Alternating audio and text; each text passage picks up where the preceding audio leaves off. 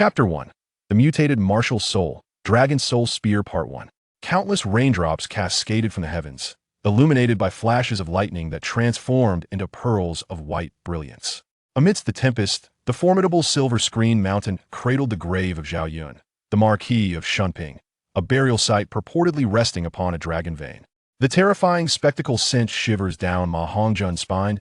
In the inky blackness of night, a multitude of serpents emerged from a small crevice beside the grave, their numbers so vast they were impossible to count. Amidst the thunder and torrential rain, Ma Hongjun found himself encircled by the writhing mass of snakes. Despite his frantic struggles, he could not move, as if an invisible force held him captive. Cold sweat mingled with the rain, and dread enveloped his heart. Gazing at the squirming serpents around him, he felt a wave of revulsion wash over him. Although he prided himself on his courage and skill, he harbored a profound fear of snakes. Yet, to his bewilderment, the serpents did not attack. As more and more slithered from the hole, it grew wider. Suddenly, a silver spear shot forth from the depths, accompanied by the echo of a dragon's roar. A golden dragon silhouette followed, spiraling around the spear before diving into its shaft. Thunder rumbled, and a brilliant light illuminated the sky, igniting the latent spirit of the spear within Ma Hongjun. The silver spear soared into his grasp. Standing tall, he raised the spear towards the heavens. A bolt of lightning descended, striking the spear's tip, and in an instant, Ma Hongjun was obliterated, reduced to mere dust. The silver spear, propelled by the thunder, vanished into the white expanse above. A startled cry broke the silence as Ma Hongjun jolted awake, drenched in cold sweat, his nightclothes and bedding thoroughly soaked. Another nightmare. When will this end? He murmured, lost in thought. Hongjun, did you have another nightmare? A gentle voice entered the room, revealing a woman clad in simple garments, her face etched with concern as she gazed at Ma Hongjun. I'm fine, mother, I've grown accustomed to it, he replied, forcing a pale smile. Hongjun, rise and prepare yourself. Today is the village's martial soul awakening ceremony, the woman said, a sigh escaping her lips before her expression brightened. Once Ma Hongjun arose, she assisted him in tidying the damp bedding. As the sun ascended, casting its first light of dawn, Ma Hongjun quickly washed up and sprinted to the back mountain, commencing his customary morning exercises. At 6 years of age, Ma Hongjun had traversed into the world of Douluo continent for 6 years, and today marked a momentous occasion, the awakening of his martial soul. Reflecting on his journey, Ma Hongjun found it miraculous, as if destiny had conspired to fulfill his aspirations. In his previous life, he had been a carefree wanderer, possessing striking good looks. His family was powerful and storied, descending from Ma Chao, one of the 5 tiger generals of the Shu kingdom. Though he resided in an era of peace, the martial arts of the Ma family had been honed to perfection, and he had grasped the essence of spear artistry. Ma Hongjun delighted in mingling within various romantic circles, surrounded by countless admirers. With both his illustrious family background and formidable prowess, he was a dazzling presence, living a life akin to that of a protagonist. Amidst the rise of online literature, he immersed himself in a novel titled Douluo, captivated by its intriguing and splendid narrative. However, within the tale, the character Ma Hongjun, sharing his name, did not shine particularly bright. With the least appealing appearance, he struggled to attain his romantic aspirations, ultimately only securing a love interest in Bai Qinxiang at the very end. His prowess within the team consistently lagged, rendering his contributions during battles rather mundane, seemingly insignificant. Upon concluding Douluo, Ma Hongjun pondered the possibility of traversing into the persona of his namesake, envisioning a chance to embrace the role of a true protagonist. What began as mere fantasy took an unexpected turn during his journey to Silver Screen Mountain, where he encountered a peculiar phenomenon, one reminiscent of the nightmares he had endured daily for 6 years. The silver spear, adorned with a golden dragon silhouette, lingered persistently in his mind. Emerging from the tomb of Zhao Yun, this weapon was undoubtedly the Longdan Liangyin gun wielded by Zhao Yun himself. Ma Hongjun surmised that the golden dragon silhouette might be a manifestation of the dragon vein of Silver Screen Mountain. Thus, he bestowed upon this spear, imbued with the golden dragon essence, a new title, the Dragon Soul Spear. Having practiced the Ma family spear techniques since childhood, and blessed with exceptional talent, Ma Hongjun had grasped the essence of spear intent at an early age. He speculated that it was a spear intent that resonated with the Dragon Soul Spear, consequently transporting his soul to the realm of Douluo. Since I have arrived in Douluo, I must carve out a remarkable life, one that belongs to Ma Hongjun, he silently resolved. In this world, Tang San, also a traveler, awaited to see who would prove to be the more formidable dot on the mountainside. A wooden spear danced in Ma Hongjun's hands, unleashing a flurry of spear light. He initially practiced the Ma family spear techniques, a tradition passed down from Ma Chao. In his past life, he had relied on this very technique to cultivate his spear intent, leaving a deep impression on him. Subsequently, he trained in the 100 birds facing the phoenix spear and the 7 exploring serpent coil spear, both derived from the dragon soul spear. In addition to the nightmares, vivid images often surfaced in his mind of a general clad in a white robe, wielding the dragon soul spear, demonstrating spear techniques. The dragon soul spear astonishingly imparted to him the methods of practicing the 100 birds facing the phoenix spear and the 7 exploring serpent coil spear. As the wooden spear swept through the air, it stirred gusts of wind, piercing, prodding, and smashing, leaving trails upon the grass. With a decisive thrust aimed at a massive boulder, the wooden spear struck true, shattering the stone into fragments, yet remaining utterly unscathed. Beyond the spear techniques, there existed a method known as the 100 birds facing the Phoenix Sutra, which comprised 10 levels, one more than Tang San's Shintian skill. Ma Hongjun had already surpassed the first level, yet the second level's barrier eluded him. This, he surmised, was likely linked to the soul power of this world, necessitating soul rings for advancement. However, prior to awakening his martial soul, Tang Sen could not breach the first level's barrier. Why then was he able to transcend it? This conundrum left Ma Hongjun perplexed, with answers only to be revealed upon the awakening of his martial soul. After completing his morning exercises, Ma Hongjun returned home, refreshed himself with a bath, donned a clean outfit, and accompanied his father to the Martial Soul Hall Inn. In this village, over half of the inhabitants bear the surname Ma, and it is known as Ma Family Village. It stands out as one of the larger villages in the vicinity, primarily due to the presence of soul masters. Soul masters are regarded as the most esteemed profession across the Douluo continent. Thus, villages with soul masters tend to be more prosperous, and Hongjun's father, Ma Ming, is a rank 27 Great Soul Master, wielding a wooden spear as his martial spirit, and serves as a vital member of the village's soul hunting team. The villagers of Ma Family Village predominantly possess martial spirits that are wooden sticks for the males, while the females primarily have poultry, such as chickens, ducks, and geese, resulting in many possessing inferior martial spirits.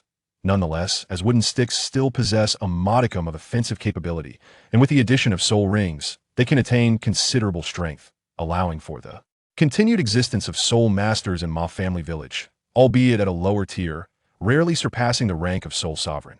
This is a stark contrast to the Holy Soul Village, where soul saints have emerged. Ma Ming's martial spirit is, in fact, a mutated one. His father wielded a wooden stick, and by the time it reached Ma Ming, it transformed into a spear, signifying a certain enhancement. His mother, Li Hui, possesses the martial spirit of a colorful pheasant, yet due to her lack of soul power, she could not ascend to the rank of soul master. The colorful pheasant is a stunning soul beast, albeit lacking in aggressiveness, and over time, it has been domesticated as poultry, valued for its delectable meat. Originally, Ma Hongjun's martial spirit, the evil fire phoenix, is a mutation derived from the colorful pheasant. Martial spirits are generally inherited from one's parents, with a certain probability of mutation occurring. The evil fire phoenix is considered a top-tier martial spirit, and under normal circumstances, Ma Hongjun is expected to awaken this martial spirit soon. Although the evil fire may bring about certain challenges, it does not diminish its formidable power. Moreover, with the experiences of 2 lifetimes, Ma Hongjun does not perceive the evil fire as a detriment. Rather, based on his past lives' indulgent escapades, he regards it as a potent ability coveted by many men, merely differing in domain. There lingers a subtle anticipation within Ma Hongjun. Arriving at Musu Town, Chapter 2, Mutated Martial Spirit, Dragon Soul Spear Part 2. The Spirit Hall is categorized into 6 ranks, ascending from the lowest to the highest: Branch Hall, Sub Hall, Main Hall, Holy Hall, Pope Hall, and Douluo Worship Hall. Villages typically lack branch halls. For instance, Holy Soul Village is merely a larger wooden house. Each year, a soul master from the Spirit Hall visits to conduct martial spirit ceremonies. Generally, only cities possess branch halls. However, Musu Town, despite not being classified as a city, is equipped with a branch hall. This is largely attributed to Musu Town's geographical location, as it is adjacent to Soto City and borders the soul hunting forest. Soto City is one of the 2 most significant cities within the Balak Kingdom, on par with Balak City, where King Kandera resides. Situated in the heart of the fertile Lima Plain, it is often referred to as the Granary of Balak. Heavily fortified, it serves as a focal point for the entire kingdom. Soto City is a large metropolis featuring a level 3 main hall of the Spirit Hall. Surrounding Soto City are 7 major towns, each akin to a small city, all equipped with branch halls, thereby omitting the intermediate subhalls. Musu Town stands as the largest among these 7 towns, with the soul-hunting forest fostering significant population movement, thus propelling the town's development. Ma Hongjun's father, being a member of the village's soul-hunting team, frequently traversed the bustling town of Musu, thus encountering many familiar faces along the way. Brother Ma, you appear quite formal today. Are you taking your son for his soul awakening? Indeed. Your martial soul is a wooden spear. Your son should awaken a wooden spear as well, which is certainly superior to a mere stick. Let us hope so. Your son is truly handsome. Haha. Ma Ming enjoyed a remarkable reputation, greeting numerous acquaintances throughout his journey to a level 27 soul master. Wielding a martial soul with formidable offensive capabilities like the wooden spear and possessing a gentle disposition, he easily garnered respect from those around him. Unlike his former self, this incarnation of Ma Hongjun was no longer a chubby child. He had inherited his mother's beauty and, having practiced spear techniques from a young age, boasted an impressive physique, exuding an air of vitality. At a teen merely 6 years of age, he had already surpassed most of his peers in stature. Son, do not feel anxious. You shall surely become a soul master. Ma Ming reassured Ma Hongjun, who, in truth, felt no anxiety. As a transmigrator, he was confident in his inevitable awakening of a martial soul. It was Ma Ming himself who was apprehensive. For Ma Ming understood that in the world of Douluo, the distinction between soul masters and ordinary individuals was vast. I'm not nervous, father. I am certain I will become a soul master, and the strongest one at that, declared Ma Hongjun with unwavering confidence. Upon arriving at the Spirit Hall, with its soaring 20-meter dome, a sense of grandeur enveloped him. As Ma Hongjun followed his father into the hall, he was immediately captivated by the majestic atmosphere. The hall's vaulted ceiling was adorned with murals, each small square depicting a myriad of martial soul designs. The background gleamed in radiant gold, imparting an impression of opulence while retaining an air of antiquity. Surrounding the Spirit Hall were enormous crystal windows, through which sunlight refracted, casting dazzling reflections upon the murals, creating an enchanting spectacle. At that moment, the hall was filled with over 100 individuals, elders accompanied by their children, hailing from various villages in Musu. The individual overseeing the soul awakening ceremony was Ma Ping, an esteemed elder and a soul sovereign, renowned as the strongest in Ma Jia village and Ma Hongjun's great uncle. Children, please line up. The soul awakening ceremony will commence shortly. With Ma Ping's gentle voice, the hall fell silent. Under the guidance of the Spirit Hall staff, the children arranged themselves into rows of 10, totaling 76. Including Ma Ping, 7 soul masters simultaneously arranged 6 black stones on the ground in a hexagonal formation before unleashing their martial souls. Ma Ping's martial soul manifested as a wooden stick with 3 rings of light illuminating the stick in a peculiar display of white, yellow, and yellow. The other 6 individuals bore diverse martial souls, each with only 2 soul rings. 5 of them possessed 1 white and 1 yellow, while 1 displayed a dual yellow configuration. Behind these 7 were another 7 individuals tasked with record-keeping, positioned before a blue crystal balance apparatus for testing soul power. Ma Hongjun was placed in the group of Ma Ping, which predominantly consisted of children from the Ma village. Positioned 3rd in line, Ma Hongjun awaited his turn to awaken. The first boy stepped forward, standing at the center of the hexagon. In Ma Ping's hand, the wooden staff appeared almost tangible.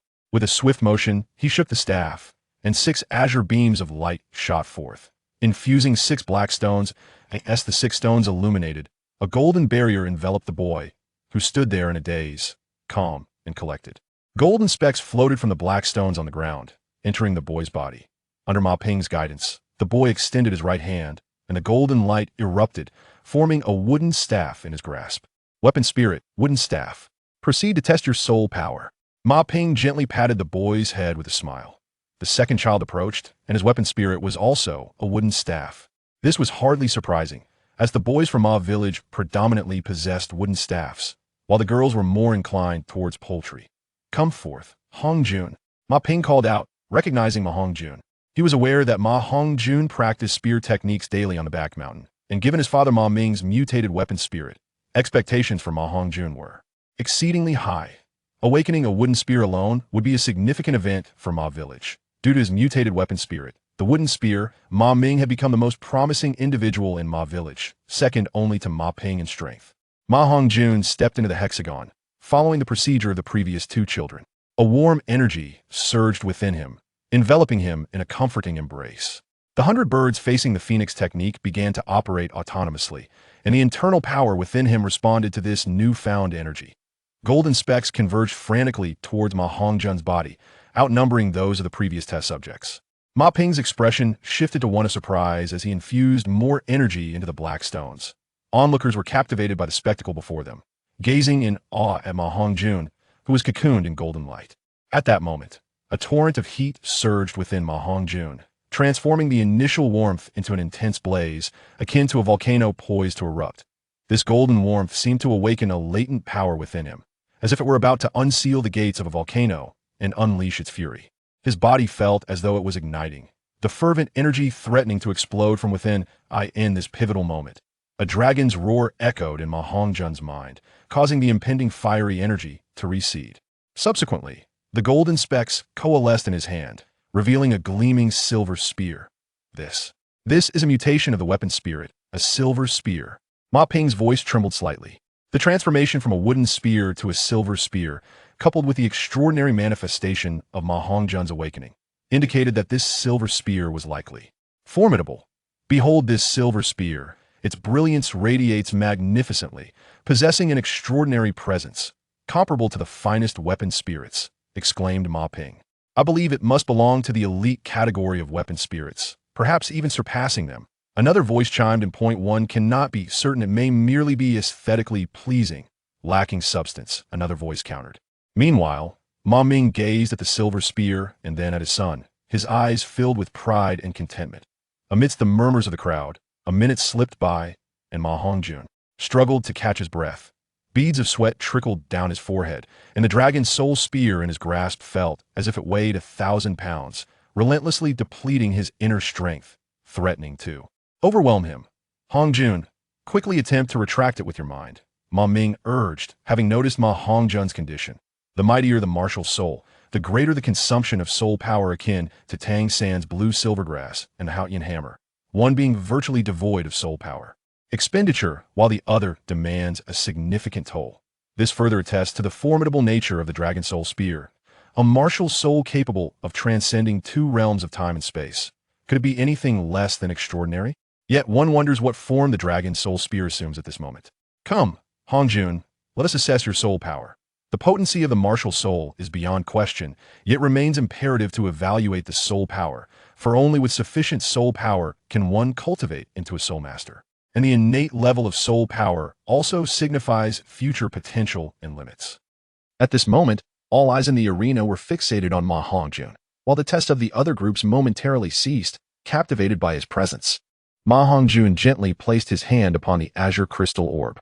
Chapter 3, The Mutated Martial Soul, Dragon Soul Gun, Part 2. Ma Hongjun gently placed his hand upon the azure crystal orb, and instantly, a powerful force of attraction surged forth. His inner energy began to circulate autonomously, frantically pouring into the crystal sphere. The once-dim blue orb began to brighten, emanating a radiant azure glow. As his energy was gradually absorbed by the orb, its brilliance intensified, and before long, the entire crystal sphere was aglow with a dazzling light. At this moment, only a fraction of Ma Hongjun's inner strength had been siphoned away, but as the luminous orb reached its capacity, further absorption risked the imminent threat of explosion. Ma Hongjun swiftly activated the 100 birds facing the phoenix technique, effectively halting the surging internal energy within him, thereby severing the compelling attraction. His palm was removed from the crystal sphere. Innate full soul power. It is indeed innate full soul power. The entire hall fell into a state of restlessness. While the children may have been oblivious, the adults comprehended the profound significance of innate full soul power. What is innate full soul power?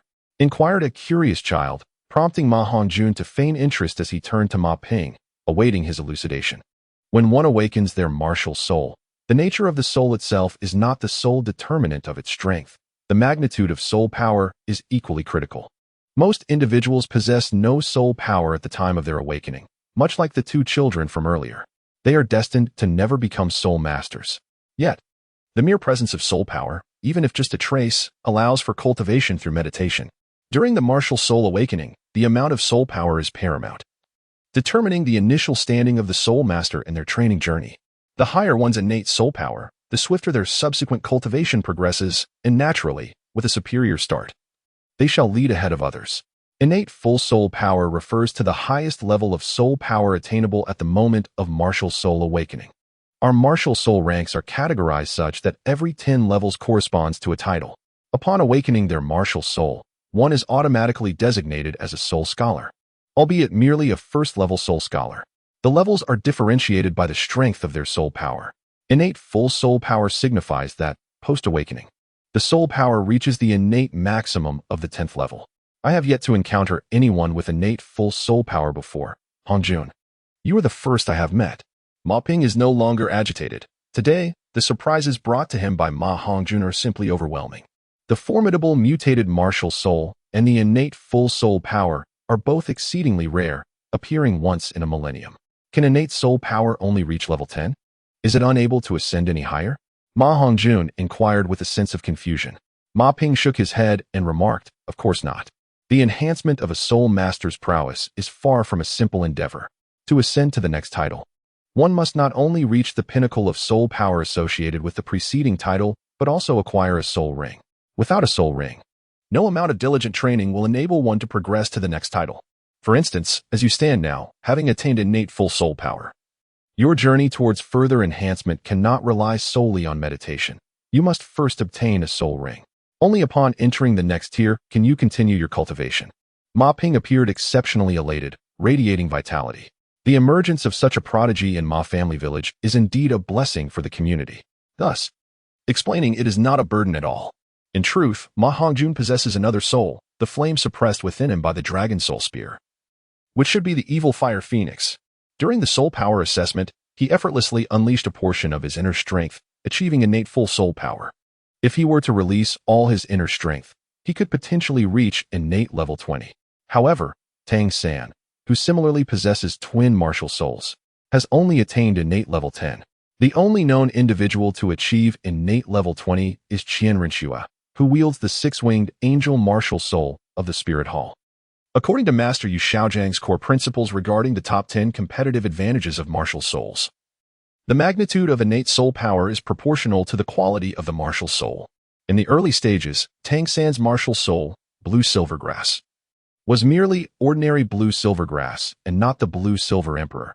His innate full soul power primarily stemmed from his top-tier martial soul, the Haotian hammer.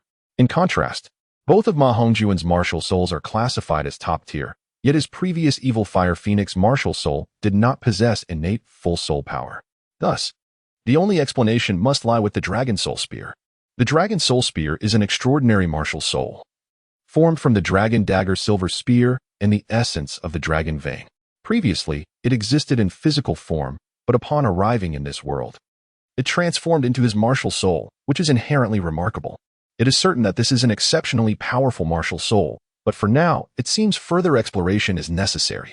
Please proceed with the next phase of the martial soul awakening. After Ma Ping finished speaking to the other 6 soul masters, he entered the inner hall with Ma Hongjun and Ma Ming, leaving a throng of excited onlookers outside engaged in animated discussions. Indeed, Hongjun, our Ma family village has finally produced a top-tier martial soul. However, do not let pride cloud your judgment. An exceptional innate foundation does not guarantee that you will become a formidable soul master. There remains a need for diligent study, rigorous training, and the acquisition of powerful, suitable soul rings in the future. Ma Ping gently caressed Ma Hongjun's shoulder and said, I will diligently cultivate my skills, third uncle. Ma Hongjun replied obediently. Ma Ping, regardless of his strength, status, or character, is a highly esteemed figure in the village, deserving of great respect from Ma Hongjun. The reason I summoned you here is to deliberate on Hongjun's future. From my perspective, it is also in consideration of his prospects that I hope for Hongjun to join the Spirit Hall. Ma Ping gazed solemnly at the 2 individuals before him. Being a member of the Spirit Hall, he possessed an acute understanding of its formidable strength. Furthermore, as an overseer within the Spirit Hall, he bore the responsibility of enticing promising soul masters to join their ranks. Most importantly, he believed that this represented the finest opportunity for Ma Hongjun. With his connections within the Spirit Hall and Ma Hongjun's remarkable talent, He was certain that the latter would receive due recognition and swiftly rise to prominence within the esteemed institution. Upon hearing this, Ma Ming's interest was piqued. To the majority of soul masters, the spirit hall represents a sacred sanctuary, and he naturally harbored hopes of Ma Hongjun gaining entry, especially with the guidance of someone like his third uncle. Given the spirit hall's unparalleled status across the continent, joining it is a source of pride for many. Moreover, as long as one possesses a formidable martial spirit, there is no soul master that the spirit hall cannot cultivate. Observing that both elders had made up their minds, Ma Hongjun found himself in a predicament, for at the tender age of 6, he wielded scant influence in the matter. Ma Hongjun yearned for an alternative path, one that would lead him to Shrek Academy. He was acutely aware that in 3 years, he would encounter the four-eyed cat eagle, Flander, who would usher him back to Shrek Academy and take him under his wing.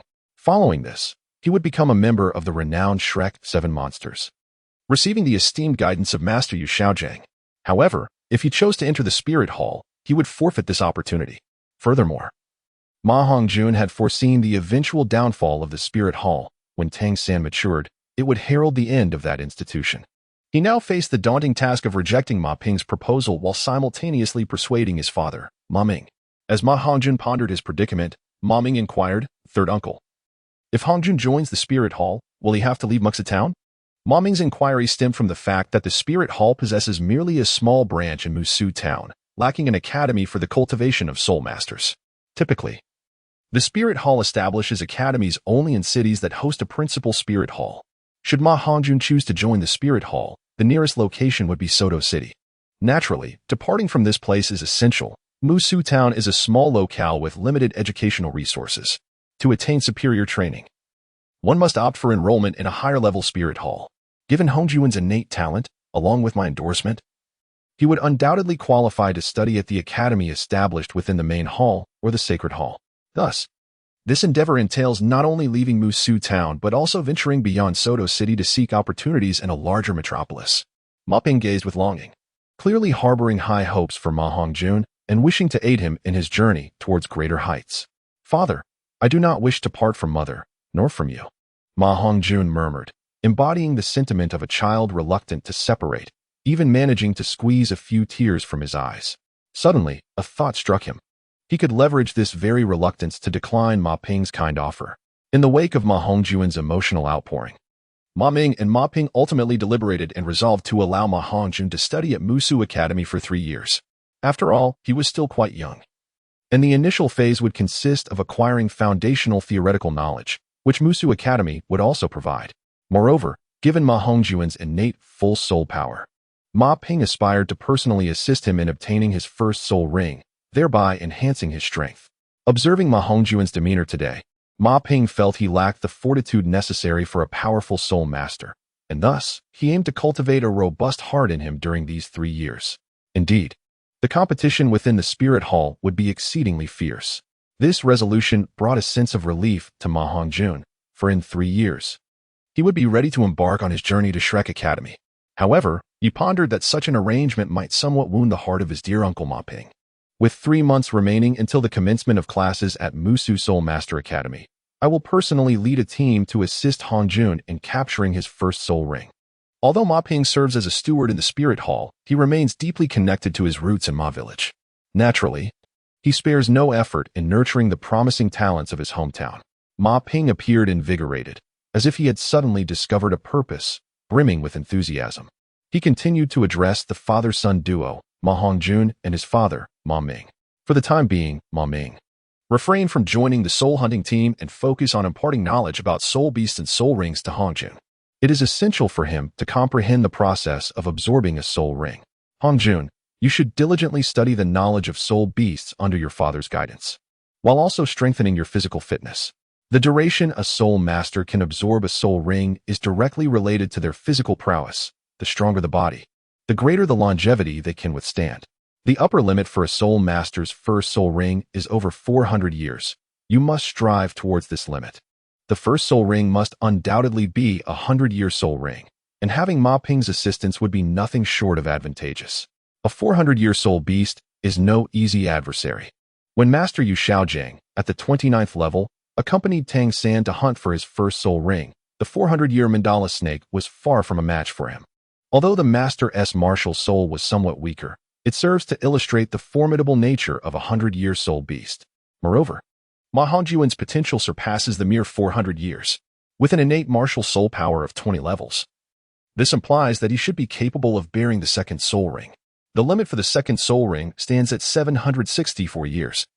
This is the goal Ma Hongjun should aspire to. While a 400-year soul beast can still be secured with the assistance of the 27th level Ma Ming. A 700-year soul beast necessitates the support of Ma Ping, who possesses soul reverence level strength.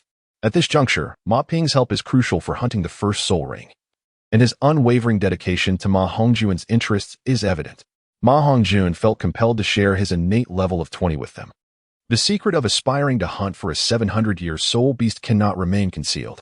Fortunately, both individuals involved are his father and his third granduncle, both of whom he trusts. He comprehends the wisdom behind the saying, "A tree that stands out will inevitably be toppled by the wind." It is not that he must hide his talents, but rather that he currently lacks the strength to protect himself. Excessive exposure and brilliance could easily incite jealousy in others, making him a target and rendering him vulnerable. Third granduncle. There is another matter I have yet to disclose. My martial soul power is not at its innate maximum. Ma Hongjun, shedding the tears of moments past, spoke with an air of deliberate mystery. Ma Ping reproached, "My child, everyone has witnessed it. How can it not be innate full soul power? Surely, the soul-testing orb does not falsify results."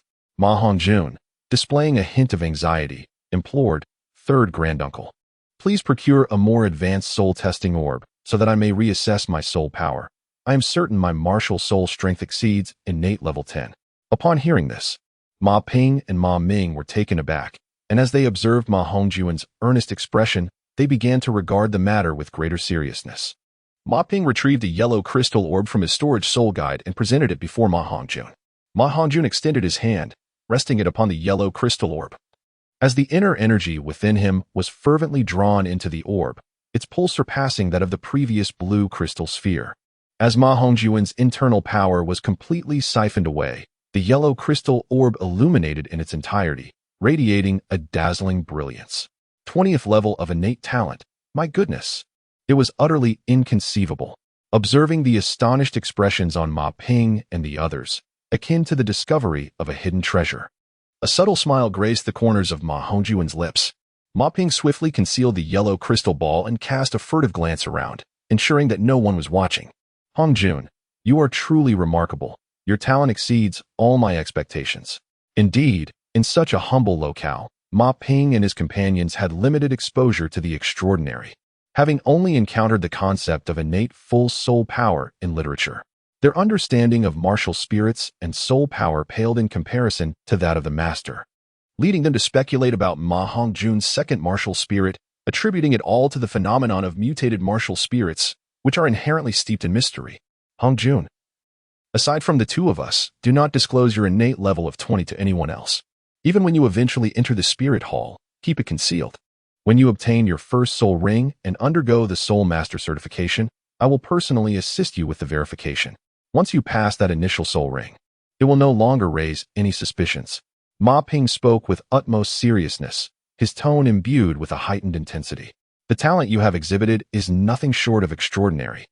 Akin to that of a prodigy, throughout the annals of history in the Douluo continent, I have yet to hear of anyone achieving a congenital level of 20.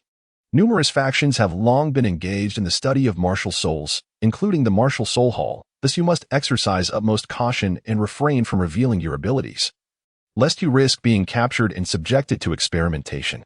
In the absence of the power to protect yourself, it is imperative to conceal your strengths. Do you understand? Remember my words today. Your third grandfather would never wish you harm. In hindsight, it may indeed be advantageous for you to delay your entry into the Martial Soul Hall. By the time you acquire your second spirit ring, your strength will be sufficient for self-defense, alleviating any concerns regarding the exposure of your exceptional talent. At that juncture, your entrance into the Martial Soul Hall will place you among those with the highest potential." Ma Ming was filled with excitement as he gazed upon his son, his eyes brimming with pride. Ma Ming raised an eyebrow and remarked, "At present, the limit for Hongjun to absorb a soul ring should exceed 400 years. Upon hearing this, Ma Ping's eyes immediately sparkled with brilliance as he replied, "Although there has been no precedent, it is undoubtedly more than 400 years now." At that moment, a cacophony of noise erupted outside, indicating that the awakening of the martial souls had concluded. Ma Ping cast a glance at the palace gates and addressed the two individuals, saying, "Ma Ming, you shall take Hongjun back today, as I have instructed. Focus on studying the knowledge of soul beasts and soul rings, while also enhancing your physical training. I will seek out information and conduct research to determine which soul beast would be most suitable for Hongjun's first soul ring. Upon your return, ensure that you are prepared to await my news. I shall notify you when the time comes. It will suffice for both of us to engage in the acquisition of Hongjun's first soul ring, without the need to involve others." "Understood, Uncle San. I shall take Hongjun back now," Ma Ming replied with a resolute nod. In this moment, Ma Hongjun experienced the profound sensation of familial affection, a feeling of being valued, cared for, and safeguarded. "Thank you, Grandfather San." Chapter 5, The Fiery Trials of the Body, The First Soul Ring, Part 2. In the village of Ma, upon returning home, it was already evening. After hastily consuming the meal prepared by his mother, Ma Hongjun eagerly dashed towards the back mountain. As night descended, he stood alone at the summit, facing the wind. "Evil Fire Phoenix, emerge." Ma Hongjun summoned the Evil Fire Phoenix with sheer willpower, and this was the 7th attempt, yet it remained elusive. Suddenly, a sizzling sound resonated from within, followed by an eruption of searing energy. Crimson flames burst forth from his body, enveloping him entirely. The flames danced unrestrained by the wind, encasing Ma Hongjun and ascending skyward, transforming his black hair into a vibrant red in an instant. Displeased with the depiction of his character in the original work, Ma Hongjun had cultivated long hair since childhood, complemented by a flowing crimson cloak. The cascading red locks beautifully showcased his ethereal elegance reminiscent of ancient times. The rising violet-red flames further imbued his visage with a hint of wickedness. Subsequently, fiery plumage erupted from his skin, and his hands morphed into claw-like appendages. An itchiness plagued the sides of his shoulder blades, as if something were striving to emerge, yet it lacked the necessary force. Akin to a chick attempting to break free from its shell, but unable to penetrate the delicate membrane. Indeed, the mutation of the Evil Fire Phoenix's martial soul was not yet complete. Upon its manifestation, it could only reveal partial traits of the phoenix, failing to fully materialize. Fortunately, Ma Hongjun's physique was well-proportioned and not overweight. Otherwise, he might have resembled a clucking hen, rendering this semi-martial soul form rather awkward in appearance. Ma Hongjun felt a sense of embarrassment when using his abilities in front of others. Fortunately, he possessed the Dragon Soul Gun as his martial spirit, which allowed him to temporarily conceal the Evil Fire Phoenix. Before long, the rising evil flames elicited a response from his body. He began to feel an increasing warmth that surged through him, a wild energy that seemed as if it might cause his body to explode. His form began to swell, and it was the fabric of his trousers at the thigh that first succumbed, tearing open a seam. Ma Hongjun hastily summoned his will, striving to retract his martial spirit. After more than a minute, he finally managed to draw back the malevolent fire phoenix into his body, the purplish-red flames dissipating. Parched and weary, his garments were stretched and torn. Upon inspecting himself, he discovered significant swelling throughout his body, and an unbearable heat enveloped him. In response, he swiftly commenced practicing his spear techniques. The wooden spear felt weightless as it danced effortlessly in his hands, his entire being brimming with vitality. He contemplated acquiring a slightly heavier spear for the following day. It was not until the depths of night that Ma Hongjun returned to his chamber, his tattered clothes drenched in perspiration. He had consumed an excess of water that evening. After taking a refreshing cold shower, he felt considerably rejuvenated. As he lay on his bed, fatigue overtook him, and he fell into a deep slumber. That night, he was free from dreams, sleeping soundly. The next morning, Ma Ming arose early. Upon seeing Ma Hongjun, blissfully asleep, he was about to rouse him for morning exercises when Li Hui intervened. She gently guided Ma Ming out of Ma Hongjun's room, softly closing the door behind them. For the past 6 years, Hongjun had not experienced a good night's sleep. And today, having finally enjoyed such peaceful rest, they decided not to disturb him, allowing him this rare moment of tranquility. A mother always knows best, being the most considerate and understanding of her child's needs. Ma Ming refrained from disturbing Ma Hongjun's slumber, fully aware of his son's nightmares. It was not until midday that Ma Hongjun finally stirred, stretching contentedly. Remarkably, he had escaped the clutches of his nightmares. Ma Hongjun beamed with delight, his slightly plump face exuding a certain charm when he smiled. This was likely due to the awakening of his martial soul. As he stepped out, He noticed his mother in the kitchen, and upon seeing her son, she joyfully exclaimed, "Hongjun, you're up. Quickly wash your face. Breakfast will be ready soon." Ma Hongjun responded with a slight sound, and at that moment, Ma Ming approached, gazing at him with a hint of surprise. How is it that in just one night, you seem to have gained weight? Or is it merely my illusion? Really? Let me take a look. Upon gazing into the mirror, Ma Hongjun indeed perceived a change. His cherubic face appeared somewhat puffy, taking on a more rounded visage. His physique echoed this transformation, as the garments that once fit him snugly now felt constricting. Moreover, a closer inspection revealed the emergence of several short whiskers, a peculiar sight for one so young at merely 6 years of age.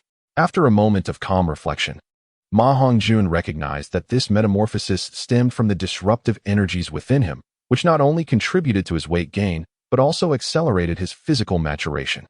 Without a viable solution, he feared he might inadvertently assume the form of a plump hen, a transformation he found utterly unacceptable.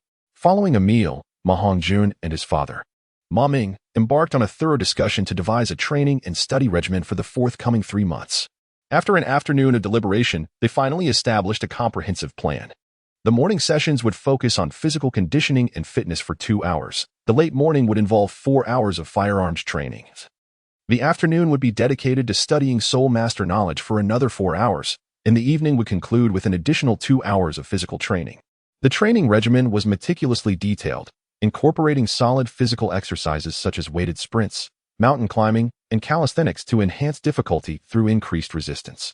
The firearm used in training was upgraded to a 20-kilogram iron spear, with plans for Ma Ming to procure an even heavier and more formidable weapon. The training scenarios expanded to include drills on wooden stakes, beneath waterfalls, and in aquatic environments. The overarching goal of this regimen was to shatter physical limits, augment bodily strength, and fortify overall health. The following day, Ma Hongjun set forth to implement the plan. He donned a 5-kilogram weight and circled Ma family village 5 times, covering approximately 15 kilometers in nearly an hour. After completing this run, he added an additional 20 kilograms for mountain climbing. The rear mountain, though only 200 meters in height, proved challenging after the preceding run, taking him half an hour to ascend. Upon reaching the summit, he performed 100 push-ups in 3 sets, surpassing half an hour of exertion. By the end of the first day's physical training, he had invested 2.5 hours and was left utterly fatigued, collapsing to the ground. Ma Ming carried him down the mountain and into a medicinal bath prepared by Li Hui. This medicinal bath, while somewhat extravagant, was feasible due to the savings Ma Ming had accumulated over the years from his work with the soul hunting team and the monthly 10 gold soul coin stipend from the Spirit Hall, which provided ample resources for Ma Hongjun's 3 months of therapeutic baths. From the tender age of 4, Ma Hongjun began his morning exercises. Yet the intensity of his training paled in comparison to today's rigorous regimen, perhaps only a tenth of its current magnitude. Nonetheless, this period marked a specialized training phase, aimed at acquiring his soul ring. Following his medicinal bath, he engaged in drills with a 20-kilogram iron spear, which felt quite weighty for a 6-year-old. Even though he was taller than most of his peers. Half an hour passed, and after completing a set of Ma family spear techniques, Ma Hongjun found himself gasping for breath. Previously, when wielding a wooden spear, he could effortlessly execute the moves in one fluid motion. Now, however, the task felt somewhat arduous. This was not due to a lack of proficiency in his spear techniques, but rather a deficiency in physical strength. He then practiced the 100 birds facing the phoenix spear technique and the 7 explorations of the serpent coil spear technique. Although he had not yet fully mastered these forms, he was capable of performing the foundational moves. To unleash their true power, he needed to refine the 100 birds facing the phoenix technique to a more profound level. In the afternoon, Ma Ming provided one-on-one instruction to Ma Hongjun on various concepts: martial souls, soul masters, soul power, soul beasts, and soul rings, an endless sea of knowledge. Evening sessions were dedicated to physical training, followed by another medicinal bath. After 3 days of this rigorous routine, Ma Hongjun discovered that his body had recovered, and his physical strength had become more consolidated, surpassing his previous limits. The residual heat from the malevolent fire had also dissipated. However, in the subsequent days, Ma Hongjun could only sustain the training volume of the initial 3 days. Any attempt to increase it proved overwhelming, as his physical limits remained challenging to surpass. This was likely due to the malevolent fire's influence. Its energy could alter the body, yet once refined, it could enhance his constitution. That evening, Ma Hongjun once again summoned the malevolent fire phoenix, allowing the infernal energy to permeate his being. The potency of the malevolent fire was formidable, without proper guidance and absorption. Its unchecked presence in the body could yield severe adverse effects. The strength of the 100 birds facing the phoenix technique became evident. After several attempts to harness the malevolent fire, Ma Hongjun realized that his capacity to refine his physique was largely attributable to this technique, which exhibited a remarkable compatibility with the anomalous fire produced by the phoenix. Despite his ability to refine the malevolent fire, its effects still lingered in his body, partially resisting eradication.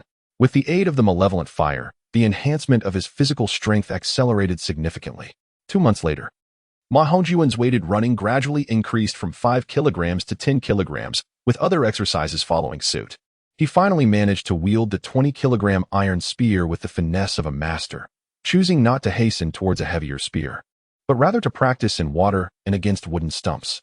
Additionally, he incorporated a new training component, sparring with his father, Ma Ming, without utilizing martial souls or soul power, relying solely on their physical prowess. Following these matches, he discovered that his physical strength was not significantly inferior, allowing him to hold his own against Ma Ming. While this revelation surprised Ma Ming, it was not entirely unexpected. During this period, he personally supervised Ma Hongjun's training, fully aware of his progress and strength. Given the current intensity of Ma Hongjun's training, he questioned whether he himself could endure it. In terms of soul power, Ma Hongjun was at level 20, while he had achieved level 27. It is worth noting that he was a Grand Soul Master, possessing 200-year soul rings, one 300 years, and another 600 years. His next target for a soul ring was a 1,000-year one, and his physical strength surpassed the average level of soul masters. By the 3rd month, Ma Hongjun's burdens had gradually increased by an additional 5 kilograms. He continued to wield the iron spear, which weighed 20 kilograms, but began practicing beneath the waterfall. In addition to training with the iron spear, he allocated time to cultivate his primary martial spirit, the Dragon Soul Spear. Currently, Ma Hongjun could summon the Dragon Soul Spear at will. However, the energy consumption was still considerable, allowing him to maintain it for only a minute. Should he exert all his soul power to use the Dragon Soul Spear, he could only unleash a single strike. Nonetheless, this strike possessed formidable power. Ma Hongjun had tested it against his father, Ma Ming, discovering that the might of a blow from the Dragon Soul Spear surpassed Ma Ming's primary soul ring skill. Furthermore, when combined with the 100 Birds Chaofeng Spear, its potency increased even more. Due to his inability to break through the 100 Birds Chaofeng technique and the limited time for training, Ma Hongjun had only mastered the first 2 forms, 100 birds leaving the nest and 100 birds returning in a spiral. Among them, he was most proficient in the 100 birds leaving the nest form, dedicating the final month to honing this technique with the Dragon Soul Spear. After 3 months of intense training, Ma Hongjun had reached a point where he could engage in physical combat with Ma Ming without falling behind. His physical strength now comparable to Ma Ming's. At the end of the 3 months, Ma Hongjun had grown significantly, increasing in height by 5 centimeters and gaining a more robust physique, resembling a child of around 10 years old. His muscles were well-defined and brimming with explosive power. Due to the medicinal baths, his skin had taken on a slightly yellow hue. The bronze complexion imparted a sense of maturity, showcasing the demeanor of a young man. Speaking of medicinal baths, the cost of the herbs Ma Hongjun had used over the past 3 months had entirely depleted the 1,000 gold soul coins that Ma Ming had accumulated over the years. Indeed, nurturing a soul master is no easy feat and is beyond the means of an average family. Most soul masters progress slowly, with an unstable foundation. Largely influenced by such circumstances, Ma Ping finally sent someone to convey a message, instructing Ma Ming to take Ma Hongjun to Musu town, where they were to meet him at the entrance of the soul-hunting forest. Upon receiving the news, Ma Ming prepared his belongings and equipped himself. Ma Hongjun also readied his trusty 20-kilogram iron spear, an instrument he had grown accustomed to during his training. In the soul-hunting forest, having a weapon in hand is certainly preferable to being unarmed. Ma Ming possesses a storage soul guide device in the form of a ring. Modest in size and rather rudimentary, a serendipitous acquisition. "Father, why must we carry so many supplies?" inquisitively asked Ma Hongjun as he observed Ma Ming meticulously packing various provisions. "You have yet to tread the soul-hunting forest, so you cannot fathom the necessity. Having spent considerable time in the forest, I possess the fundamental knowledge," Entering the forest does not guarantee an encounter with suitable soul beasts to obtain soul rings. If fortune does not favor us, we may wander for 3 to 5 days, or even 7 to 8, without encountering a fitting soul beast. Thus, preparation is paramount. Ma Ming gently explained as he ruffled Ma Hongjun's hair. Fortunately, the storage soul guide device significantly eases the burden of carrying items, and Ma Hongjun yearned to possess one himself. Once their belongings were in order, the father and son hastened towards the soul-hunting forest. The soul-hunting forest near Moku Town is expansive, rumored to be home to thousand-year soul beasts, although Ma Ming has never encountered one. Given his strength, such an encounter would spell doom. Soul masters from Soto City and its neighboring towns predominantly venture here to procure soul rings. Outside the soul-hunting forest, a bustling scene unfolds. Rows of houses stand closely knit, with an array of shops offering an overwhelming selection of goods. The atmosphere is vibrant, akin to a bustling market, filled with the shouts of vendors, most selling weaponry and daily necessities. Form a team to hunt powerful soul beasts, lacking a hand token, 10 gold soul coins. With a hand token, form a team to hunt agile soul beasts, requiring attack-type battle soul masters, 10 gold soul coins. Numerous hunting teams called out. Some in need of personnel, others lacking hand tokens, with the latter being in greater demand. In the village of Majiakan, there exists a soul hunting squad, of which Ma Ming is a vital member, serving as an attack-type soul master. They frequently traverse the soul hunting forest, akin to other squads, assisting individuals in acquiring soul rings to earn gold soul coins. The cultivated soul hunting forest is not accessible to just anyone. Only soul masters who possess the official decree issued by the Spirit Hall are permitted to enter and hunt soul beasts. Although there are intruders, their fates are often dire. The soldiers stationed at the periphery serve merely as a first line of defense, while within the forest, there exists a specialized enforcement team from the Spirit Hall, ready to inspect the decrees at any moment. These enforcers are notoriously ruthless. Ma Ming pointed at the soldiers by the entrance and spoke to Ma Hongjun, evidently harboring a certain apprehension towards them. Their relationship resembled that of a merchant with city inspectors. The Wuhuan Hall issues hand orders of 6 distinct ranks, with the first rank being the lowest and the 6th the highest. The rank is determined by the patterns on the hand order, with various patterns corresponding to different ranks. Most soul hunting teams lack hand orders, and I too do not possess one. However, your great uncle holds a 3rd rank hand order, which is valid for permanent use, unlike the 1st and 2nd ranks that can only be utilized once before being reclaimed. Without requiring an inquiry from Ma Hongjun, Ma Ming elaborated on everything he observed before him, serving as a form of guidance. As the more one knows, the broader their horizons become. At a nearby tavern, they encountered Ma Ping, who had been waiting there for quite some time. After 3 months, seeing Ma Hongjun again, Ma Ping felt the need to reassess him. The robust physique evident from mere appearance was a testament to the diligence Ma Hongjun had demonstrated over the past months. He regarded Ma Hongjun with satisfaction, patted his shoulder, and then approached the entrance. He produced a hand order and presented it for inspection to the soldier at the door. Upon seeing the 3 patterns on the hand order, the soldier immediately returned it with respect, signaling that the 3 could enter. Ma Hongjun also noticed the 3 symbols on the hand order, recognizing them as the emblems of 3 supreme martial spirits, the 7 killing sword, the Haotian hammer, and the blue electric Tyrannosaurus Rex. Chapter 7. Evil Fire Refines the Body. First Soul Ring 4. The soul hunting forest is most notably characterized by its 7 towering mountains, which are interconnected to form a majestic mountain range, all enveloped by dense forest. Progressing forward from this point, the terrain of the first 4 mountains predominantly serves as a habitat for soul beasts under 1,000 years of age, while the latter 3 mountains are home to soul beasts that exceed a millennium. Ma Ming began to elucidate the environment of the soul hunting forest to Ma Hongjun. As far as the eye could see, the horizon was obscured. The first towering mountain soared to a height of 1,000 meters, blocking much of the view behind it. However, the distant peaks that emerged from behind were a testament to the fact that even taller mountains lay beyond. It was not merely the mountains that captured attention. They were but the most prominent aspect of the landscape, with undulating hills and vast stretches of forest nestled between them.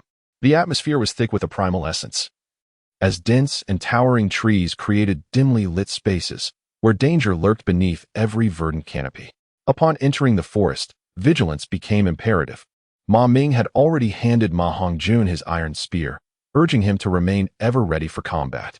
Ma Ping is exceptionally meticulous, or rather, he genuinely cares for Ma Hongjun. He presented a set of silk armor, urging Ma Hongjun to don it. Third uncle, this armor is far too precious for you. Ma Ming hesitated, acutely aware of the exorbitant price of the soft armor, which he knew to be no less than 700 gold soul coins, and even then, it was scarce in the market. Although his third uncle held a position as steward of the spirit hall, parting with such a piece of armor would constitute a significant portion of his wealth. Without needing to elaborate, Ma Ping declared, Hongjun is undoubtedly the hope of our Ma village. You wouldn't want him to encounter misfortune, would you? The more protection, the better, especially here in the soul-hunting forest. Ma Hongjun felt a surge of emotion. It was evident that Ma Ping genuinely cared for him. Thank you, third granduncle. Ma Ping nodded with a sense of reassurance and then led the two forward. Soul beasts that are over 500 years old predominantly reside beyond the third mountain. Thus they decided to circumvent the first two mountains. A faint glow emanated from both individuals, indicating their readiness to summon their martial spirits at any moment. Throughout their journey, Ma Ping and Ma Ming engaged in discussions regarding their target soul beasts. Based on my recent studies, there exists a significant distinction between the silver spear martial spirit and your wooden spear martial spirit. Your wooden spear can utilize both plant and beast-type soul beasts as spirit rings. However, Hongjun's silver spear, being of the metal category, is incompatible with plant-type soul beasts. I believe it is prudent to focus on beast-type soul beasts instead. The silver spear undoubtedly represents an offensive weapon spirit, and Hongjun's future development should align with this aspect. Among soul beasts, tiger-type creatures possess the most formidable aggression and dominance, making them an ideal match for the spear. Following closely are snake-type soul beasts, whose attacks are particularly lethal and insidious, harmonizing excellently with the spear's combat style. Next in line are bear and leopard types, both of which exhibit powerful explosive potential and are also commendable options. Scorpion-type soul beasts are quite fitting as well. As the two deliberated, Ma Hongjun merely listened, gradually narrowing down their targets. However, hunting for soul beasts requires an element of fortune. Even with knowledge of suitable soul beasts, one must encounter and successfully capture them.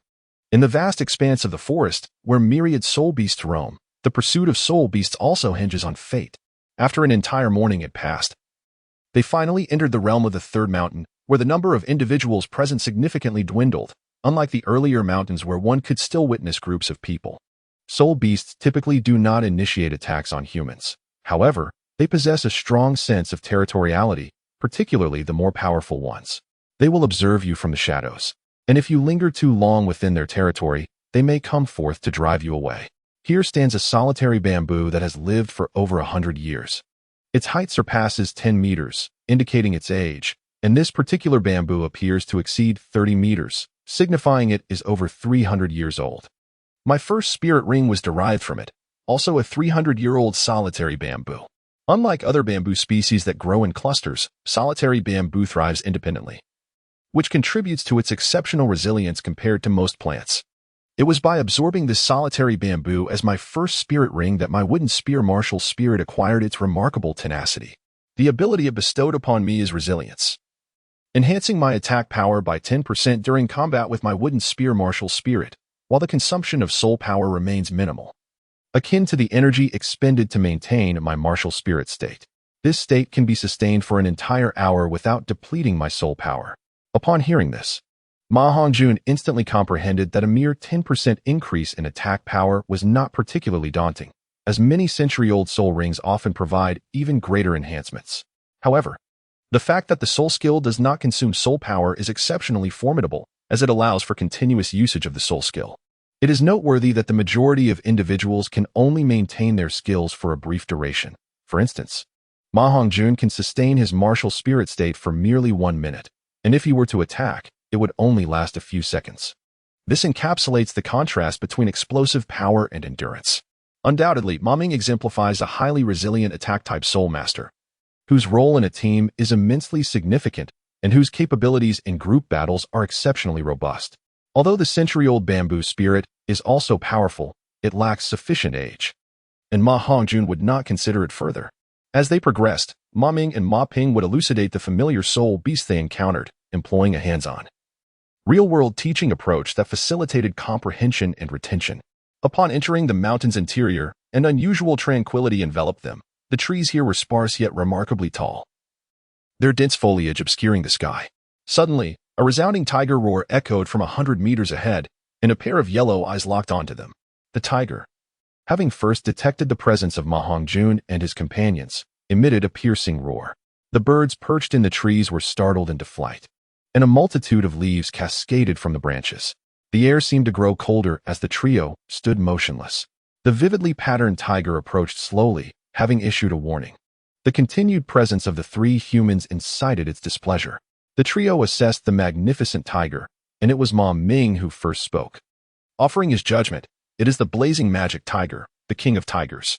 The yellow hue of its eyes indicates it is a century-old soul beast, and judging by its physique, it is likely around 600 years old. Upon witnessing the resplendent magical tiger, exuding an air of majesty and dominance, Ma Hongjun felt a stir of interest, particularly upon learning it was a soul beast approximately 600 years old. Ma Ping had previously remarked that a formidable tiger would be the prime choice. Ma Ping gently narrowed his eyes into a mere slit, gazing at the colorful magic tiger as if lost in contemplation. He murmured softly, "In less than 600 years, look at its tail, which is perhaps only 80 centimeters long. Yet, a magic tiger of 600 years would possess a tail exceeding that length." The colorful magic tiger, known for being one of the more formidable soul beasts among tigers, rivals the white tiger of the same rank and is indeed a fitting choice for Hongjun. Though its age is somewhat lacking, it was evident that he was wavering on whether to hunt this particular colorful magic tiger. At that moment, the tiger quickened its pace. "Let us withdraw for now. Today is merely the first day. We shall delve deeper and explore further. If we do not find a suitable soul beast, we can always return to consider this colorful magic tiger." As Ma Ping finished speaking, the three prepared to retreat. However, the vibrant magical tiger, evidently having exhausted its patience, opened its mighty jaws, with a flicker of yellow light gleaming in its eyes, and lunged forward. "Hongjun, fall back." As Ma Ping and his companion finished speaking, their martial souls were summoned forth. Upon the wooden spear, 2 rings appeared, one gold, the other gold. Upon the wooden staff, 3 rings emerged, one white, followed by 2 gold. Ma Ming's first soul ring ignited, and the effect of resilience manifested as he boldly confronted the resplendent magic tiger.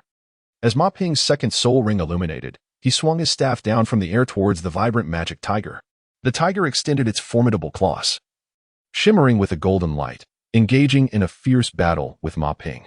Just as the two sides were locked in a relentless struggle, a group of 4 individuals approached from a distance, 3 adults and 1 child. Upon spotting the vibrant magic tiger, their excitement was palpable. This magnificent creature, over 500 years old, was an excellent candidate for your second soul ring. Chapter 8, The Fiery Trial of the Body, First Soul Ring, Part 5. Among the 4, there were 2 middle-aged men, 1 young man, and 1 boy, the latter appearing to be around 12 or 13 years old, and notably more robust than Ma Hongjun. "Brother, what should we do?" the boy asked, his concern evident as he observed the intense battle unfolding before him. Clearly, the vibrant magic tiger had been initially discovered by Ma Hongjun and his companions, as they were the later arrivals. The young man cast a glance at Ma Ping and his soul rings, disdainfully shaking his head before reassuring the boy, "There's no rush. Let them fight for now. That magic tiger belongs to you and cannot escape." The sudden appearance of this group introduced a delicate tension, causing both Ma Ping's trio and the vibrant magic tiger to grow increasingly anxious. "Hey, kid, are you here to hunt for your first soul ring?" the boy inquired, initially puzzled as he looked at Ma Hongjun, before adopting a condescending demeanor, due to the influence of the sinister fire that hastened his maturation. Ma Hongjun appears to resemble a child of approximately 9 years of age. It is quite typical for one at this age to acquire their first spirit ring, and the other 3 companions merely cast a glance without expressing any surprise.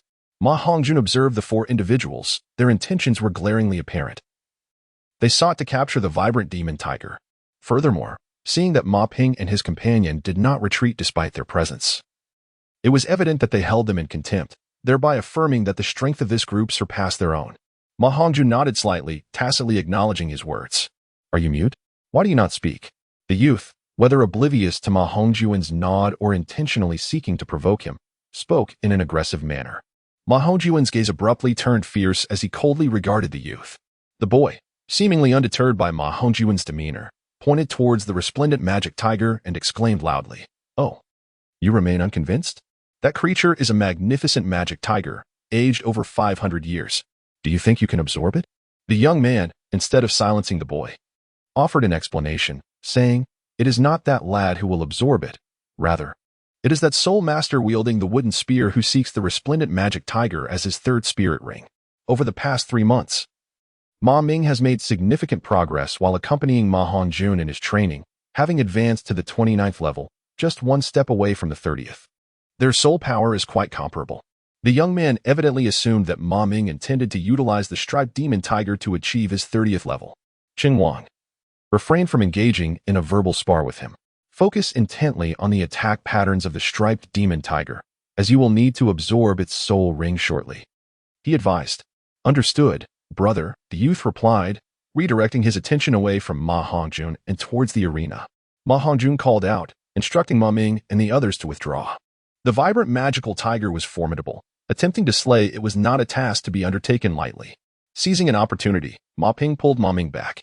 The cunning magical tiger, sensing the increase in human presence, had long contemplated escape, and now, with Ma Ming's retreat, it turned and fled. "Don't let it escape." The young man shouted at Ma Ping and his companion, his tone commanding. In the midst of his words, the magical tiger had already dashed far away, its speed astonishing. "You too, pursue it at once." He glared at Ma Ping and his companion, then turned to the two middle-aged men. The middle-aged duo immediately unleashed their martial souls. 3 soul rings glowing, a combination of white and yellow. One bore the martial soul of an eagle, soaring swiftly in pursuit of the tiger. The other, whose martial soul was that of a vine, followed closely behind.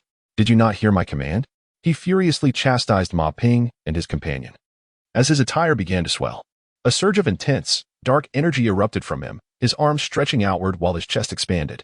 His bones cracked ominously, muscles bulging, straining against his clothing. Each muscle became strikingly prominent, and even the air around him seemed to grow agitated. His formerly brown hair transformed to black, a symbol resembling a king emerging upon his forehead. His hands underwent the most significant transformation, doubling in size, covered in a dark fur. As his fingers flexed, dagger-like claws extended and retracted from his palms, each claw glinting ominously with a length of nearly 20 centimeters. This was Ma Hongjun's first complete glimpse of a beast martial soul in its full manifestation, far more intricate than his evil fire phoenix. And it appeared to possess considerable strength. Ma Ping's initially irate visage transformed into a countenance of astonishment, for he clearly recognized this martial spirit. In a low voice, he declared, "This is the Black Tiger martial spirit." The Black Tiger martial spirit is indeed regarded as a top-tier spirit. Although it may not possess the same strength as the White Tiger martial spirit, it stands as a sovereign among feline martial spirits, ranking within the top 3. Soon after, 3 soul rings emerged from beneath his feet, swirling around him from the ground to the crown of his head. Their colors were yellow, and purple, with the uppermost purple ring being particularly striking and resplendent. His second soul ring illuminated, heralding the activation of the Black Tiger shadow transformation. Before Ma Ming could react, he was struck in the chest by the swiftly charging Black Tiger, sending him flying into a large tree, from which he coughed up a mouthful of fresh blood. "Father." Ma Hongjun hurriedly rushed over to assist Ma Ming. "Father, how are you?" Ma Ming coughed softly and said, "Hongjun, father is fine." The Dragon Soul Spear. Ma Hongjun murmured softly as a golden dragon silhouette flickered in his right hand, and a silver spear materialized in his grasp. Despite being aware of his own inadequacy against the opponent, witnessing his father's injury ignited an uncontrollable fury within him. "What are you doing? Do you intend to commit murder here?" Ma Ping shouted loudly, yet the young man paid him no heed. The second soul ring illuminated once more, and he advanced towards him with lethal intent, his actions unequivocally manifesting his intentions. Ma Ping had no choice but to confront his opponent with a stick, engaging in a fierce struggle. However, he was no match for the strength of the young man and found himself at a disadvantage. Realizing he could not hold out much longer, in a fit of anger, Ma Hongjun brandished the Dragon Soul Spear and charged forward. "Hongjun, come back." Ma Ming called out anxiously from behind. The young man, witnessing Ma Hongjun's advance, smiled faintly. "Kid, your martial spirit seems impressive. I'll entertain you." He dashed in front of Ma Hongjun, tauntingly proclaiming. Then, his expression turned serious as he shouted, "Black Tiger, possess me." His martial spirit was also that of a black tiger, and a yellow soul ring rose from beneath his feet, with unwavering determination in his eyes. Ma Hongjun remained unfazed as the Dragon Soul Spear thrust forward. The myriad of birds took flight. The youth's yellow soul ring illuminated. The black tiger's destruction strike was unleashed. The dragon soul spear clashed with his tiger claw in midair, producing a resonant sound akin to metal striking metal. The technique, myriad birds taking flight, emphasized the spear's tip. Concentrating power into it, manifesting 10 floral strikes in an instant, akin to 100 spearheads launching an assault. The youth let out a cold laugh, thinking to himself how a boy without a soul ring dared to engage him in such a head-on confrontation, truly fearless. However, the next moment, his amusement was extinguished. The dragon soul spear pierced through his tiger claw, withdrawing and leaving a trail of blood in its wake. A pained scream escaped him as the state of his martial soul became unstable, flickering in and out of visibility. In the air, the dragon soul gun, wielded by Ma Hongjun, spun once more before striking his shoulder with tremendous force. The youth was sent flying, spewing forth a mouthful of blood. As his martial spirit was forcibly retracted into his body, he struggled to rise. Yet the agonizing pain in his shoulder rendered him incapable of summoning the strength to do so. All of this transpired in a mere 10 seconds. Ma Hongjun swiftly retracted the dragon soul gun, conserving the dwindling remnants of his soul power. He then approached the young boy, gripping his throat with a fierce determination, proclaiming, "I shall lift you up." In that fleeting span of 10 seconds, Ma Ping was also vanquished by the young man. Trembling as he steadied himself against the spirit wooden staff, the young man, with his third soul ring aglow, prepared to deliver a fatal blow to Ma Ping when suddenly a voice pierced the air. "Do not move, or I shall take his life." Chapter 9. The infernal fire refines the body. First soul ring, 6. The young man turned to see that one of the boy's hands had been pierced. A gory wound gaping in his palm, blood flowed from his mouth, his face a mask of terror as he leaned against Ma Hongjun, who had tightened his grip around the boy's neck. He could scarcely comprehend that his brother, at level 20 and endowed with a century-old soul ring, had been so swiftly defeated by that boy. With a fierce grip, he seized Ma Ping, his black claws constricting around the boy's throat. His expression darkening as a glint of malice flickered in his eyes. He then directed a menacing command at Ma Hongjun, "Release my brother." With a firm grip, Ma Hongjun caused the youth's eyes to widen, revealing a significant portion of the whites. "All right, release my third granduncle first," the young man pleaded, his voice barely audible due to the constriction around his throat. However, one could discern his intent merely by observing his lip movements. The two parties found themselves in a stalemate. Ma Hongjun could not relent, as they were unable to overpower the young man and had to ensure their own safety first. At that moment, a squad of 10 approached, clad in the official robes of the Spirit Hall, 8 in yellow and 2 in purple. The purple robes indicated a soul ancestor, a status Ma Ping also possessed. "Director Ma, what is happening here?" inquired the lead figure, a man in purple, his voice resonant and confident, embodying the assurance typical of those affiliated with the Spirit Hall. "Young man, Ma Ping is one of ours. Let him go. If there has been a misunderstanding, we can clarify it," he continued. The enforcement team of the Spirit Hall specialized in maintaining order within the soul-hunting forest, typically refrained from intervening in disputes among soul masters. However, encountering Ma Ping, one of their own, necessitated their involvement. Eventually, under the enforcement team's mediation, both Ma Hongjun and the young man released their grips simultaneously. The youth's demeanor softened slightly upon realizing Ma Ping's affiliation with the Spirit Hall. The enforcement team appeared to recognize the Black Tiger martial spirit, exhibiting a degree of caution. After ensuring Ma Ping's safety, they did not pursue the young man further, allowing him and his companion to depart unimpeded. Before they left, the two brothers cast a lingering glance at Ma Hongjun, leaving behind a foreboding remark. "You best hope our paths do not cross again." Ma Hongjun, unwilling to be outdone, retorted with equal fervor, "I extend the same sentiment to you." The two then dashed towards the vibrant magic tiger. Today had not been fortuitous. Both Ma Ping and his companion had sustained injuries. Ultimately, with the aid of the enforcement team, the trio exited the forest and sought refuge outside to recuperate. They found a hotel near the soul-hunting forest, and fortunately, the injuries of Ma Ping and Ma Ming were not severe, allowing for a recovery within a few days.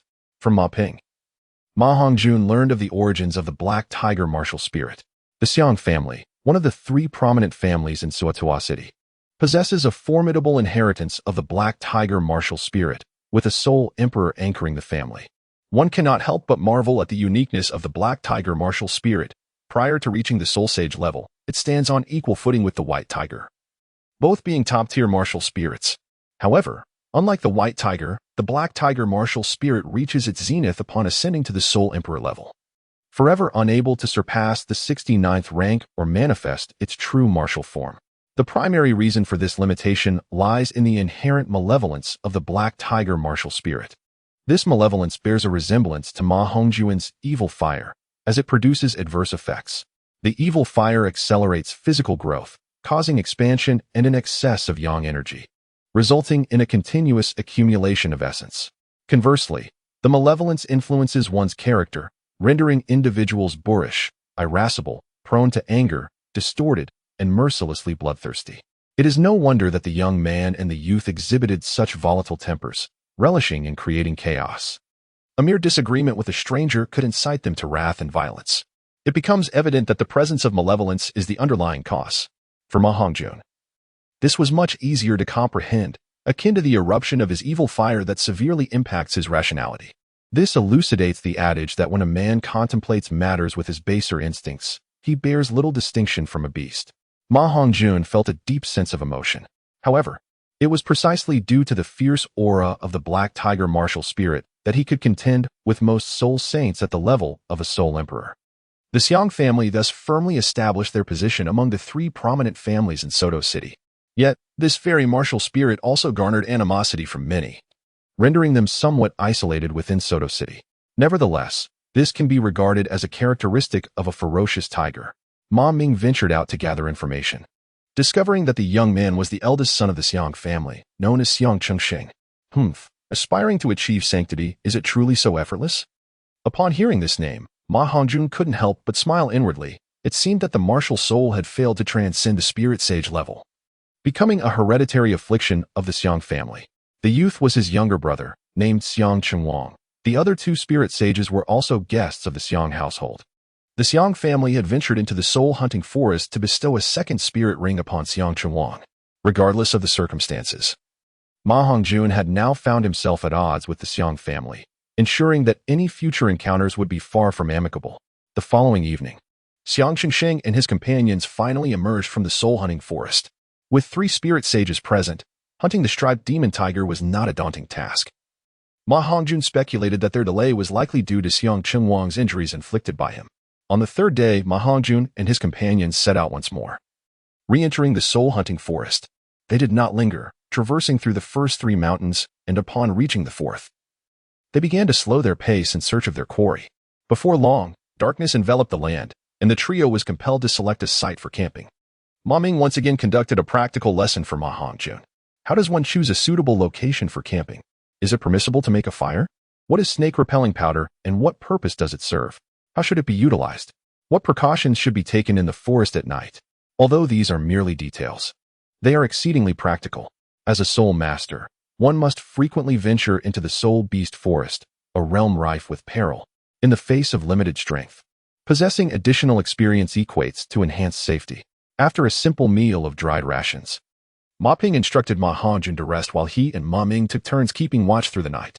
This was intended to ensure that Ma Hongjun maintained his physical condition, as absorbing a soul ring, particularly the first, is of utmost importance and should not be taken lightly. Ma Hongjun exhibited no pretentiousness. The affection of his two elders required no excessive words for expression. After a night of tranquility, the trio resumed their journey at dawn, in search of soul beasts. As midday approached, they halted before a lush bamboo grove, and Ma Ping and the others' eyes sparkled with delight. This expansive bamboo forest connected the fourth and fifth mountains. The bamboo, a gentle soul beast, possessed no aggressive tendencies. It was a remarkably docile botanical soul beast. Its soul rings were easily absorbable, and soul masters typically opted for those nearing the limits of their age. Furthermore, its vibrant vitality made it a favored choice among many healing-focused support soul masters. As Ma Ming finished speaking, Ma Hongjun inquired, "What does this have to do with me?" "It is highly pertinent. Barring any unforeseen circumstances, your first spirit ring is secured," Ma Ping interjected, a hint of excitement in his voice. "Are you suggesting the blue bamboo?" Ma Hongjun asked, puzzled. "Certainly not. Observe closely, look there," Ma Ping directed. Following the direction indicated by Ma Ping, Ma Hongjun finally discerned the figure entwined around the blue bamboo, a serpent, partially visible. Its body, sharing the same hue as the bamboo, rendered it nearly invisible at first glance. Had it not been for the intense sunlight illuminating its azure scales and reflecting a radiant glimmer, Ma Hongjun might have overlooked it entirely. Ma Hongjun. What is its name? Ma Ming. The sound of the green bamboo resonates like a serpent. The Qingzhou sound snake, a creature that resides solely within the verdant bamboo groves, is devoid of venom and possesses the remarkable ability to merge with the bamboo, embodying a fraction of the plant's vigorous vitality. Its most distinguishing trait is its unparalleled speed. A millennium ago, it was merely referred to as the bamboo snake. Only after 1,000 years did it earn the illustrious title of Qingzhou sound snake, for it can briefly surpass the speed of sound. For those gifted Qingzhou sound snakes, even a millennium prior, achieving fleeting supersonic velocity was within their grasp. Their most formidable attack is both simple and swift. They ascend into the air in a straight line, shooting forth like a green arrow. The air is pierced by a crisp sound reminiscent of bamboo splitting, as they move with astonishing speed, akin to a flash of green lightning. Ma Hongjun. How can one ascertain its age? Ma Ming. The green bamboo sound snake bears the distinctive segmented patterns of bamboo, with each segment signifying a century. As the trio engaged in their lively conversation, the green bamboo sound snake detected the presence of these three outsiders. It began to weave through the bamboo. Its form not particularly robust, capable of transforming freely. When resting upon the bamboo, it appeared wide yet slender, and when in motion, it elongated while remaining delicate. Ma Hongjun observed the bamboo-like stripes upon its body, counting meticulously. 1, 2, 3, 4, 5, 6, 7, 8, 9. Chapter 10. The Malevolent Fire Refines the Body. The First Spirit Ring 7. A request for 5-star reviews. A 900-year-old spirit beast, far exceeding the limits of a soul master's second spirit ring. Ma Ping and Ma Ming displayed expressions of concern, having encountered two suitable soul beasts in succession. The first's age was too young, while the second's age was excessively high. If only it were 700 years, or even 800, they would dare to attempt it. However, with a 900-year-old, Ma Ming was reluctant to take the risk, for he had but one son. This is the arduous nature of hunting soul beasts. Finding one that is suitable and of an acceptable age is exceedingly challenging. Let us search elsewhere, sighed Ma Ping. The Qingzhuin snake did not proactively attack humans. Instead, it quietly observed from within the bamboo forest. Their grandpa. I believe I can give it a try. Ma Hongjun is not being overly ambitious. Rather, he possesses a genuine confidence to take the risk. Although the stakes are considerable, the potential rewards are equally enticing. His physical strength can be compared to that of Ma Ming, yet it is solely in terms of physical prowess. When it comes to withstanding the limits of a soul ring, he certainly pales in comparison to Ma Ming, who possesses a far more robust soul power. The estimate of 800 years for the soul beast is a conclusion drawn by Ma Ming, taking into account Ma Hongjun's circumstances. However, Ma Ming is unaware of the existence of the evil fire. Due to the influence of this fire, Ma Hongjun's resilience is significantly heightened, and he is confident in his ability to endure the additional century. After much insistence from Ma Hongjun, Ma Ping, considering that the Qingzhuin snake has been nurtured by the bamboo for a long time and is relatively gentle, agreed to give it a try since its soul ring is easier to absorb among soul beasts. Without further delay, the two summoned their martial spirits and charged towards the Qingzhuin snake, one on the left and the other on the right. Ma Ping's second soul ring ignited, unleashing his most potent soul skill, capable of elevating his attack by an astonishing 30%. The earth-shattering strike of the staff descended with remarkable speed and precision. Yet the agile azure bamboo sound serpent could not evade it, as the staff struck its posterior tail with formidable force. Ma Ming activated his second spirit ring, wielding a wooden spear with remarkable agility. The spear danced in his hands, delivering a series of powerful thrusts. Both combatants understood the unique characteristics of the blue bamboo sound serpent. It was incredibly swift. Thus, they commenced the battle by unleashing their most potent spirit technique, aiming to inflict damage upon the serpent and thereby hinder its speed. Their efforts bore fruit in the first round, as Ma Ming's spear carved a wound into the serpent's abdomen, resulting in a noticeable reduction in its velocity. The blue bamboo sound serpent's offensive capabilities, aside from its formidable aerial strikes, were not as potent as those of the 500-year-old striped demon tiger. Therefore, the strategy to confront it hinged not only on countering its flying attacks, but also on preventing its escape. Ma Ping and his companion positioned themselves strategically, one in front and the other behind, effectively constraining the creature's movement and thwarting its attempts to flee. However, the potent soul skills they employed could not be sustained for long. Once they had established their positions, they began to utilize alternative soul techniques. After all, this was a soul beast that had existed for 9 centuries. Even with modest offensive power, it was not something they could easily vanquish. Their current strategy entailed wearing down the Qingzhou Insa, gradually depleting its stamina and seeking an opportunity to inflict a debilitating blow. As the creature sustained more injuries and lost blood, its speed would inevitably diminish, leading it toward its demise. The Qingzhou Insa grew increasingly agitated, its body adorned with numerous wounds. Ma Ming's wooden spear, enhanced by the absorption of the Guzhu Soul Ring, possessed formidable penetrating power against the Qingzhou Insa. As the Guzhu was regarded as the king among bamboos. As half an hour elapsed, the once emerald serpent's form was now marred by crimson, and the creature's fate had become all too apparent. As Ma Hongjun observed the battlefield, witnessing the one-sided situation unfold, he cautiously approached, eager to glean insights. For his practical experience remained rather limited. The azurite Qingzhou Inshi contracted its pupils, gradually transforming into a vivid crimson. At this juncture, it was incapable of contending with Ma Ming and Ma Ping. Suddenly, it pivoted its serpentine head towards Ma Hongjun, its delicate azure scales fracturing, emitting strands of azure light. Its body coiled swiftly upon the ground, maintaining the direction of its head while its elongated form spun rapidly in circles. Then, with a powerful tremor, it stirred up a cloud of earth. Remarkably, it propelled itself from the ground, its body extending into a straight line in midair. An explosion of azure light ensued as the Qingzhou Inshi metamorphosed into a green arrow, soaring directly towards Ma Hongjun, leaving a trail of azure in its wake. Upon reaching its zenith, it emitted a crisp sound reminiscent of bamboo splitting. This resonant noise attested to its exceptional innate talent as a soul beast. A Qingzhou Inshi of less than a millennium in age. Be cautious, Hongjun. Be cautious. Ma Ping and his companion gasped, their faces suddenly paling. The most formidable strike of the Qingzhou In snake. Even they dared not confront head-on, though they were already wounded. The overwhelming piercing force was far beyond what the 6-year-old Ma Hongjun could endure.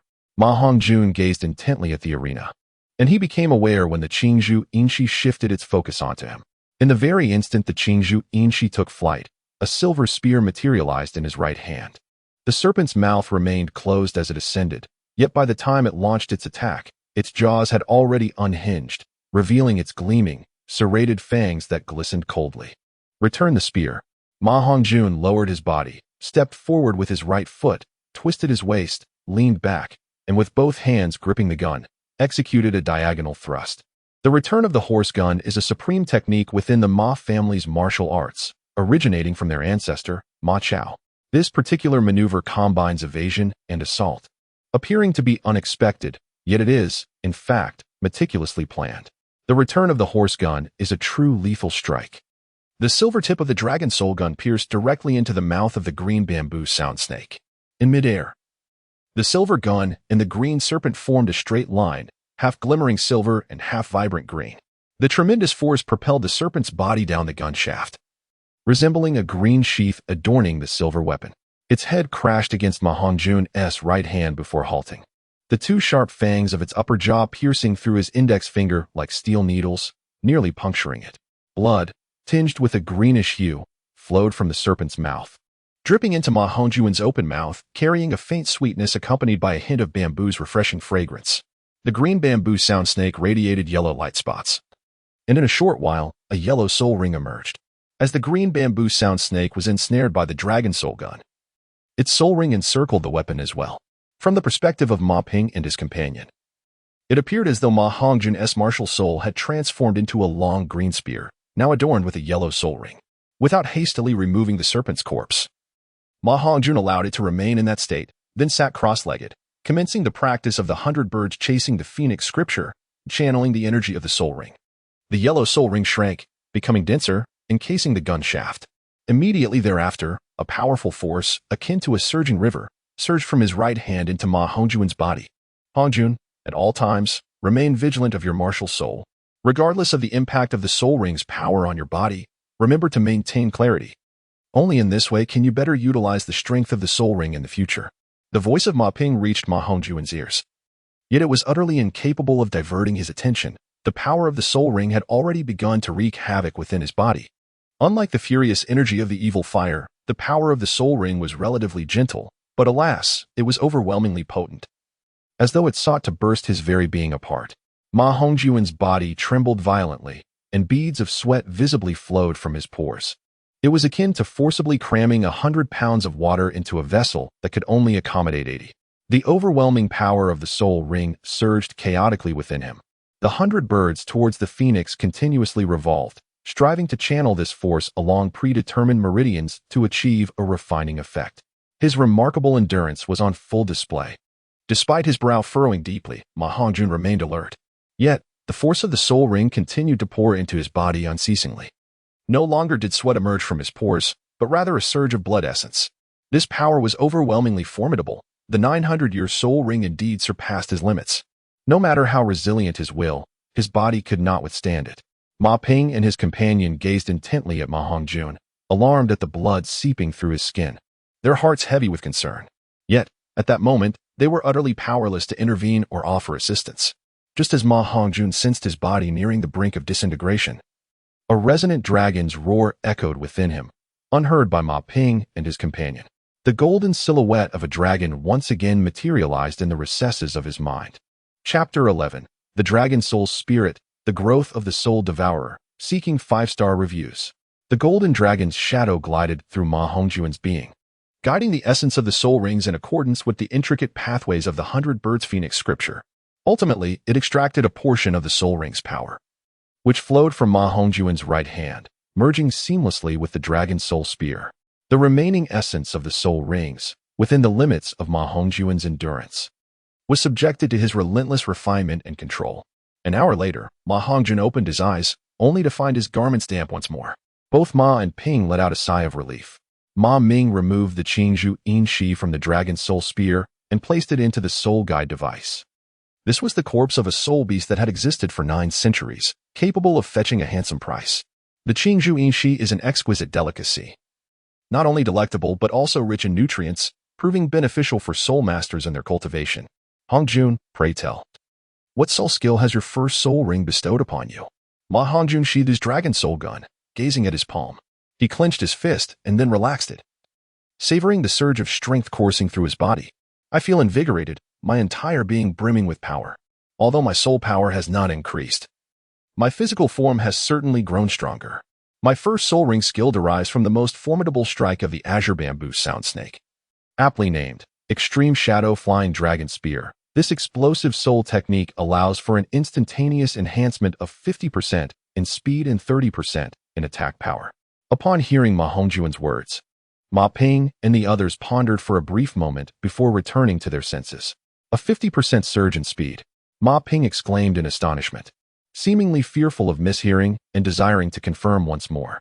As a formidable soul sovereign, he was acutely aware of the immense power that a 50% enhancement could bestow, an augmentation achievable only through the soul rings of millennium-old soul beasts.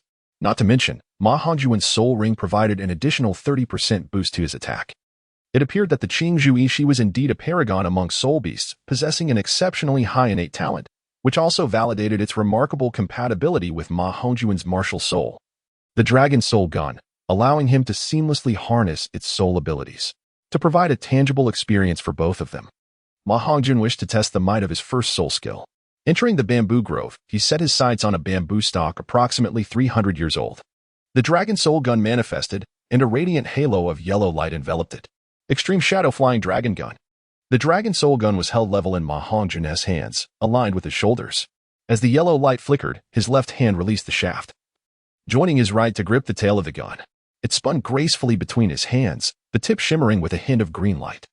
The gun shot forth with unerring precision, and Ma Hongjun's body tilted. With a powerful push from his feet, he propelled himself forward.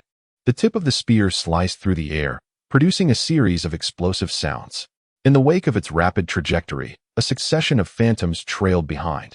Upon piercing the bamboo, those illusions vanished instantaneously. Ma Hongjun stood firm on the ground, his right hand level with the tail of the gun, the opposite end having already penetrated the bamboo's body. A glimmer of cold light preceded the strike, and then the gun surged forth like a dragon. In that moment, Ma Hongjun truly grasped the essence of this phrase, epitomizing the prowess of his first soul skill. Countless azure bamboo leaves cascaded from above, as the bamboo seemed to sense its injury, swaying in response. One leaf grazed Ma Hongjun's back, sharp as a blade. gently slicing through his clothing and producing a soft friction against the silken armor beneath. Boom! With a fierce roar, Ma Hongjun brandished the dragon's soul spear, causing the green bamboo to erupt before him, cleaving the stalk in twain. The falling bamboo leaves, once vibrant, now appeared ordinary and powerless. Such formidable destructive power. It is beyond my capabilities, Ma Ming exclaimed. Indeed, just based on this soul skill alone, it has already reached the level of most Millennium soul skills. With this ability, there are likely few among the great soul masters who could rival Hongjun. Ma Ping agreed, casting a gaze at Ma Hongjun that resembled one directed at a peculiar creature. It is worth noting that although he is currently a soul master, he has yet to acquire a 1,000-year soul ring. Ma Hongjun did not retrieve his weapon. Instead, he was attuned to the fluctuations of his soul power. The recent utilization of this soul skill had only depleted 1/3 of his soul energy, indicating that with the advent of his first soul ring, the dragon soul gun's consumption of soul power had diminished somewhat. At that moment, a yellow soul ring floated above the fallen Qingzhu. It was a pity for this century-old soul ring. Ma Ming sighed, reflecting on the irreconcilable conflict between spirit masters and spirit beasts. A predicament dictated by the very essence of cultivation that could scarcely be altered unless one forsook the ambition to grow stronger. As the number of spirit masters burgeoned and their ranks ascended, the demand for spirit rings escalated, consequently leading to the consumption of spirit beasts. Yet, an interdependent relationship existed between the two, coupled with the slow maturation of spirit beasts. This cycle of consumption heralded a future where spirit beasts might face extinction. And with them, the profession of spirit master would inevitably vanish. Admittedly, such a future was distant, and Ma Ming was certain he would not witness that day.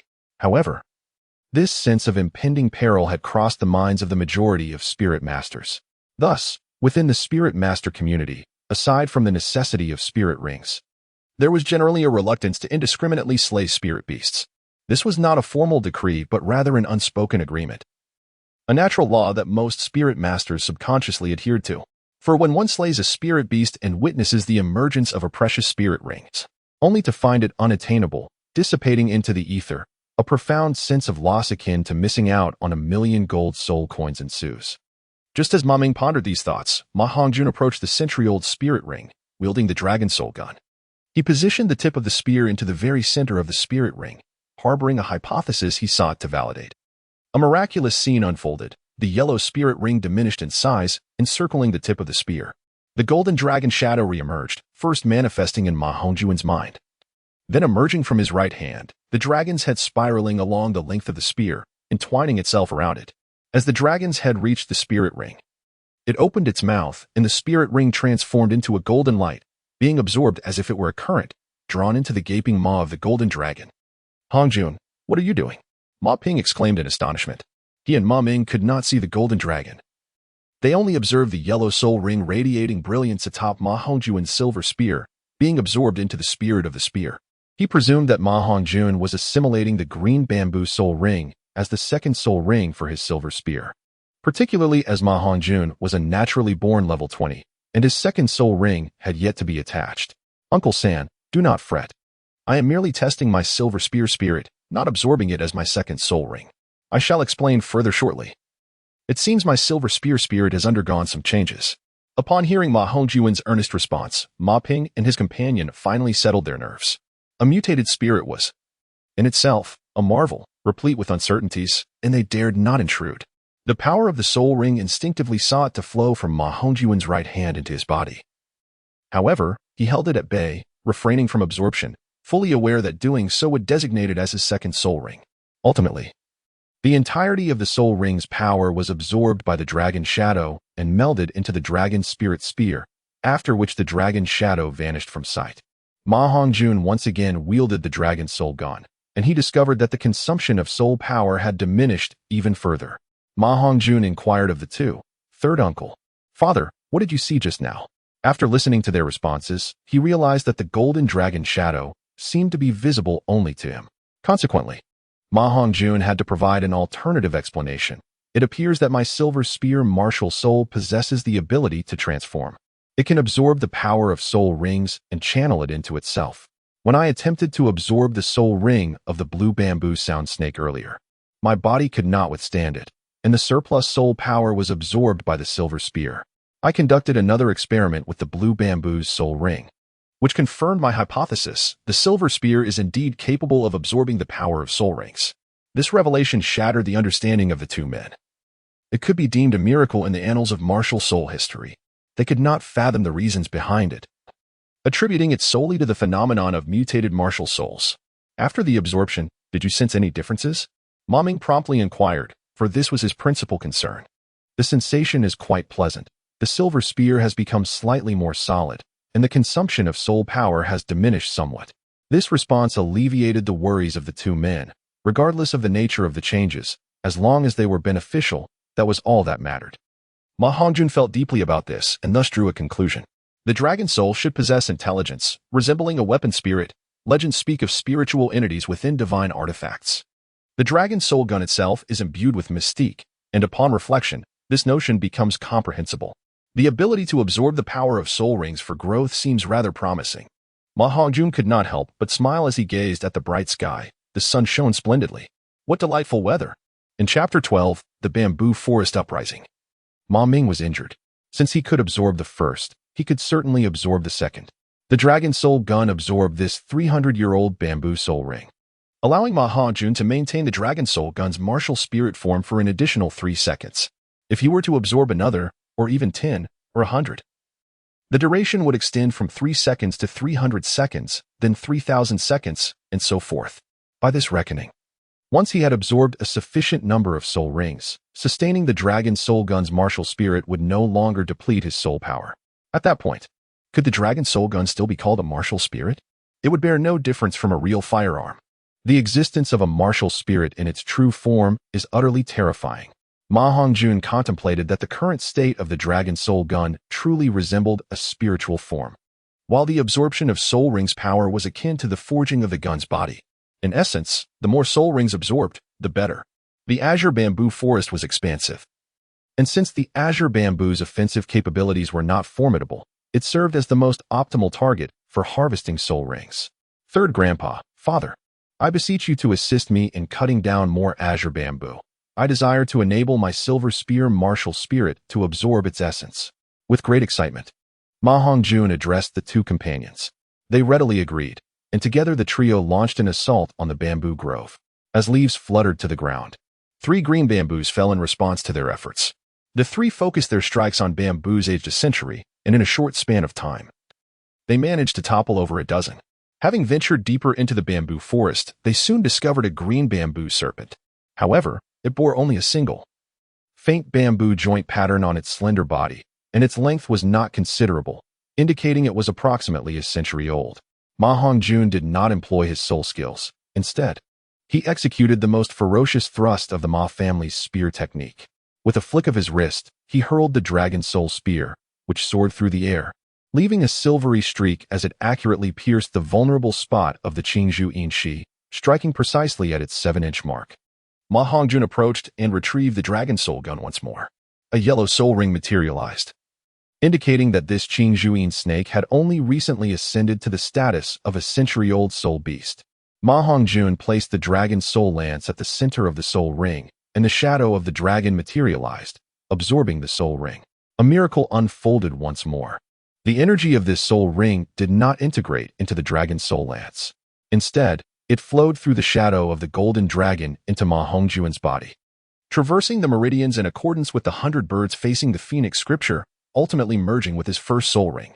At that moment, the first soul ring illuminated, and Ma Hongjun's body tensed once again. When half of the century-old soul ring dissipated, Ma Hongjun reached his physical limit, halting the influx of its power. The remaining energy of the soul ring was drawn into the dragon soul lance. The power of the century-old Qingzhou Yinshi soul ring was divided into 2 parts. One was absorbed by the first soul ring, while the other was claimed by the dragon soul lance. Had Ma Hongjun not reached his limit, the remaining portion might also have been assimilated into the first soul ring. Ma Hongjun once again experienced the profound essence of his first soul skill, noticing a subtle yet discernible enhancement in his speed. Although the improvement was not overly significant, it was indeed apparent. This indicated that the power infused from the first soul ring had somewhat extended its longevity. Consequently, Ma Hongjun arrived at a second conclusion. When the dragon soul absorbs a soul ring from the same soul beast as the additional soul ring, the strength of that soul ring can be integrated into the supplementary one, thereby prolonging its lifespan. However, there exists a limitation. The longevity of the additional soul ring can only extend to the threshold of the host's physical endurance, beyond which it cannot be assimilated. In the past, Ma Hongjun's physical endurance limit was approximately 800 years. The initial soul ring, which possessed the power of 900 years, had a portion absorbed by the dragon soul spear. Now, after the baptism of the first soul ring, his physical threshold has once again ascended, likely reaching the capacity to endure 900 years. Thus, the 100-year soul ring that was recently absorbed has partially merged into the first soul ring, achieving the limit of 900 years. This implies that as my cultivation progresses, my physical resilience strengthens. When the time comes to absorb the soul ring of the it.Standing snake, it can be compounded onto the first soul ring. Should I attain the ability to endure a millennium, it will be added to the millennium. If I can withstand 10,000 years, it will be accumulated to 10,000. And if I can endure 100,000 years, it will be integrated into the 100,000 years. The more Ma Hongjun pondered, the more he felt a mix of trepidation and exhilaration. Once I am capable of bearing a soul ring of 100,000 years, will I not be able to attain a uniformity of crimson soul rings? In that moment of battle, when the soul ring illuminates, it could instill fear in a multitude. Although the excitement is palpable, I remain far from the threshold of enduring a soul ring of such magnitude, and must continue to devote myself to arduous training. Yet, I cannot help but marvel at the dragon soul gun. It is truly formidable and remarkably extraordinary. Perhaps this is the essence of a divine artifact. In the future, I shall no longer need to fret over the longevity of the soul rings I attach, but rather focus solely on the species of soul beasts. Ma Ping and his companion remained oblivious to the transformation of Ma Hongjun, continuing their assault on the green bamboo. At this moment, a significant area of bamboo had already collapsed, prompting Ma Hongjun to swiftly employ the Dragon Soul Spear to absorb these soul rings. The Dragon Soul Spear resembled an abyss. Devoid of limitations, unlike Ma Hongjun himself, the spear had absorbed over a dozen century-old soul rings with seemingly no adverse effects, indicating that it could absorb any soul ring. However, the trio lacked the strength to hunt soul beasts exceeding 1,000 years, or else they might have attempted it. Suddenly, the bamboo grove erupted into chaos, with stalks swaying violently one after another, and the leaves scattered like blades. It was as if the bamboo forest was raining knives. Ma Hongjun and his companions were swiftly battered by the bamboo leaves, leaving their clothes in tatters and their bodies bruised. Suddenly, a series of sharp sounds resembling the breaking of bamboo echoed through the air, heralding the approach of a colossal green bamboo serpent, which lunged toward the trio with remarkable speed, closely followed by a swarm of its kin. "Run!" Ma Ping shouted. Ma Hongjun, disregarding the absorption of the soul ring, sheathed the dragon soul gun. Under the protection of Ma Ping and the others, he hastily fled towards the edge of the bamboo forest.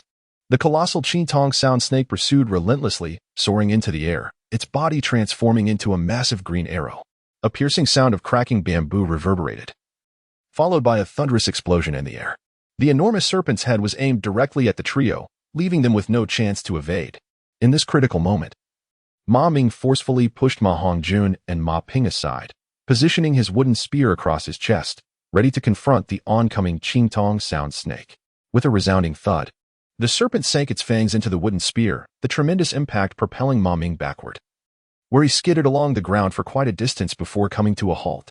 Blood gushed from Ma Ming's mouth, and his wooden spirit vanished without a trace.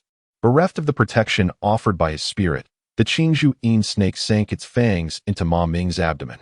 "Father!" Ma Ming, Ma Hongjun, and Ma Ping swiftly summoned their martial souls, hastening to provide support. The soul rings illuminated.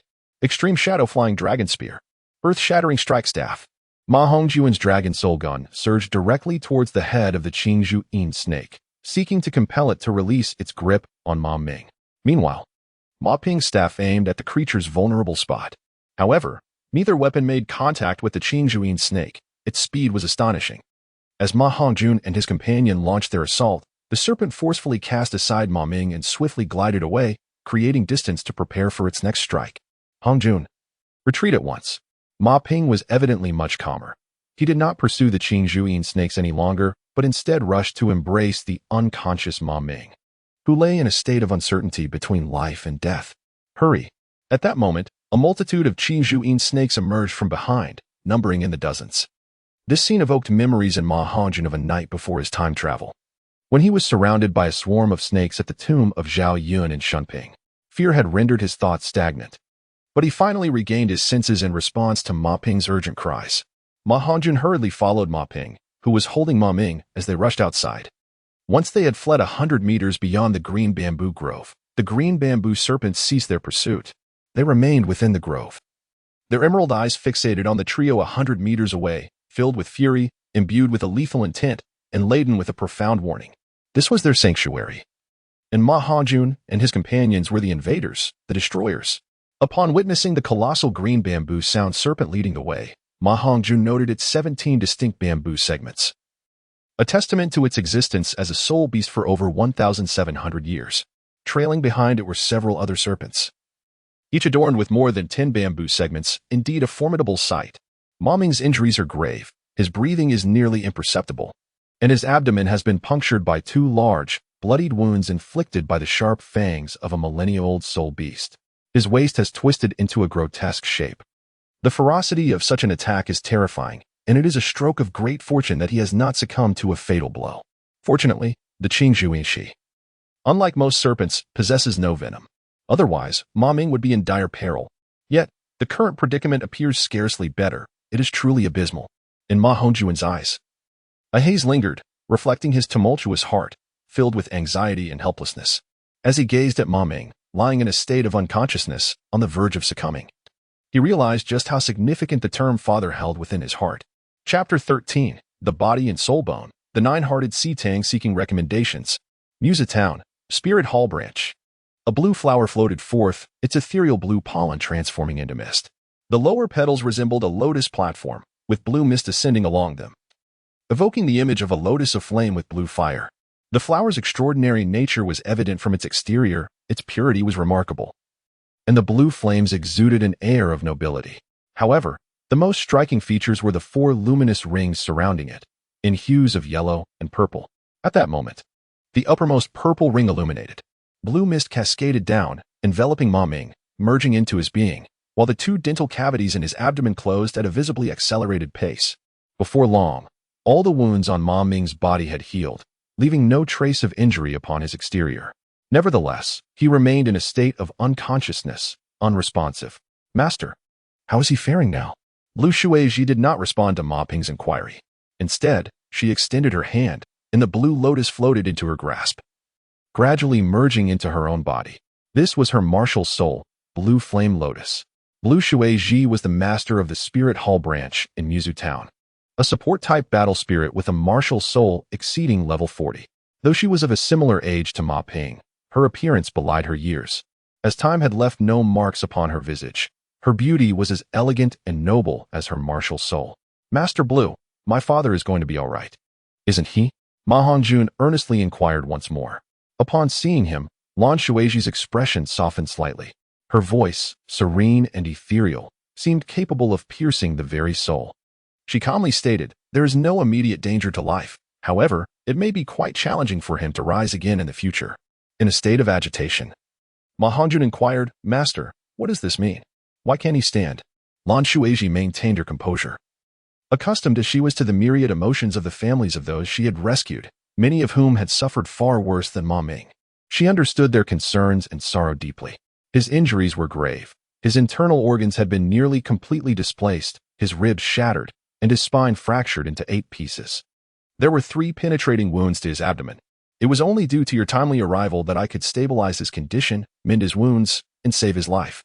However, my Blue Flame Lotus possesses only one healing effect. It can mend flesh wounds but cannot repair his skeletal injuries. The bones in his chest and abdomen are too fragmented. He will be confined to a bed for the remainder of his life. Lan Shuiji's words struck Ma Hongjun like a thunderclap, chilling him to the very core. Is there truly no other solution? Ma Ping, filled with despair, persisted in his inquiries, revealing his helplessness. There were indeed solutions, albeit arduous ones, attainable only by a select few and heavily reliant on fortune, as Lan Shuiji conveyed with a troubled expression. What other options exist, Master Lan? I beseech your guidance. No matter how challenging the path, I shall not yield, Ma Hongjun exclaimed in a fit of desperation. The most effective remedy for a soul master S-bone injuries is, without a doubt, A soul bone. Your father's chest and abdominal bones are almost entirely incapacitated. Only the soul bones from the torso can be replaced to restore him to his feet. Upon hearing the mention of soul bones, those present sighed in unison.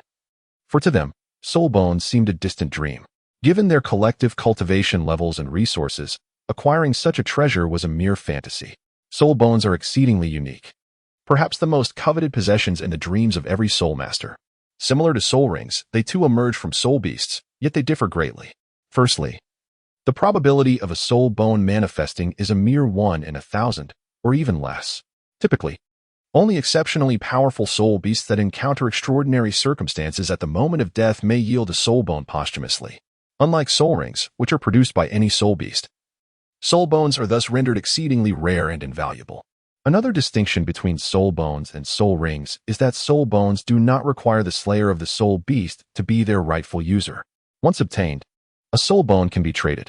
However, even the most ordinary soul bone commands an exorbitant price, and yet remains scarce in the market. Ma Ping had succumbed to despair. The soul bone was beyond his reach, even if he were to purchase the entirety of Ma family village. Is it merely the torso soul bone that you seek? Ma Hongjun inquired, his tone slightly relaxed, yet resolutely defiant. Indeed, the quest for a soul bone is fraught with challenges. Possessing strength does not guarantee the discovery of a suitable one, as fortune plays a significant role. However, if it is solely the torso bone that is desired. With no further stipulations, Ma Hongjun believed it to be an achievable goal, as long as he could enhance his prowess and accumulate more gold soul coins. He was confident that he could eventually procure a torso soul bone. Even in the face of adversity and slim chances, it merely entailed vanquishing more soul beasts. And success was inevitable. Ma Hongjun has disregarded everything else. His sole desire is to heal his father, and he is willing to do anything to achieve that. Moreover, the torso soul bone is merely a material. It requires a formidable healing-type soul master to assist in its integration. This is beyond my capabilities and in my understanding. There exists only one martial soul capable of such a feat. What martial soul, you may wonder? It is likely that you have never heard of it. It is exceptionally unique, obscure to many, yet possesses considerable renown among auxiliary martial souls, earning its place as a miracle within the soul master community. Regardless of how many soul rings are accumulated, its soul skill remains singular, healing. Furthermore, it is exceedingly rare, arguably the least common martial soul in the Douluo continent. At most, no more than 2 individuals in the entire soul master realm possess this martial soul, as one can only emerge upon the demise of the other. Upon hearing the conditions articulated by Lan Shuiji, Ma Hongjun has already surmised the identity of this martial soul, the 9-heart sea butterfly. When Lan Shuiji uttered its name, it became evident that none present were familiar with it. Even the erudite master Yu Shaojing learned of this martial soul only from Ning Rongrong. So how could these ordinary soul masters be expected to know? Lan Shuiji is only aware of the existence of this martial soul. She does not know the whereabouts of the individual who possesses it, which is one of the reasons she stated that healing Ma Ming would be quite challenging. However, for Ma Hongjun, this presents no insurmountable obstacle. In fact, it is less daunting than the search for the torso soul bone. For, barring any unforeseen circumstances, in 6 years at the Soto City Great Soul Arena, the Shrek 7 monsters will face off against the Royal Fighting Team, which includes an auxiliary soul master named Yilingling, whose martial soul is indeed the 9-heart sea butterfly. Thank you, Master Lan. Ma Hongjun had already come to a conclusion in his heart, and thus had to set aside matters concerning Ma Ming for the time being, as there was no immediate solution. Subsequently, under the auspices of Ma Ping and in the presence of the esteemed Lan Shuiji and a multitude of onlookers, events unfolded. Ma Hongjun underwent the Soul Master certification. A yellow century-old soul ring attested to his identity as a soul master. During the assessment with the yellow crystal orb, Ma Hongjun skillfully controlled his soul power without fully unleashing it, resulting in a test score of 13th rank. Ma Hongjun, at the tender age of 6, possesses a martial spirit, a silver spear, and is a formidable 13th level assault-type spirit master. Even when concealing his true capabilities, this remains an astonishing certification result. During the previous martial spirit awakening ceremony, Lan Shuiji was absent. She only learned of his innate full soul power and mutated martial spirit through Ma Ping's report. Therefore, upon meeting Ma Hongjun this time, she regarded him with admiration. Now, witnessing the potential he has so vividly displayed, her elegant and noble countenance no longer maintained its tranquility. as it was overtaken by astonishment and joy. Immediately, in her capacity as the subchamber master of the martial spirit hall, she extended a heartfelt invitation for Ma Hongjun to join their ranks. With a resigned smile, Ma Hongjun slowly shook his head. Ultimately, he decided to postpone his decision until he matured further and graciously declined her invitation. Lan Shueji felt a sense of regret, but had no choice but to respect Ma Hongjun's decision. She assured him that the doors of the Spirit Hall would always be open to him and expressed her hope that he would soon join the Spirit Hall, where he could receive comprehensive training as a soul master.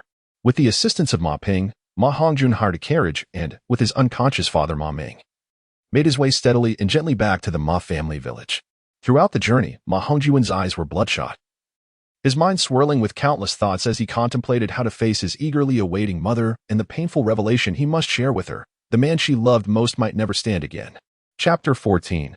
Musu Academy. The leader of Dormitory 1 seeks recommendations. Musu Junior Soul Master Academy. Ma Hongjun entered, clad in a deep crimson robe. Today marked the day of new students' enrollment, with a procession of youthful faces, predominantly accompanied by their guardians. The solitary figure of Ma Hongjun appeared somewhat out of place.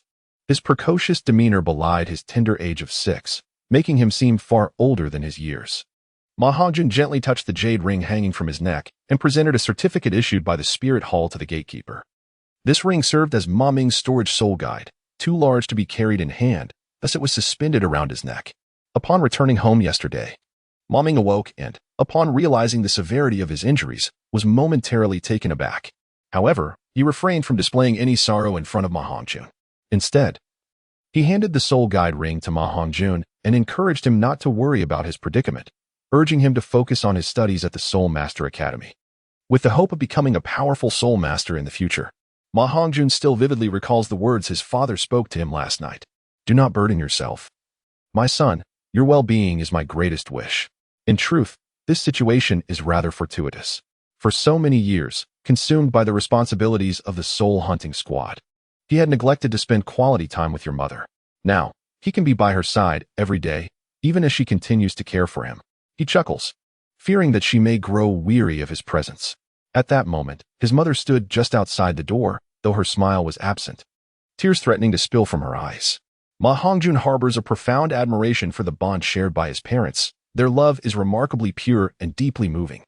Soul masters seldom choose to wed ordinary individuals, creating a sense of distance between the realms of the extraordinary and the mundane. Yet, Ma Ming resolutely chose the ordinary Li Hui, a decision influenced not only by her beauty and virtue but also by an abundance of genuine love. Marrying a soul master, Li Hui faces her own set of pressures, as their union bridges two distinct social strata, eliciting envy, admiration, and skepticism from others. Despite their union, the couple cannot entirely escape the scrutiny and pressure from the outside world. Even if they choose to ignore it, an unspoken tension lingers within, a reality that is inescapable. Now that Ma Ming has become an ordinary man, the two have found solace in releasing the burdens of their past grievances. Ma Ming urged Ma Hongjun not to succumb to sorrow, for if his own plight were to plunge Ma Hongjun into a state of despondency, then his suffering would have been in vain, leaving him with a heavy heart. After all, parents invariably desire their children to lead healthy and joyful lives. Here you go. You may enter. Once the gatekeeper completed his inspection and returned the identification, Ma Hongjun regained his composure, gratefully accepting it with both hands. With a smile gracing his face, he stepped into the academy.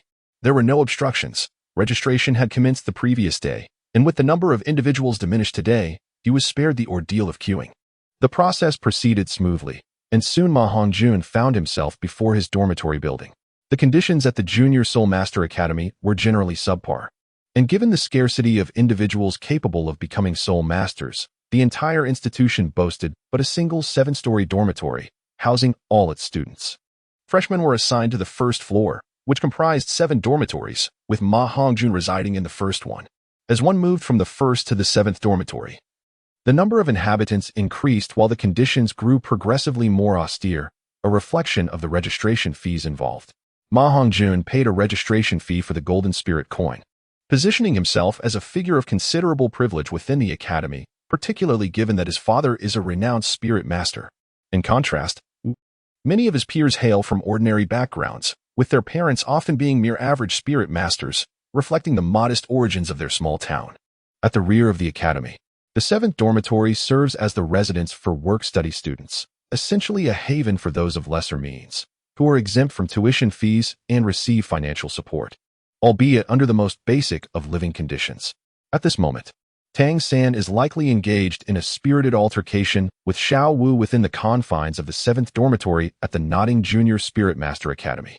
The door to the 1st dormitory stands ajar, with raucous sounds emanating from within as Ma Hongjun steps inside. The room is expansive, approximately 300 square meters, furnished with 10 beds and a generous area left open for activities, while the corners are cluttered with unpacked luggage. The beds are arranged along the sides, with 10 small tables and chairs set up in the center for study purposes.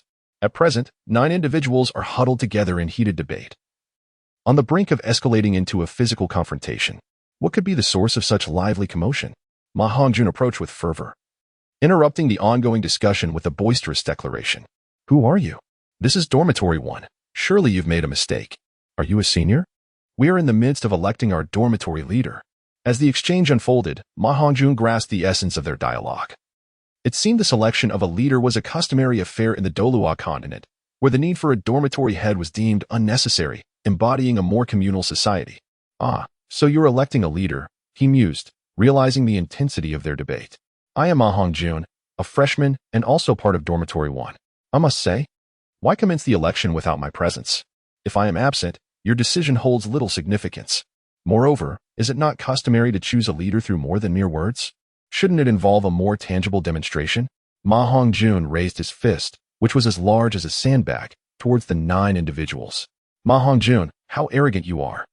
I thought you were someone important, but it turns out you were just a newcomer like us. Why should we wait for you to elect a leader? One of them exclaimed. Indeed, why should we wait for you? Just because you are tall, does that make you exceptional? Another chimed in. Being tall does not equate to strength. Since you propose to select the leader based on capability, I am in agreement. Let us have a contest to determine who is the mightiest. The victor shall assume the role of leader. Stop. A voice interrupted. You little rascals chatter too much. Come here, all of you together, if anyone can land a blow on me. No, even if you can simply touch me, I shall concede the title of leader to you. Ma Hongjun strode into the spacious activity area and addressed the 9 individuals, exclaiming, This is outrageous. Such blatant bullying. Brothers, let's go. Teach him a lesson. A minute later, the 9 young boys lay sprawled on the ground, groaning in agony. Silence, Ma Hongjun commanded, and the world fell silent. He then retrieved a blanket that his mother had prepared for him from his ring, which still emanated a fragrant aroma. The sight of Ma Hongjun conjuring the blanket from thin air astonished the children. Some were taken aback by the rarity of spatial storage soul tools, while others found it utterly magical. Upon surveying the room, he noticed that the only available bed was flanked by a heap of rubbish, and the placement was rather unfortunate. Ma Hongjun shook his head, expressing his dissatisfaction.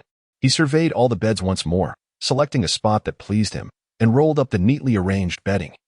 Tossing it onto the vacant bed, the child lying on the ground watched him, hesitant to speak. One of them attempted to rise. Just as he began to utter a word, Ma Hongjun turned his head sharply, causing him to swallow his words in fear. Tears welled in his eyes. Yet he remained silent, resembling a child who had endured great injustice. Ah, indeed, he is but a child. Ma Hongjun was suddenly taken aback. Does this count as bullying a child? Ma Hongjun carefully spread the bedding atop the bed, then turned to gaze at the 9 children, each displaying a countenance filled with grievance. Ma Hongjun couldn't help but chuckle, reflecting on the fact that although they would eventually become soul masters, they were still mere children at present. In the future, what will you call me? Boss. Louder. Boss. Everyone, get up. Stop pretending to be dead. Since I have become your boss, I shall not treat you unfairly. Come, let me take you to enjoy some delicious food. Boss, I can't get up. It truly hurts. Boss. The cafeteria had yet to serve meals, and its culinary offerings were generally subpar. As the newly appointed leader, Ma Hongjun was determined to be generous, leading his 9 little brothers to a restaurant at the academy's entrance. With a resounding slap of his hand, he tossed a gold soul coin onto the reception desk, declaring, Today, I shall treat you all. This is the deposit. Any excess will be refunded. 1 gold soul coin was sufficient to sustain an ordinary family for an entire year. After becoming a soul master, the monthly stipend was merely 1 gold soul coin, equivalent to Ma Hongjun's monthly salary. Wow, A gold soul coin. The boss has a gold soul coin. They were merely dining, yet he was using a gold soul coin. This group of underlings was utterly embarrassing. Most of them had their tuition fees scraped together by their families, who typically provided them with only copper soul coins for living expenses. With the highest being silver soul coins, none possessed a gold soul coin. Even the beautiful receptionist was taken aback, wondering how such a young child could possess a gold soul coin. And it appeared he had more than just one. It was as if he were a real-life scion of wealth. She couldn't help but cast a flirtatious glance at Ma Hongjun. Ma Hongjun disregarded the flirtations of the front desk beauty. He was no child, and his resolve was steadfast against temptation. Ultimately, the allure of the young lady fell short of breathtaking. Reflecting on his past life, he recalled leading a band of brothers, frequently frequenting various entertainment venues. Nightclubs were their sanctuary. The women he had encountered numbered in the hundreds, if not thousands, and thus his standards were naturally discerning. They selected a private room, and as his companions settled in, they perused the menu for an extended period, hesitating to place any orders, their eyes fixated on the prices. "What are you all waiting for? Hurry up and order whatever you desire." Ma Hongjun scolded sharply, feeling utterly humiliated by his group of subordinates, all of whom resided in the same dormitory. Had they been from the 7th dormitory, he speculated they would struggle to even hold the menu steady. "Boss, it's too expensive. The cheapest dish is 100 copper spirit coins." "Order." "Boss, I would like this stir-fried greens. It only costs 100 copper spirit coins." "Order." "Boss, I desire the braised pork with vermicelli. That one is 500 copper spirit coins." "Order." "Boss, I wish to have the braised rabbit meat. It's a bit pricier. 1 silver spirit coin." "Order." "Boss, I want the spicy rabbit heads, also 1 silver spirit coin." "Order." "Boss, I'll have the steamed tiger meat, 10 silver spirit coins." "Order." "Boss, I additionally want a honey-glazed bear paw." "Boss, I'd like to add a fried beef pupa." "Boss, I'll throw in a roasted leg of lamb." "Order." "Order." "Order." The 9 subordinates began tentatively ordering their dishes, progressively loosening up. Each order surpassed the last in cost and excitement, eagerly selecting everything they had longed to try but never had the chance to enjoy. By the end, they had essentially ordered the entirety of the menu, with some dishes requested more than once. TSK. These were the same subordinates who hesitated at first to place their orders, and Ma Hongjun's face turned a shade of green. Yet, the way they called him boss became increasingly fluid and natural, a fact that brought him considerable comfort. Chapter 15. Playing the fool to overwhelm the seniors, seeking recommendations. By the time all the dishes arrived, the table was laden with a plethora of over 20 dishes, predominantly consisting of spirit beast meat, all rather pricey. Ma Hongjun ultimately ordered 2 jars of green plum wine, having not indulged in inebriation for quite some time. He found himself yearning for a drink. Don't just stand there, dig in. Eat heartily, and no one is permitted to leave until all the food is consumed. "Yes, boss." "Boss, try the rabbit head. The spicy rabbit head is the most delectable." "Boss, there's also this chicken leg." "Boss, the tiger meat is incredibly fragrant. I once saw others devouring it, and I was drooling at the sight. I never imagined it would taste so exquisite. It nearly melts on my tongue. The rabbit meat is delightful as well, though the tail is too short.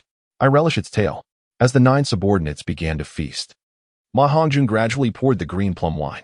The wine carried a hint of fruity aroma, slightly rich but not overly potent, yet it possessed an exceptional flavor. Its texture was smooth, gliding down the throat without any harshness, remarkably mellow. In any realm, the essence of wine remains the same. The distinction lies in the ingredients used. The quality of wine in the Douluo continent surpasses that of Earth by a considerable margin. One can discern the superiority of this wine merely by observing the bubbles that rise and dissipate. Few wines on Earth reach such a level of excellence. "Boss, what you're drinking is wine, right? My father often consumes it, and it seems quite delightful, though he forbids me from partaking." "Boss, could you let me have a sip? I want to taste it too." "Boss, please allow me a taste." As Ma Hongjun contemplated the green plum wine, he realized that it essentially belonged to the category of fruit wines, possessing a mild character. Even children could partake without concern. In moderation, such libations could indeed be beneficial to one's health. Moreover, these were all promising future soul masters with exceptional physiques. Thus, he acquiesced. Each poured a glass and began to drink. "Boss, we toast to you." All right. Do sit down and enjoy." "Where did you learn such manners?" "Hee. I observed my father and uncles when they drank together. Let us not delve into formalities. Let us simply drink and relish the joy of it. Some were unaccustomed to drinking, while others were invigorated, each eager to clink glasses with Ma Hongjun, hoping to curry favor with their new leader. Indeed, social customs persisted even in the realm of soul masters. Observing this, those who were initially hesitant also sought to demonstrate their loyalty, unwilling to be outdone or appear timid. Consequently, the atmosphere grew lively, leading to the ordering of 3 more barrels of wine, and the private room was filled with raucous noise. The combination of fine wine and sumptuous meat instilled a sense of camaraderie in the young ones, who began to revel in their intoxication, boasting about their martial spirits and introducing themselves to their leader. However, the din was so great that it intruded upon the adjacent room. What is happening next door? Is it too much to allow people to dine in peace? Indeed, boss Yi, it has been noisy for quite a while, and it only seems to escalate. Those dining there were likely also students from Musu Academy. They were unaware that boss Yi frequently dined here. It was quite audacious of them to make such a racket, suggesting they were perhaps unaccustomed to discipline. The boy seated at the head of the table appeared to be around 10 years old. He was the leader of Musu Academy and a 4th grade student, Yi Xingchen. Attaining leadership in the 4th grade attested to his strength and talent. Kunshin, go have a look and tell them to lower their voices. Understood, boss Yi. Kunshin, a robust 6th grade student aged 12, had once been the leader until he was subdued by Yi Xingchen. Kunshin approached the entrance of Ma Hongjun's private room, bypassing the formality of knocking and pushing the door open instead. What is all this noise? A bunch of children? He surveyed the unfamiliar, youthful faces, noting that 9 of them wore the Academy's blue uniforms, and thus began to speak more boldly. I am your senior, in 6th grade, dining in the adjacent room. Please keep it down and do not disturb us, understood? The 9 younger students, taken aback by Kunshin's imposing stature and the revelation that he was a senior in 6th grade, fell silent under the weight of his presence, turning their gaze towards Ma Hongjun. Get out and knock again. What did you say, brat? Repeat that. Get lost. Are you aware of who I am? To dare speak to me in such a manner? Ma Hongjun grasped the wine glass in his hand, carefully applying just enough force to create a narrow fissure. He then hurled it towards the entrance where Kunshin stood, lowering his voice slightly as he uttered, Get lost. Kunshin glared at Ma Hongjun with fury, a smirk escaping his lips as he caught the glass. However, the moment he grasped it, the cup shattered further, the jagged edge slicing into his palm, blood streaming down. The pain intensified his rage, and in a fit of fury, he bellowed, You insolent wretch! How dare you harm me? Today, I shall show you my true power. With that, Kunshin clenched his fist, intending to charge around the table towards him. Ma Hongjun was the first to rise from his seat and dashed out swiftly. Do not topple our food and drinks, for the cost would be beyond your means.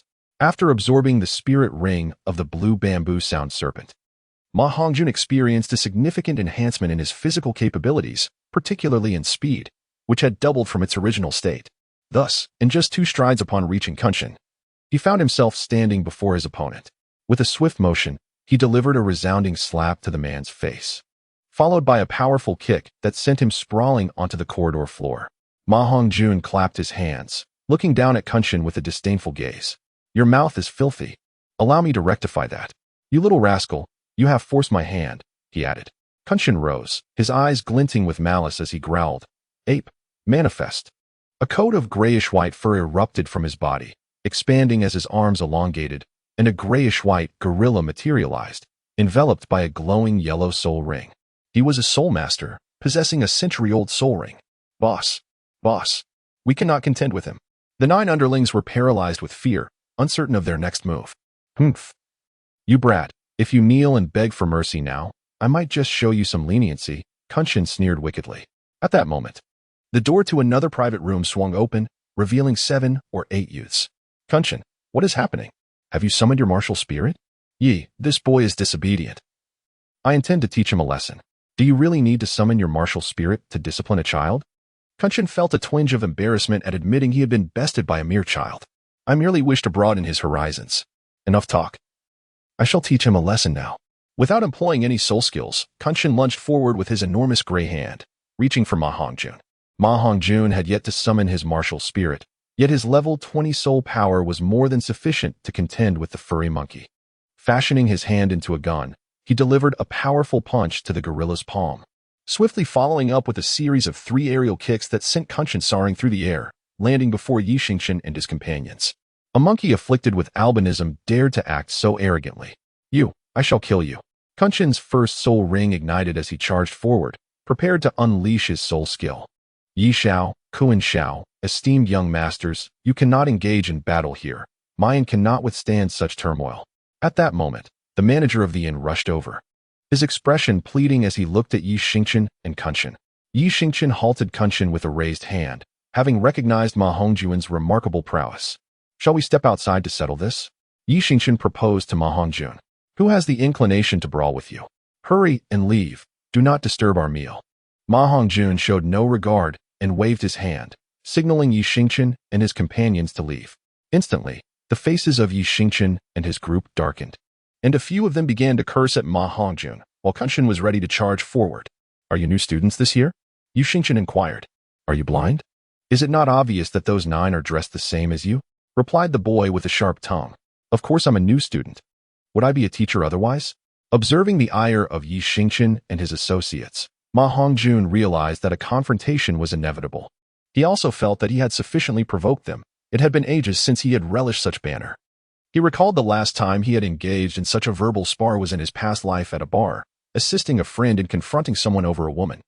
All right, you wish to fight? I shall oblige, he declared. However, a bare-knuckle brawl lacks excitement. Since we are here to dine, let us wager today's meal. The loser shall pay the bill. Fine, I accept your wager.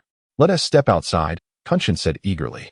He remained in a state of martial spirit, indicating that he would not feel satisfied without a fight. Both groups exited to the back courtyard of the tavern, a spacious area with fewer people, ensuring they would not attract the academy's attention. Boss, be careful. Boss, maybe you shouldn't go. If you can't win, let us just concede. It will hurt to be beaten. This band of underlings truly embarrassed him, and Ma Hongjun felt an urge to roll his eyes. Enough. You should trust your boss. Say some encouraging words to rally me. This time, we can dine for free.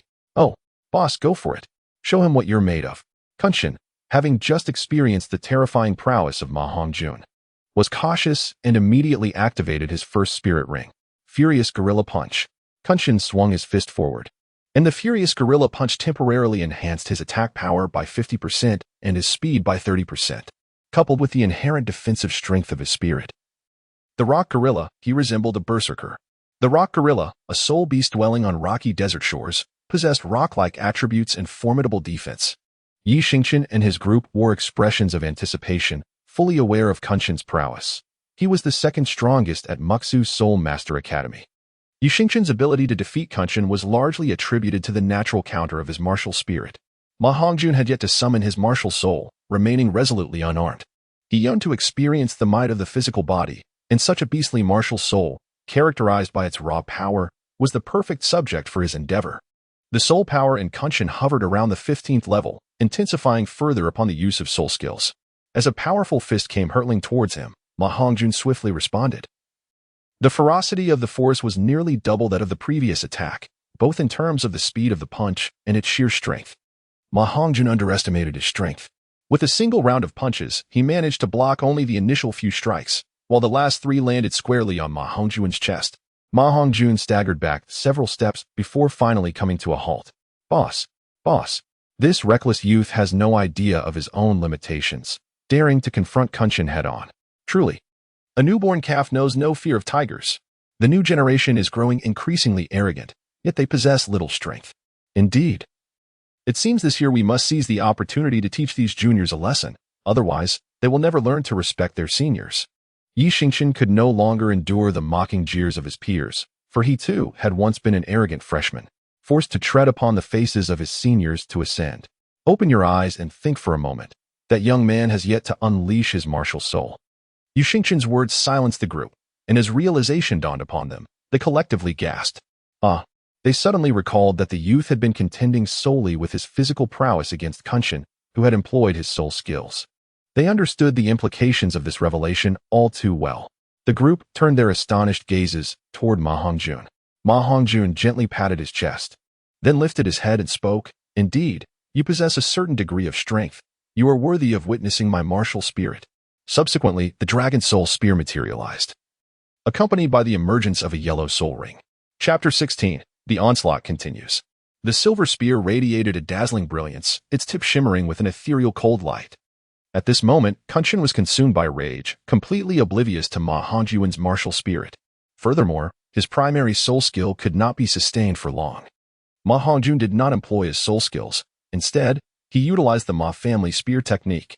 The Ma family spear technique is the one he is most proficient in, primarily focusing on fundamental skills, unlike the more systematic by Niao Chao Feng spear style. Nonetheless, its practical effectiveness is formidable. When the gorilla martial soul launches an attack, its massive palms become rock-like, thus Kunshin generally does not fear sharp weapons such as swords or halberds. However, he evidently underestimated the power of the Dragon Soul Spear. Or perhaps his gorilla martial soul did not achieve the defensive prowess he had envisioned. As the spear tip made contact with the rock-like palms, a sizzling sound echoed, and Ma Hongjun felt as though it struck against solid stone. No, it must have been harder than stone, for a typical rock would shatter with a single thrust. Kunshin experienced a surge of pain. Each clash resonated through his palms as if he were striking against a steel spike. Ma Hongjun's marksmanship is exquisite, flowing effortlessly like a gentle stream. His weapon possesses formidable penetrating power, evoking the sensation of bare hands striking a hedgehog. Ultimately, under Ma Hongjun's striking execution of the 100 birds leaving the nest, Kunshin was brought to the ground. Unlike his confrontation with Xiang Chunwang, Ma Hongjun refrained from exerting his full strength, ensuring that Kunshin remained unscathed. Despite the intense anger bubbling within him, Kunshin found himself forced to concede. The tip of Ma Hongjun's gun pressed against his neck left no room for defiance. Kunshin has lost. Let him go. We shall cover your meal expenses, Yixingchen declared. Excellent. Straightforward. Ma Hongjun released Kunshin, who then scrambled back in a frantic manner. Are you truly a newcomer this year? Merely 6 years old? Yixingchen asked again, unable to fathom the reality. Ma Hongjun lifted his head slightly and nodded. To possess the first soul ring and become a soul master at the tender age of 6 can occur under but one circumstance. You are innately endowed with full soul power. The others were taken aback. After several years of study, they were well aware of what innate full soul power entailed. You are quite astute to deduce this, one remarked. It seems your studies have been commendable. Ma Hongjun smiled and said, I know who you are, Ma Hongjun from Ma Family Village. You are the only one with innate full soul power in this year's martial soul awakening in Musu Town, and your silver spear is even a mutated martial soul. Yixingchen exclaimed excitedly. You know all this, so it seems you are not so simple yourself. Ma Hongjun awakened his martial soul at the Spirit Hall. Regarding his background, few within the Musu Soul Master Academy are aware, yet Yixingchen seems to possess an astonishing depth of knowledge about him, indicating that he must have significant connections. To be candid, my father is the patrol general of Musu Town, and it was he who informed me about you, mentioning that you might enroll in the Musu Soul Master Academy. I never anticipated that you would indeed arrive. However, what truly astonishes me is how swiftly you have acquired your first soul ring. Oh, Ma Hongjun uttered a sound of realization. So that is how it is. However, given that Yixingchen's father represents the Balak Kingdom, how did he acquire my information from the Spirit Hall? It seems there are hidden intrigues between the kingdom and the Spirit Hall. Well, the fight is over. Let us return for a meal. Remember to settle the bill later. You 9. Ma Hongjun called to his 9 followers, preparing to leave. Wait, what is it? I propose another wager. You will become a member of the Mux's Soul Master Academy, and as the current leader of the academy, the victor of this bet shall assume the title of leader. That sounds dull. I prefer gold soul coins. What is so appealing about being the leader? I would rather not deal with a group of followers. Ma Hongjun surveyed his 9 underlings, feeling that they failed to evoke the essence of society, lacking the swagger of the gangsters from his previous life. Very well. Let's wager with soul coins. How much do you propose? 10 soul coins. Then I shall wager 10 as well. Do you wish to take a moment's respite? No need. Let us proceed. Yixingchen advanced 3 steps, positioning himself opposite Ma Hongjun, lifting his right hand to reveal a vibrant, multicolored rope. Yixingchen, possessing the beast-binding spirit, was a 16th level soul master. Ma Hongjun wielded the silver spear spirit, a 13th level soul master. A faint smirk graced Yixingchen's lips, imbued with a sense of cunning triumph. His binding rope possessed formidable restraining capabilities, ranking among the most potent of control-type soul masters, particularly in single-target scenarios. Control-type spirits significantly countered those of the offensive variety. It was through this very strategy that he had triumphed over Kunshin, binding him securely. Regardless of his might, Once restrained, he could not unleash his power.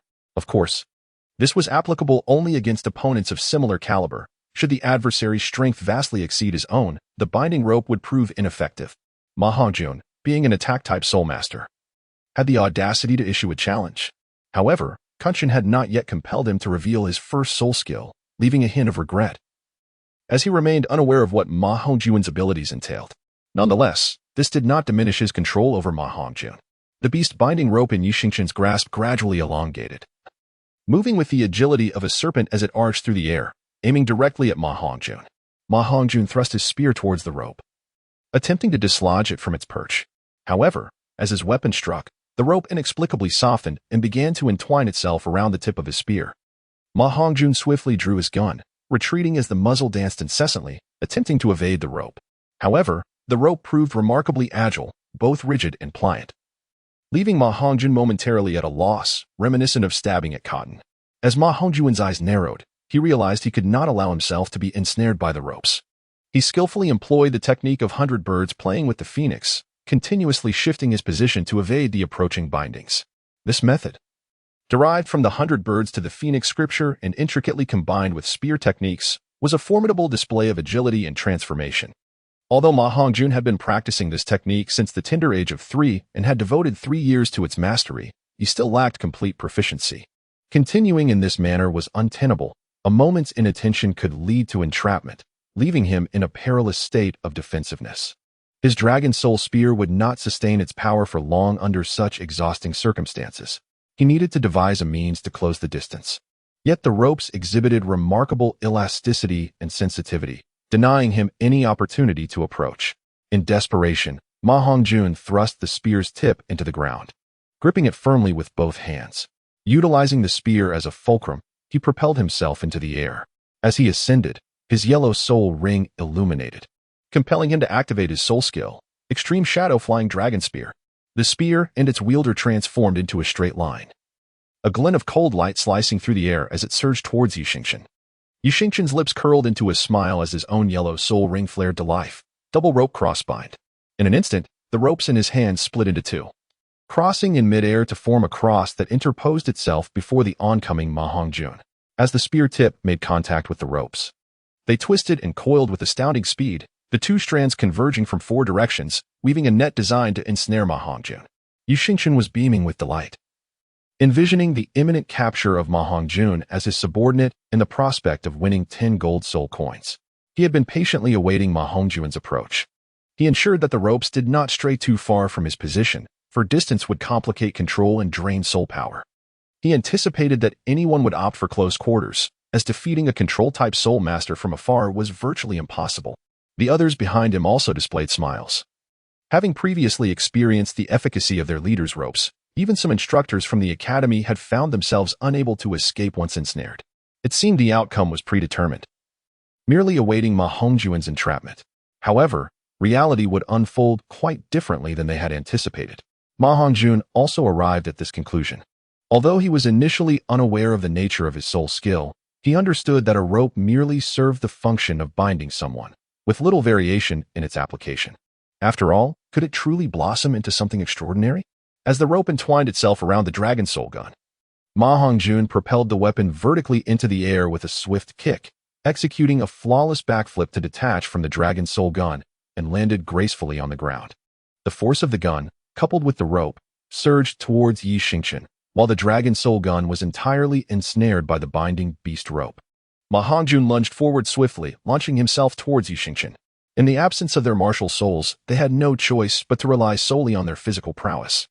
"Boss Yi, be careful." But it was too late.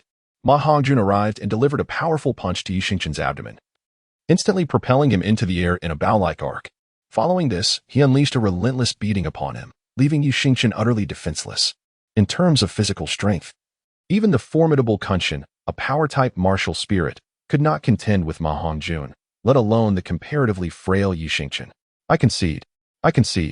After indulging in the thrill of victory, Ma Hongjun finally ceased his assault. With a flick of his right hand, the dragon soul spear vanished from the beast binding ropes and materialized in his grasp. This exemplified the essence of a weapon martial spirit, which is fundamentally composed of condensed soul power, allowing for effortless summoning. It was indeed impossible to be restrained, and similarly, the beast-binding ropes were ineffectual. The reason Ma Hongjun had refrained from immediately summoning the Dragon Soul Spear was twofold. Firstly, he sought to quickly strike Yixingchen, preventing him from concentrating on controlling the binding ropes. Secondly, he wished to deliver a bare-handed thrashing, recognizing that utilizing the Dragon Soul Spear would inflict excessive harm. They were not mortal enemies, merely students embroiled in a conflict, and there was no need to resort to lethal force. With 10 gold soul coins securely in hand, Ma Hongjun also gained a plethora of followers. From this point onward, he would be the leader of the Musu Academy, with all the students as his subordinates. As he returned to continue his meal, Yixingchen and the others approached, sheepishly hoping to join Ma Hongjun and his companions for dinner.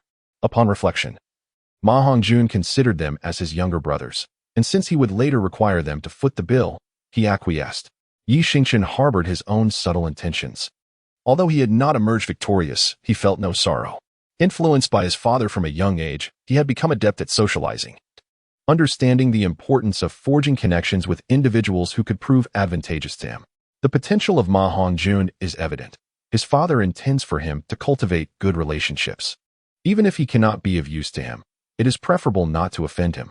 As more guests arrived, accompanied by an abundance of food and drink, the banquet extended into the late hours, with nearly everyone succumbing to inebriation.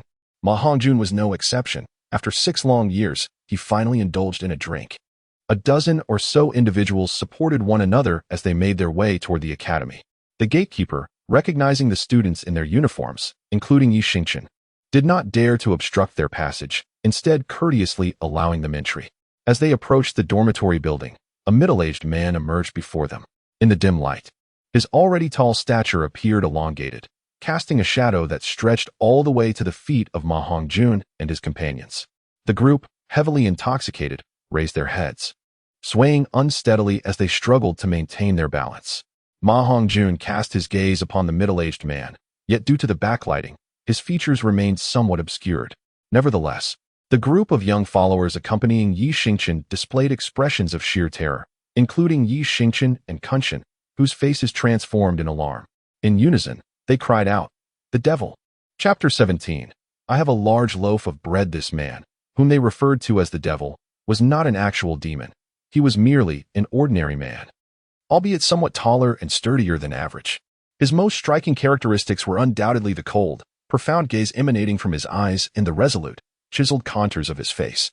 However, shrouded in the shadows of the dim light, the inebriated Ma Hongjun was unable to discern these details. All he could hear was the man's calm yet frigid voice. "On the very first day of school, you stayed out all night and went drinking. Yixingchen, your audacity grows by the day. Is it that a holiday has made you complacent? It seems I must assist you in regaining your discipline." This was a formidable individual, devoid of compassion, who cared little for the consequences of these youngsters' indulgence in alcohol. He charged forth with fists and kicks. "Teacher Chu, spare us. Teacher Chu, we were wrong. Teacher Chu, please." "No." Amidst their anguished cries, the teacher named Chu plunged into the throng like a wolf among sheep, causing Yixingchen and his companions to scatter in a frenzy, their intoxication rendering them disoriented and prone on the ground. With a swift kick, Teacher Chu sent one of them flying, akin to a soccer ball, which jolted Ma Hongjun from his stupor. This was no mere display of force. The scene evoked memories of his own past experiences with corporal punishment, though those pale in comparison to the present ordeal, for on Earth, there exist laws protecting minors. Yet, on the Douluo continent, such laws were evidently absent. Teacher Chu exhibited a remarkable freedom in his actions, striking with unrestrained vigor. Although his blows were not fatal, they were undeniably brutal. Even Kunshin found himself doubled over, clutching his stomach in distress. Yixingchen fared little better, as he expelled the contents of his stomach, his previously handsome visage now marred by disarray. This truly was a devil, employing methods that were both savage and humiliating, showing no mercy even to those who were still children. Even the slightly plump girl, resembling a boy and named Xiao Yuan, was not spared. She was seized and met with a flurry of punches. His strength was formidable, rendering even a power-type soul master like Kunshin as fragile as a chick, albeit this was all without the release of their martial souls. Ma Hongjun found it increasingly difficult to bear. This was no longer a case of adults bullying children, but rather an act of cruelty. He pondered whether this so-called Teacher Chu, a veritable demon, was beyond the reach of any authority. How could an institution permit a teacher to treat students in such a manner? Moreover, judging by the reactions of Yi Xingchen and Kunshan, it was evident that such occurrences were far from unprecedented. Ma Hongjun was perplexed, yet there was no time for contemplation. To his astonishment, a group of even smaller creatures appeared. The devil, observing the 10 individuals frozen in terror, unleashed a brutal fist that charged towards them. "This is bad. Retreat quickly." Ma Hongjun shouted loudly as he advanced towards the foe. Having just witnessed the formidable power of this devil, it was evident that his 9 minions were no match for Yi Xingchen and his companions. They could scarcely withstand the force of his fists. When their punches clashed, Ma Hongjun was sent staggering back 3 steps. "Oh, how mistaken I was. It seems you possess some skill after all. Here I come again. To try to endure a little longer," the devil remarked with a sinister glee, yet to Ma Hongjun, he appeared utterly deranged. This time, the speed of his punches was even swifter. As he closed the distance to Ma Hongjun, the latter barely had time to react before he unleashed a flurry of 7 or 8 blows. In the chaos, Ma Hongjun managed to deflect only 3 of them. While the remaining 6 landed squarely upon his abdomen, Ma Hongjun was sent flying, an intense pain causing his stomach to churn violently as he collapsed to the ground. Racked by spasms. How formidable! This was Ma Hongjun's sentiment, and he sensed that with the final few blows, the devil must have held back somewhat. Otherwise, he would likely have been rendered incapable of rising again. The devil cast a curious glance at Ma Hongjun, a wicked smile spreading across his face. Then, he charged once more towards his 9 underlings. Ma Hongjun, enduring the discomfort in his abdomen, rose to his feet. Dragon Soul Spear.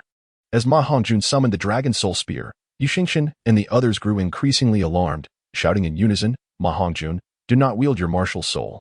Boss, refrain from summoning your martial soul. Stop, please." However, it was too late. Ma Hongjun's spear had already lunged towards the demon. As he sought to thwart its advance and protect his younger companions from harm, Ma Hongjun brandished his gun, parting the demon from his 9 minions, standing resolutely before them, ready to confront the fiend. "Ha ha, splendid, little imp, you possess the audacity to challenge me with your martial spirit. If that is the case, come forth," he declared with a cruel laugh, extending his arms wide. Bloodthirsty wolf, manifest. In the dimly lit night, his eyes shone with an extraordinary brightness, flickering with a crimson glow akin to a red abyss, fixated upon you, a true embodiment of evil. With a howl, his hands transformed into wolf claws with elongated, sharp fingertips that sparked with white flames as they brushed against one another. 3 soul rings emerged from beneath his feet, swirling upwards until they hovered above his head. Yellow, yellow-purple, they appeared remarkably glaring in the darkness of the night. Ma Hongjun's complexion turned pale. Without a doubt, he realized he was no match for his opponent. No wonder Yi Xingchen and the others had been so brutally defeated without summoning their martial spirits. It became clear that they were well aware of the demon's power. To engage in a bare-knuckle fight would merely result in minor injuries, a mere flesh wound. However, to confront the demon with their martial spirits would likely leave them bedridden for several days. "Come on, boy, let me see what you're made of.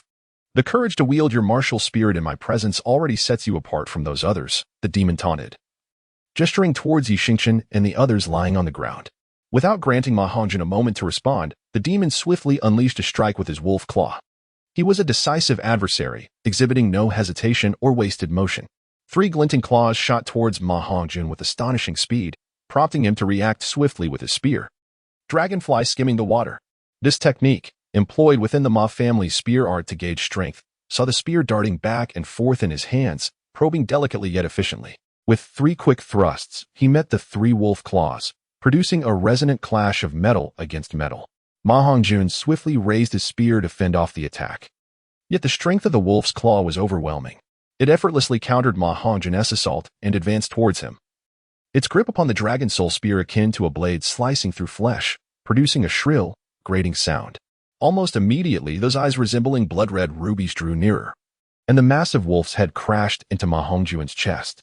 Renowned for its formidable head and indomitable physique, the wolf's impact sent Ma Hongjun hurtling backward, taking down the 9 subordinates behind him, who could not evade the onslaught. The sheer force of the collision caused them to slide across the ground for quite a distance. Although they possessed decent physiques, their strength still paled in comparison. The devil nodded, addressing Ma Hongjun before turning his attention to Yi Xingchen and the others. "Yi Xingchen, I wonder how well you have accomplished the holiday task I assigned. My interest is piqued, and I shall engage with you while observing whether you have taken my words to heart." Pointing at Ma Hongjun, the devil continued, including this lad. You shall confront him as a group of 10. I grant you 1 minute to prepare, and your performance must be satisfactory. Otherwise, we shall commence devil's training tomorrow. Teacher Chu, it's too late now. Indeed, Teacher Chu, perhaps we should postpone until tomorrow. Teacher Chu, 1 minute. The timer starts now. Ignoring the groans of Yi Xingchen and the others, the devil exhibited a domineering attitude, leaving behind a curt remark before stepping aside to meditate. Do not dawdle. Gather around quickly, and I will outline the strategy succinctly, Yi Xingchen urged as he hastily stood. The other 9 quickly gathered, revealing that much of their earlier lamenting had been feigned. We will adhere to the tactics we practiced previously. Dashi and Jushi will take the lead, with Kunshan and Benson launching the primary offensive. Yuan and Xiaoyu will provide support from the rear. Andra will handle ranged attacks, while Mufeng will focus on protecting Yuan and Xiaoyu, seizing opportunities to engage. I will command from the center, with Yuan and Xiao standing as close to me as possible. And you two must remain vigilant at all times. Boss Yi, where are Boss Ma and Boss? Ma Hongjun comprehended the situation and sheathed the dragon soul gun, joining the others in a circle. Earlier, the formidable leader had expended some soul power, and time was of the essence. Yuan, quickly offer your bread to the leader, he urged.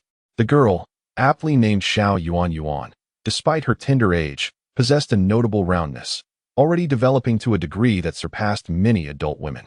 Upon the mention of bread, Ma Hongjun's gaze instinctively drifted toward the rounded figure of Xiao Yuan, his mind awkwardly contemplating, are we eating here? Xiao Yuan's chubby round face flushed with embarrassment as she playfully retorted, what are you looking at? It's not for that. Blushing profusely, she turned away, a yellow soul ring emanating from her form. Ma Hongjun could not see what she was doing behind him, yet he distinctly heard the incantation. I possess a magnificent loaf of bread.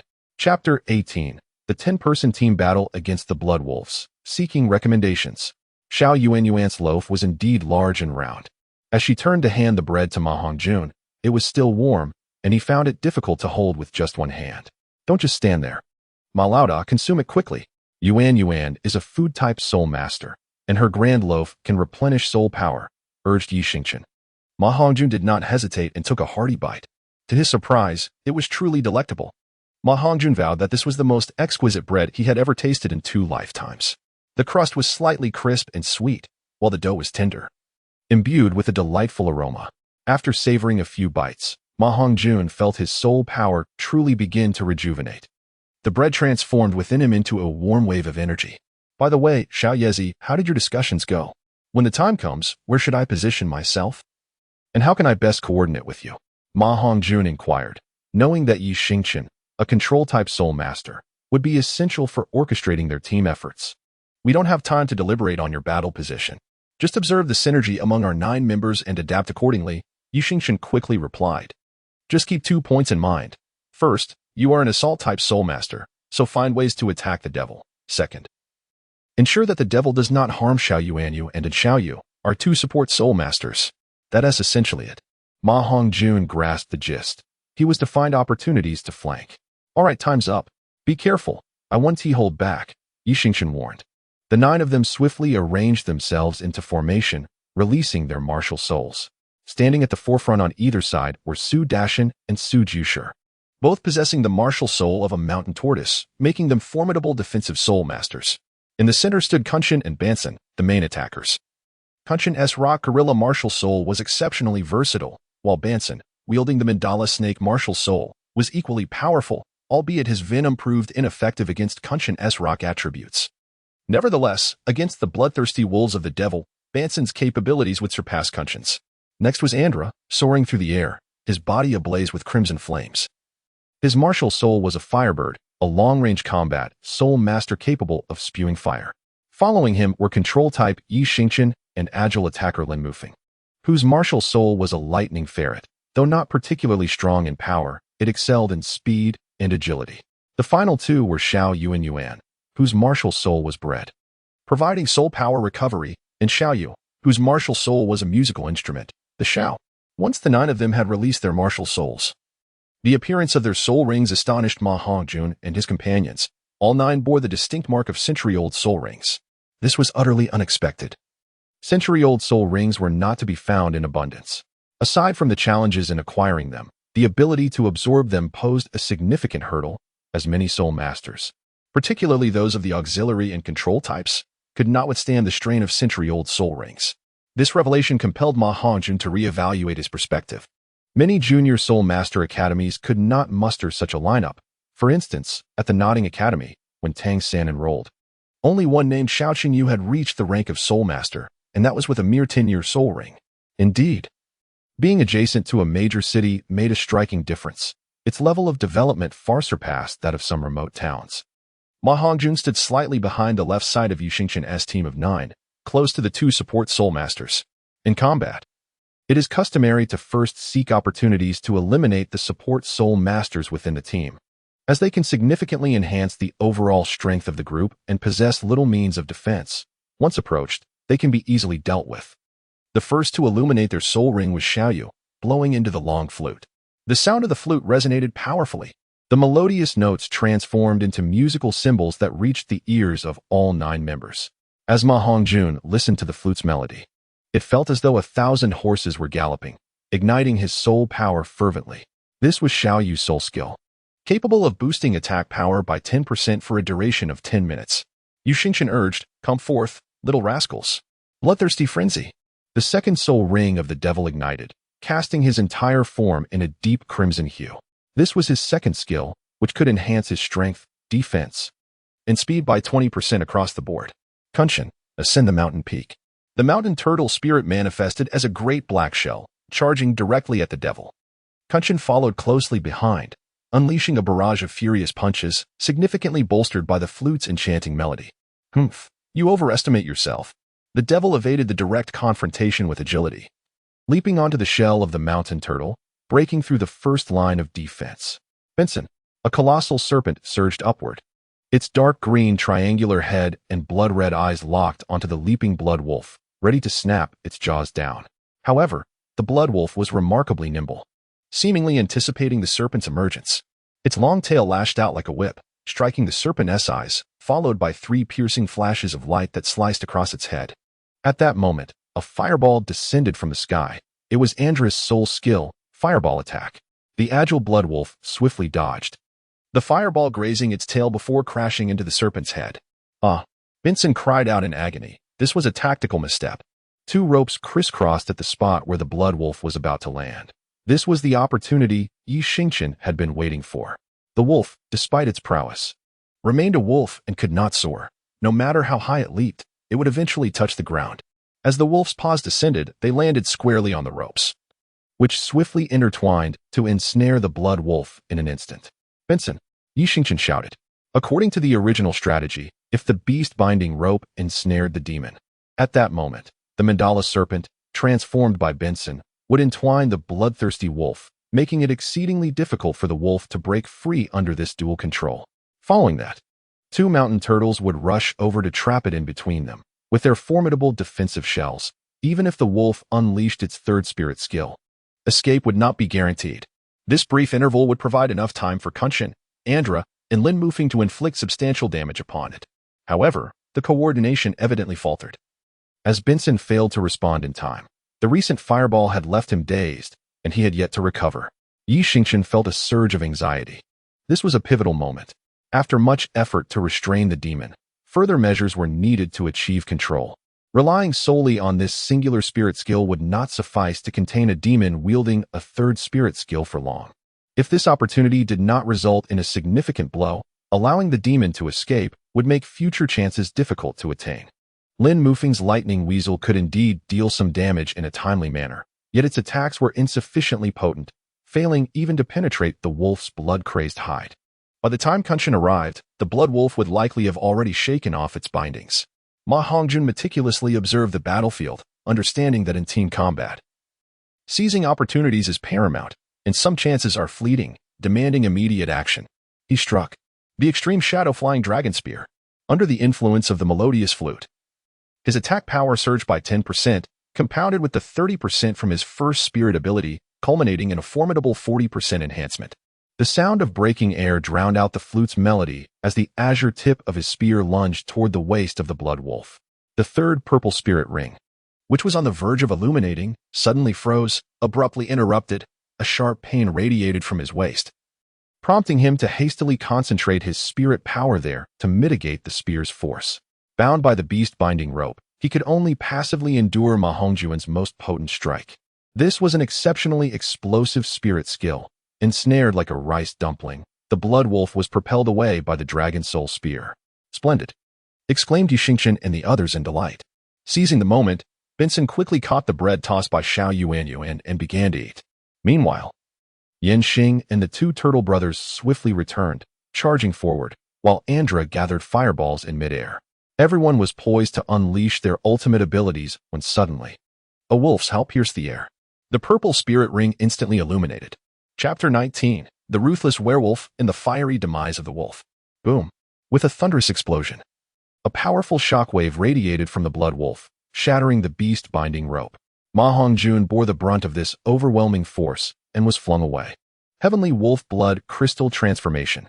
The demon growled as the crimson fur upon his body began to crystallize, instantly transforming into fragments of blood crystal. The entire wolf now resembled a being clad in a red crystal armor. His claws morphed into a ruby hue, appearing as indestructible as diamonds. If the recent blood-red frenzy had rendered him devilish, then now, in his blood crystal form, he resembled a demonic deity. Upon closer inspection, Ma Hongjun noticed a certain area on the wolf's waist that lacked the coverage of blood crystals. This was the spot where his dragon soul spear had struck moments ago. It seemed that his previous assault had not been entirely in vain. At that moment, Andra's massive fireball had already hurtled towards the demon, crashing into him and scattering sparks in all directions. However, it appeared to be of little consequence, as the wolf's body, encased in blood crystals, showed no fear of the flames, rendering Andra's efforts virtually futile. Lin Mufeng advanced, his lightning ferret extending its needle-like claws towards the demon's back, attempting to rake downwards. No sound accompanied this action, as the ferret's claws could not penetrate the smooth, hard surface of the crystalline armor, barely more than a mere tickle. The blood wolf's tail, akin to a whip of blood crystals, swept him away. At last, the rock gorilla charged in, engaging in a fierce exchange of blows. While two massive tortoises collided with the demon, the four combatants became embroiled in a chaotic melee, however, following the transformation into blood crystals. The demon's defenses were too formidable for the trio from Kunshin, who could inflict no damage upon him. Benson darted beneath the demon, his serpentine form coiling around the blood wolf. The emerald-hued triangular head of the serpent lunged downwards, sinking its fangs into the wolf's nape. Yet, the venomous fangs failed to pierce the wolf's flesh, merely scraping against the blood crystal. Nevertheless, restraining the blood wolf was already a significant achievement, a splendid opportunity. Ma Hongjun steadied himself, and as the blood wolf was momentarily subdued once more, he unleashed his soul skill and charged forward. The extreme shadow flying dragon spear.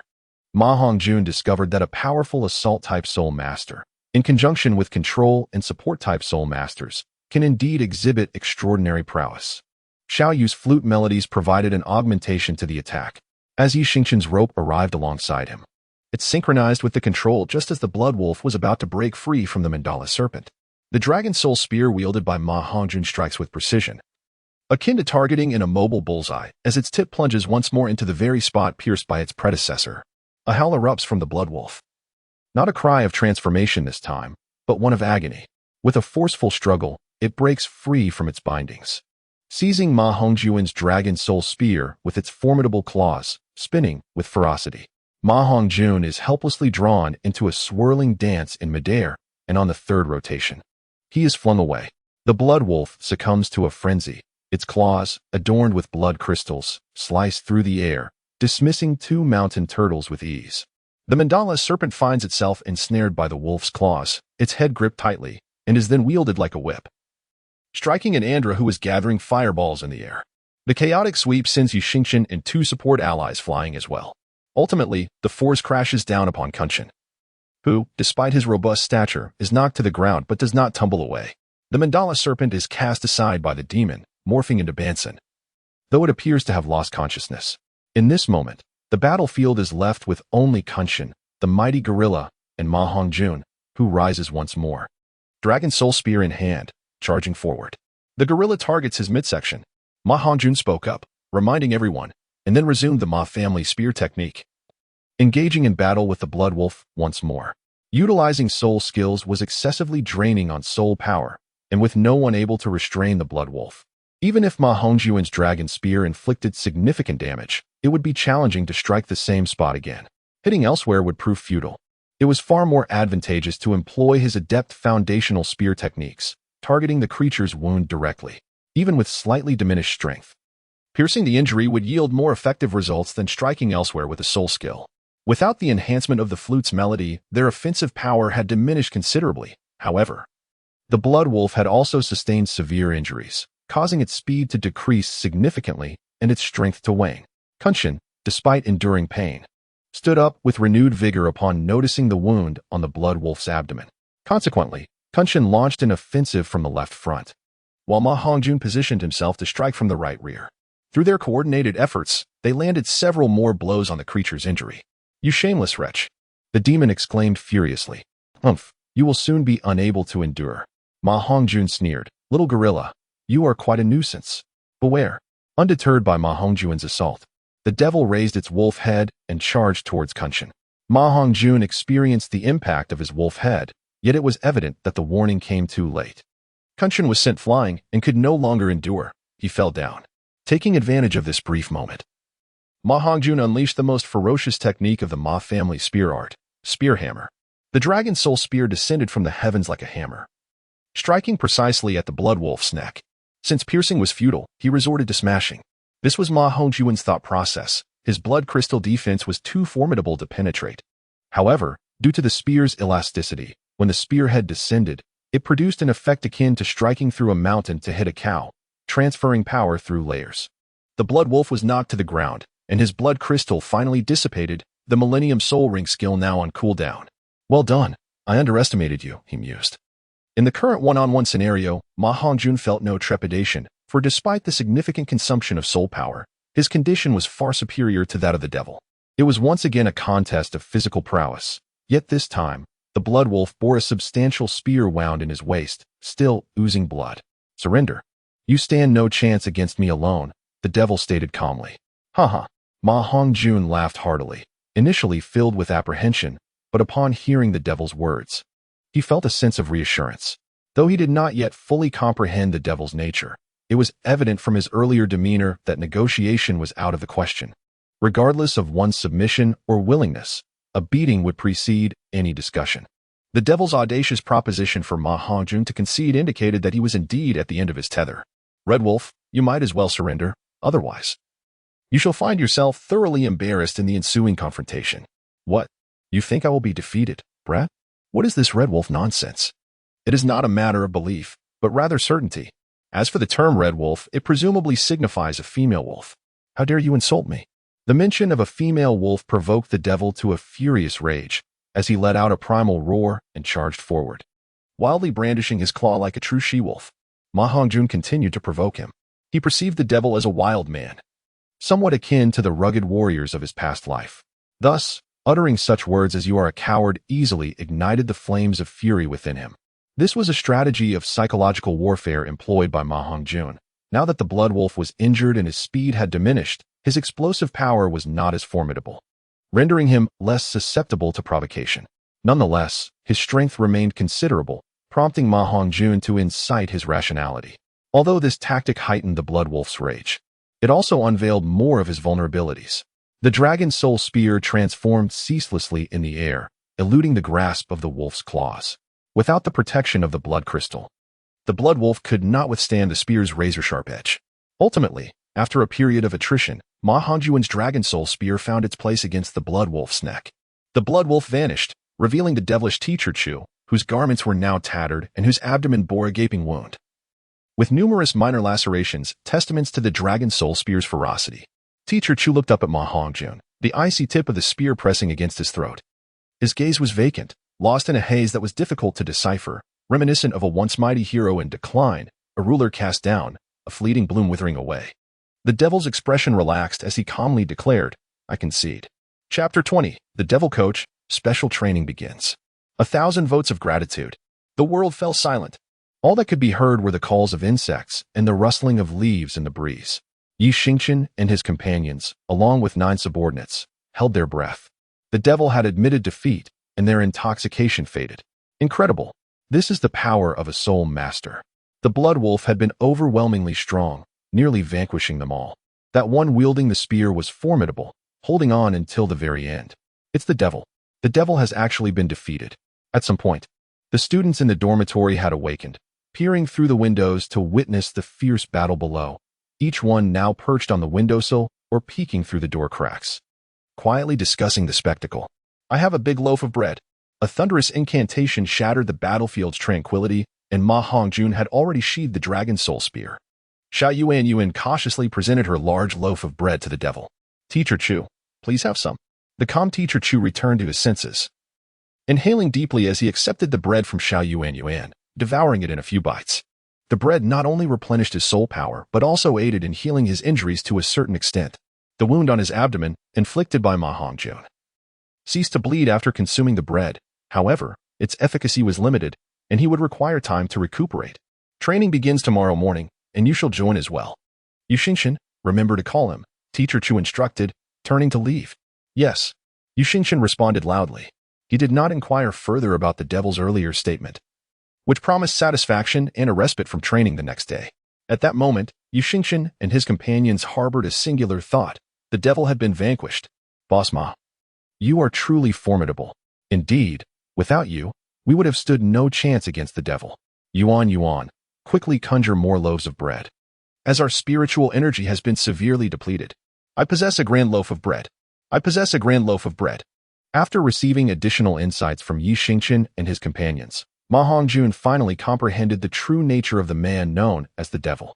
The devil's real name is Chu Tianai, a former instructor in the army of the Baloch Kingdom. Due to his fiery temperament and subsequent conflicts with others, he was reassigned to the Musu Soul Master Academy. Within the academy, he occupies a unique position. Unlike other teachers who follow a fixed class schedule, he petitioned to establish a special training team, a request the academy readily approved. The members of this elite team were handpicked by him, and entry was not granted to just anyone. Yu Xingxin and Kunshin were among the inaugural members of this special training team. Daily physical training was a mandatory component of his regimen, complemented by practical combat exercises, in which he often served as the opponent. Although these encounters posed no real danger, the pain endured was both necessary and unforgettable. Despite the grueling nature of the training, sometimes bordering on inhumane, the results were nothing short of astonishing. Prior to the devil's arrival at the academy, only Yu Xingxin, Yanxing, and Benson had achieved the status of possessing a century-old soul ring, a feat that had not been matched in nearly a century at the school. Following the establishment of the special training team, the number of students with century-old soul rings increased from 3 to 9. The special training team also undertook the task of assisting academy students in procuring suitable soul rings. Starting with Su Dashin, all 6 of the subsequent students acquired their century-old soul rings through the efforts of the team, with the devil himself refraining from direct involvement. The primary reason these 6 could withstand the onslaught of the century-old soul rings was the rigorous training they underwent under the devil's guidance. Engaging in multiple battles against soul beasts significantly enhanced the practical combat skills and synergy of Yu Xingxin and his comrades. Currently, the prerequisite for selection into the formal team is that a candidate's first soul ring must be a century-old one. Over the past 5 years, the devil has become a legend within Musu Academy. Students privately refer to him as the devil, yet address him with the utmost respect as Teacher Chu in person. They harbor a mixture of awe and reverence for him, and his special training team has become a coveted destination for all students. As a result, the training atmosphere within the academy has become increasingly positive, leading to a notable enhancement in the quality of its students in recent years. Yu Xingxin and his peers have been tasked during their break to improve their combat abilities and learn to work as a team. Upon their return, the 9 of them engaged in combat with the devil, eager to see how long they could endure. However, they were taken aback when Ma Hongjun's participation led to a direct victory over the devil. This unexpected turn of events astonished the group. They had dubbed Chu Tianai the devil precisely because they believed him to be a formidable and invincible opponent. What the devil was contemplating at that moment remained a mystery that intrigued Yu Xingxin and his companions, who were eager to speculate. After all, while the devil had instigated significant changes in their training, the memories of the hardships endured during practical training were indelibly etched in their minds. That night, as they lay in bed, Ma Hongjun began to ponder the classification of soul masters and the intricacies of team battles.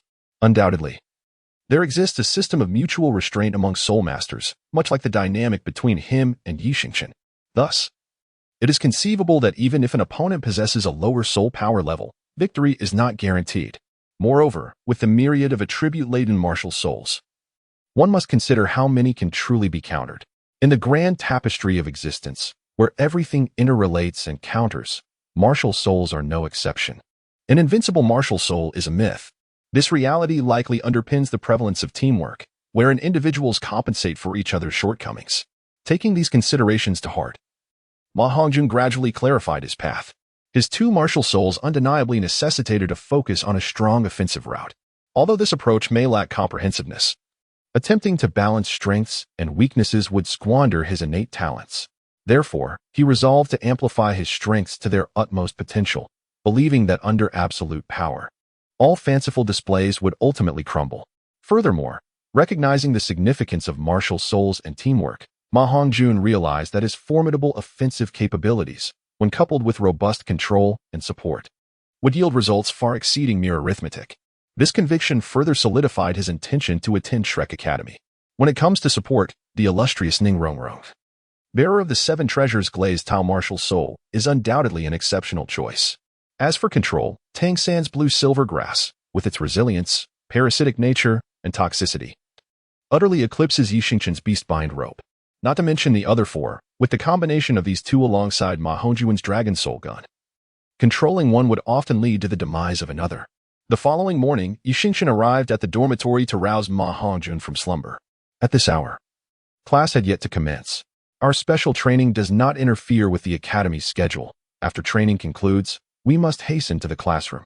Thus, there is virtually no time for rest within the special training team. The training venue is situated behind the academy, in a newly constructed expansive area resembling a military training camp. The sight of tracks, obstacle courses, mud pits, rope descents, and heavy stones unmistakably indicates a place dedicated to physical endurance. In addition to the 9 formal team members, there are also over a dozen junior reserve members. All of them have reached soul power levels of 9 or 10 and partake in daily physical training. Once their physical conditioning meets the rigorous standards, they will accompany the special training team to the soul hunting forest, assisting those in need of advancements in capturing soul rings. As Ma Hongjun arrived, Kunshin and others eagerly approached him, affectionately addressing him as boss. The group of younger trainees, led by Su Dashin, scampered over to greet their new leader. After a brief wait, the formidable teacher Chu, clad in black military attire, made his entrance at the training ground.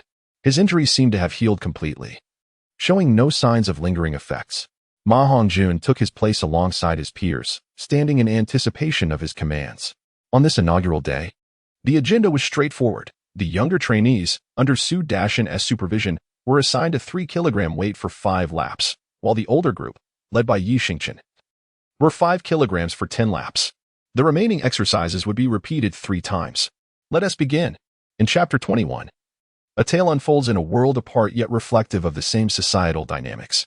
On the training ground, 2 groups circled the expansive area, each encumbered by weighted sandbags. At the forefront were Ma Hongjun and his 9 companions, while behind them trailed the younger contingent led by Su Dashin. The training field was vast, and completing 10 laps amounted to nearly 5 kilometers. However, this exertion posed little challenge for Ma Hongjun, who had undergone rigorous self-training for 3 months back in his hometown of Majia village. Upon reaching the 5th lap, both Ma Hongjun and Yin Xing were subjected to an additional 5 kilograms. The relentless instructor offered little in the way of explanation. His training methodologies were deeply rooted in military discipline, emphasizing efficiency above all. Those who dared to negotiate would likely find themselves subjected to solitary training sessions. Following the run, the trainees faced a variety of exercises: rapid obstacle navigation, vertical rope climbing, weighted sprints, and even traversing muddy pits. Ma Hongjun felt an overwhelming sense of entering a special forces training camp, perhaps even more intense than expected. Infuriatingly, the devil had evidently borne a grudge, cunningly adding a foul substance to the muddy pit, resulting in a stench that clung to everyone after their training. Yi Xingchen and the others were filled with indignation, yet dared not voice their frustrations, while Ma Hongjun, witnessing the timidity of his companions and recalling the profound impact he had left on the devil the night before, reluctantly subdued his own bravado. Meanwhile, the devil, with a sly grin, felt a surge of satisfaction within, secretly musing to himself about the audacity of these little rascals daring to challenge him. This was merely his way of settling scores, for he truly could not overpower this group of youngsters. However, it was evident that his gaze towards them held not only admiration but also a hint of affection. Go wash up and attend class. We wouldn't want you to offend your teacher. Indeed, upon returning, even after washing 2 or 3 times, the lingering odor remained. As a member of the special training team, Ma Hongjun did not attend class alongside his 9 companions, but instead sat separately with Yi Xingqian and a few older peers. The teacher for their class was a woman of exquisite grace, her long legs accentuated by a short skirt, her statuesque figure reminiscent of a European model. A book cradled in her arms could not conceal her ample bosom. Her long golden hair cascaded down, radiating an undeniable charm. Do not stare. This is the devil's beloved. Teacher Qianling. She is a healing-type soul master, and it was likely her treatment that healed the devil's injuries from last night, Yi Xingqian quietly remarked to Ma Hongjun. Uncertain whether it was the allure of the beauty or the influence of his inner turmoil, Ma Hongjun found his self-control waning. His gaze, drawn uncontrollably to her alluring features, began to conjure scenes reminiscent of action films in his mind. Returning to the classroom, which was designated specifically for the special training team, only Ma Hongjun and 9 other students occupied the space. What is that awful smell? Did you all fall into a toilet this morning? Teacher Qianling covered her nose.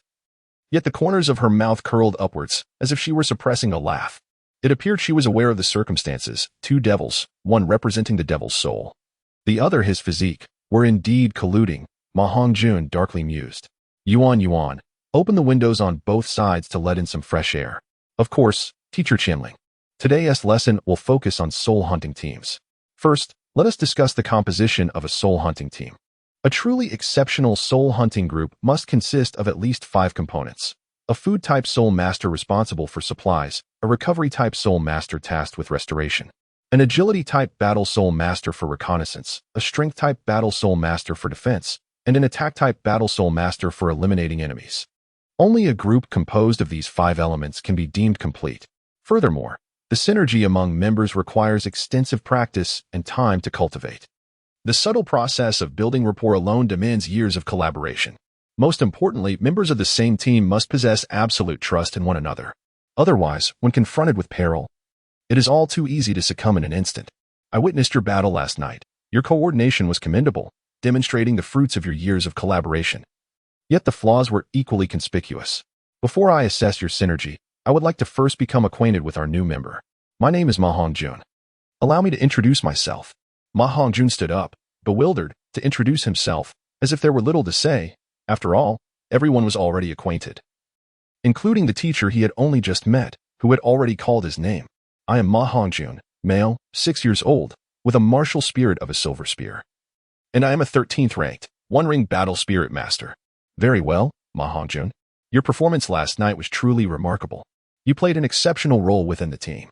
Despite having no prior experience collaborating with them, you understood your position, seized opportunities, and acted decisively. One could say that last night's victory hinged critically upon your contributions. Now, I would like you to share your thoughts. Please provide a summary of the battle from last night and offer an objective assessment of the coordination among your 9 teammates. Yi Xingqian and the others looked at Ma Hongjun with anticipation. Indeed, his outstanding performance had thoroughly captivated them. Furthermore, in terms of both strength and talent, they found themselves overshadowed by Ma Hongjun, leaving them unable to dispute his superiority. Teacher Qianling, this is my first experience in a team battle, and I possess little experience. I merely took action when I saw an opportunity. Yi Xingqian and the others displayed remarkable proficiency. Their formation was well structured from the start, and I couldn't discern any issues. The only mistake was when Andra's fireball accidentally struck Banson, which was merely due to Teacher Chu's overly swift reaction. The somewhat evasive responses from Ma Hongjun left Qianling feeling a bit disheartened, prompting her to ask him to take a seat. In truth, Ma Hongjun had also identified certain issues, yet he struggled to conceive of a suitable alternative. For instance, the excessively linear positioning hindered the full display of Banson, Andra, and Lin Mufeng's capabilities. However, deviating from this formation would render the 2 support members in the backline vulnerable. Ultimately, it was the first day of class, and humility was the order of the day. Even if Yi Xingqian and the others made numerous mistakes, Qianling would undoubtedly notice and address them in due course. Thus, There was no need for Ma Hongjun to forcefully insert himself into the spotlight. Occasionally, being too outstanding can alienate one from friends, a phenomenon that has little to do with actual merit. Indeed, Qianling began her lecture.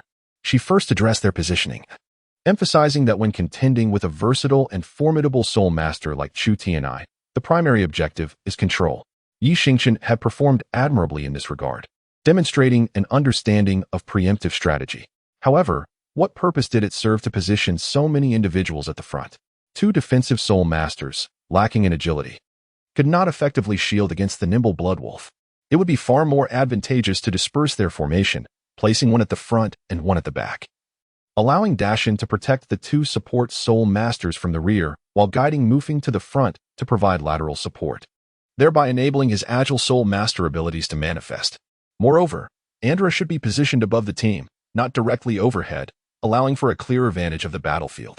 When casting fireballs, one must learn to anticipate rather than merely react upon sighting an opponent. Of course, this does not imply that such a strategy should be employed universally. One must adapt tactics to suit different adversaries and be capable of improvisation. This is a lesson for Ma Hongjun, who must remain acutely aware of his role, contributions, and responsibilities within the team, rather than waiting for others to remind him. True synergy begins with an understanding of one's own value. Qianling's thorough analysis indeed uncovered numerous issues, and she concluded her remarks with praise for Ma Hongjun. This lesson had imparted a wealth of knowledge to him.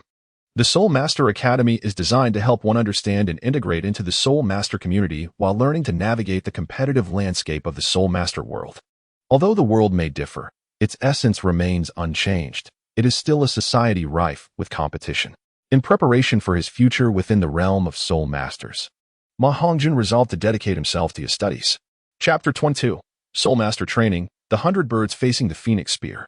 As my academic life begins to fall into a steady rhythm, I engage in morning exercises, attend classes during the day, and practice combat in the evenings. The rigorous training regimen is indeed systematic. Due to the small number of participants, special training plans have been tailored for each member of the elite training team. After all, the martial souls of spirit masters vary, and enhancing their capabilities necessitates diverse approaches. Regrettably, the Wutsu Academy lacks a facility for martial soul mimicry training. For Ma Hongjun, specific emphasis has been placed on mastering the art of marksmanship. Our martial souls possess numerous latent potentials. Many spirit masters tend to overly rely on the soul skills provided by their spirit rings. In my perspective, soul skills are merely techniques, magnified in effectiveness by the power of the soul beast rings. The true essence of strength lies in our ability to harness the power of our martial souls. Consider, for instance, your silver spear. It is an exemplary martial soul for training.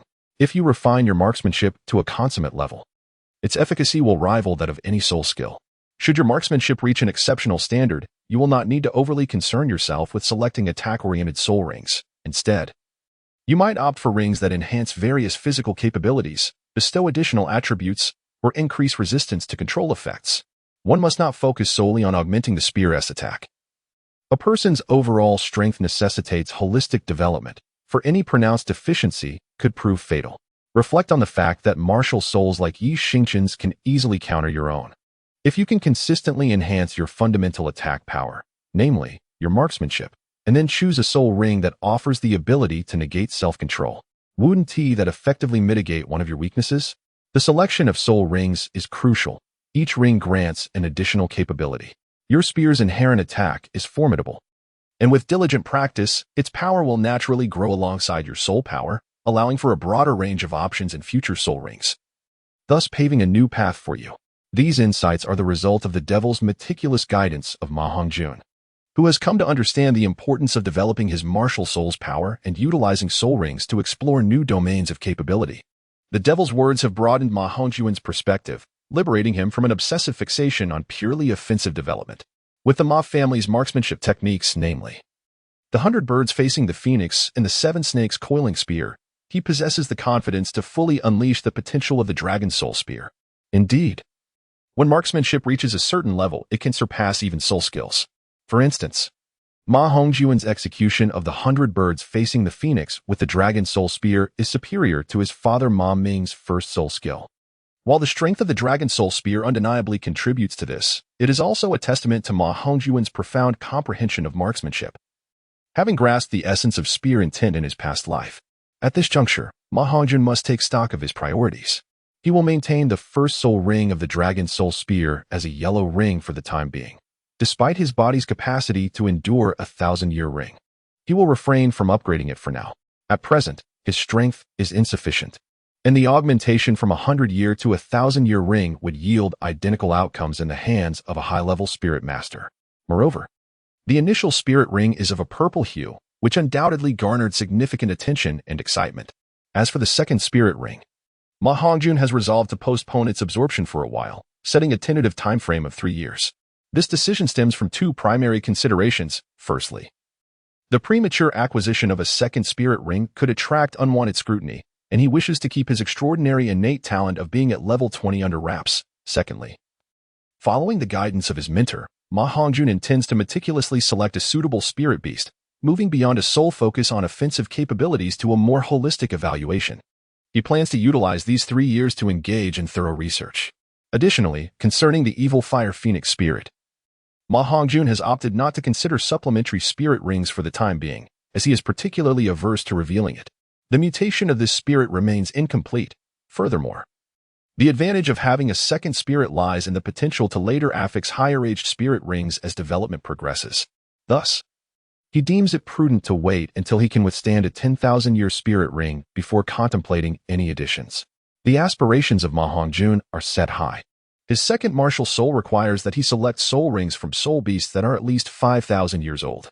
Imagine the moment when the dragon soul within the dragon soul gun can absorb the power of the soul rings from the same soul beast, thereby extending the lifespan of the additional soul rings, potentially transforming them into a uniform black or even a striking red. Coupled with the second martial soul, the evil fire phoenix, adorned entirely with soul rings of black and above, the scene would be nothing short of magnificent. However, before such dreams can be realized, Ma Hongjun has devised a comprehensive plan for the next 3 years. First and foremost is the pursuit of knowledge, regardless of the environment. Understanding the world is essential for integration into it, and the significance of knowledge is self-evident. At the very least, when entering the soul beast forest, one must be able to identify the various soul beasts. When encountering others' martial souls, it is crucial to discern their nature, the type they belong to, and potentially their originating factions. In summary, learning is of paramount importance. Secondly, he intends to join a special training team to enhance his physical strength, improve his combat capabilities, and master teamwork. Lastly, in alignment with the rigorous theory of development, he aims to unlock the potential of his martial soul, which necessitates his practice of the 3 great spear techniques. Each of these techniques possesses its own unique characteristics. The Ma family's spear technique, which Ma Hongjun has become exceedingly familiar with, was honed over the course of his previous life. This particular style emphasizes skill over method, lacking a comprehensive martial arts foundation, offering merely a few rudimentary practices for cultivating inner strength. The devil also imparted to Ma Hongjun a military spear technique from this world, which bears some resemblance to the Ma family's style, yet lacks its profound intricacies. The 100 birds facing the phoenix spear technique is remarkably systematic, seamlessly integrating both martial arts and spear play, in contrast to the scattered nature of the Ma family's approach. Setting aside the martial arts aspect, this spear technique encompasses a total of 100 forms, each capable of being practiced and utilized independently. Moreover, akin to Tang Sen's chaotic wind hammering method, these forms can be executed in succession, growing increasingly powerful with each strike as the force accumulates. The underlying principle remains consistent, emphasizing the coordination of body and strength. However, while the chaotic wind method consists of only 81 consecutive moves, the 100 birds facing the phoenix can achieve a remarkable 100 consecutive strikes. Furthermore, the single strikes of the 100 birds facing the phoenix are formidable in their own right, and its combination attacks are even more potent. Though the path of mastery is undoubtedly more arduous, in this lifetime, Ma Hongjun embarked on his journey of cultivation. Though merely 6 years of age, he has dedicated 2 years to mastering the 100 birds embracing the phoenix spear, having commenced his training at the tender age of 4. Over the span of these 2 years, he has only managed to grasp the initial 2 techniques. The 100 birds emerge from the nest and the 100 birds revolve. While this progress may appear somewhat sluggish, it is essential to recognize that Ma Hongjun began his practice at a young age, and his frail physique was not yet conducive to the rigorous training required for spear techniques. Now, having acquired his first spirit ring, his physical capabilities have been fully unleashed, placing him at the prime age for cultivation. With his current spirit power reaching the 20th level, he is adequately prepared to master the first 20 techniques of the 100 birds embracing the phoenix spear. Additionally, this spear technique is complemented by a set of agile movements known as the phoenix playing with 100 birds technique, which Ma Hongjun has only just begun to practice, marking the onset of his journey. Thus, for the next 3 years, Ma Hongjun's aspiration is to master the first 20 techniques of the 100 birds embracing the phoenix spear and to learn the phoenix playing with 100 birds technique. As for the 7 explorations of the snake coiling spear, it is not yet within his reach to cultivate, for the time being. He can merely familiarize himself with its movements. This particular spear technique is said to have been conceived after Zhao Yun perfected the 100 birds embracing the phoenix spear. It relies on the 100 birds embracing the phoenix scripture to activate, yet consists of only 7 techniques. If the Ma family's spear techniques serve as foundational skills, then the 100 birds embracing the phoenix spear represents a comprehensive method, while the 7 explorations of the snake coiling spear stands as the ultimate secret and trump card. Ma Hongjun clarified his path and then proceeded to the largest blacksmith shop in Musu town, where he commissioned a spear crafted entirely to the dimensions and shape of his martial soul, the Dragon Soul Spear. Ultimately, he expended a considerable sum of 10 gold soul coins for this endeavor. The newly forged black Dragon Soul Spear, constructed entirely of fine iron, weighed an impressive 50 kilograms. Consequently, at the academy, Ma Hongjun incorporated a new training regimen, utilizing the black iron spear to practice the 100 birds chasing the phoenix technique. Chapter 23. 3 years of time, the quest for the second soul ring. 3 years later, on a serene morning, atop the back mountain of the Ma family village, holding the black iron spear, Ma Hongjun was immersed in the practice of the 100 birds to the phoenix spear technique. After 3 years of diligent training, he had finally perfected the first 20 forms of the technique. The power unleashed from these 20 consecutive strikes surpassed that of the first soul ring's ability, the extreme shadow flying dragon spear. In fact, even during the 10 consecutive strikes, he had already achieved the effectiveness of the extreme shadow flying dragon spear. However, this does not imply that the extreme shadow flying dragon spear is weak. Rather, its speed enhancement directly elevates one's fundamental velocity by 50%. It is precisely due to this increase from the first soul ring that Ma Hongjun's agility in the 100 birds playing the phoenix technique advanced at an astonishing rate. Upon mastering the phoenix playing the 100 birds technique, his speed became comparable to that of some agility-focused soul masters. Even Lin Mufeng, who possessed the lightning weasel martial soul, found himself outpaced in both speed and agility by Ma Hongjun.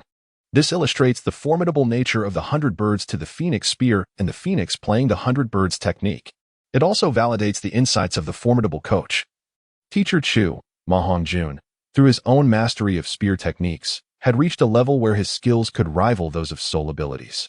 With future soul rings, he could easily branch into other realms. The black iron spear whirled swiftly in Ma Hongjun's hands, its tip slicing through the air, creating a friction that seemed to spark flames, generating gusts of wind. Suddenly, a transformation occurred. Dark red flames erupted from Ma Hongjun, coalescing into a fiery figure. Ma Hongjun let out a resigned sigh, having become accustomed to his predicament. Ever since the onset of 3 years ago, the malevolent fire within him had begun to erupt uncontrollably. Initially, the episodes were infrequent, and brief physical exertion sufficed to suppress the sinister energy. However, as occurrences increased and his body gradually matured, the malevolent fire grew increasingly unruly, exhibiting a disconcerting tendency toward chaos. Particularly in the past year, it had become even more unmanageable, leaving him with the constant sensation that he might ignite at any moment. Brandishing the Dragon Soul Spear, enveloped in flames, he hurried to the waterfall at the back mountain. Upon arriving beneath the cascade, the malevolent fire continued to surge, undeterred by the torrent. The water could not even graze his form, evaporating before it could make contact with the flames. Ma Hongjun practiced fervently with his gun, the 100 birds facing the phoenix technique swirling wildly in his grasp. Each movement was executed with remarkable force, seamlessly transitioning from one stance to the next, targeting the rock wall, worn and weathered by countless years of water's relentless embrace. Each shot struck the surface with precision, leaving behind a myriad of indentations and scars that marred the once smooth facade. Ma Hongjun required an exuberant outburst to quell the raging inferno within him. After 3 arduous hours, he finally subdued the malevolent fire. Its potency was formidable. No wonder the former Ma Hongjun sought assistance from others to resolve this fiery dilemma. often frequenting establishments of ill repute. Yet, one cannot dismiss the plight of that earlier version of himself, for his lack of attractiveness rendered him undesirable. However, the present Ma Hongjun is a different story. Today, not only has his prowess grown, but his appearance alone would draw countless women eager to offer him their affection. His wild, crimson hair, stirred by an unseen force due to the infernal flames, exudes an alluring charm, captivating all who behold it. With a resolute visage, bright eyes, and a perfect array of features, he embodies the archetype of masculine beauty, radiating vigor and spirit. His robust physique, well-defined pectorals, sculpted abdominal muscles, and long, shapely legs are attributes that any man would covet and that would leave women dreaming and waking with smiles. Due to the passage of time, Ma Hongjun has tempered himself for 3 years. Now, he has matured. Outwardly, he resembles a youth of 14 or 15, and his stature has only grown. It is time for him to cease compromising his desires. Yet, given that Musu town is a small locality, it offers few exquisite options. A journey to Suotawa City is necessary. Even with the influence of the infernal flames, he refuses to lower his standards. Beauty must be nothing short of extraordinary. This is the final manifestation of Ma Hongjun's obstinacy. Upon returning home, Ma Hongjun found it to be midday, with his mother having prepared a meal. His father still lay in bed, receiving daily care from his mother for all his needs. Ma Ming remains a formidable soul master of the second ring, receiving a monthly subsidy of 10 gold soul coins from the Spirit Hall. Ma Ping acts as a guarantor at the Spirit Hall, assisting him in collecting the annual subsidy in one lump sum, which amounts to 120 gold soul coins each year. This sum is wholly sufficient for Ma Ming and Li Hui to lead a comfortable life as ordinary individuals, although the couple currently enjoys a blissful existence. Inseparable and cherishing each moment, the sight of his father lying in bed brings immense sorrow to Ma Hongjun. This pain has been the driving force behind his relentless training over the past 3 years, as he perceives himself as the sole hope for his father's recovery. Hongjun, it's time to return to the academy today. Make sure to pack your belongings early, his father urged. I understand, Dad. You always complain that I interrupt your romantic moments with Mom, he replied.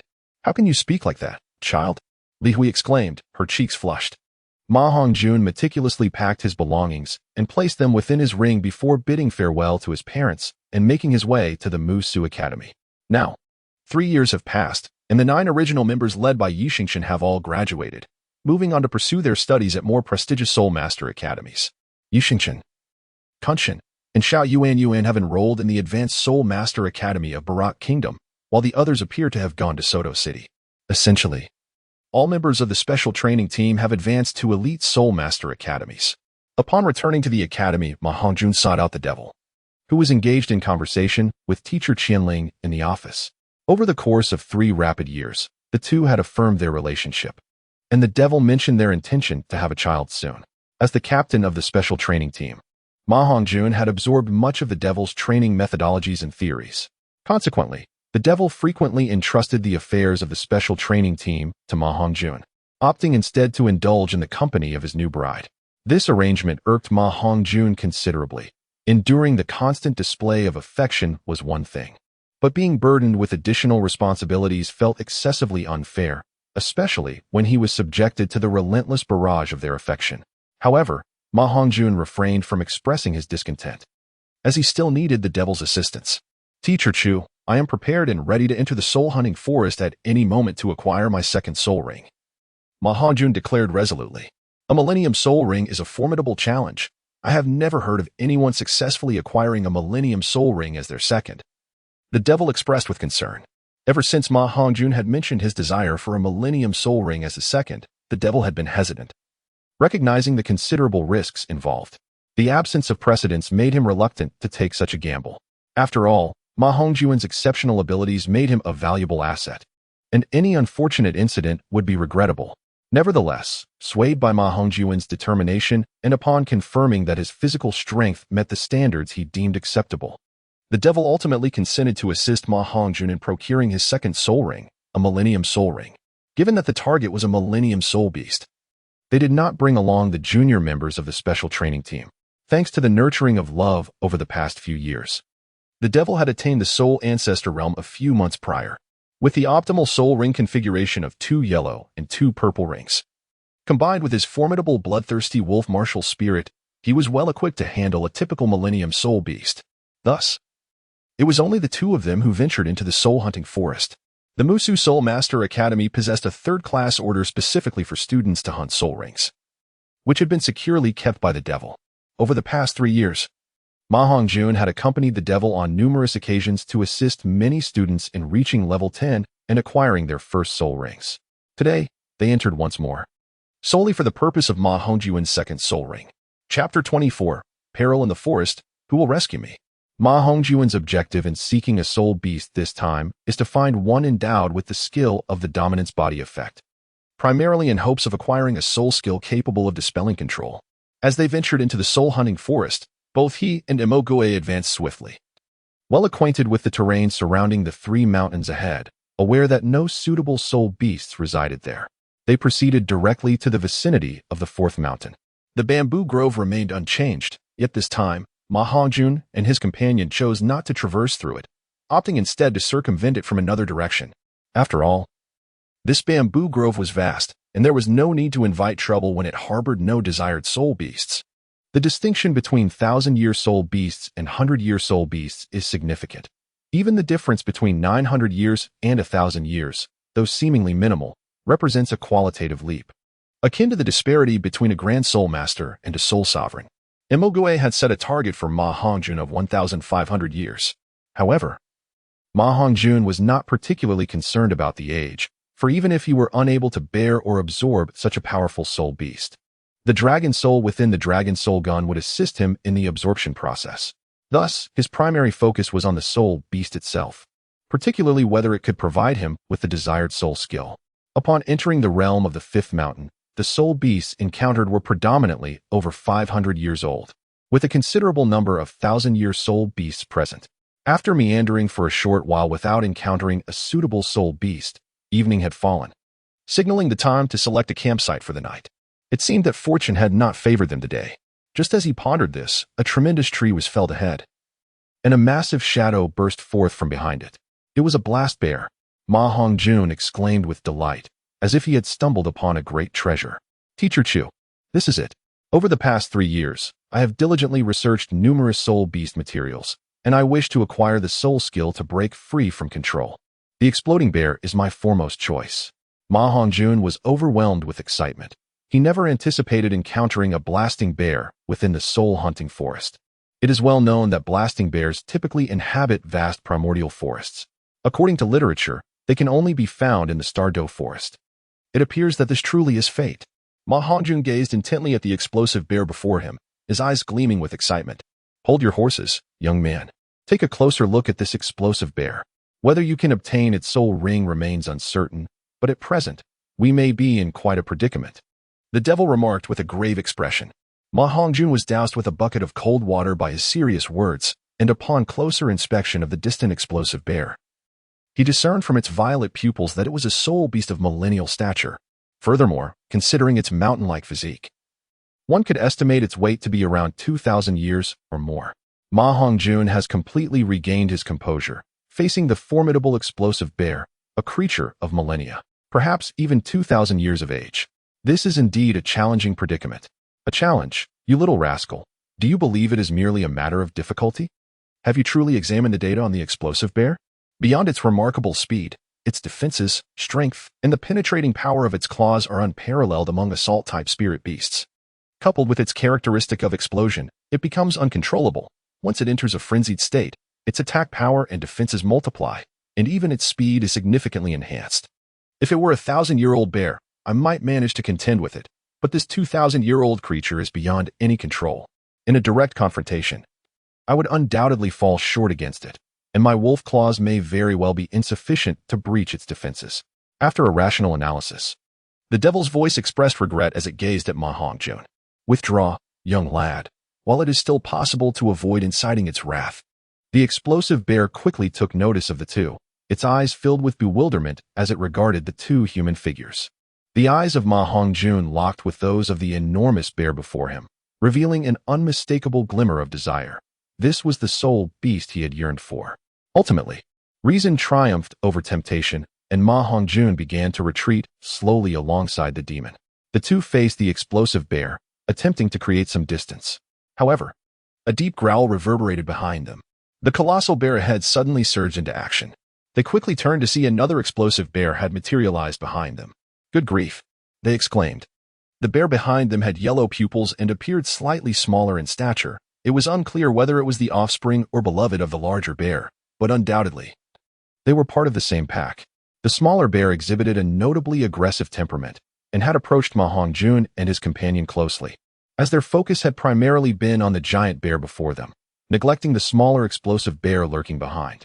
At this moment, the little explosive bear bounded forward, exuding an innocent charm, but its outstretched claws swiftly shattered any illusion of cuteness. "Run," the demon commanded, having already activated his martial spirit, manifesting 4 soul rings in hues of yellow and purple.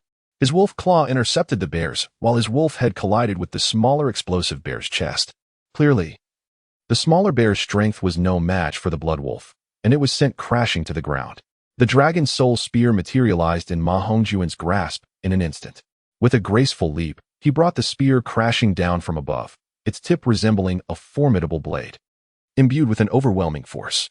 The spear had struck the bear's head directly. However, the little explosive bear was enveloped in a radiant yellow glow, preventing the dragon soul spear from cleaving through its skull. Yet, the impact caused a prominent bump to swell on its head, and its eyes began to spin, sparkling with golden hues, lending it an unexpectedly adorable air. Ma Hongjun could not help but exclaim about the clumsy bear. Despite its immense strength, it could not alter the stout appearance that its rotund body presented. "Stop dawdling, run." The devil seized Ma Hongjun's hand and dashed away. The enormous explosive bear, witnessing the smaller bear being struck, had clearly lost its temper, its body radiating a fierce purple light, its speed rapidly increasing as it emitted a deafening roar. It charged forward, first brushing its paw against the large bump on the smaller bear's head, then lifting it up. Its furious gaze locked onto Ma Hongjun and the devil, followed by another thunderous roar. With a powerful swipe at the smaller bear, it set off in pursuit of the two. The smaller bear hesitated for a moment before hastily following suit. The rampaging explosive bear moved with remarkable speed. After all, it was a 2,000-year-old soul beast. Even if it had a disadvantage in speed, it was only relative to soul beasts of the same rank. The devil, possessed by the blood wolf, was quick as well. Yet Ma Hongjun struggled to keep pace. Consequently, the devil pulled Ma Hongjun along, maintaining a consistent speed. This predicament resulted in an inability to shake off the explosive bear while simultaneously preventing it from catching up. The explosive bear was undeniably furious, relentlessly pursuing them. As night fell, the two found themselves lost in the forest. Running aimlessly without a clear direction was perilous, with a ferocious beast on their tail. Any misstep into the territory of a powerful soul beast could spell disaster, a possibility that seemed alarmingly high. Unable to outpace the explosive bear, they faced a long and treacherous night ahead. "Let go of me, just go, devil." This was the first time Ma Hongjun addressed him as devil in front of Chu Tianai. The situation was clear. If the devil abandoned Ma Hongjun, his own speed would suffice to evade the explosive bear. He would surely escape. However, taking Ma Hongjun along made it impossible to shake off their pursuer, in such a seemingly endless night filled with dangers. Encountering another ancient soul beast would leave them with no chance of survival. Now was the moment for a decisive choice. It was still possible to let go and escape. "You little rascal, what are you thinking? How could I abandon you?" The devil's voice remained as domineering as ever, leaving no room for doubt. Yet it brought warmth to Ma Hongjun's heart. "At this rate, we will both perish." "Devil, let go." "Impossible. You little rascal.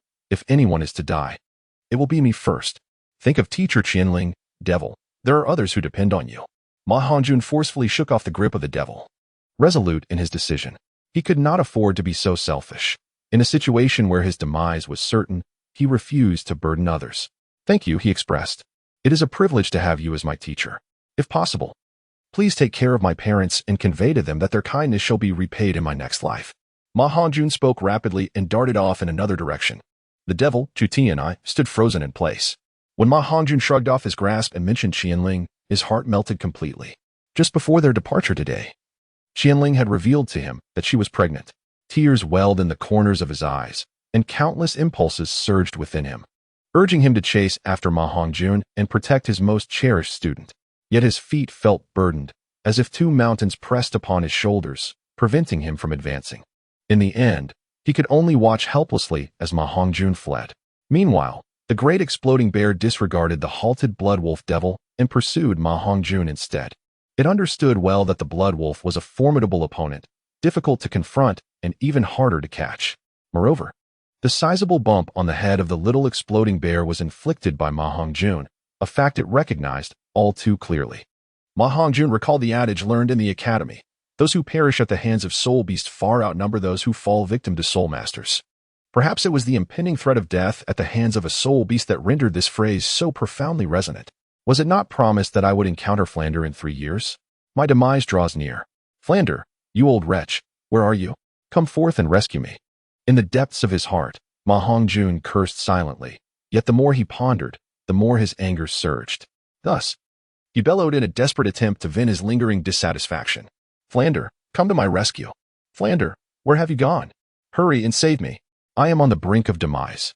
Suddenly, the malevolent fire within Ma Hongjun erupted, enveloping him in a fiery red blaze, transforming him into the focal point of the pitch-black forest. Like a lighthouse illuminating the night sea, Ma Hongjun became the beacon within the woods. Truly, it seemed that misfortunes come in droves. However, unbeknownst to Ma Hongjun, the radiance of the evil fire, while bringing forth greater peril, simultaneously bestowed upon him a glimmer of hope for survival. A piercing cry of an eagle shattered the silence of the night, resonating with remarkable clarity. Chapter 25, Flander. Damu by Oscar, Seek Recommendations. The great bear had caught up, startled by the sudden ignition of the young man ahead. Yet the glow of the flames allowed it to see more clearly, for the vision of bears is relatively poor. It leaped into the air, its massive paw unfurling as it aimed to strike down upon the fiery figure in motion. At this critical juncture between life and death, Ma Hongjun summoned the evil fire phoenix martial soul, finally breaking the seals on the 2 sensitive spots on his back. A pair of vibrant, flame-licked wings unfurled, accompanied by a melodious cry of the phoenix. Just as the bear's paw was about to descend, Ma Hongjun flapped his wings, swiftly creating distance to evade the impending strike. He soared into the air, but being his inaugural flight, he struggled with the unfamiliarity, compounded by the towering trees that obscured his path. With a resounding thud, he miscalculated and collided with a tree, akin to a plane in freefall, his wings flapping erratically as he drifted downwards. Truly, what a stroke of misfortune, Ma Hongjun muttered under his breath. The colossal bear roared, its mocking howls echoing as it derided Ma Hongjun, the fallen phoenix. Once Ma Hongjun touched down, the bear swiftly leapt forward, its massive paw poised to strike once more. Suddenly, a commotion erupted from the treetops. An owl swooped down, diving towards the bear, its sharp talons sinking into the bear's shoulders with formidable strength, lifting the hefty creature off the ground. In a swift motion, the owl propelled the bear into the air, and with a resounding crash, it slammed the enormous beast against the trunk of a tree. The tree splintered with a loud crack, and the bear tumbled to the ground. Remarkably, the bear seemed unscathed as it rose again, letting out a ferocious roar. Its resilience was truly extraordinary. The owl reappeared, and Ma Hongjun finally discerned its appearance, an owl with 4 eyes. Yet, it was not a soul beast. It was adorned with 7 resplendent soul rings, yellow, purple, black, black, black. A soul sage, the true form of a martial spirit. Ma Hongjun has come to know his true identity. To his astonishment, upon his loud call, assistance arrived without delay. It was reminiscent of the legendary figures Li Shimin and Shui Rengay. However, Flanders was not his subject, but rather his future mentor. Bold as a bear and fierce as a leopard, this phrase rings true. The explosive bear appeared utterly oblivious to the concept of death. Or perhaps its rage had stripped away the last remnants of its intellect. It launched an attack against the tree where the 4-eyed owl resided, crashing violently into it. The massive tree trembled under the impact. The owl descended once more, its glimmering claws aimed directly at the bear's throat. "Show mercy, let it live," Ma Hongjun exclaimed loudly. The cat hawk, initially aiming for the neck with its razor-sharp claws, redirected its attack, severing one of the explosive bear's paws and bringing the creature crashing to the ground. In the hands of the soul sage, the explosive bear's formidable defenses crumbled like mere paper. The cat hawk descended and transformed into its human form upon landing. The individual appeared to be in his 50s, possessing a robust physique, with black and white hair pulled back, a lock cascading down the side. He adjusted the black-framed crystal glasses perched on his nose. The somewhat outdated square frame surprisingly complemented his demeanor, exuding a hint of unconventional flair.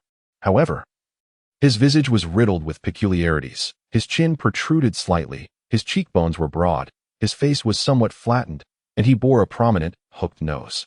If one were to liken his appearance to an object, it could only be described as reminiscent of a shoe sole. In Ma Hongjun's heart, there lingered a sense of disappointment. The appearance of this future mentor was far from impressive.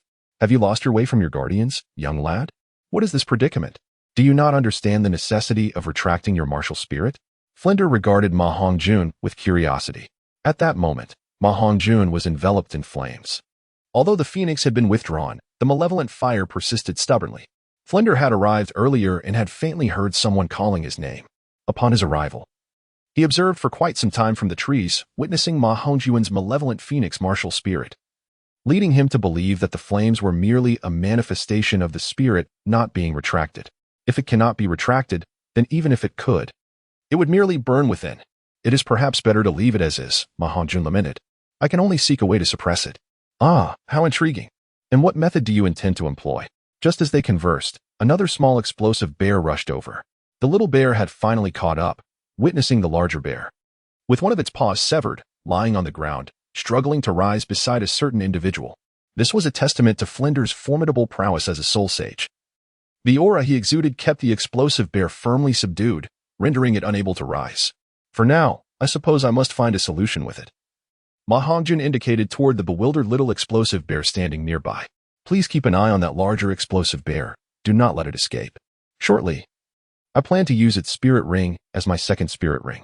Upon finishing his words, Ma Hongjun summoned the dragon spirit gun, with a yellow soul ring encircling the weapon. He thrust the gun towards the little exploding bear. This bear appeared to be around 700 to 800 years old, possessing formidable strength. However, Ma Hongjun was currently engulfed in evil fire, his physical power on the verge of eruption, making the outcome of his battle with the bear uncertain. At this moment, a powerful opponent like the little exploding bear was essential to aid him in dissipating the energy of the evil fire. Without a moment's hesitation, Ma Hongjun launched an attack against the little exploding bear, who, being equally hot-tempered, immediately engaged in a fierce battle with him. Flinder had long since chosen to disregard the presumptuous demeanor of this young lad when he commanded him. In just a few minutes, this boy had completely altered Flinder's perception of genius. A phoenix, a silver spear, and a twin martial soul, if he had not misheard. The boy had just claimed he wanted the soul ring of that massive exploding bear as his second soul ring. Although Ma Hongjun was tall and robust, Flinder could still discern from his somewhat juvenile visage that he was merely around 10 years of age. With a mix of astonishment, Flinder intently observed the clash between Ma Hongjun and the little exploding bear. At that moment, two more individuals emerged from the forest and positioned themselves beside Flinder. Director. Do not speak, just watch. The newcomers were two youths. The taller one, with golden hair and a sinister gaze, was undoubtedly Dai Mubai, the evil white tiger. The shorter one, sporting a full beard yet possessing a well-defined face and charming peach blossom eyes, appeared somewhat elder, likely being Oscar, the sausage specialist. The three stood quietly aside, their expressions betraying their shock. Boss Dai, this fiery lad seems even stronger than you. That exploding bear must be over 700 years old. Yet he can hold his ground against it and grow even fiercer as they fight, Oscar whispered to Dai Mubai. It's not just strength, it's sheer abnormality, replied Dai Mubai with a grave countenance, his throat dry. As a powerful assault-type soul master, his insight was far deeper than that of Oscar, who had little combat experience as a food-type soul master, currently at the second ring and level 28. Dai Mubai was not confident that he could assuredly defeat the over 700-year-old exploding bear. Yet, this fiery lad, with only one soul ring, was somehow matching the bear blow for blow. Moreover, judging by his appearance, he seemed significantly younger than himself. The exploding bear, lacking agility, became an ideal target for Ma Hongjun, who, utilizing the phoenix's dance of 100 birds, maneuvered effortlessly in battle. Each strike of the 100 birds to phoenix spear found its mark on the bear's massive frame, allowing Ma Hongjun to maximize the combo effect of his technique. After executing a sequence of 20 strikes, the bear's thick fur was punctured by several spear holes. The bear's strength had diminished, and should this assault continue, its demise was inevitable. Witnessing the torment of the little exploding bear, the great exploding bear's eyes widened with fury, radiating a purple glow as it surged to its feet. Under Flinder's immense pressure, it charged toward Ma Hongjun, intent on rescuing the little exploding bear. Chapter 26, Successful Absorption, the 1000-Year Soul Ring. Vote for the rankings. With a resounding roar, the great explosive bear, bearing the immense pressure exerted by Flinder, charged fiercely towards Ma Hongjun. Yet, it remained oblivious to the terrifying prowess of a soul sage. In a swift motion, Flinder sidestepped and executed a powerful kick, sending the great explosive bear sprawling to the side. However, the bear disregarded Flinder entirely, rising once more to charge madly at Ma Hongjun. Ultimately, it positioned itself protectively in front of the little explosive bear, casting a fierce glare at the four intruders while emitting a deep, resonant growl. Its hind legs were positioned defensively, conveying a clear message: "You must flee. I will hold them off." The little explosive bear let out a whimper, yet was ultimately propelled by a forceful kick from the great explosive bear into the depths of the forest. The great explosive bear then directed its final roar towards the forest's interior. The four onlookers did not intervene, allowing the bears to complete this poignant farewell ritual. At that moment, Ma Hongjun's fierce flames still blazed unabated, while the great explosive bear had been significantly weakened by Flinder's assault, having lost one of its paws. Fueled by an indomitable spirit, Ma Hongjun brandished his spear and launched an attack against the great explosive bear. Having released the young one, I shall now confront the elder. The great explosive bear, having just lost a paw, found its body no longer coordinated and its agility severely diminished. Ma Hongjun's spear was easily within reach of attack. However, a Millennium Soul Beast remains a Millennium Soul Beast, its defense and strength undeniable. The bear's claws were exceedingly hard and sharp, with a powerful sweep. It deflected the Dragon Soul Spear, sending both Ma Hongjun and his weapon flying. Even if it stood still, relying on its formidable offensive power and defensive attributes, Ma Hongjun would find it exceedingly difficult to overcome it. "Mubai, you join in too." "Yes, Dean." Mubai stepped forward, an aching character appeared on his forehead. His golden hair transformed into white, his chest muscles expanded, and his limbs grew robust. "White Tiger, manifest." A majestic and splendid white tiger emerged, two soul rings materializing beneath it, yellow in hue. The first soul ring illuminated. White Tiger Shield. Mubai charged towards the explosive bear, moving with the grace of a tiger, his massive fist striking the bear's face. The bear remained unfazed, raising its paw to deliver a crushing blow. Anticipating this, Mubai collided with the bear's paw, using its force to propel himself backward. At the moment Mubai was launched into the air, Ma Hongjun's first soul ring had already illuminated. Extreme Shadow Flying Dragon Spear. The Dragon Soul Spear followed closely behind Mubai, taking advantage of the brief moment when the bear's vision was obscured. As Mubai was sent flying, the spear's tip precisely penetrated the bear's neck. Observers Flinder and Oscar marveled at the timing. Perfectly executed. However, due to the bear's thick hide, only the spearhead managed to pierce through, and the bear's robust physique meant that its neck was significantly broader than the spear's tip, rendering the strike insufficient to deliver a fatal blow.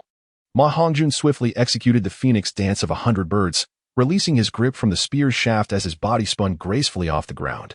The force concentrated in his feet propelled him to deliver a powerful kick to the spear's tail, driving the Dragon Soul Spear deeper into the foe. The rampaging bear, in a frenzy, unleashed a surge of purple energy, forcibly ejecting the Dragon Soul Spear from its body. Such a monstrous display of power was both terrifying and astonishing to Ma Hongjun and Mubai. Ma Hongjun swiftly maneuvered, employing the phoenix dance of 100 birds to create distance between himself and the rampaging bear. With a flick of his hand, the Dragon Soul Spear returned to his grasp. Mubai's second spirit ring illuminated, unleashing the White Tiger's radiant wave. A blinding light emanated from within the White Tiger.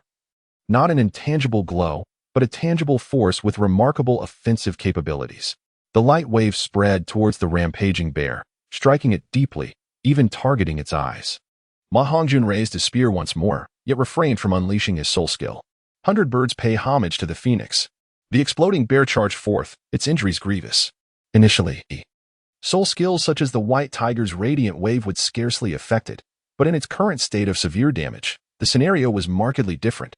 The radiant wave's assault exacerbated the deterioration of its wounds, particularly at the severed limb and neck. Seizing the opportunity presented by the bear's momentary sluggishness, Ma Hongjun executed a flurry of strikes with the 100 birds pay homage to the phoenix. The figure of Ma Hongjun shifted and transformed continuously, harmonizing with the graceful technique of Feng Shi Bainyao. His spear danced elegantly, each thrust flowing seamlessly into the next, encircling the explosive bear. repeatedly lifting the small mountain of flesh with terrifying force that attested to the ferocity of his barrage. Ultimately, on the 20th strike, the dragon soul spear accurately pierced the bear's neck once more. This time, it was not merely the spearhead that penetrated. The bear's neck was completely traversed, the tip emerging from the rear, showcasing the silvery shaft in front and the eerie azure gleam behind. The malevolent flames upon its body finally extinguished, revealing Ma Hongjun's true visage in its entirety. So youthful. Old Dai, he is even more handsome than you. De Xiangchang, will you perish from your silence? Ma Hongjun retracted the dragon soul gun and stepped forward to express his gratitude to Flinder with a respectful bow. Esteemed mentor, I am deeply thankful for your timely intervention. He then cast a gentle smile towards Dai Mubai. I appreciate your assistance as well. Dai Mubai remained silent, nodding with a smile. Oscar chimed in. What about me? What about me? Ma Hongjun, you have watched the commotion for quite a while. It must have been exhausting for you, Oscar. Why are you alone in the forest without any elders to accompany you? Flander, with eyes as sharp as an eagle's, gazed intently at Ma Hongjun and inquired. Ma Hongjun succinctly recounted his encounter with the explosive bear, dispelling the doubts of Flinder and his companions. You mean to say that you were still a student at the Musu Primary Soul Master Academy? You are merely 9 years old. And you intend to absorb the soul ring of this 2,000-year-old explosive bear? This is absurd, monstrous. You ought to be at our Shrek Academy. Unable to withstand Ma Hongjun's unwavering determination, Flinder and his companions, after a fruitless attempt at persuasion, reluctantly agreed to assist him in guarding the area, allowing him to absorb the 1,000-year soul ring. Ma Hongjun adjusted his state, and under the astonished gaze of the three onlookers, summoned the dragon's soul gun, gradually drawing the resplendent purple soul ring towards it. Having learned from the previous experience, the process of absorption felt significantly more familiar this time. However, the power of the Millennium Soul Ring was immensely greater. If the impact of the Century Soul Ring could be likened to a small stream, then the Millennium Soul Ring resembled a mighty river.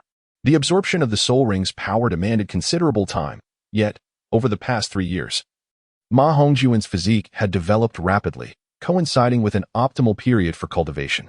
His physical strength had increased several-fold compared to when he absorbed the first Soul Ring, thus significantly accelerating the process of absorption. Indeed, the 3 years of effort bore fruit, as his physical limits surpassed even the most daunting expectations, leaving Ma Hongjun both astonished and delighted. The formidable power of the 2,000-year explosive bear's soul ring was entirely absorbed without disturbing the dragon's soul. As dawn broke, heralding the sun's ascent, Ma Hongjun opened his eyes, having fully absorbed the Millennium Soul Ring. As Ma Hongjun moved, both Flinder and Dai Mubai simultaneously turned their gazes towards him. How did it go? Was it successful?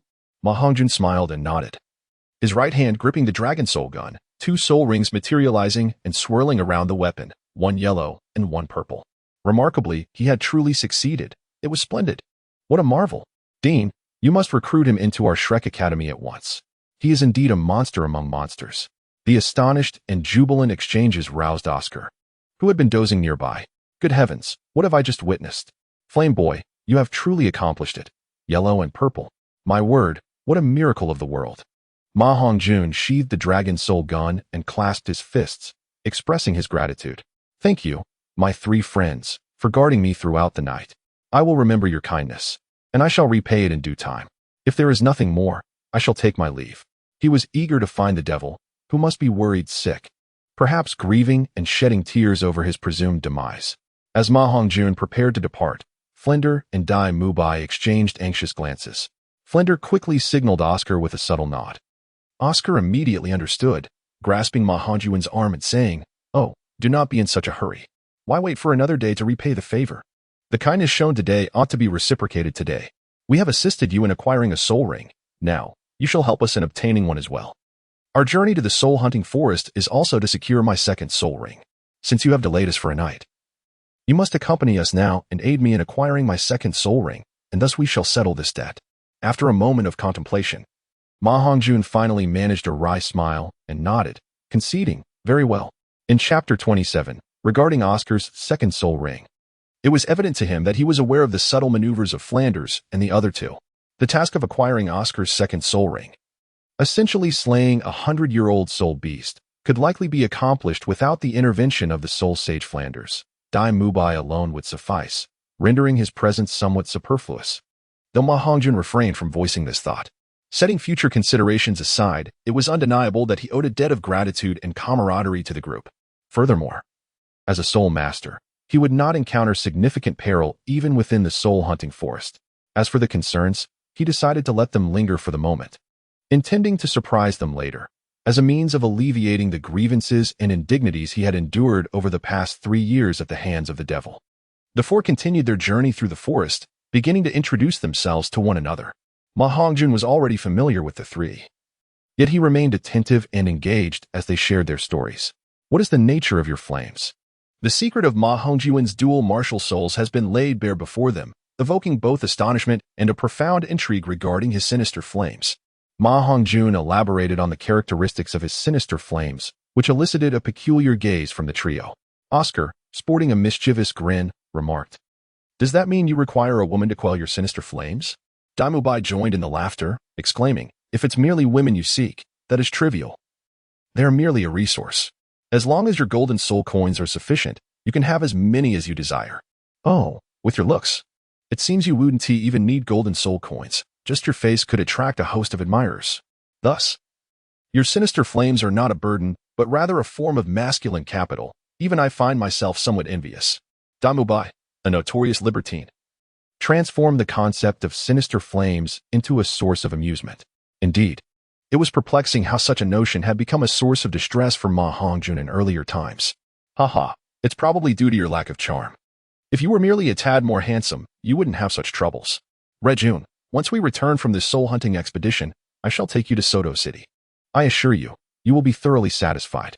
Upon hearing this, Oscar began recounting tales of Dai Mubai's legendary exploits in Soto City, proclaiming, "Indeed, young Master Dai's name resonates throughout the brothels of Soto City.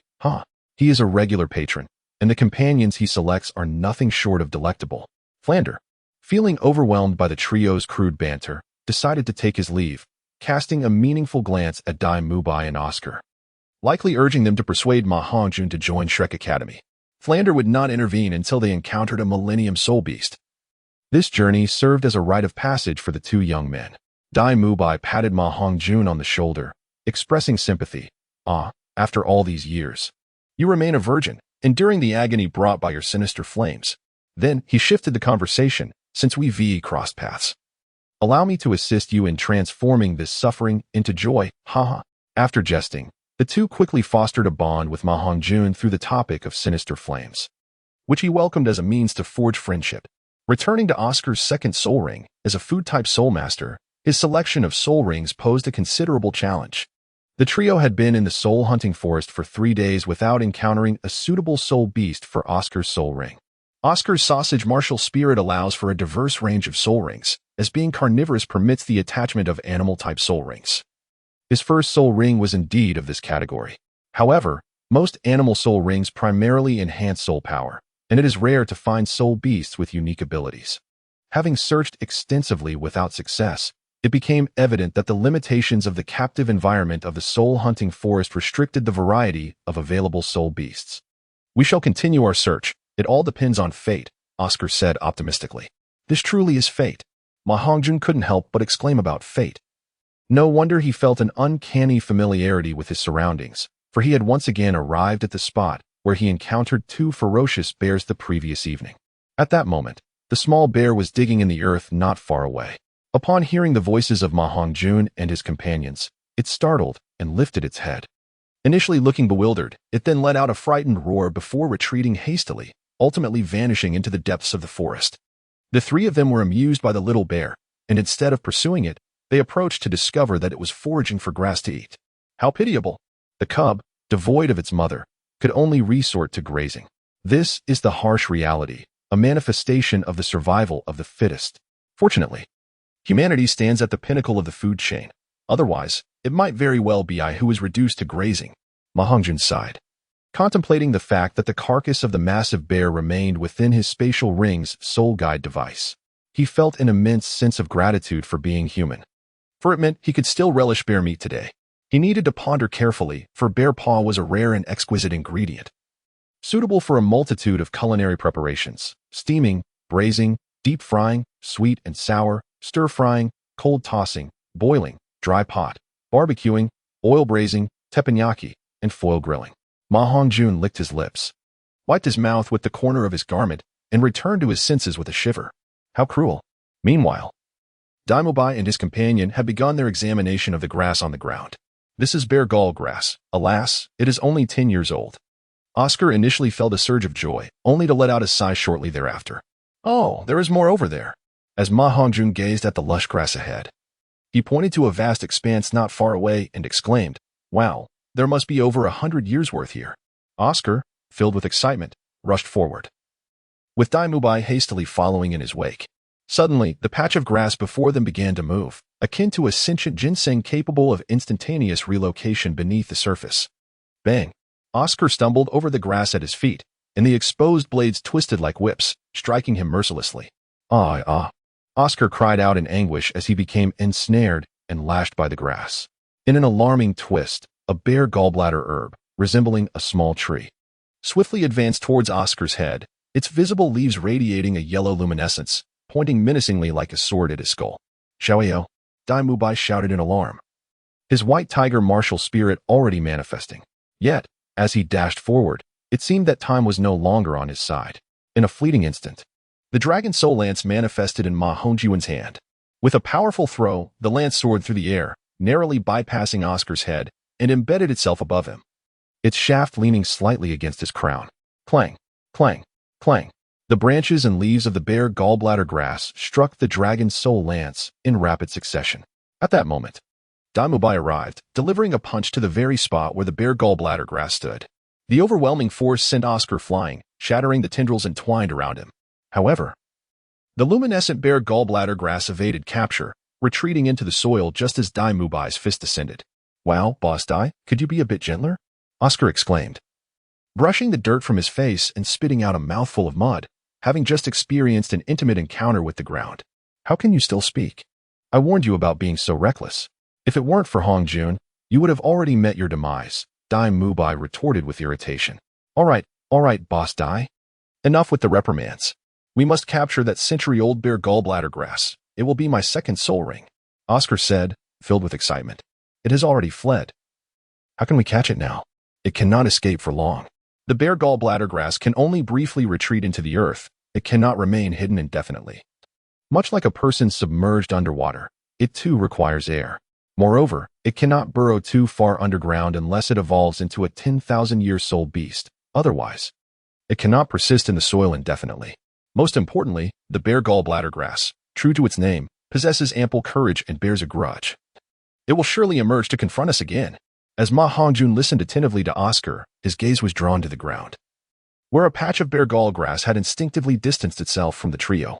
The size of these plants was notably smaller than the singular specimen encountered earlier. The two diminutive bare gall grasses, which had just been affected by Daimubai's punch, lay lifeless, each adorned with a white soul ring. Such was the wonder of these botanical soul beasts. Suddenly, the earth beneath them stirred, as if some creature were writhing beneath the soil, making its way toward Oscar's feet. Ma Hongjun's gaze sharpened as he exchanged a knowing glance with Oscar, who nodded in acknowledgement, signifying his understanding. Ma Hongjun seized the opportunity, and the second soul ring on his gun glimmered with a violet hue. Boom! Ma Hongjun leaped into the air, a burst of radiance erupting from within him, causing the surrounding air to shatter with a resounding force. The dragon soul gun traced an arc in the sky, its tip gathering power, as if the intangible currents of air were about to be rent asunder by its might. As Ma Hongjun descended from the sky, Oscar swiftly leaped aside, causing the dragon's soul lance to plunge into the ground. An explosion erupted instantaneously, the overwhelming force akin to that of a bomb, transforming the lance's strike into a devastating explosion.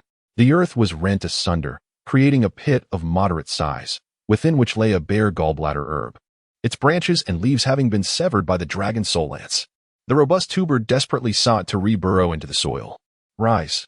Ma Hongjun thrust it into the air with a single stroke, sending it soaring above. He then leaped, the dragon soul lance trailing behind the bare bile grass, the tip of the spear punctuating the air and snapping each branch and leaf with every jab. By the time the bare bile grass descended once more, it had lost its verdant hue, leaving only the robust root and stem. "Be careful, Hongjun. Don't kill it.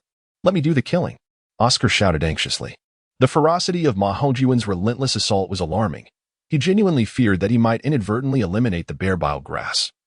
For while the vitality of plant-type spirit beasts is resilient, they are not impervious to destruction.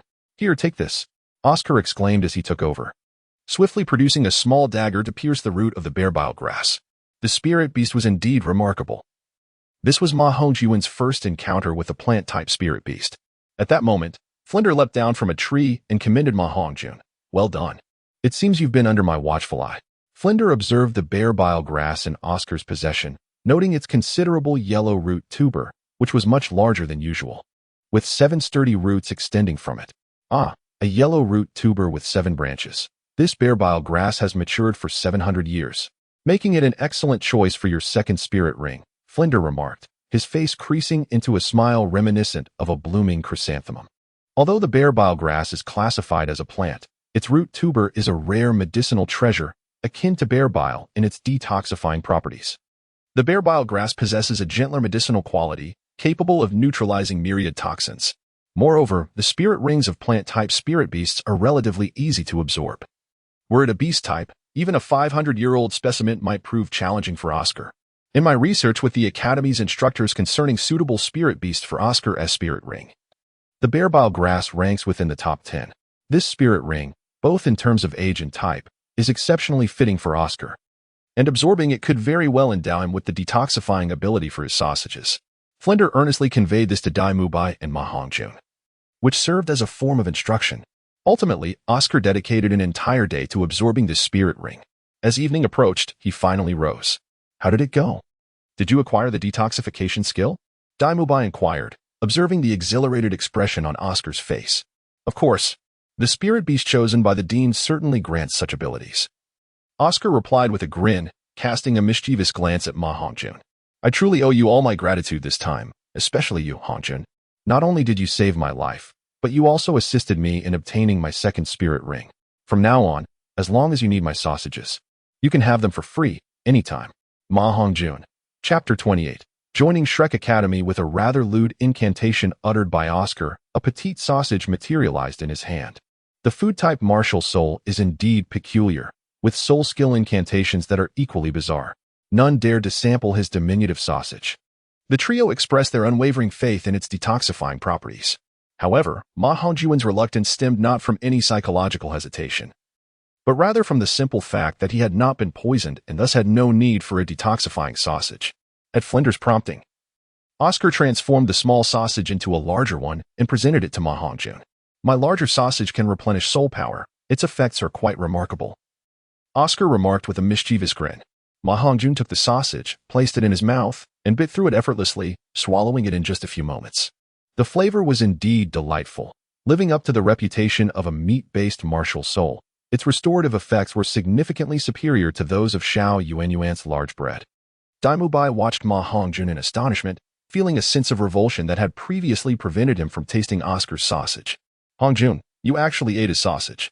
Dai Mubai began, his expression reflecting discomfort, but upon noticing that Ma Hongjun had already finished, he chose to withhold further comment. Ma Hongjun was unconvinced. He comprehended Dai Mubai's intent. However, unlike Dai Mubai, he was not naive, having lived 2 lifetimes. The food-type martial soul inherently possesses remarkable auxiliary capabilities, especially when it comes to meat.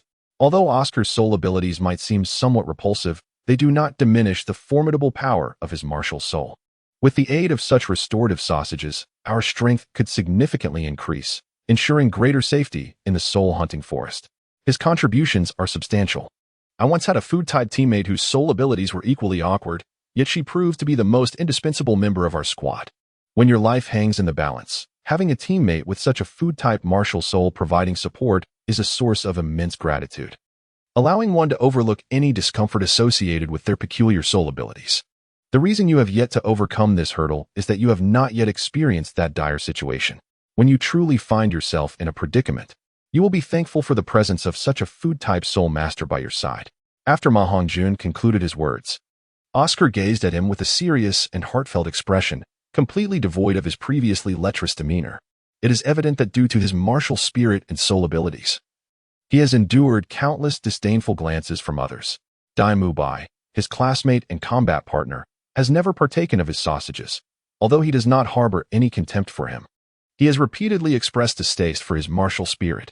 Despite their usual banter and laughter, these remarks have undeniably become a thorn in Oscar's heart. Today, however, Ma Hongjun did not shy away from the awkwardness surrounding his martial spirit and soul abilities. By consuming his large sausage, he emphasized the significant role of food system soul masters. This marked the first time Oscar felt acknowledged and esteemed by his peers. Thank you, Hongjun. No need to thank me, little AO. You should never feel ashamed or inferior. You are a formidable food system soul master, and your value is self-evident. It is merely that the opportunity to demonstrate your prowess has yet to arise. Your recovery sausage is truly impressive, far superior to the recovery bread of my former food system teammate. Ma Hongjun lavishly praises Oscar. However, in the original work, Oscar was initially despised by Dai Mubai and others. Ultimately, he only consumed his sausage after being subjected to a task challenge devised by Flanders. Ma Hongjun felt that it was unjust for Oscar. As a formidable food-type soul master, he deserved respect. The martial spirit and soul skills were not within his power to alter. This inherent awkwardness should not be borne by a diligent food-type soul master like him. Much of this understanding had been imparted to Ma Hongjun by the devil, a being seasoned through the trials of life and death. He comprehended that, when juxtaposed with life itself, the so-called psychological barriers, such as pride, face, and dignity, pale in comparison and appear quite fragile. Flanders gazed at Ma Hongjun with genuine admiration. This youth continually surprised him. Not only was his talent remarkable, but this level of awareness and enlightenment was beyond what an ordinary youth could achieve. He was keenly curious about what kind of teacher could cultivate such an exceptional student. Dai Mubai observed Ma Hongjun as he unabashedly devoured Oscar's sausage, devoid of any pretense. In contrast, he suddenly felt a sense of fragility and immaturity within himself, clinging to trivial thoughts while unwilling to relinquish his identity. He found himself resigned to the depths of life's indulgences. How could he still harbor grievances over Oscar's martial spirit? Ultimately, he was unable to let go of that sense of nobility, even though reality cruelly reminded him of his lack of opportunity. Despite being enmeshed in the frivolities of life, some inadvertent responses still whispered to him. Dai Mubai was unwilling to accept mediocrity, unwilling to succumb to fate. Abruptly, he fell silent, retreating into contemplation as he walked forward in quietude. He wrestled with his thoughts, confronting his destiny and the harshness of reality, deliberating whether to continue sinking or to rise and fight valiantly. Ma Hongjun understood the lineage and fate of Dai Mubai. His earlier words served not only to vindicate Oscar, but also to provoke Dai Mubai.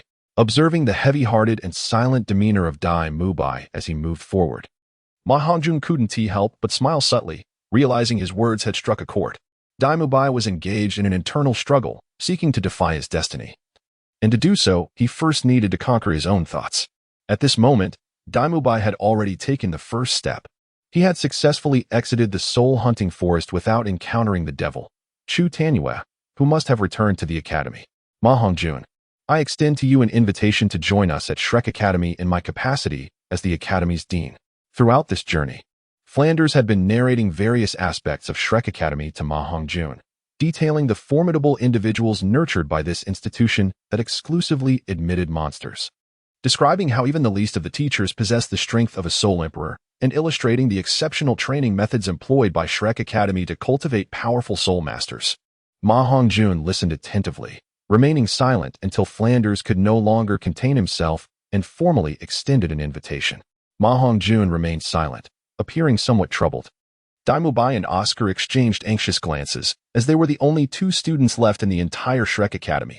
It was a rare opportunity to encounter such an extraordinary being, and they were eager to invite him into the academy. Furthermore, throughout the day spent together, both of them felt a harmonious rapport with Ma Hongjun and held him in high regard. Of course, Ma Hongjun aspired to join the Shrek Academy, and fate had aligned accordingly. However, to hastily agree after merely a day's acquaintance may seem somewhat irrational. After all, the talents he displayed now far surpassed his former self. And at this stage, Shrek Academy had yet to establish a reputation. Although they extended a formal invitation, his immediate acceptance appeared rather illogical. Thus, he pondered how to respond in a manner that would seem more natural. Having reached the rank of Great Soul Master, he could graduate early from the Musu Junior Soul Master Academy and subsequently opt for enrollment in a Middle or Advanced Soul Master Academy. Given the extraordinary talent he exhibited, it was likely that no academy would refuse him should he wish to attend. Compared to other prestigious institutions, Shrek Academy indeed lacked notoriety. However, we possessed numerous advantages. For instance, have you ever witnessed an academy enlisting a soul sage to assist students in hunting for century-old soul rings? Should you join Shrek Academy, we will support you in obtaining the soul rings you require before reaching the rank of soul sage, including those for your second martial soul. Our faculty at Shrek Academy is exceptionally robust, with instructors all holding ranks above Soul Emperor, capable of providing personalized one-on-one guidance. Furthermore, any issues regarding your martial soul can be addressed, and you may entrust that matter to Mubai. Ma Hongjun could hardly fathom that Flinder would embody such a duplicitous persona, effortlessly deceiving others with a calm demeanor and unwavering heart. His words flowed with eloquence and substance, laden with an irresistible allure. Mubai and Oscar could not help but turn away in disbelief. Ma Hongjun collaborated with Flander in a performance at that moment. Flander resembled a charismatic leader of a pyramid scheme, attempting to recruit Ma Hongjun into the fold. Ma Hongjun's heart was as clear as a mirror, yet he feigned an expression of excitement, exclaiming how wonderful your academy was and how eager he was to join. Finally, his gaze swept over the three individuals, and he earnestly declared, "Very well, I am willing to join Shrek Academy." Chapter 29. Bidding farewell to Musu, journeying to Soto for recommendations. Upon receiving Ma Hongjun's affirmative response, Flander resolved to accompany him back to Musu Soul Master Academy to complete the departure formalities. Upon reaching the entrance of the academy, they fortuitously encountered the dejected figure of Teacher Chu exiting. "Teacher Chu, where are you headed?" Ma Hongjun chuckled softly and hurried over to stand before the devil. "You rascal, you're all right," the devil exclaimed, overwhelmed with surprise, struggling to articulate a coherent sentence. Having been unable to locate Ma Hongjun the previous day, the devil had resigned himself to the sorrowful belief that the boy was dead. After returning in despair, he had set forth that very day to deliver the unfortunate news to Ma Hongjun's parents, only to unexpectedly encounter the young man just as he stepped outside. Upon re-entering the academy, Ma Hongjun introduced the trio of Flandres to the devil, recounting the events of how he had met them and been rescued. Flandres expressed admiration for the individual who had nurtured Ma Hongjun, exchanging a wealth of pedagogical insights with the devil.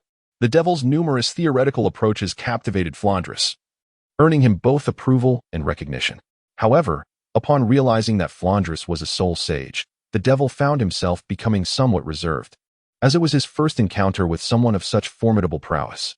The strength of Mubai and Oscar also astonished him, yet the presence of Ma Hongjun, his prized disciple, tempered his surprise. After all, few could rival Ma Hongjun's extraordinary abilities.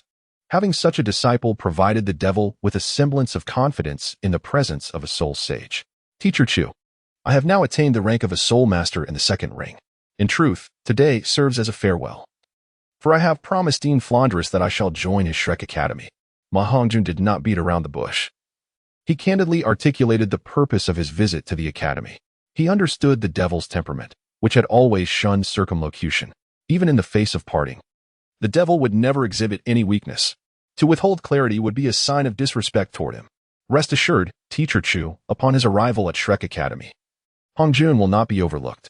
I shall personally take him as my disciple and treat him as my own, Flanders solemnly added, observing a moment of silence from the devil. Upon hearing this, the devil's expression softened into a smile, and he exclaimed, "It has been 3 years. You have learned almost everything I can teach. The Musuhan Master Academy is too small for your talents. You deserve a grander stage. Being recognized by a soul sage is indeed a blessing. I am genuinely pleased for you. Witnessing each of you venture forth and embrace brighter futures brings me immense joy. You rascal, you are the most exceptional among all the students I have taught. This excellence stems not only from your innate talent, but also from your diligence, insight, and perseverance, traits that surpass those of your peers. I take great pride in having instructed you. The road ahead is still long, my young friend. You remain quite inexperienced. Learn to conceal your brilliance. Being too outstanding and dazzling may invite envy and overshadow others." The devil's words today were unusually abundant, and Ma Hongjun listened intently, considering this as a parting lesson. A phoenix may emerge from the depths of a mountain valley, yet it does not belong there. It is destined to soar to greater heights and broader horizons. The devil understood this truth and had long been prepared for their separation. Under the devil's guidance, Ma Hongjun smoothly completed the formalities of leaving the academy. Ma Hongjun has become the earliest and most outstanding graduate in the history of the Musehun Master Academy. After departing from the institution, he sought out the Spirit Hall to meet Ma Ping for the certification of his title as a Great Soul Master, accompanied by Oscar. Following the release of their martial souls and soul rings, as well as undergoing soul power evaluations, both Ma Hongjun and Oscar successfully attained their new identities. Oscar, at the age of 11, wields the martial soul of a sausage and is recognized as a 22nd level, 2-ring Great Soul Master. Ma Hongjun, at the tender age of 9, possesses a martial soul in the form of a silver spear and has attained the rank of a 26th level, 2nd-ring Soul Master. Oscar's revelation left Ma Ping in a state of astonishment. However, the results of Ma Hongjun's assessment were within his expectations, although it elicited a degree of disbelief. Having watched Ma Hongjun grow since childhood, he was well aware of the young boy's circumstances. 3 years of accumulation culminated in a remarkable outburst of potential. 3 years prior, Ma Hongjun had already reached the 20th level. The intense training over those years, coupled with the formidable powers granted by a 900-year and a 2,000-year soul rings, enabled him to surmount the 6th level with relative ease, which, in truth, was not particularly surprising. With a heart full of joy, Ma Ping once again inquired of Ma Hongjun whether he would be willing to join the Spirit Hall. 3 years prior, Ma Hongjun had declined, citing his youth as a reason.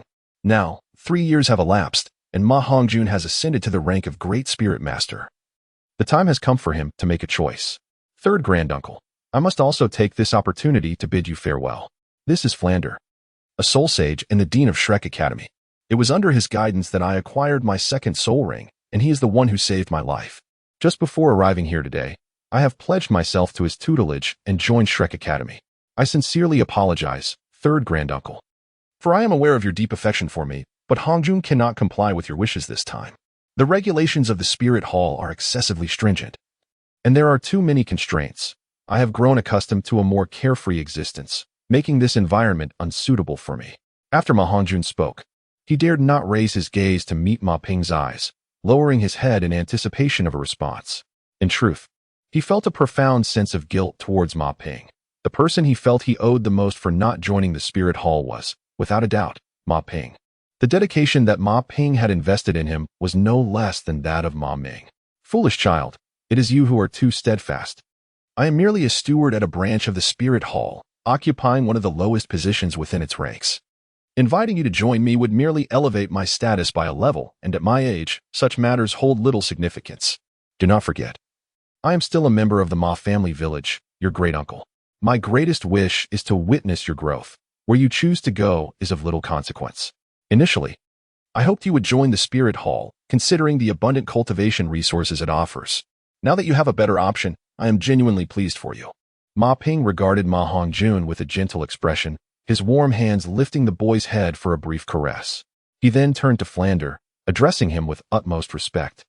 Lord Soul Sage, I entrust Hongjun to your care.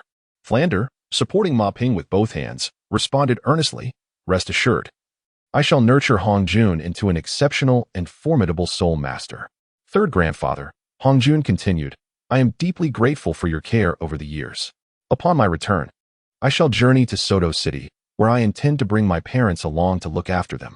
In the bustling city, it will be easier to find soul bones and gather information about the Nine-Heart Sitang. Given the opportunity, I am determined to help my father stand once more. After we depart, please take good care of your health, for when I return, I wish to honor you. Ma Hongjun bowed deeply. After leaving the Spirit Hall, darkness had enveloped the land. He settled down with the 3 companions in Musu town, where they procured 2 horse-drawn carriages. One of the carriages was modified overnight, elongated and reinforced. Ma Hongjun recounted the circumstances surrounding Ma Ming to his companions and inquired about the soul bone and the 9-Heart Sitang. Undoubtedly, the rarity of the soul bone posed a challenge for them, leaving them with no choice but to assist in gathering information later. They had no prior knowledge of the 9-Heart Sitang either. Upon arriving at Ma family village, Ma Hongjun introduced his companions to his parents and explained the situation. His parents did not refuse to accompany him to Shrek Academy. They understood his intentions and were concerned about remaining in Ma family village. They preferred to stay close to their son. As long as they were together, the destination mattered little. Their primary consideration was Ma Ming's condition. Moving to the city would provide opportunities for rehabilitation treatment, easing his physical state, for prolonged inactivity was detrimental to health. That very day, they packed their belongings, boarded the carriage, and departed from Ma family village, leaving Musu town behind as they journeyed towards Soto City. Chapter 30. There's a girl named Sue Hua in the village seeking votes. The two carriages progressed slowly along the smooth thoroughfare, flanked by endless fields of crops. It was the season of labor, and countless farmers busily tended to their fields. This harmonious scene brought tranquility to the soul. As Ma Ming gazed through the carriage window at the unfolding landscape, the lingering shadows of gloom within him were largely dispelled. Soto City truly lived up to its reputation as the granary of the Baloch Kingdom. The vast farmlands outside the city imparted an intangible sense of security. As the saying goes, with grain in hand, one's heart remains untroubled. Even the lofty soul masters required sustenance, let alone the common folk. Soto City was expansive, stretching far beyond one's field of vision. Even the agricultural paths outside the city occasionally saw soldiers on patrol, a testament to Baloch Kingdom's emphasis on agriculture. Shrek Academy was situated to the south of Soto City, allowing Ma Hongjun and his companions to circumvent the city by following the farm road, leading them to a small village.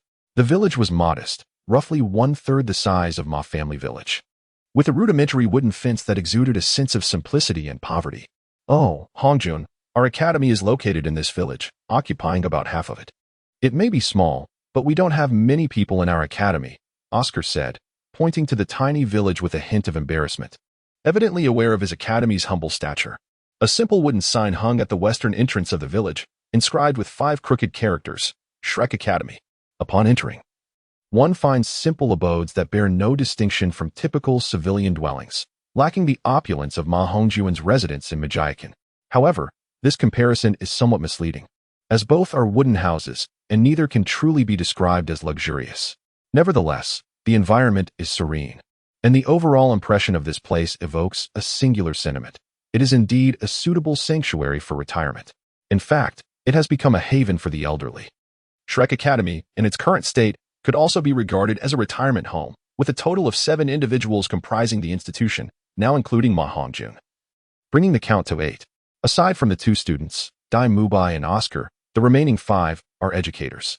Flander, the principal, wields the martial spirit of a cat eagle and stands as a level 76 agile attack spirit saint. Zhao Wujia, the vice principal, possesses the martial spirit of a powerful golden bear, ranking as a 74 level strength attack spirit saint.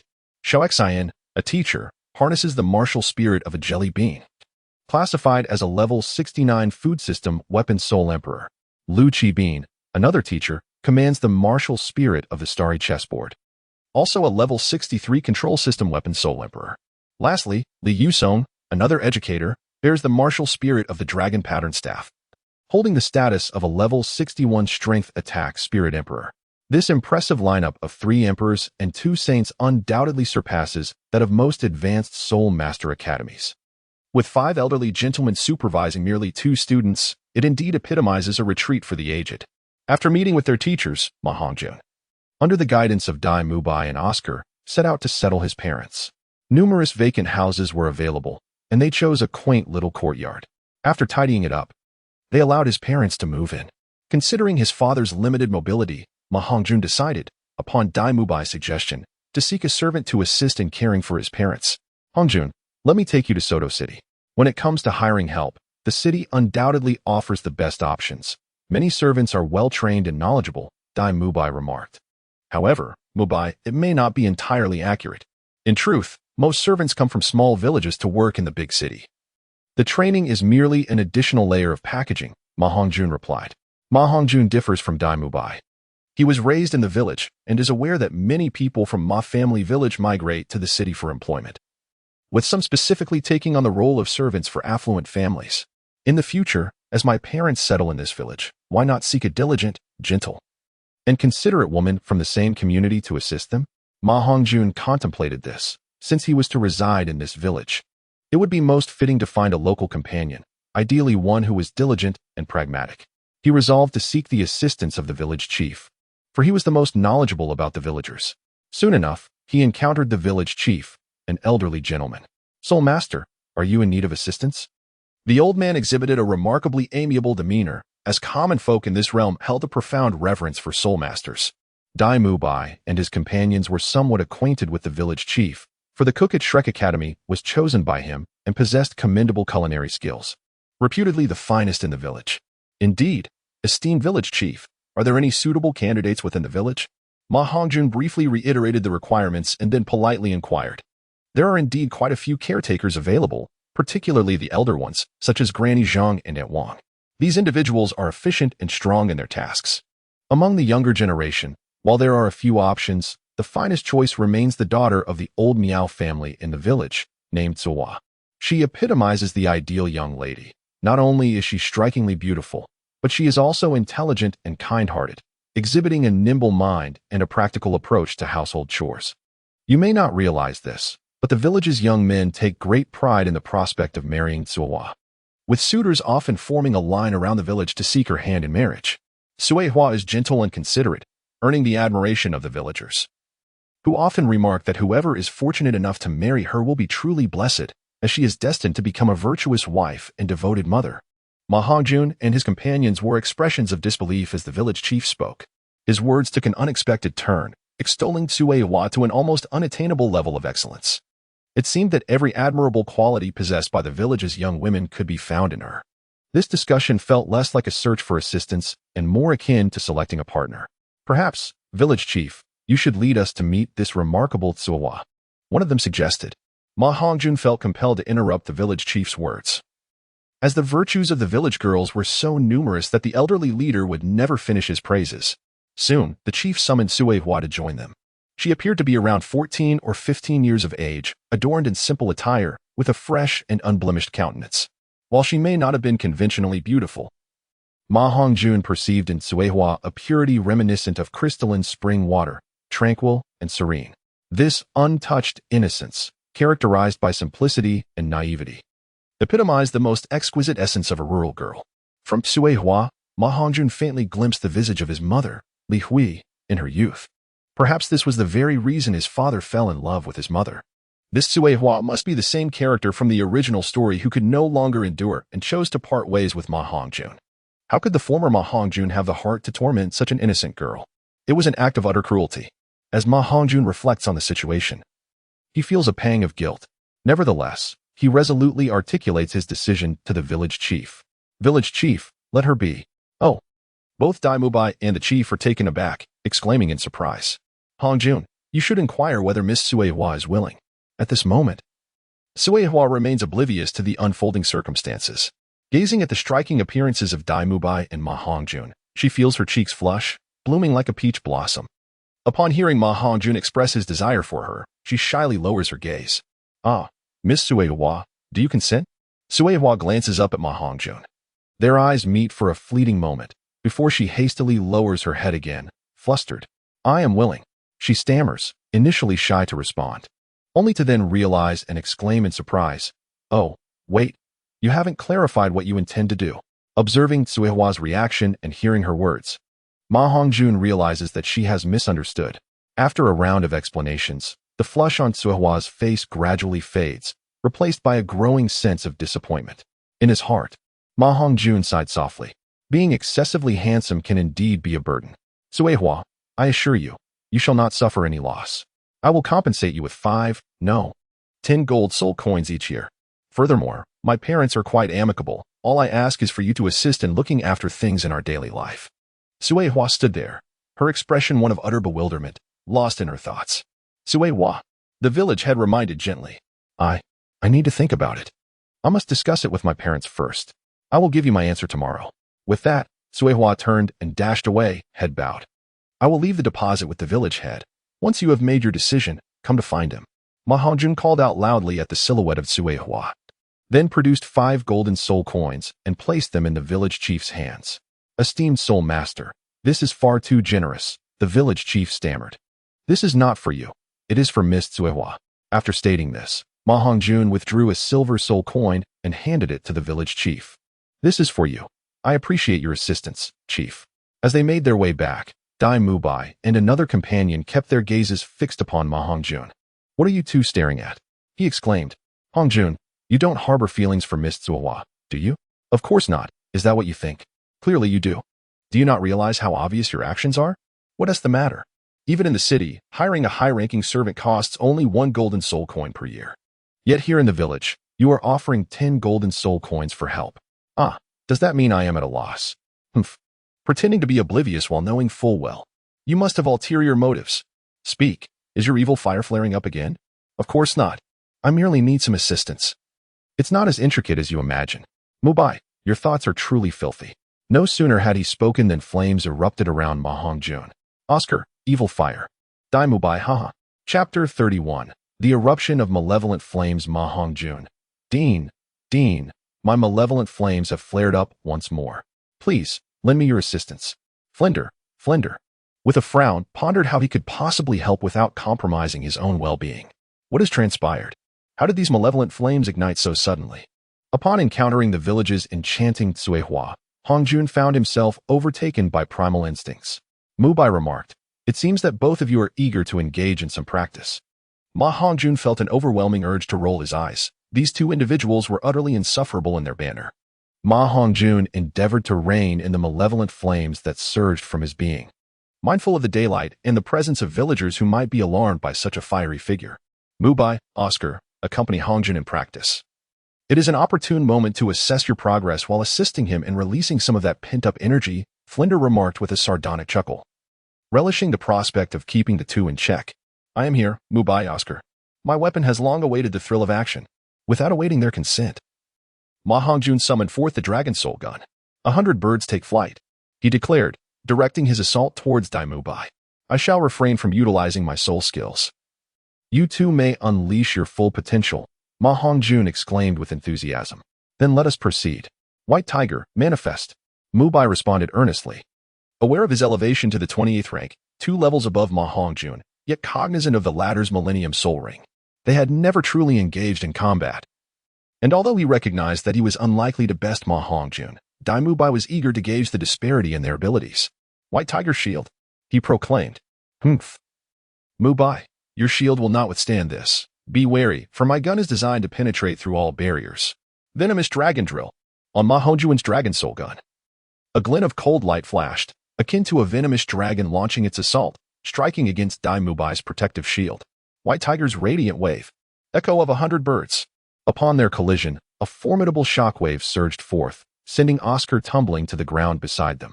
Ma Hongjun and Dai Mubai were engaged in a fierce battle. Buoyed by the enhancement of 2 soul skills, Dai Mubai found himself at a disadvantage against Ma Hongjun, who, armed only with his solitary spear, fought valiantly and unabated. With the impetus of his malevolent fire, Ma Hongjun grew increasingly formidable, leaving Dai Mubai struggling to maintain his ground. I have a grand sausage, echoed Oscar's exuberant voice as he conjured 2 large sausages and tossed them to Dai Mubai, who promptly accepted them without hesitation, consuming both in one swift motion. Frand observed the scene with a knowing smile tugging at the corners of his mouth. Oscar, now invigorated, summoned yet another 3 sausages in a single breath. The commotion outside drew the attention of Zhao Wujia and 3 other instructors, all of whom were privy to Ma Hongjun's strength, marked by his yellow and purple soul rings. Yet this was their first glimpse of his combat prowess. Zhao Wujia exclaimed in astonishment, "This Mubai is utterly being overwhelmed." Xiao Xian, a food system soul master, first regarded Oscar before turning his gaze to Dai Mubai, offering a comforting smile as he remarked, "At last, Mubai is partaking in Oscar's sausages." Indeed. Yet Ma Hongjun is remarkably powerful. He hasn't even resorted to using his soul skills, sighed Lu Qibing. Li Yusong stroked his beard in admiration, declaring, he is indeed strong. As if under the influence of an invigorating elixir, Fran narrowed his hawk-like eyes at Li Yusong, nodding in agreement. Oldly, your perception is astute. You have hit the nail on the head. The 4 instructors were still unaware of the issues surrounding Ma Hongjun's malevolent fire, yet Li Yusong had made an accurate conjecture. The assault of the Dragon Soul Gun was overwhelmingly potent, and even with Oscar's sausages to bolster him, Dai Mubai could not withstand it. Before long, numerous small holes appeared on Dai Mubai's body, a result of Ma Hongjun's restraint, as he refrained from employing his most lethal techniques. However, fighting Dai Mubai in such a manner did not fully address the issue of the malevolent fire. Frand quickly discerned the problem and turned to Li Yusong, stating, "Old Li, you should go down and spar with Hongjun." "What? Me? Old Cat Eagle, are you certain?" "Yes, Go ahead, just refrain from using soul skills. Nonsense. To contend with this fellow, I need to employ soul skills. Li Yusong summoned his dragon pattern staff, thrusting it forward to repel Ma Hongjun and positioning himself before Dai Mubai. Mubai, step back. I will engage him. All right, teacher Li, please be cautious. Do I need to be cautious against this lad?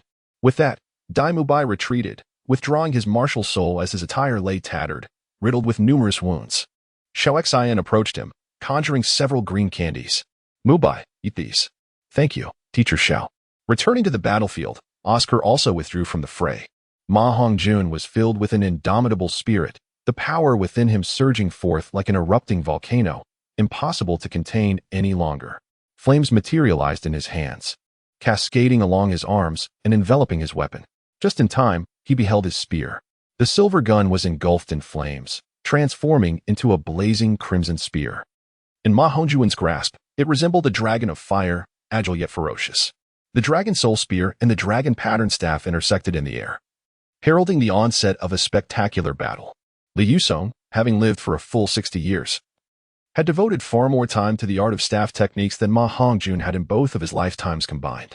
His comprehension of the staff techniques was equally profound, enabling him to wield formidable strength even without the use of soul skills. His staff techniques were remarkably domineering, employing straightforward and effective strikes, devoid of unnecessary flourishes. Each blow was precise and purposeful. With the experience of 2 lifetimes in marksmanship and the exquisite techniques of the 3 major gun styles, Ma Hongjun, though lacking the brute force of Li Yusong, managed to handle the situation with remarkable ease. Particularly with the agile 100 birds play phoenix technique at his disposal, he was able to find opportunities to counterattack amidst Li Yusong's ferocious onslaught. Most importantly, in facing Li Yusong, he bore no reservations and could unleash his full potential, treating Li Yusong as a mere soul beast to be vanquished, thus making the battle all the more exhilarating. As the skirmish intensified, Li Yusong grew increasingly alarmed, realizing that this young man had indeed consumed pure essence, growing fiercer with each encounter. What troubled him the most was Ma Hongjun's flames, which possessed a formidable adhesive quality. Every clash of their weapons resulted in the dragon pattern rod becoming tainted with the gun's malevolent fire, requiring substantial soul power to extinguish. The battle raged on with escalating ferocity. Li Yusong's stick techniques were domineering, while Ma Hongjun's sinister flames erupted, making his marksmanship even more tyrannical and frenzied. Lu Qibin, who had initially maintained a calm demeanor due to his martial spirit of star chess, found himself unnerved, turning to Flander and exclaiming, "Director, you have truly brought back a monster this time." Flander chuckled softly without replying, his gaze fixed on the duel. "Ha ha, old Li, are you up to the task? You seem to have aged, struggling to wield your rod." Li Yusong retorted, "Humph, Zhao Wujia, all you do is make snide remarks. Why don't you come and try?" Zhao Wujia, excited by the challenge, leaped forward, delivering a punch between Ma Hongjun and Li Yusong, interrupting their clash. "Perfect timing. I relish a brawl with a bear," he proclaimed. "You're quite the audacious one. Come and feel the force of my fist." Li Yusong hastily withdrew, sheathing his dragon pattern rod. It was not that he could not contend with Ma Hongjun, but he was aware that if the battle continued, he would likely be forced to resort to soul techniques. It would be utterly disgraceful for a soul emperor to employ soul techniques against a great soul master. Approaching Oscar, he asked, "Bring me a sausage, a large one." Oscar responded enthusiastically, "Ah, I have a magnificent sausage." Zhao Wujia's robust figure resembled that of a great bear. "Young man, let us see how you fare against the bear's paw." His massive hand swiped toward Ma Hongjun, who swiftly activated the 100 birds play phoenix technique to evade the enormous palm. He knew better than to meet it head-on. Being struck would send him flying beyond the village. Ma Hongjun leaned back, his knees gliding across the ground, narrowly missing Zhao Wujia's palm. The myriad of birds swirled around. In a swift counter, he seized the moment to unleash 2 techniques of marksmanship. The Dragon Soul Spear lunged towards Zhao Wujia's armpit, a vulnerable point in his defense. What a cunning lad! Yet alas, you have underestimated my defenses. This strike failed to penetrate. Ma Hongjun swiftly retreated, yet was still struck by a sweeping kick from Zhao Wuji, sending him flying through the air. Ma Hongjun steadied himself, a faint smile gracing his lips as he remarked, "The blade did not penetrate, yet the flame remains." Zhao Wujing felt a searing pain and glanced down to discover a small cluster of flames dancing beneath his armpit. His underarm hair had been completely singed, yet the fire persisted, its tenacity remarkable. The onlookers exchanged discreet chuckles, particularly Li Yusong, who reveled in the misfortune. Such a malevolent flame, Zhao Wujing marveled. With a slight smile at the corner of his mouth, Ma Hongjun remarked, "Therefore, teacher Zhao, you must exercise caution. My flames are numerous, and your bear fur cannot withstand the heat. Come, young lad, let us engage in a spirited contest. Unleash all your flames and employ your soul abilities to their fullest extent. Show me just how fierce you can be."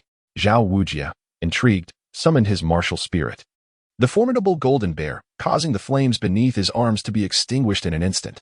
The flames within Ma Hongjun surged forth, no longer suppressed, instantly transforming him back into the fiery youth. The true battle erupted, and at that moment, Ma Hongjun was enveloped in flames, his crimson hair billowing fiercely, his garments fluttering like a banner in the wind. Were there a third perspective, one would see Ma Hongjun standing with his weapon, resembling Neza unbound from his seal. Both demonic and enchanting. Zhao Wujie suddenly expanded. His already formidable muscles swelled to nearly double their size, and in an instant, his height increased by a meter, making him appear extraordinarily imposing. Ma Hongjun relied on his agile movements to engage in a dance of combat with Zhao Wujie. However, once Zhao Wujie manifested his martial spirit, his body became akin to one forged from steel, rendering it exceedingly difficult for the dragon soul gun to inflict any harm upon him. The first spirit ring of Ma Hongjun ignited. The extreme shadow flying dragon spear. The spear's tip collided head-on with his bare paw, producing a resounding clang of metal. His claws extended, seizing the spear's tip, and he swung Ma Hongjun, weapon and all, into the air. Once again, this. Damn it, Ma Hongjun muttered under his breath. Engaging in battle with a power-oriented soul master is always like this. They effortlessly lift you up and spin you around. As Ma Hongjun's second soul ring illuminated, a radiant glow enveloped him, and with a powerful shout of explode, he unleashed not only the force of his spear's tip but also the fury of flames. A conflagration amassed at the spear's pinnacle, and just as Zhao Wujie was about to hurl him away, the fiery orb erupted in his grasp. Flames erupted, sending visible sparks scattering in all directions, with Zhao Wujie's massive form becoming the primary target, countless embers raining down upon him. The malevolent fire burned with a searing intensity and possessed a remarkable adhesion. Although Zhao Wujie could withstand physical assaults, he found himself powerless against this fire-based onslaught. Attempts to extinguish it with his hands proved futile. How vexatious this flame is. Ma Hongjun harnessed the explosive force to break free from Zhao Wujie's grasp, retreating to a distance to reorganize his assault. The first spirit ring continued to radiate its brilliance. However, this time it was not the utilization of a spirit skill, but rather a necessary enhancement of speed by 50%. With this acceleration, Ma Hongjun's phoenix dance of 100 birds became even more ethereal and enigmatic. It was time to unleash his combo skill, the 100 birds chasing the phoenix spear technique. Flames continued to engulf the dragon soul spear. As Ma Hongjun consciously concentrated the flames from his body onto the spear, for a fiery assault was decidedly more effective against Zhao Wujie. Though Zhao Wujie's colossal form augmented his strength and defense, it simultaneously revealed his vulnerabilities. Akin to a massive bear, he had grown cumbersome. The series of strikes from the 100 birds chasing the phoenix spear landed successfully, each thrust piercing his body and igniting small clusters of flames. Are you a mere flea? Zhao Wujie swatted left and right, yet Ma Hongjun evaded with agile grace, his phoenix dance of 100 birds transforming into a dance of evasion against the bear. The weight of the spear grew increasingly formidable. With each successive strike, the power multiplied. Now at the 13th strike, the dragon soul spear was capable of piercing through his bare hide. One could easily imagine the might of the dragon soul spear. It was a manifestation of a spirit saint's martial spirit, capable of allowing a great soul master to penetrate the flesh of such a robust and defensively powerful creature as the great strength diamond bear. This was undoubtedly astonishing, as evidenced by the expressions of the onlookers. The flames began to wane, the power of the sinister fire gradually depleting. Zhao Wujie resembled a bear besieged by a swarm of bees, the embers clinging to him spreading like wildfire. As Ma Hongjun's flames diminished, the fire upon Zhao Wujie intensified. In the absence of spirit skills, this lumbering bear was, in fact, easier to contend with than Li Yusong wielding the dragon pattern rod. Zhao Wujie felt an unbearable searing pain, an agonizing itch that was both powerful and stifled, akin to being gnawed upon by ants. Yet unable to eradicate the discomfort due to his sheer size, he was on the verge of losing control. At long last, the 20th strike from Ma Hongjun had arrived. This ultimate blow had been a long time in the making. as he gathered the remaining malevolent energy within him, concentrating it at the tip of his spear. The second soul ring illuminated once more, for he sought an explosive effect to amplify the power of this move. The flame-ensconced spearhead surged towards Zhao Wujie's face. Boom. As the spearhead neared its target, Zhao Wujie's eyes narrowed, his breath quickening. He could no longer endure this unsatisfactory battle. This young man, oblivious to restraint, dared to attempt a blow to his visage even at this final moment. How arduous this is! Zhao Wujie bellowed, activating his first soul ring. The unyielding king's presence. Bang! The spearhead penetrated Zhao Wujie's face, flames erupting upon contact.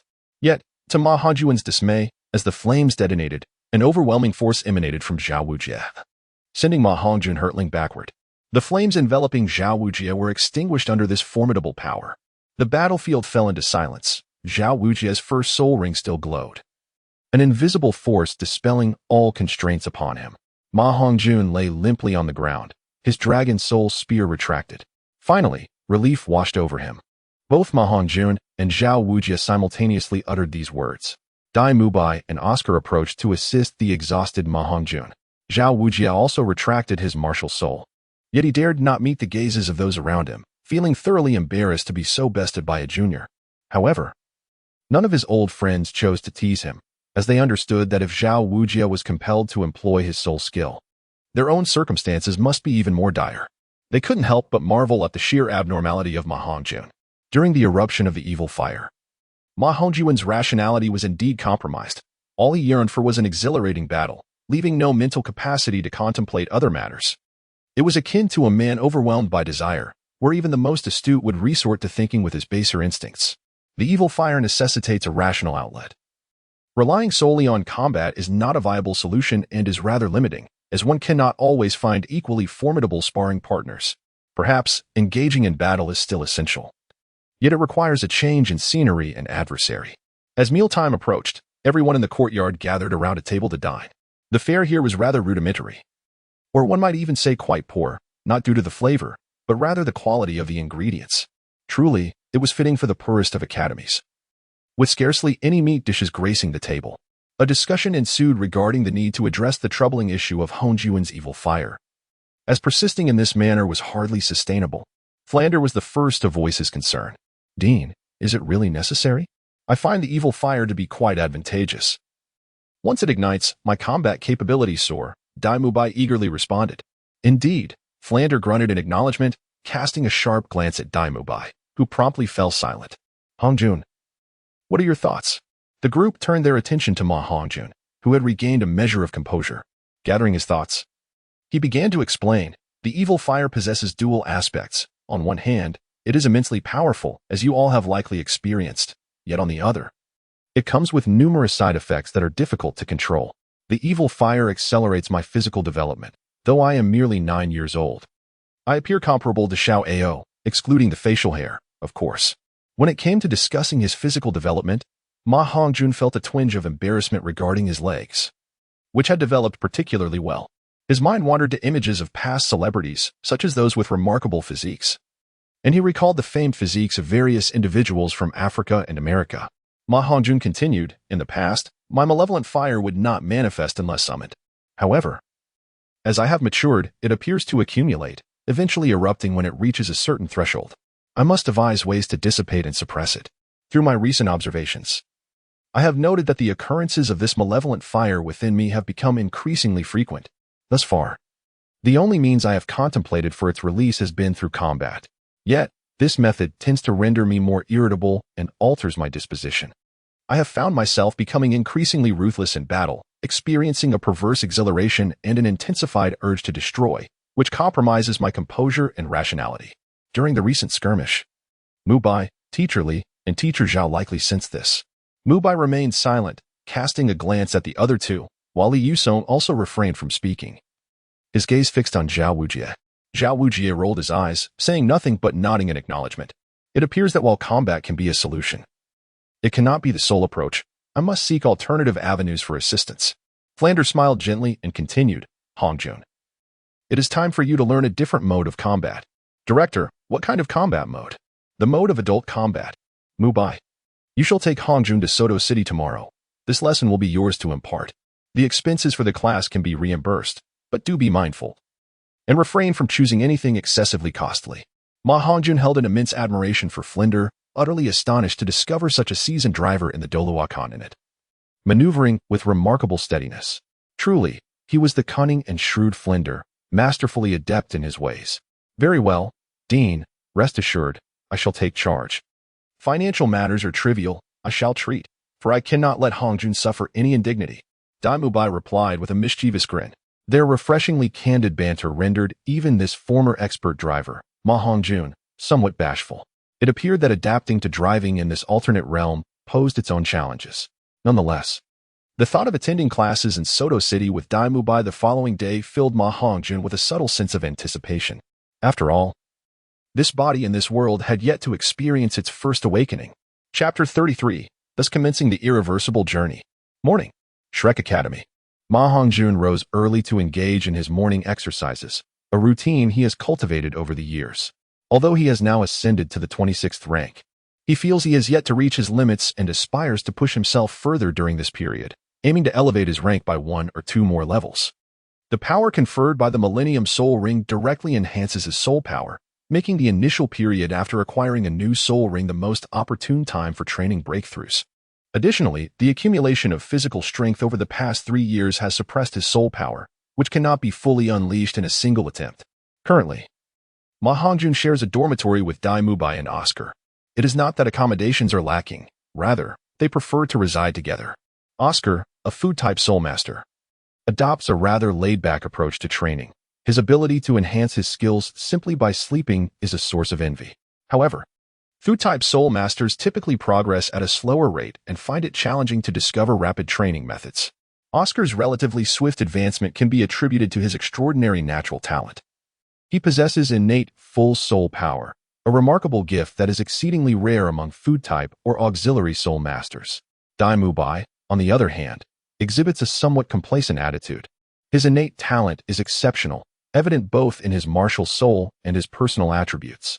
Even with his relaxed approach, his training progress surpasses the majority of soul masters. Had he chosen to dedicate himself earnestly, his speed of advancement would be astounding. Yet, he lacks a certain resolve, resembling someone who has resigned themselves to a mundane existence, living day by day. Though he appears carefree, it masks a profound inner desolation. In a not overly spacious training area, Ma Hongjun adorned himself with numerous lead weights for resistance training. Following his breakthrough in rank and the subsequent increase in soul power, he is now able to continue refining his techniques with the 100 birds facing the Phoenix Spear, progressing from the 21st to the 26th forms. No matter how exceptional one's talent may be, mastering spear techniques requires gradual refinement. Skill is honed through persistent practice over time rather than instant success. As he wielded the black iron spear, his movements were deliberate and slow, allowing him to gradually comprehend the nuances of force application and transitions between techniques. Each movement in the exquisite spear technique is crucial, with varying degrees of force employed in a meticulously ordered manner, culminating in explosive power. Flinder has already risen and watches Ma Hongjun train with the spear, feeling a deep sense of gratification at his diligence. His smile, as radiant as a blooming chrysanthemum, has become increasingly prominent since he took on Ma Hongjun as his extraordinary disciple. Gone are the days of his previously stern demeanor, which resembled a shoe sole. Ma Hongjun's marksmanship eluded his understanding. He was inherently unfamiliar with the arts of weaponry.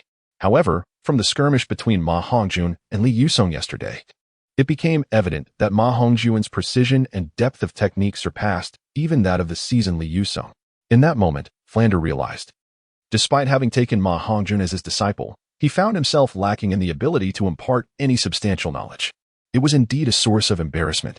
Ah, Hongjun, I didn't expect you to rise so early. Your dedication to morning practice is commendable, especially with the added weights. Flander remarked with a smile as he approached after Ma Hongjun sheathed his weapon. Good morning, Dean. I have grown accustomed to this over the years. Intense training helps to temper the inner turbulence I carry, Ma Hongjun replied. I must say, your training methods are quite impressive. Your mentor, Chu Tianai, certainly possesses a remarkable approach. Thus, I entrust you with a task. From now on, for all matters concerning physical training, take Mubai and Oscar under your wing. They seem rather lethargic. It is time to instill some vigor in them. A soul master must also possess a formidable physique, Flander concluded, gazing at Ma Hongjun. Awaiting his response, Ma Hongjun wore a look of exasperation as he arrived at your academy.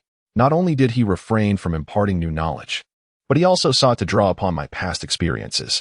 Yet he did offer some instruction, after all. He was scheduled to study adult courses with Mu Bai in the evening. One could consider it a mutual exchange of learning. Of course, Ma Hongjun would not refuse. He readily agreed, and the thought of training those two rascals brought him a sense of joy. He could allow them to experience once more the techniques previously employed by the devil. No problem, Dean. I am more than willing, he affirmed. While they were conversing, two individuals approached, the village chief and Sui Hua. Soul Master. The village chief exclaimed upon noticing Flinder, bowing respectfully. After receiving a nod from Flinder, he continued, regarding yesterday's matter. After discussing it with her parents, Sui Hua has agreed to come and assist. Sui Hua, her cheeks flushed with shyness, dared not meet Ma Hongjun's gaze. Yet, summoning her courage, she finally lifted her head and said, Soul Master, I am willing to help care for others. However, 10 gold soul coins are far too much. 1 gold soul coin will suffice. Flinder interjected, what sort of task requires 10 gold soul coins? Ma Hongjun was inclined to cast an exasperated glance at the miserly old man. Despite possessing the strength of a soul sage, he lacked the elegance befitting such a title. As for the dean, I shall refrain from further comment. I have summoned Miss Sui Hua to assist with a few tasks, and the 10 gold soul coins shall serve as her remuneration. I will first escort her to my residence. Ma Hongjun, eager to escape the clutches of the frugal Flanders, hastily led Sui Hua towards his parents' courtyard. Flanders, momentarily taken aback, soon regained his composure and stood there in contemplation, marveling at the boy's impatience. Having been there for merely a day, it was evident that he understood the situation well enough to forego any guidance from Mu Bai. However, the 10 gold soul coins offered for the girl seemed somewhat extravagant, suggesting a lack of experience on their part. Unbeknownst to the distant Ma Hongjun, Flanders had embellished the narrative significantly. Otherwise, he would have undoubtedly unleashed a torrent of expletives upon him. Upon arriving at his parents' courtyard with Suhua, he found his mother, Li Hui, already preparing breakfast. The sight of her son accompanied by a young girl filled her with surprise.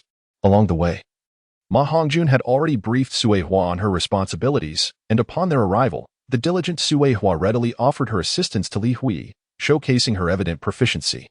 Ma Hongjun entered the inner room to engage in conversation with his father.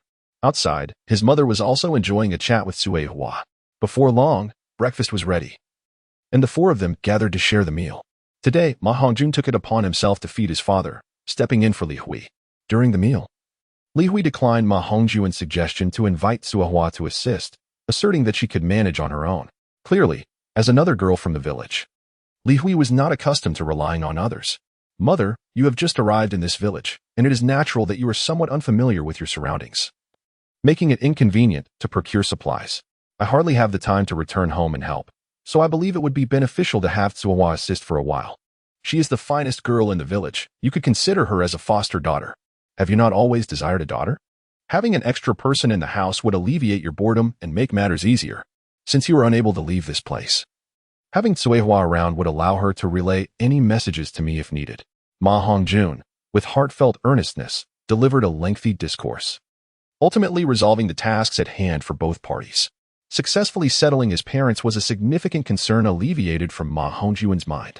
Upon returning, he commenced his classes, and today's lecture was conducted by teacher Xiao Xian from the food department, primarily discussing the types, roles, and developments of food system soul masters. This content constituted the foundational curriculum for soul masters, akin to the compulsory subjects in one's early high school education, encompassing essential knowledge. As the sun dipped below the horizon, casting a splendid glow across the sky, Ma Hongjun and Dai Mu Bai, having adorned themselves with care, set forth on their journey to Soto City. Chapter 34. The enigmatic beauty of the countryside. The distance from the academy to Soto City was not great. Both individuals being soul masters, their pace was brisk, and thus they opted to run, which also served as a form of exercise. Mu Bai, where do you hail from? Ma Hongjun inquired with a conscious intent, eager to unravel Dai Mu Bai's inner turmoil and compel him to confront the realities of life. As for me, I hail from the Star Luo Empire. Upon mentioning his lineage, it was evident that Dai Mu Bai grew evasive, responding with brevity. Your martial soul is remarkably powerful. Your family in the Star Luo Empire must be quite formidable. I perceive you to resemble the scion of a grand family. Indeed, it is a grand family, an immensely large one. Yet what does it matter? It is not my family. I am indeed a scion, yet merely a scion. Dai Mubai's tone shifted, imbued with a self-deprecating sorrow that resonated with profound desolation. It seemed his princely status within the Douluo Empire weighed heavily upon him, bringing forth significant distress. The royal family's merciless method of nurturing heirs allowed only one to smile, while the rest were left to weep. In contrast to his elder brother, Davis, who possessed the same talent, yet was 6 years his senior, Dai Mubai could scarcely bear to witness even a glimmer of joy. He had already foreseen his fate in a decade or so, either demise or disgrace. Ma Hongjun seized the moment and continued. I have heard that the royal family of the Douluo Empire bears the surname Dai. Could it be that you have some connection to the royalty? Might you be akin to the tales where a noble prince conceals his identity among commoners to experience life? Haha, Mubai. How delightful it would be if you truly were a prince. Ma Hongjun laughed heartily, observing Dai Mubai's expression, curious to see if he could provoke him. Is it truly that amusing? Dai Mubai suddenly halted, his voice betraying a hint of loss of control. Ma Hongjun feigned ignorance and continued jokingly, "What's the matter? Mubai, could it be that you are truly a prince? What if I am?" Dai Mubai suddenly exclaimed, his voice tinged with a hint of hysteria and desperation. His eyes instantly turning crimson. Ma Hongjun remained silent, patiently awaiting Dai Mubai to release his pent-up emotions. Some feelings, when suppressed for too long, necessitate an outlet. Dai Mubai stared blankly at Ma Hongjun, his gaze seemingly wandering and devoid of focus. After a considerable pause, clarity gradually returned to his eyes, and his emotions stabilized somewhat. Hongjun, he began, although we have known each other for only a few days, I consider you a brother. I hope that you refrain from inquiring about such matters in the future and do not mention today again. With that, Dai Mubai turned away from Ma Hongjun and proceeded forward. Ma Hongjun's demeanor turned serious as he called out loudly to Dai Mubai's retreating figure. I regard you as a brother. Mubai, I can see that you are troubled. You are evading something. If there is anything on your mind, do not hesitate to share it. In the realm of soul masters, strength reigns supreme. I believe that regardless of the issue at hand, as long as one possesses sufficient power, it can be resolved through that very strength. Even if a problem cannot be solved, one can always eliminate the source of the problem. You are 3 years my senior, yet your prowess does not surpass mine. With my current efforts, the gap in our strengths will only widen in the future. This is not mere boasting, given my talent and diligence. It matters not if you are 3 years my senior or even 6, it will not be long before I surpass you. Ma Hongjun inadvertently emphasized the word 6 years with a weighty inflection. Before Dai Mubai could respond, Ma Hongjun continued, you are indeed older than I am, which grants you certain advantages. However, through diligence, I have managed to surpass you. Surely, you do not believe that your martial spirit is inferior to mine. The White Tiger martial spirit is a premier beast spirit, a source of pride and faith for the Dai family. While it may not truly rival the dragon spear, Dai Mubai could not possibly entertain such thoughts. He could never belittle the martial spirit that embodies his beliefs. Ma Hongjun intended to exploit this fact to provoke him. Dai Mubai halted, his piercing gaze fixed upon Ma Hongjun, seeking to discern the meaning behind his words.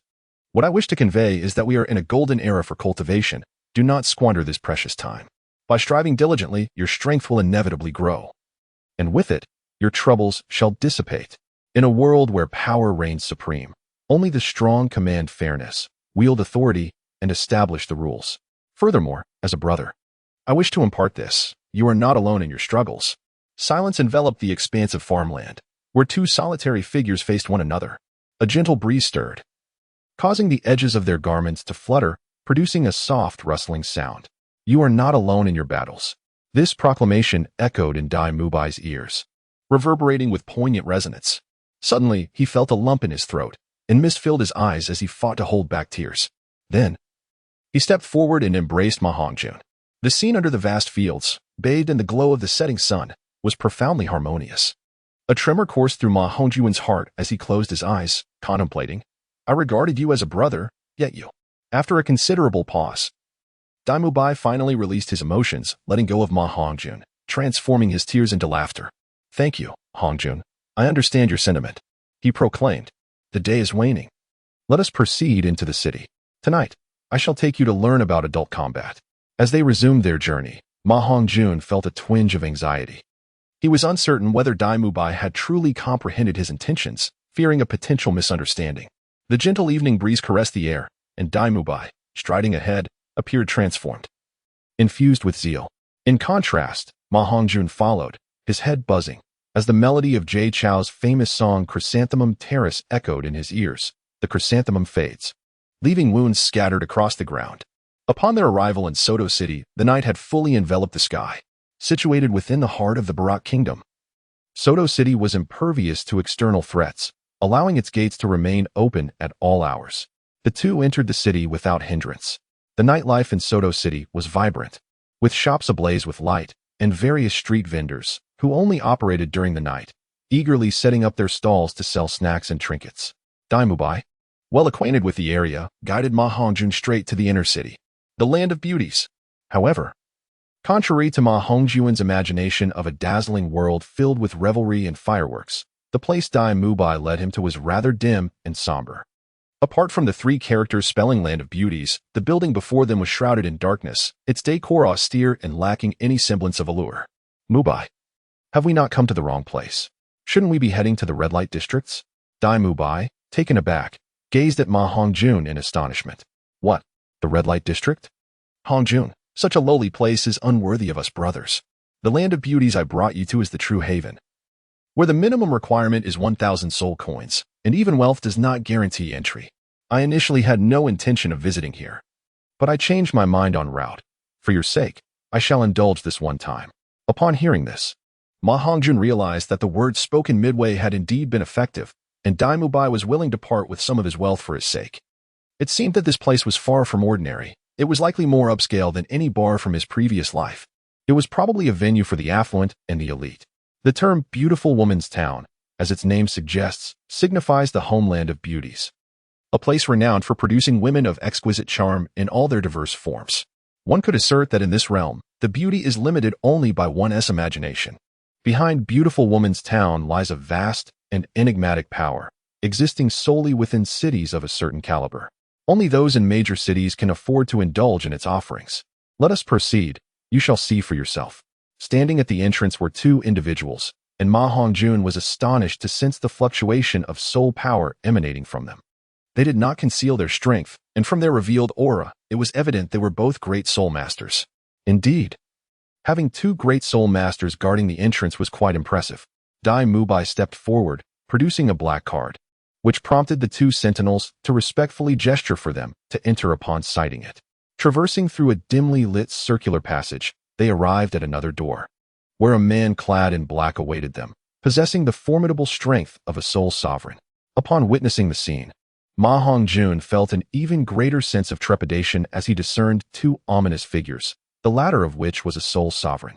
Dai Mubai once again brandished his black card, prompting the cloaked figure to push open the door and gesture invitingly, proclaiming, "Welcome to the Land of Beauties."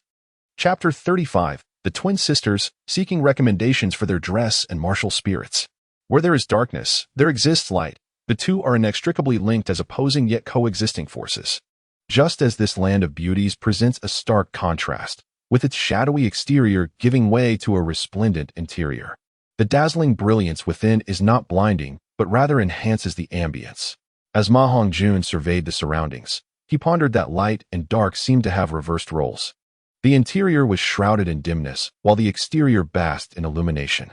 The walls, crafted entirely from colorful crystal stones, reflected a gentle spectrum of hues. The atmosphere inside was vibrant, with an abundance of delectable food and exquisite wine readily available.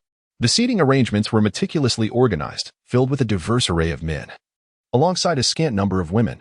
The waitstaff, exclusively female and breathtakingly beautiful, donned revealing attire that varied in style. The raucous patrons showed no restraint, indulging in their desires with abandon. This place was unequivocally a paradise for men. Ma Hongjun personally experienced the meaning of blood surging. Had it not been for his timely invocation of the 100 birds facing the phoenix technique to regulate his vital energy and blood, it would not be an exaggeration to say that he could have genuinely bled from his nostrils. Such a scene makes it exceedingly difficult for any ordinary man to maintain his composure. Even the younger brothers aspire to become the elder brother. Dai Mubai took 2 glasses of wine from a beautiful woman and handed one to Ma Hongjun. "Come, let us sit over there." Ma Hongjun observed his surroundings in silence, trailing behind Dai Mubai. This was his habit. Upon arriving in an unfamiliar place, he would first survey the area to familiarize himself with the setting. However, in this crowded venue, he needed to pay closer attention. Do not be misled. These attendants are merely of basic caliber, easily acquired for a mere 1,000 gold soul coins. If any catch your eye, you may have her sit beside you and take her along when you depart. Nevertheless, I advise you to wait a moment. There are even finer selections to behold. Of course, with your prowess, you may indulge in a few choices, Dai Mubai remarked with an air of composure. Clearly a seasoned veteran accustomed to such environments, as evidenced by his nonchalant demeanor. As the time approached, Dai Mubai declared, "The revelry shall commence." Instantly, the cacophony subsided, and the lights converged on the stage. Ladies and gentlemen, we are thrilled to announce that tonight's event is graced by the presence of the illustrious twin sisters. A ripple of anticipation coursed through the crowd. Now, let us welcome our first performer, Miss Huangli. Her martial soul, the aureole, resonated with a melodious and enchanting voice, marking her as a prodigious singer, ideally suited for the esteemed role of a leading performer. Miss Huangli gracefully stepped forward, releasing her martial soul, though it appeared devoid of soul rings, suggesting it was an ineffective martial soul. As her captivating song filled the air, it unmistakably bore the characteristics of the aureole's call, indicating that her martial soul had indeed altered her vocal timbre. Upon completing a mesmerizing melody, the elegant figure in yellow bowed and retreated. Is there anyone willing to hire Miss Huangli? Bidding is now open. Hands began to rise in the audience. 3,000 gold soul coins. 3,005 gold soul coins. Ma Hongjun found himself perplexed.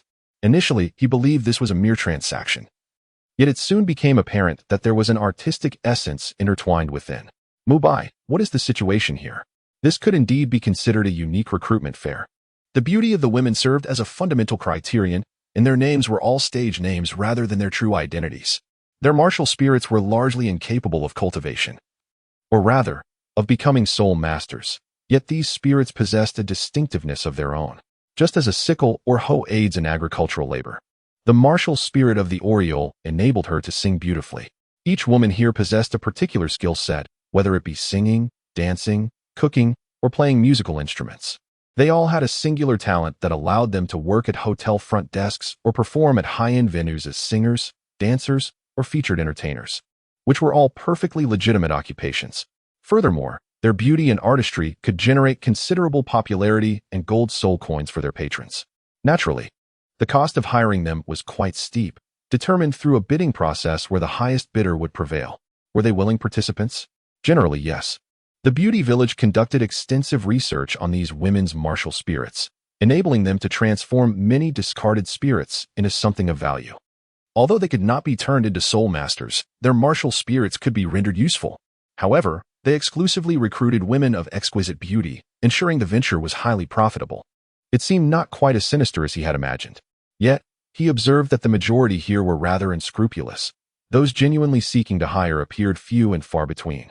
Most were seasoned merchants, seeking both profit and to engage in underhanded dealings. Why concern yourself with others? By your logic, are we not also complicit? Choose wisely, as today I shall treat. As the event progressed, women of unparalleled beauty ascended the stage one after another, leaving Ma Hongjun momentarily unsure of how to select among these treasures. He desired them all. However, the hiring fees were indeed exorbitant, starting at no less than 3,000 gold soul coins, calculated on an annual basis, with the employment relationship dissolving after a year, necessitating a new agreement thereafter. Hurry and choose, they'll soon be gone, urged Dai Mubai. There is no rush. Let us wait a moment. The best are typically in the latter half. Ma Hongjun recalled the opening remarks about the ace twin sisters leading the charge. As the event continued, the hiring fees escalated, yet he reassured, it's fine. After all, you are treating. Finally, the twin sisters made their grand entrance. Please welcome Miss Schwanger and Miss Fei Fei. Adorned in black, slightly sheer kipeos, and perched on high heels, they walked in perfect unison to the center of the stage. Their elongated legs clad in black stockings were particularly captivating. With their exquisite curves and statuesque figures, they were a mesmerizing sight, enchanting all who beheld them. The martial souls of Schwanger and Fei Fei manifest as garments, possessing only a feeble innate soul power that allows for cultivation, albeit at a sluggish pace. While they have yet to attain the status of soul masters, They possess the remarkable ability to conjure a myriad of clothing through their martial souls. The attire they currently don is a direct result of this transformation. Regardless of the style, as long as it can be envisioned and sketched, they can bring it to life through their powers. With such a unique martial soul, they are undoubtedly prime candidates for fashion design.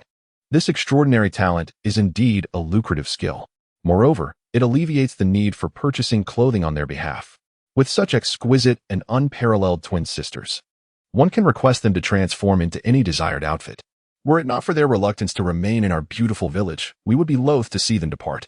With this martial soul, one could say that as long as a brilliant design can be conceived, a steady stream of gold soul coins would be assured. Upon hearing the host's description, the audience erupted in excitement. Indeed, the renowned sister duo possesses remarkable qualities.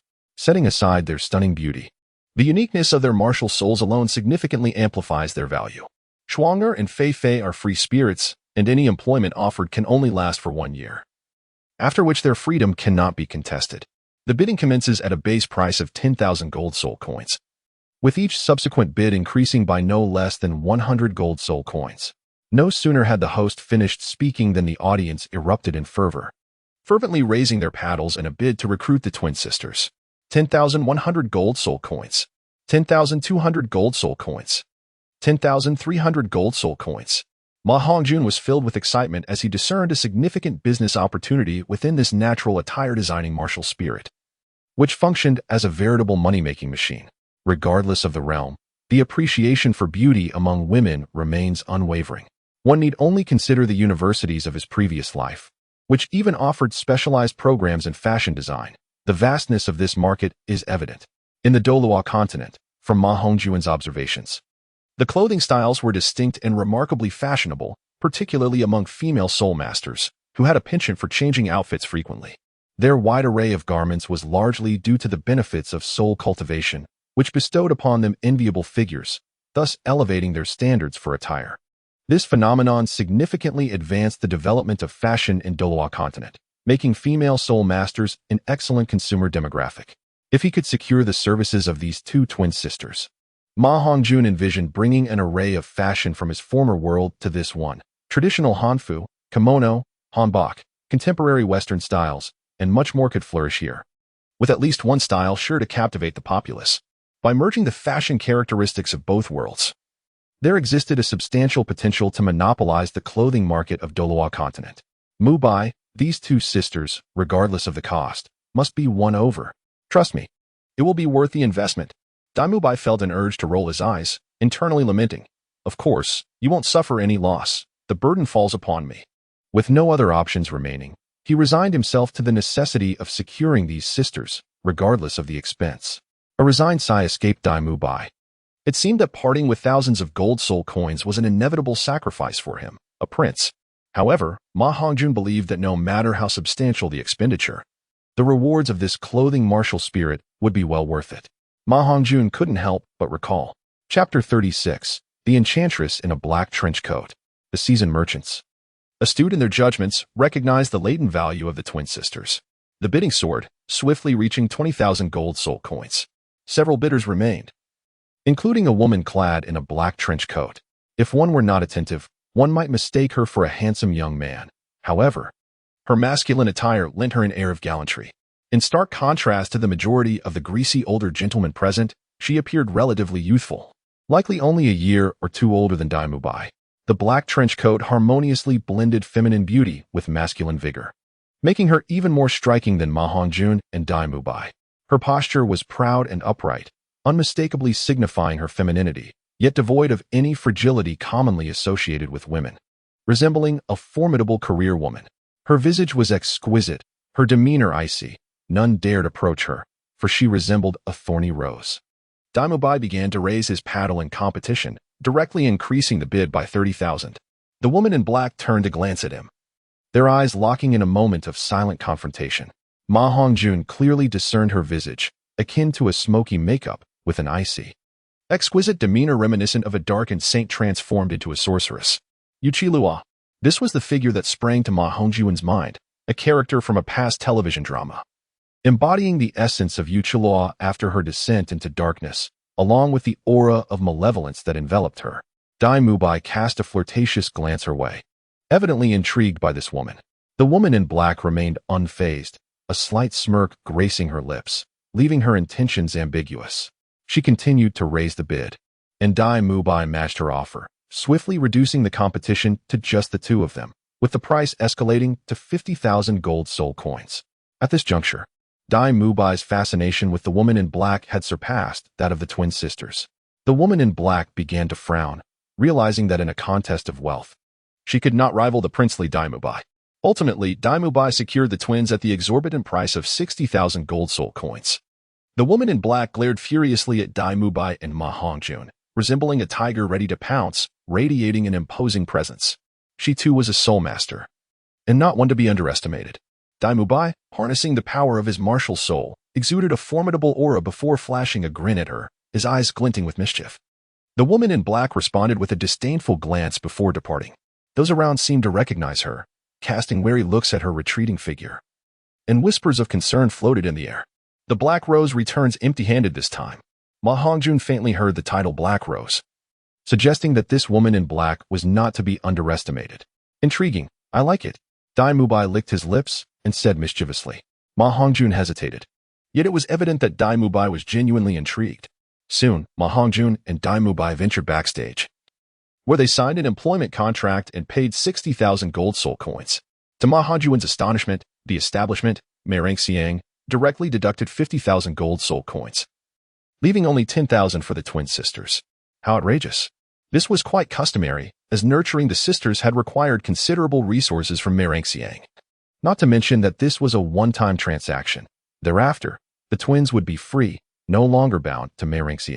Their following year would belong entirely to him. And after that, it would depend on whether he still desired their company or whether they wished to remain with him. The twin sisters appeared to be slightly older than Dai Mubai, their statuesque figures almost matching his height and surpassing Ma Hongjun's by a fraction. The elder sister was named Shuang'er, while the younger was called Fei Fei. Yet, Ma Hongjun found it challenging to distinguish between them, for they resembled each other to such an extent, be it in expressions, movements, or voices, they were truly identical. If one were to see them face to face, it would seem as though a mirror stood between them.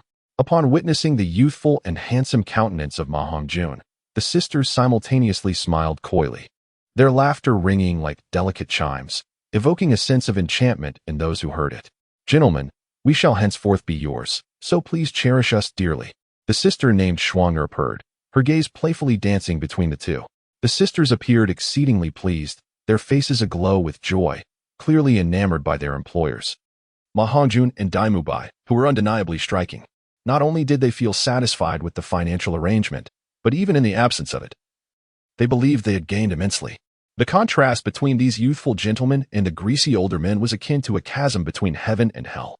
Such a comparison filled them with happiness, flooding their hearts with overwhelming joy that radiated from their faces. The sisters reflected on their fortunate fate and began to contemplate their preferred companions, envisioning a one-on-one arrangement. Ma Hongjun observed the Shuang'er sisters scrutinizing him and Dai Mubai, seemingly attempting to discern who among them was the leader, eager to see whom they would follow. A nobleman is a nobleman. There is no need for diminutive titles. Do not mistake my stature. I am no ordinary gentleman. Furthermore, henceforth, you shall accompany me. He is merely here to settle the payment, while I shall be your employer. Ma Hongjun pointed at Dai Mubai, addressing the two sisters. The proximity of their encounter was utterly intoxicating. The allure of a seductress lies in her formidable charm. Even without deliberate display, she can ensnare one's senses. This enchantment emanates from the very essence of her being, a natural grace that renders her a born enchantress. Dai Mubai cast a jealous glance, feeling his heart stir. Having traversed the realms of romance for many years, he had seldom encountered gems like the Shuang'er sisters. Why not? Dai Mubai tentatively suggested. No way. Without allowing him to voice his thoughts, Ma Hongjun promptly declined. What a jest. Can twins still be considered twins if they are separated? Moreover, his wicked fire burned with such intensity that he yearned for more. Mubai, you are unlike me. You must diligently cultivate your skills. In truth, were it not for the malevolent flames, I would have no desire to engage in such matters. Ma Hongjun consoled with utmost seriousness. Yet the words he uttered seemed to lack conviction, even to himself. Upon hearing this, Dai Mubai regained his composure. Recalling the determination he had forged on the journey thus far, He resolved not to succumb to temptation and to rise once more. With this thought in mind, Dai Mubai took the lead and stepped forward. Let us proceed. Ma Hongjun chuckled softly, then gestured with his hand, causing Xuan and Fei Fei to each entwine their arms around his. Ma Hongjun, initially, I believed that after enduring 3 grueling years of devilish training, my willpower had become unassailable. Yet, after being ensnared in the embrace of temptation, I realized that my resolve was not as formidable as I had envisioned, largely due to the consuming flames of desire. The adage holds true. The gentle embrace of comfort is indeed a hero's grave. This is merely a physical indulgence. Should there be a fusion of souls, few possess the fortitude to depart from such a haven. As I emerged into the stillness of the night, the desolate streets were bathed in dim light. Suddenly, a dark figure manifested ahead, her S-shaped silhouette elongated by the streetlights, proclaiming the unparalleled allure of her essence. As I drew closer, I recognized her, the enigmatic girl in a trench coat, revered as the Black Rose. As Ma Hongjun and Dai Mubai simultaneously recognized her, it appeared that this woman remained undeterred. Yet, she was alone here. Could it be a case of treachery among shadows? The woman in the trench coat observed the twin sisters nestled beside Ma Hongjun, while Dai Mubai walked ahead, momentarily taken aback. She was surprised to see that the alluring youth with captivating eyes, who seemed to revel in flirtation, was not cradling a woman in his arms. Instead, it was the somewhat reserved red-haired youth who was caught in the embrace of the sisters. This scene challenged her preconceived notions. Yet it did not alter the fates of the two. She could not bear to see the twin sisters reduced to mere playthings, in her eyes. Their worth extended far beyond that. "Ah, are you waiting here for me?" Dai Mubai exclaimed, intrigued as he noticed the trench-coat-clad girl blocking his path. Moments ago, he felt wronged by Ma Hongjun's indifference, but now that this captivating figure had emerged, he could not afford to let the opportunity slip away. A faint smile graced the lips of the woman in the trench coat, her black coat billowing in the wind. Even in the night, one could perceive the deep, dark aura emanating from her, akin to black flames rising, while the surrounding air grew frigid. Her flowing black hair resembled that of a sorceress, and her hands slowly unfurled, lifting gracefully like a cat's paws. As she parted her lips, a voice, cold yet supple, resonated. "Indeed, I have been waiting for quite some time." Chapter 37.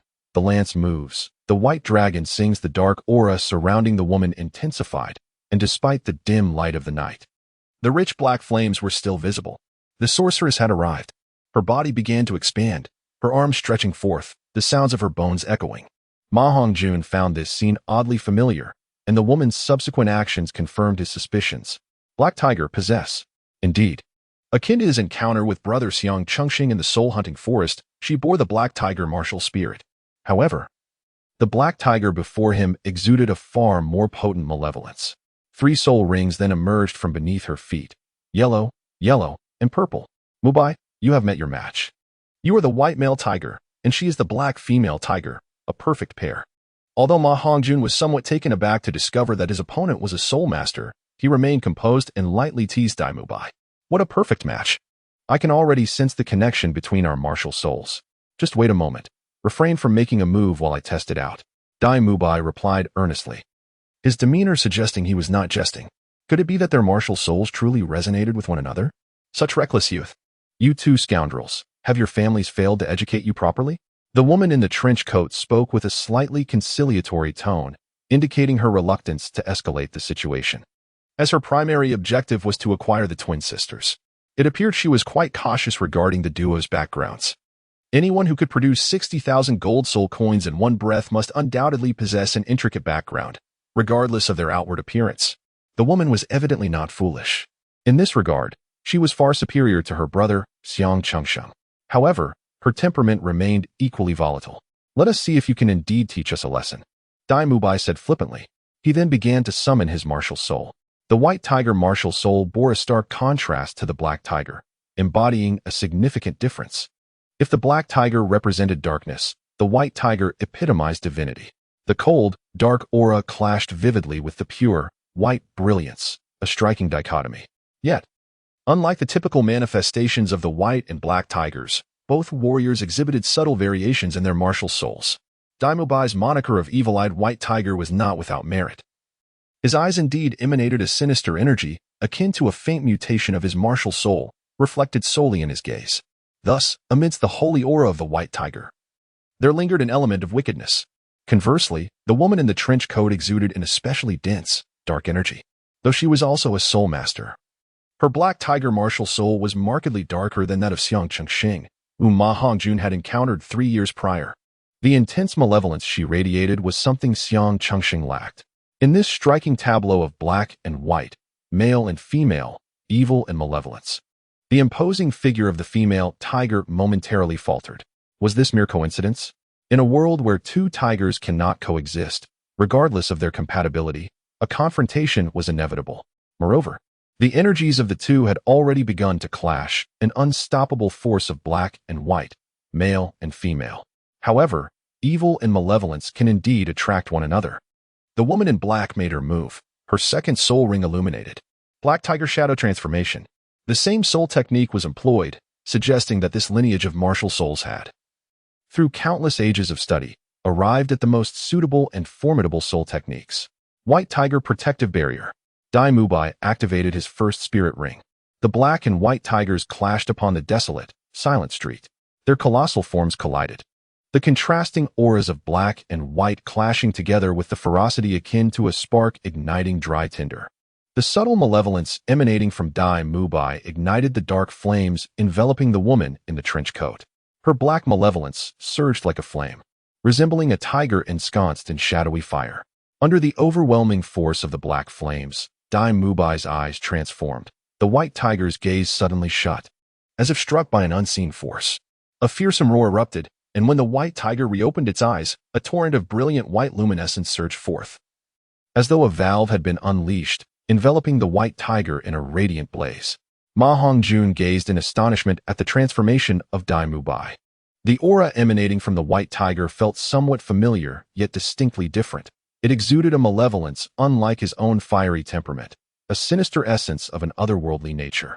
The once disadvantaged white tiger, bolstered by the ethereal white flames, surged in power, matching the black tiger blow for blow. The clash of their contrasting auras was not merely a confrontation, but also a tentative fusion. The two tigers engaged in fierce combat, their relentless struggle leaving the once pristine cobblestones of the street marred with deep craters. The twin sisters stood visibly shaken by the intensity of the battle, resembling startled fawns.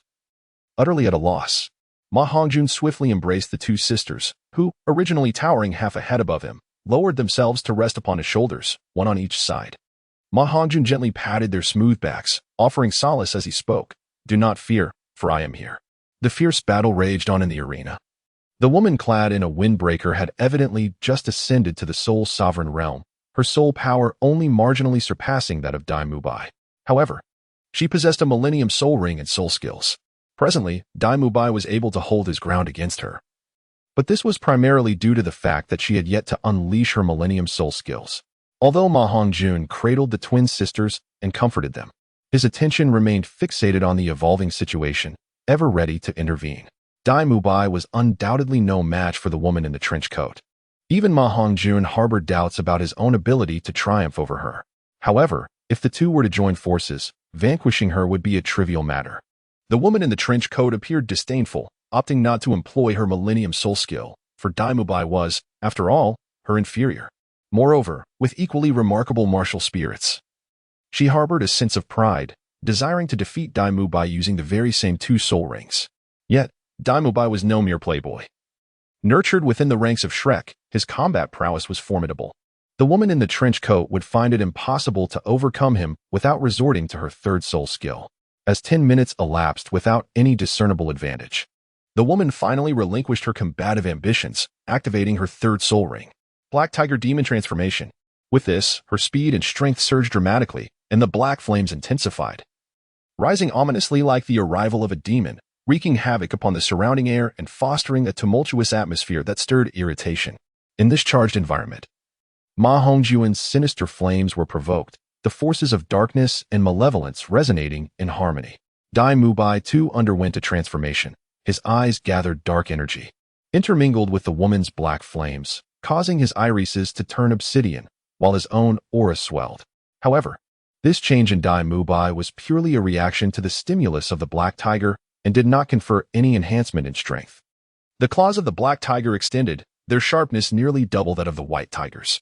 With immense power, they descended upon Dai Mubai, raking from his left shoulder down to his chest, blood splattering forth. Come, take your seat and witness the performance of the young master. Ma Hongjun lifted the twin sisters and gently placed them on a bench beside the street. Suddenly, the dragon soul gun materialized, adorned with glimmering yellow and purple soul rings. The twins widened their eyes in astonishment, unable to believe the sight before them. Although they were not yet soul masters, they possessed enough basic knowledge to comprehend the miraculous combination of the yellow and purple soul rings, which reshaped their understanding and prompted them to reevaluate the worth of this crimson-haired youth. Initially, they believed the golden-haired gentleman to be formidable, but they were astounded to discover that their own fiery-haired companion possessed even more fearsome strength, igniting a thrill within them. Such a prodigious talent, brimming with potential and strikingly handsome, had found them. This serendipitous encounter felt like a treasure unearthed. The overwhelming joy that descended upon them nearly caused them to swoon. With sparkling eyes fixed upon Ma Hongjun, their flushed faces betrayed their excitement and anticipation. Finally, under their watchful gaze, the silver gun-wielding Ma Hongjun, dressed in white, sprang into action. At this moment, one could say, as the long spear moves, the white dragon sings. Chapter 38, The Last Remaining Room of Legend. Please provide some earnest reviews. Ma Hongjun promptly activated his second spirit ring, unleashing the dragon soul gun, which struck against the paw of the black tiger. The impact from the gun sent the woman in the windbreaker staggering back, her eyes widening in shock as she regarded Ma Hongjun. The unusual perception brought on by the yellow-purple spirit rings caused her expression to grow increasingly grave. Are you all right, Mubai? I'm fine, just a minor injury. Dai Mubai's eyes, now a stark contrast of white and black, brimmed with malevolence, hinting at a burgeoning ferocity within him. Hee, all right then, let us proceed. The woman in the windbreaker soon found herself at a disadvantage. The formidable penetrating power of the dragon soul gun was undeniable. Even before it had been enhanced with spirit rings, it could pierce through the palm of the first-ring black tiger's host, Wang Cheng. In no time, the woman had sustained several gunshot wounds inflicted by Ma Hongjun and endured multiple claw strikes from Dai Mubai. As she gradually succumbed to the onslaught, she hastily retreated to gain some distance. Stop. You can't just call for a halt. My brother and I haven't had our fill yet. I am willing to offer 60,000, no, 70,000 gold soul coins to purchase those two sisters. What do you say? The woman in the windbreaker felt utterly exasperated. This youth was simply monstrous. It was one thing to pursue women at such a tender age, but to possess such terrifying prowess was beyond comprehension. If the skirmish continued, she risked severe repercussions. Reluctantly, she decided to resort to gold soul coins as a bargaining tool, though she could have offered an even greater sum during the bidding. Witnessing the golden-haired youth's unwavering determination and apparent indifference toward the gold soul coins had dissuaded her from continuing the contest. She had hoped to exploit his youth and naivety.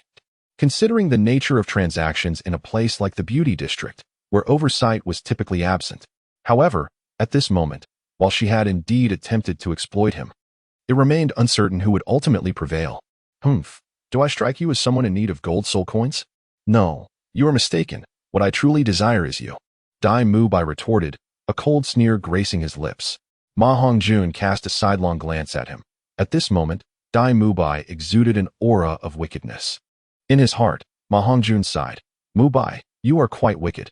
Under the onslaught of a fierce attack, the spirit of the woman in the windbreaker was forced back. The coat, torn by claws and bullets, could no longer fully conceal her radiant beauty.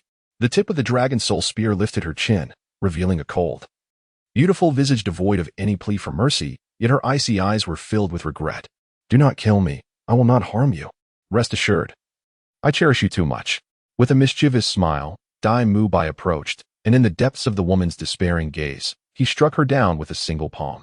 Mubai, this woman must be formidable. I believe she hails from the Xiang family, one of the 3 great families in Soto City.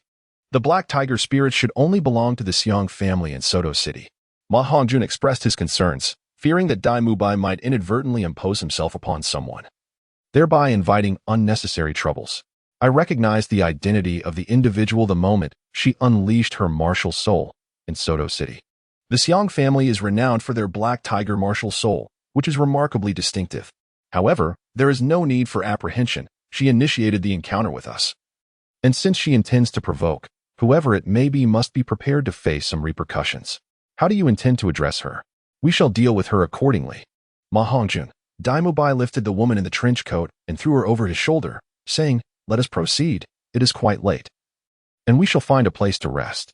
Resuming their journey, Daimubai carried the woman in the trench coat ahead, occasionally patting her, producing a sound reminiscent of gentle tapping.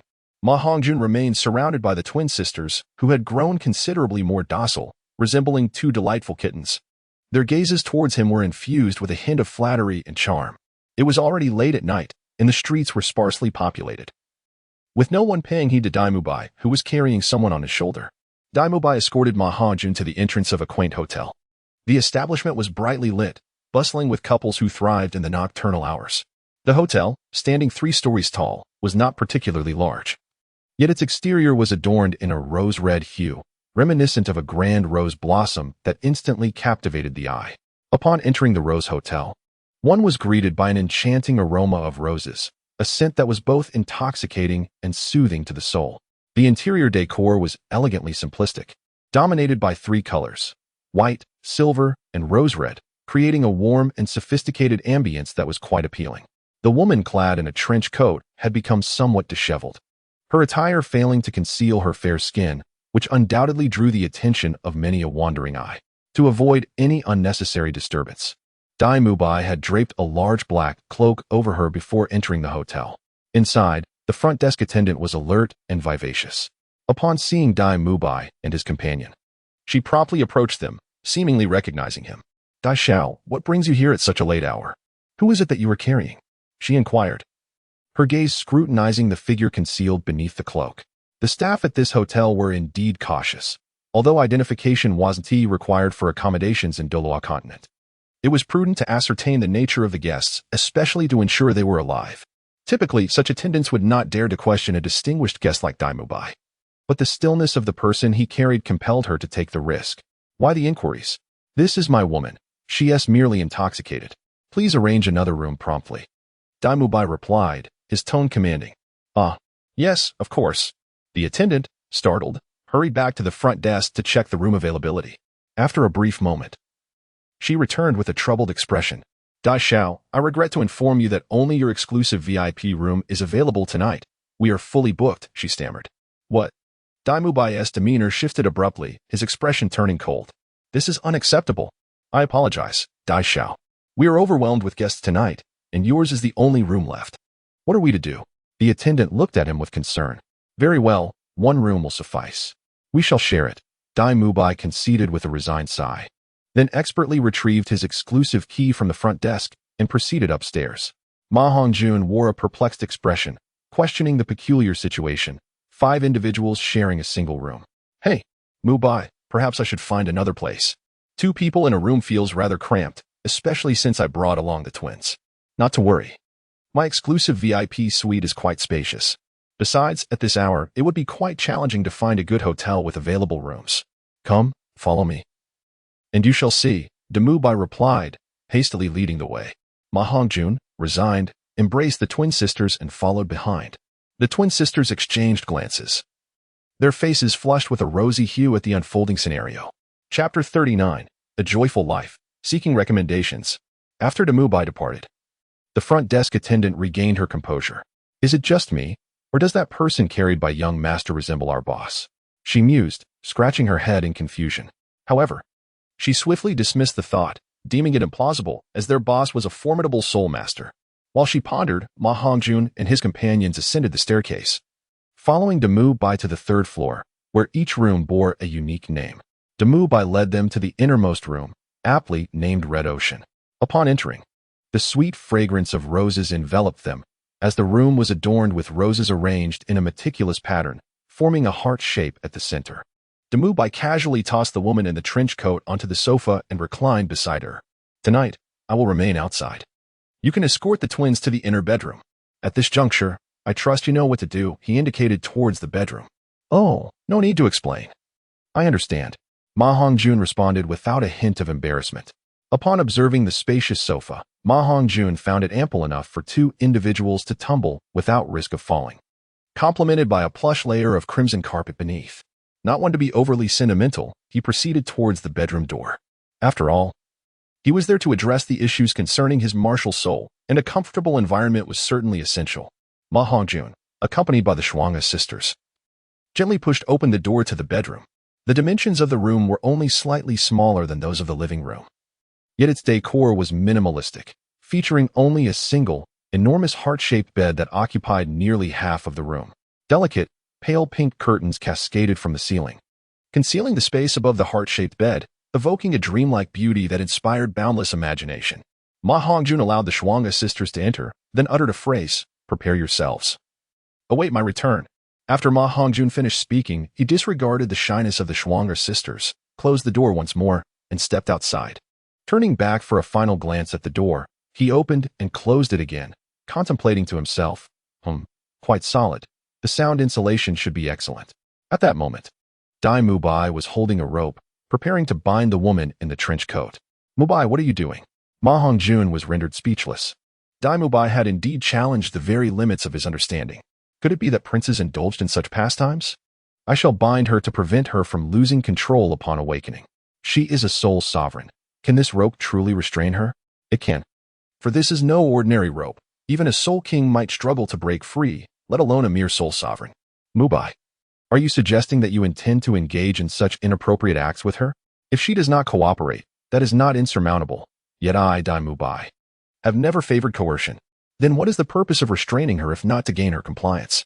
Hongjun, during our recent battle, you must have noticed that my white tiger martial spirit underwent certain transformations due to her black tiger martial spirit."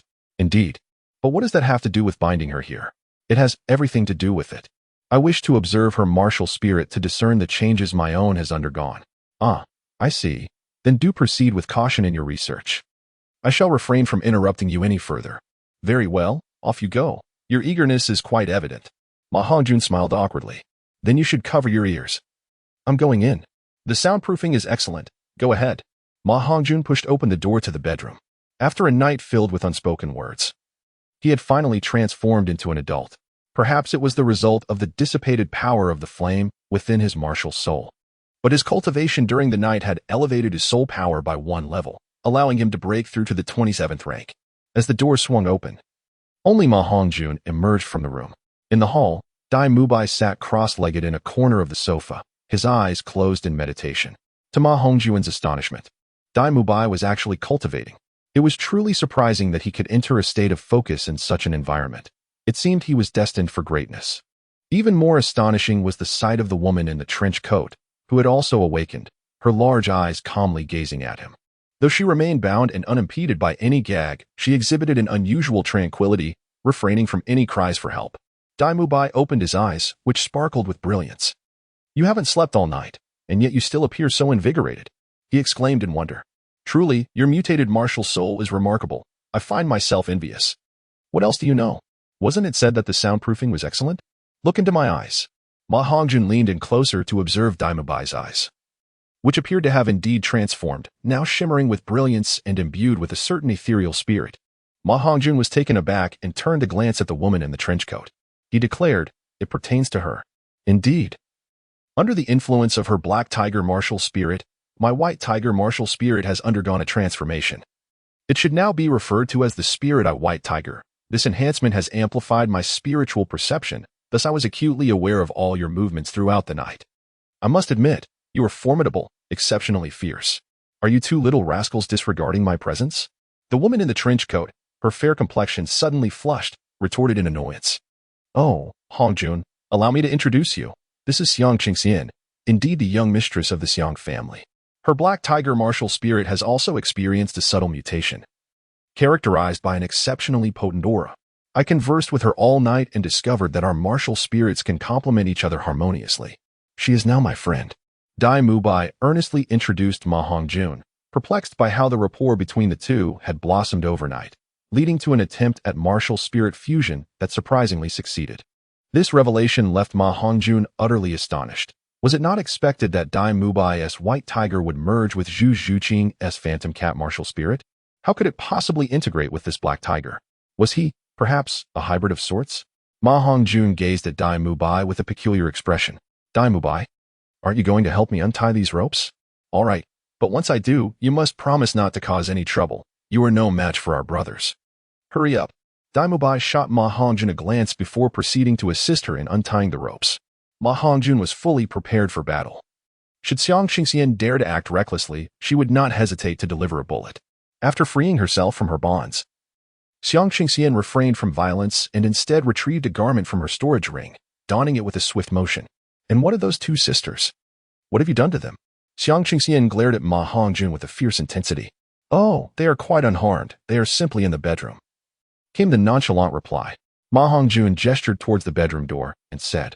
Xiang Chengxian proceeded directly towards the bedroom, reaching out to push the door. Hey, don't go in.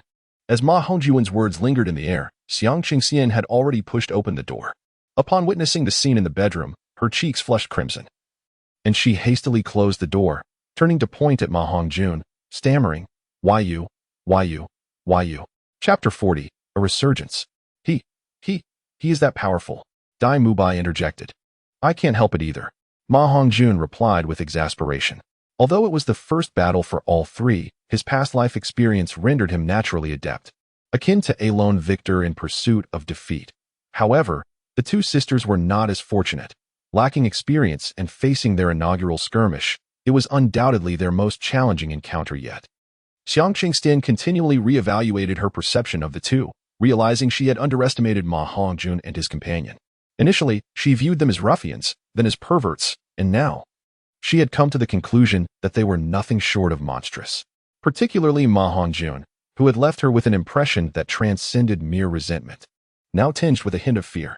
His combat prowess was overwhelmingly formidable, teetering on the edge of despair.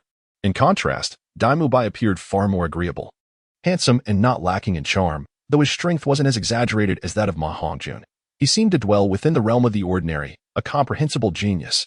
He exuded authenticity, and despite his flirtatious nature, he lacked the indulgence of Ma Hongjun, establishing himself as a commendable soul master.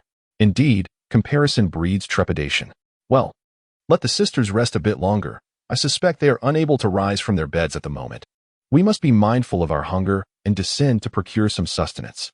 Ma Hongjun gazed at the two in a daze and remarked, I had thought you were invincible. It's a relief to see that even you can feel hunger. Dai Mubai chuckled knowingly and teased, You know very well how exhausting this is.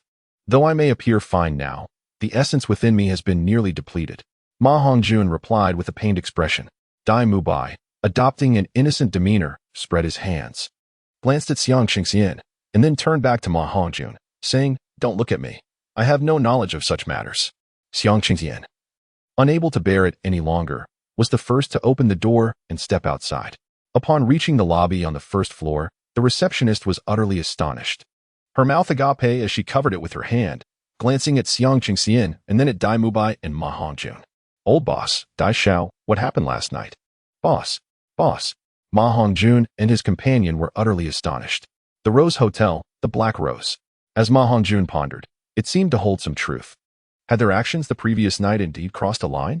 First, they usurped someone's business, then resorted to violence, even going so far as to bind the individual and invade their hotel, nearly compromising their sanctity. The world is indeed wondrous, with fates intertwined at every turn. Xiang Chengxian shot a sharp glance at the waiter, who promptly fell silent and nodded vigorously, signaling their intent to keep the boss's fervor concealed. Go to the kitchen and prepare some food to be sent over. After issuing her instructions, Xiang Xingxian gestured toward a table in a corner of the hall and proceeded to take a seat. I want your sisters. Name your price. Dai Mubai hesitated briefly, glancing at Ma Hongjun. It's your call. It appeared they were delving into serious matters. Xiang Xingxian, with her astute business acumen evident from her ownership of the hotel, likely had aspirations to capitalize on the talents of the Schwanger sisters. Upon arriving in this world, Ma Hongjun had initially aimed solely to cultivate his strength, eschewing any side ventures. However, in light of Ma Ming's injury and the necessity of soul bones, representative of countless gold soul coins, he found himself contemplating wealth. Previously troubled by this dilemma, his encounter with the Schwanger sisters sparked a creative epiphany. He realized he could leverage the advantages of his transmigration to import elements from another realm into this one.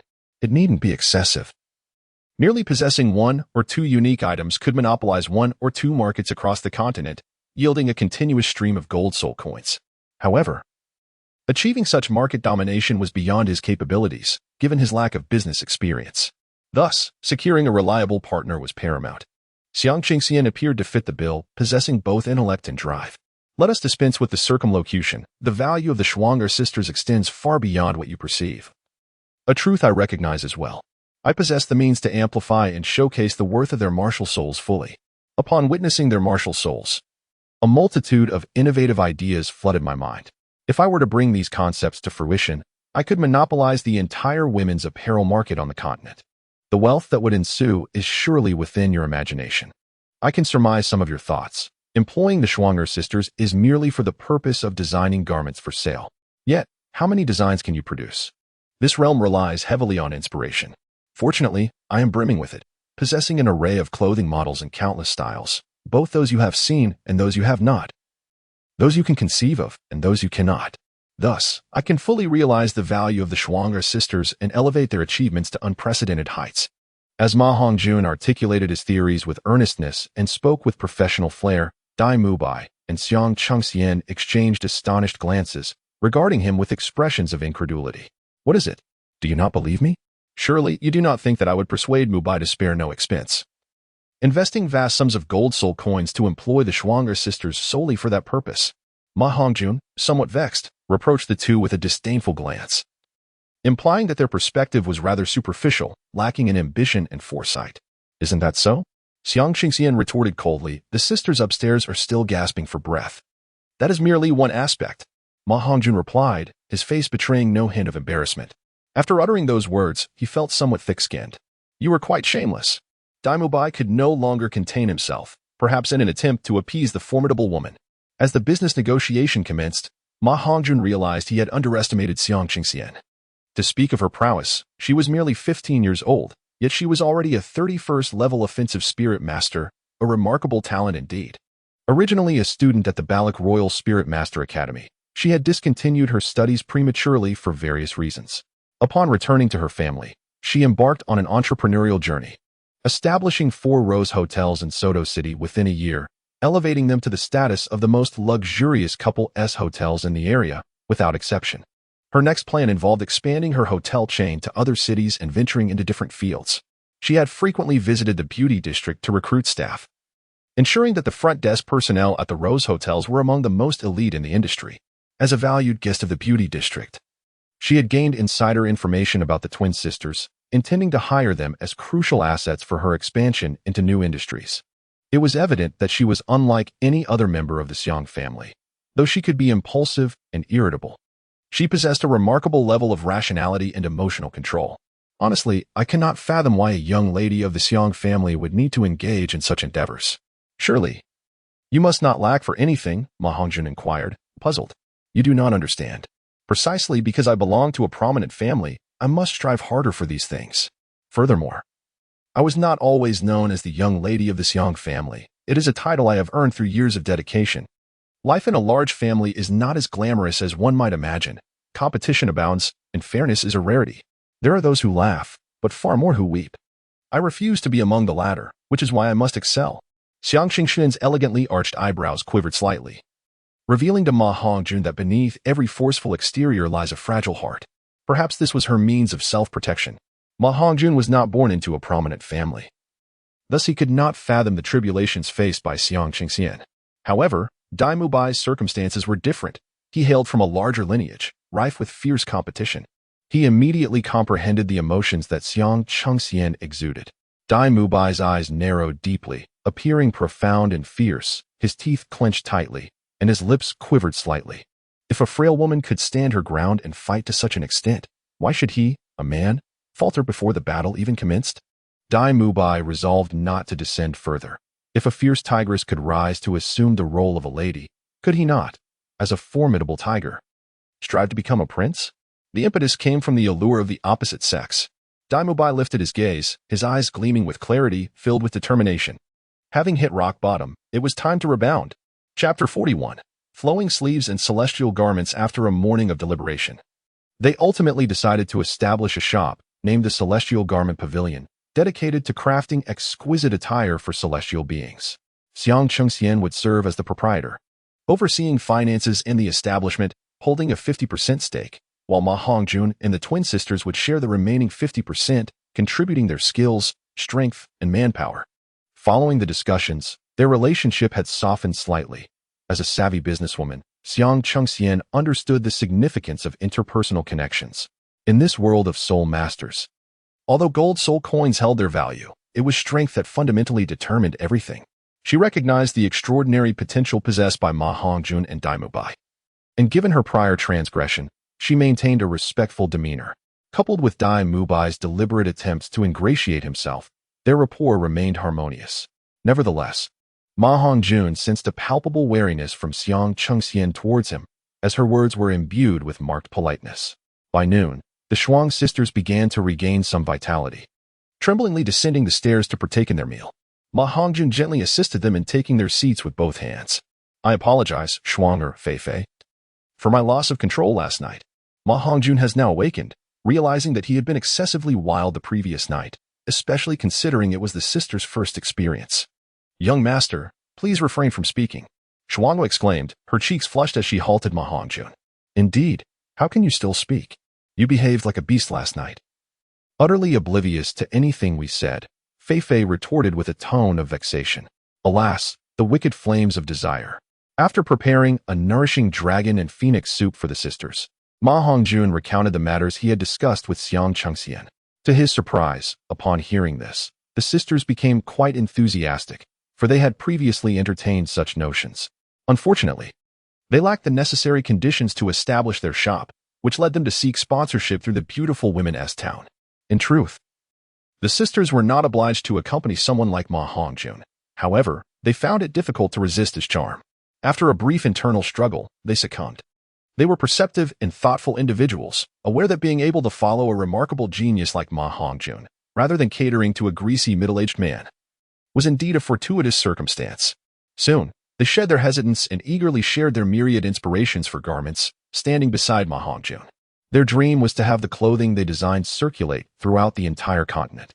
It seems that those who harbor dreams and embark on the pursuit of them are invariably filled with vigor. Many of their ideas sparked new insights in Ma Hongjun, prompting him to take the two back to the Crimson Ocean room on the top floor, where they began to experiment with transforming garments. The styles of clothing in this world are quite diverse, with women's attire often reflecting sensuality, ethereal beauty, and opulence. Ma Hongjun's mind was immediately drawn to the exquisite garments of the immortal realm from his past life.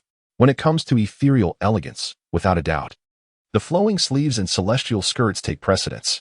At that moment, Ma Hongjun began to instruct Shuang, narrating the characteristics of the attire.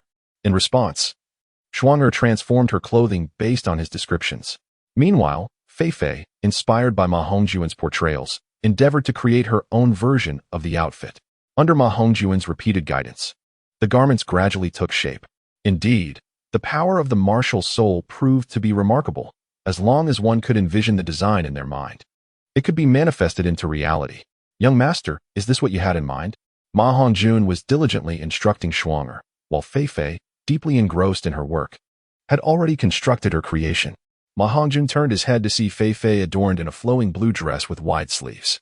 Indeed, this was the essence of transformation through one's martial spirit. It exuded a remarkable ambience. "Wow, it is truly stunning, absolutely beautiful."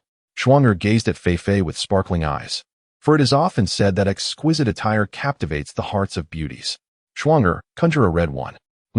Though the twins occasionally diverged in thought, their hearts remained in perfect harmony. In no time, Shuang manifested a striking red flowing dress with wide sleeves. The juxtaposition of red and blue was enchanting. The red exuded a commanding presence, while the blue radiated purity. Coupled with the twins' exquisite features, their allure was magnified exponentially. The ethereal dresses elevated the sisters' beauty to an entirely new echelon. Ma Hongjun held the hands of the two ladies as they descended the stairs together. The exquisite flowing gown with wide sleeves instantly captivated the attention of guests at the Rose Hotel, drawing all eyes to the trio. How remarkable! Xiang Chengxian was momentarily taken aback. The visual impact of this attire was simply overwhelming. From the perspective of a discerning consumer, she could fully appreciate the potential value and popularity of such a garment. On the side, Dai Mubai discreetly swallowed hard. The twin sisters, already striking in their beauty, were on par with Xiang Chengxian. However, once they donned the flowing gown, there was no need for comparison. Its dazzling allure effortlessly eclipsed Xiang Chengxian. Did you design this? Xiang Qingxian inquired incredulously. Indeed, our young master is exceptionally clever, brimming with brilliant ideas. This gown is merely one of many, Fei Fei proclaimed proudly. Her face aglow as she praised her master, for she truly harbored feelings for Ma Hongjun. Indeed, Fei Fei is quite astute. Ma Hongjun affectionately tousled Fei Fei's hair, offering words of encouragement. What do you think? Does it capture your interest? He asked Xiang Qingxian with a hint of pride. It is most unexpected. I underestimated your talent. Xiang Qingxian admitted, realizing that she could no longer perceive Ma Hongjun through conventional standards. He was truly extraordinary. This is merely the first design I have conceived. Of course, it is one of my finest creations, but there are many styles, an array of choices. In essence, I wish to assure you that you need not worry about the fashion design aspect. Your focus should be on the store, production, and sales. With time, I will gradually instruct the Shuangha sisters to bring my designs to life. You might also consider incorporating current fashion trends. And I would be eager to see how they blend together. Very well, regarding the store and production team, I can have everything arranged within 3 days. Since your designs are so swiftly conceived, we can promptly establish the shop. In the meantime, you might guide the sisters to create 10 distinct styles. I shall arrange for production of this initial batch to assess its impact. Naturally, if you have the time, feel free to encourage them to produce additional garments. The more, the merrier.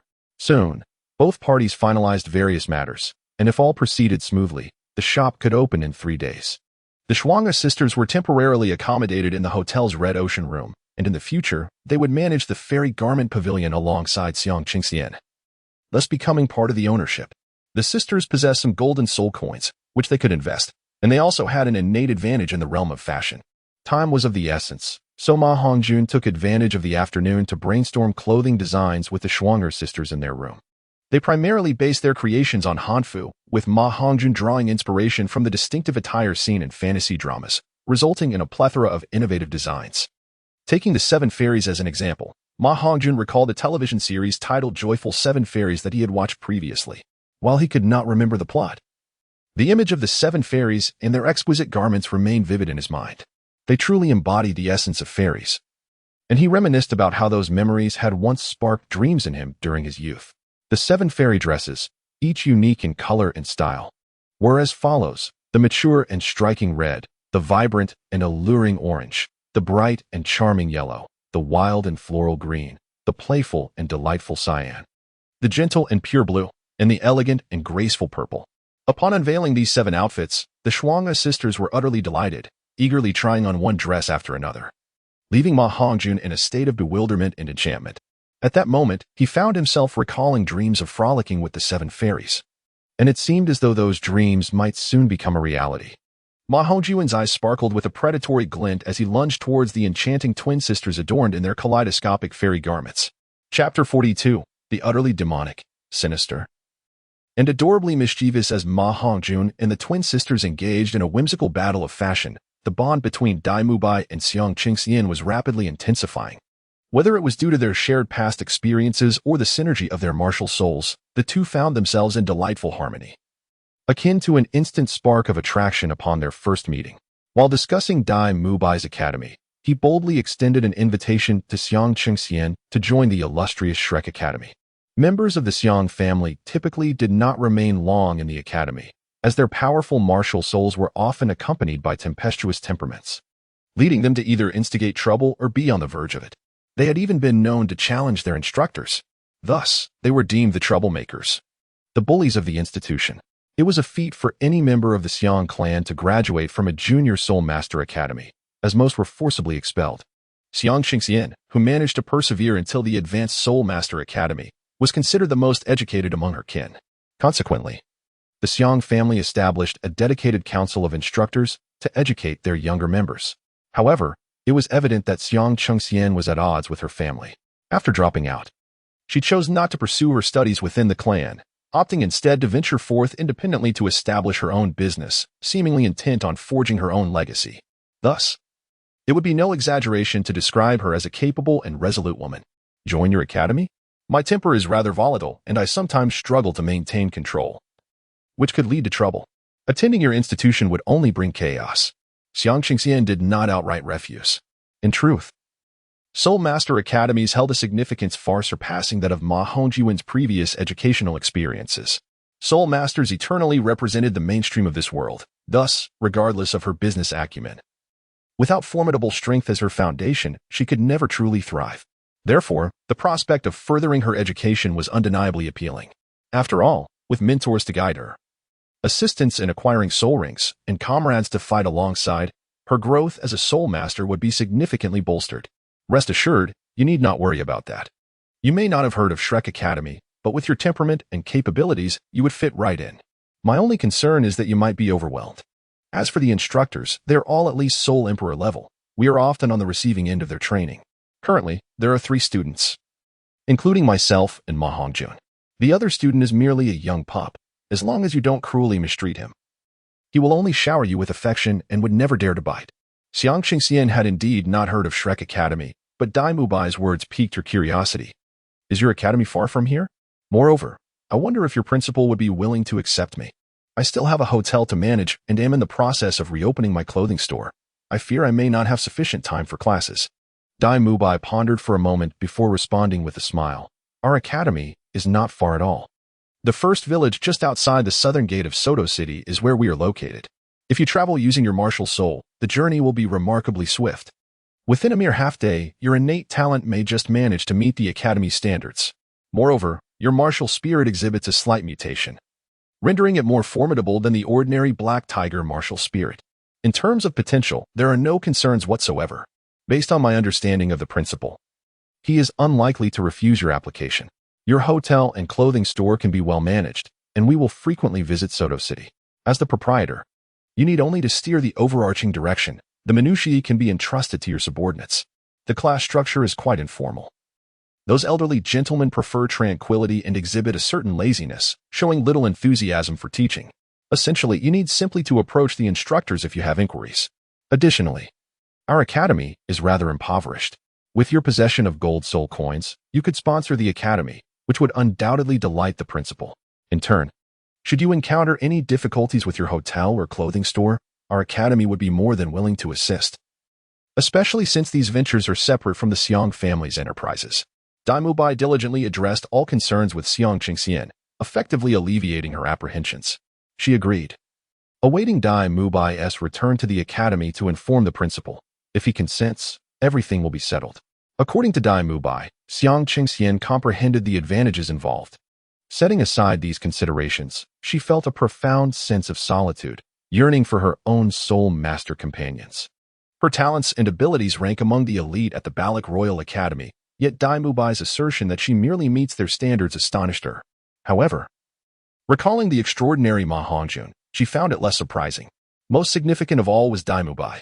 This young man stirred her heart, and beyond their harmonious interactions, the allure of martial spirit fusion captivated her. One must acknowledge the rarity and power of such a phenomenon. Perhaps this truly is destiny. Continuing her stay at the Rose Hotel for another day, Xiang Qingxian began to seek out the locations of clothing stores, as well as tailors and factories for garment production.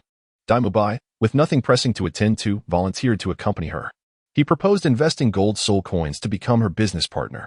Xiang Qingxian acquiesced, and thus the two of them shamelessly embraced their partnership.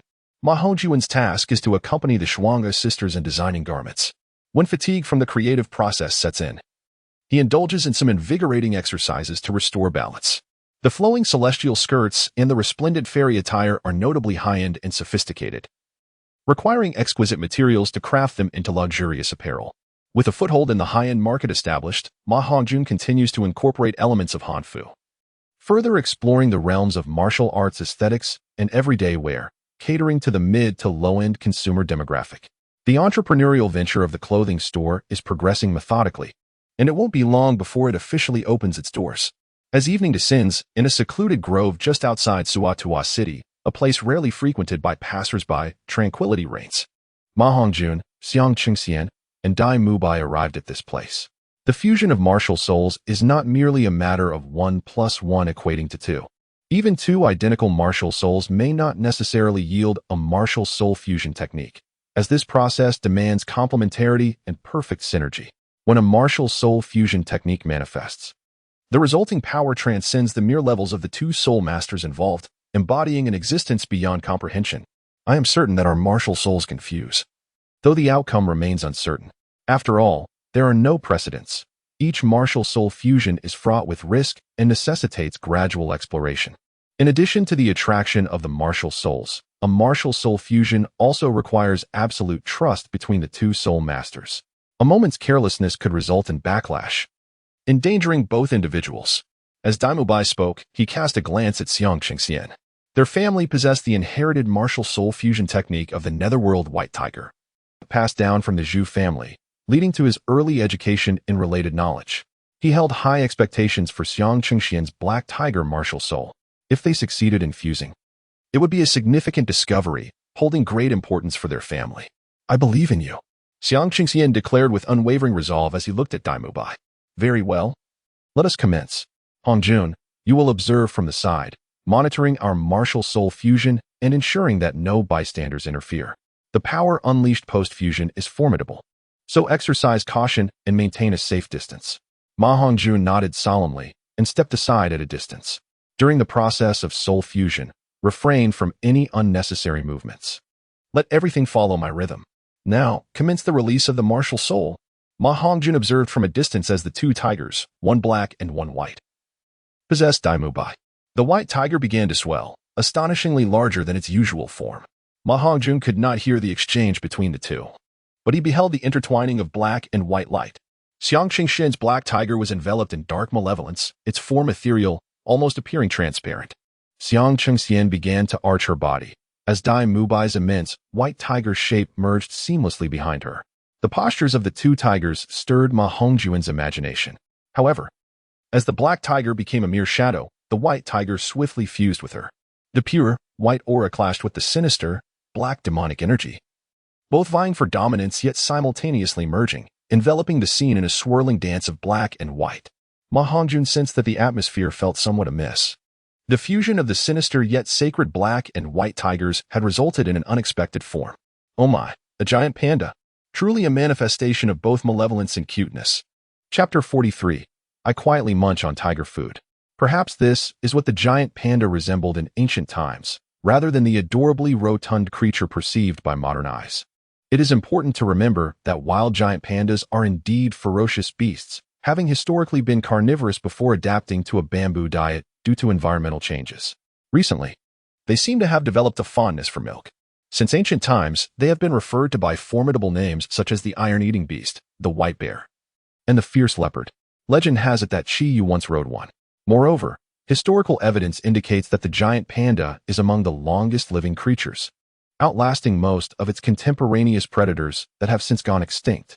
Of course, the appearance of Daimubai and Xiang Qingxian after their martial soul fusion merely resembles that of a giant panda.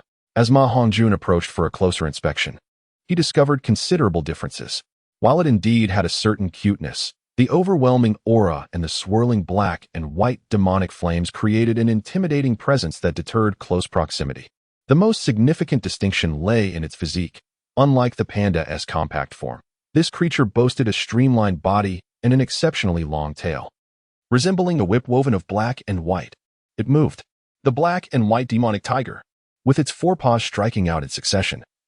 The left paw emanated a dark light while the right glowed white, resembling two colossal blades of wind, each carrying the essence of sanctity and malevolence. Wherever they swept, a clear division of black and white appeared, distinct and unambiguous. The small grove was sharply delineated by these two lines of contrasting hues. Without a sound, it seemed to inflict no harm, merely painting the surroundings in its colors. As the black and white demonic tiger vanished and its martial soul returned to the body, Daimubai sagged, weakened, while Xiang Qingxian managed to remain standing, albeit barely. Ma Hongjun hurried over to assist Daimubai. How are you, Mubai? Are you all right? I'm fine, just a bit exhausted. My soul power is less than that of Xiang Qingxian, which led to my early depletion. Come and see the results. The might of the martial soul fusion technique has never been doubted throughout history. Their attacks could not merely be a change in hue. The three approached to examine the trees that had been altered in color. The black and white hues represented two distinct energies, dissipating into the air. In no time, both energies vanished entirely, and the forest returned to tranquility as if nothing had transpired.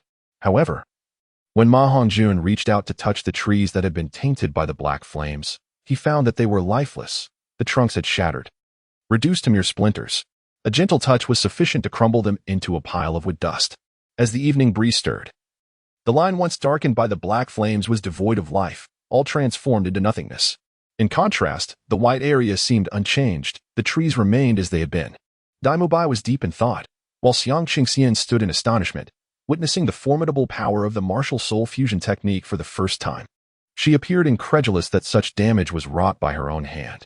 This martial soul fusion technique, it seemed, could not be endured even by the soul sect. Even a soul king would find it a formidable threat. Ma Hongjun was also astonished by the formidable power of the martial soul fusion technique. It is no wonder that the golden iron triangle and the legendary couple, the dragon and serpent, could challenge title Douluos. Mubai, what are you pondering?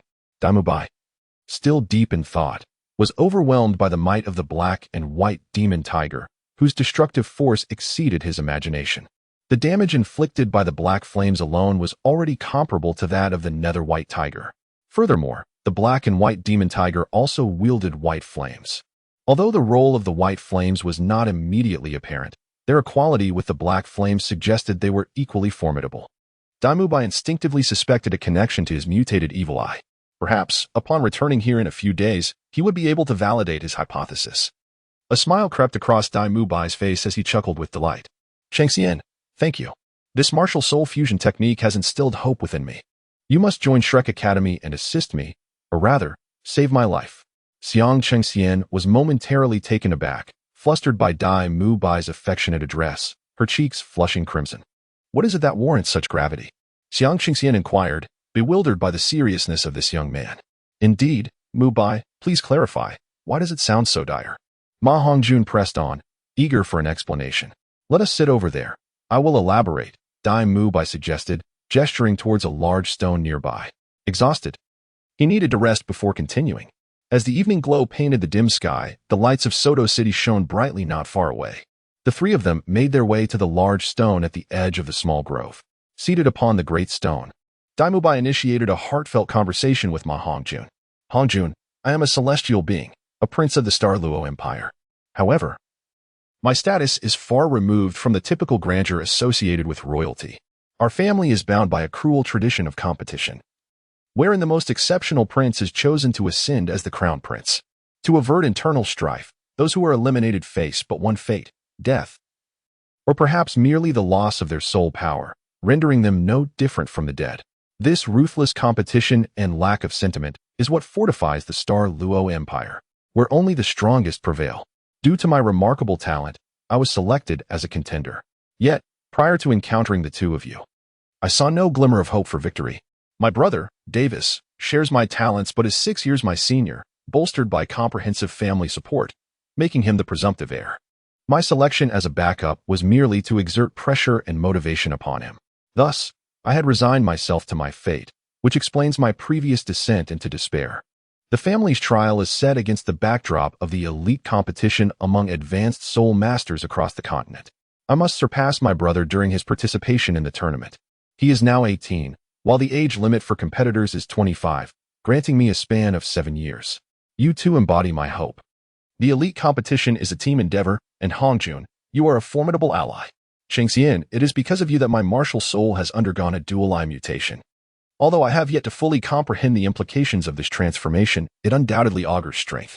Most importantly, this pertains to our martial soul fusion technique. Daimubai paused, gazing deeply at Xiang Chengxian, before continuing. This trial is a joint undertaking between two families. The other family possesses the nether spirit cat martial soul, and they too select their heir in a similar manner. The fusion technique, nether white tiger, is a legacy shared between our white tiger martial soul and theirs. This has fostered a close relationship between our two families, which have a long-standing tradition of intermarriage. My brother is set to wed the eldest daughter of the nether spirit cat family, and together they will compete in the Soul Master Tournament, wielding the potent nether white tiger fusion technique. However, Chengxian, comparing the nether white tiger to the black and white magic tiger technique we just employed, I discerned that the damage inflicted solely by the black flame rivals that of the nether white tiger. Alongside the black flame, we possess the white flame, whose effects are yet to be fully realized but are certainly no less significant. If you join me in the Soul Master Tournament, our martial soul fusion techniques will undoubtedly eclipse the Nether White Tiger. The strength of our fusion technique can compensate for any disparity in soul power levels. Thus, I implore you, I need you. Dai Mubai's final words were spoken with tenderness, his gaze fixed earnestly upon Xiang Qingxian, embodying a blend of authority and plea. Ma Hongjun turned his face away, feeling utterly superfluous at that moment, wishing he could find a hole to burrow into. He silently cursed, "Scoundrels!" As Dai Mubai made what was nearly a confession, Xiang Qingxian appeared lost in thought, her cheeks flushed with a growing warmth. However, this was indeed a matter that warranted careful consideration. She did not rush to respond, but chose to avert her gaze from Dai Mubai's earnest and handsome visage, seeking to regain her composure. Given the current atmosphere, Ma Hongjun, in order to avoid disrupting it, restrained even his breathing. Undoubtedly, Xiang Qingxian would eventually say, "I am willing to help you." But Ma Hongjun was mistaken. The workings of a woman's mind, her perspective on issues, and her approach to responding were realms beyond a man's comprehension. She was a wondrous enigma. After a half-minute of contemplation, Xiang Qingxian finally spoke. "So, do you also have a betrothed?" Chapter 44, Flinder's Maiden Heart, the Cat-Eagle Treasure Chamber. Xiang Qingxian's retort struck at the very essence of the matter, pinpointing the crux of the issue. Although the previous question had not centered on emotions, a woman's intuition regarding matters of the heart is remarkably acute. They exhibit an astonishing sensitivity and delicacy in emotional matters. This underscores their profound investment in and fervor for relationships, suggesting that one must tread carefully with every woman, as they are capable of forsaking everything for you or causing you to lose it all. Dai Mubai had spoken earnestly, yet Xiang Qingxian fixated solely on the issue of marriage. This instinctive reaction further indicated her budding affection for Dai Mubai, a subtle scent unmistakable to Ma Hongjun. A seasoned observer, Dai Mubai was momentarily taken aback. He had intentionally evaded the topic of his betrothal, yet it had still been discerned. "Qingxian, I do not wish to deceive you. Like my brother, I am indeed bound to a marriage with the second daughter of the Yiming spirit cat family. However, the harsh reality has left me devoid of any hope, prompting my reckless abandon as I left Xingluo for Tiando. I have yet to meet the second daughter of the Yiming spirit cat family. We are merely aware of our mutual betrothal. She shares a similar fate. Her elder sister is wed to my brother, and being 7 years her senior, she too sees no glimmer of hope.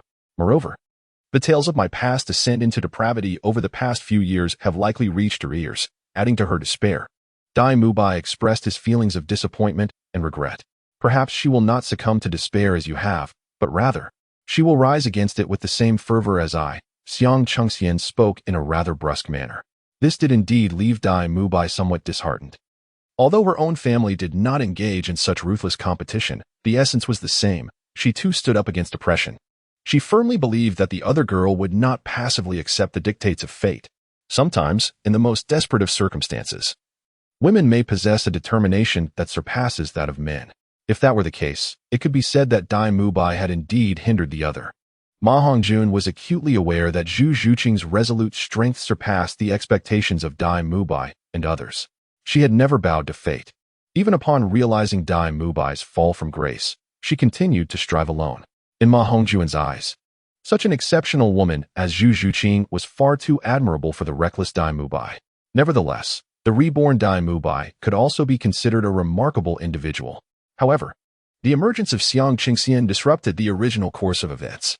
If the two continued to develop their relationship, given Xiang Qingxian's assertiveness and Zhu Zhuqing's aloofness, it would be impossible for 3 tigers to coexist in one mountain, nor would a single male be able to share 2 mothers. Dai Mubai's temperament could not possibly manage this. He was not Ma Hongjun. After hearing Xiang Qingxian's words, Dai Mubai refrained from rebuttal and stood up candidly. The choice she had made was now of little consequence. What mattered was that she had made her own decision. "Qingxian, you're my choice. The light that emerged in my dark world, illuminating the path ahead. My so-called fiancée remains a stranger to me after the mutation of my martial soul. Whether I can even perform a martial soul fusion technique with her is still uncertain. I share no emotional connection with her, not even knowing her appearance. The crux of the matter lies with you. What I owe her can be settled in the Soul Master competition by eliminating her sister, clearing the shadows that obstruct her path." Dai Mubai gazed earnestly at Xiang Qingxian, his implications unmistakable. The martial soul fusion technique was the finest testament to their bond.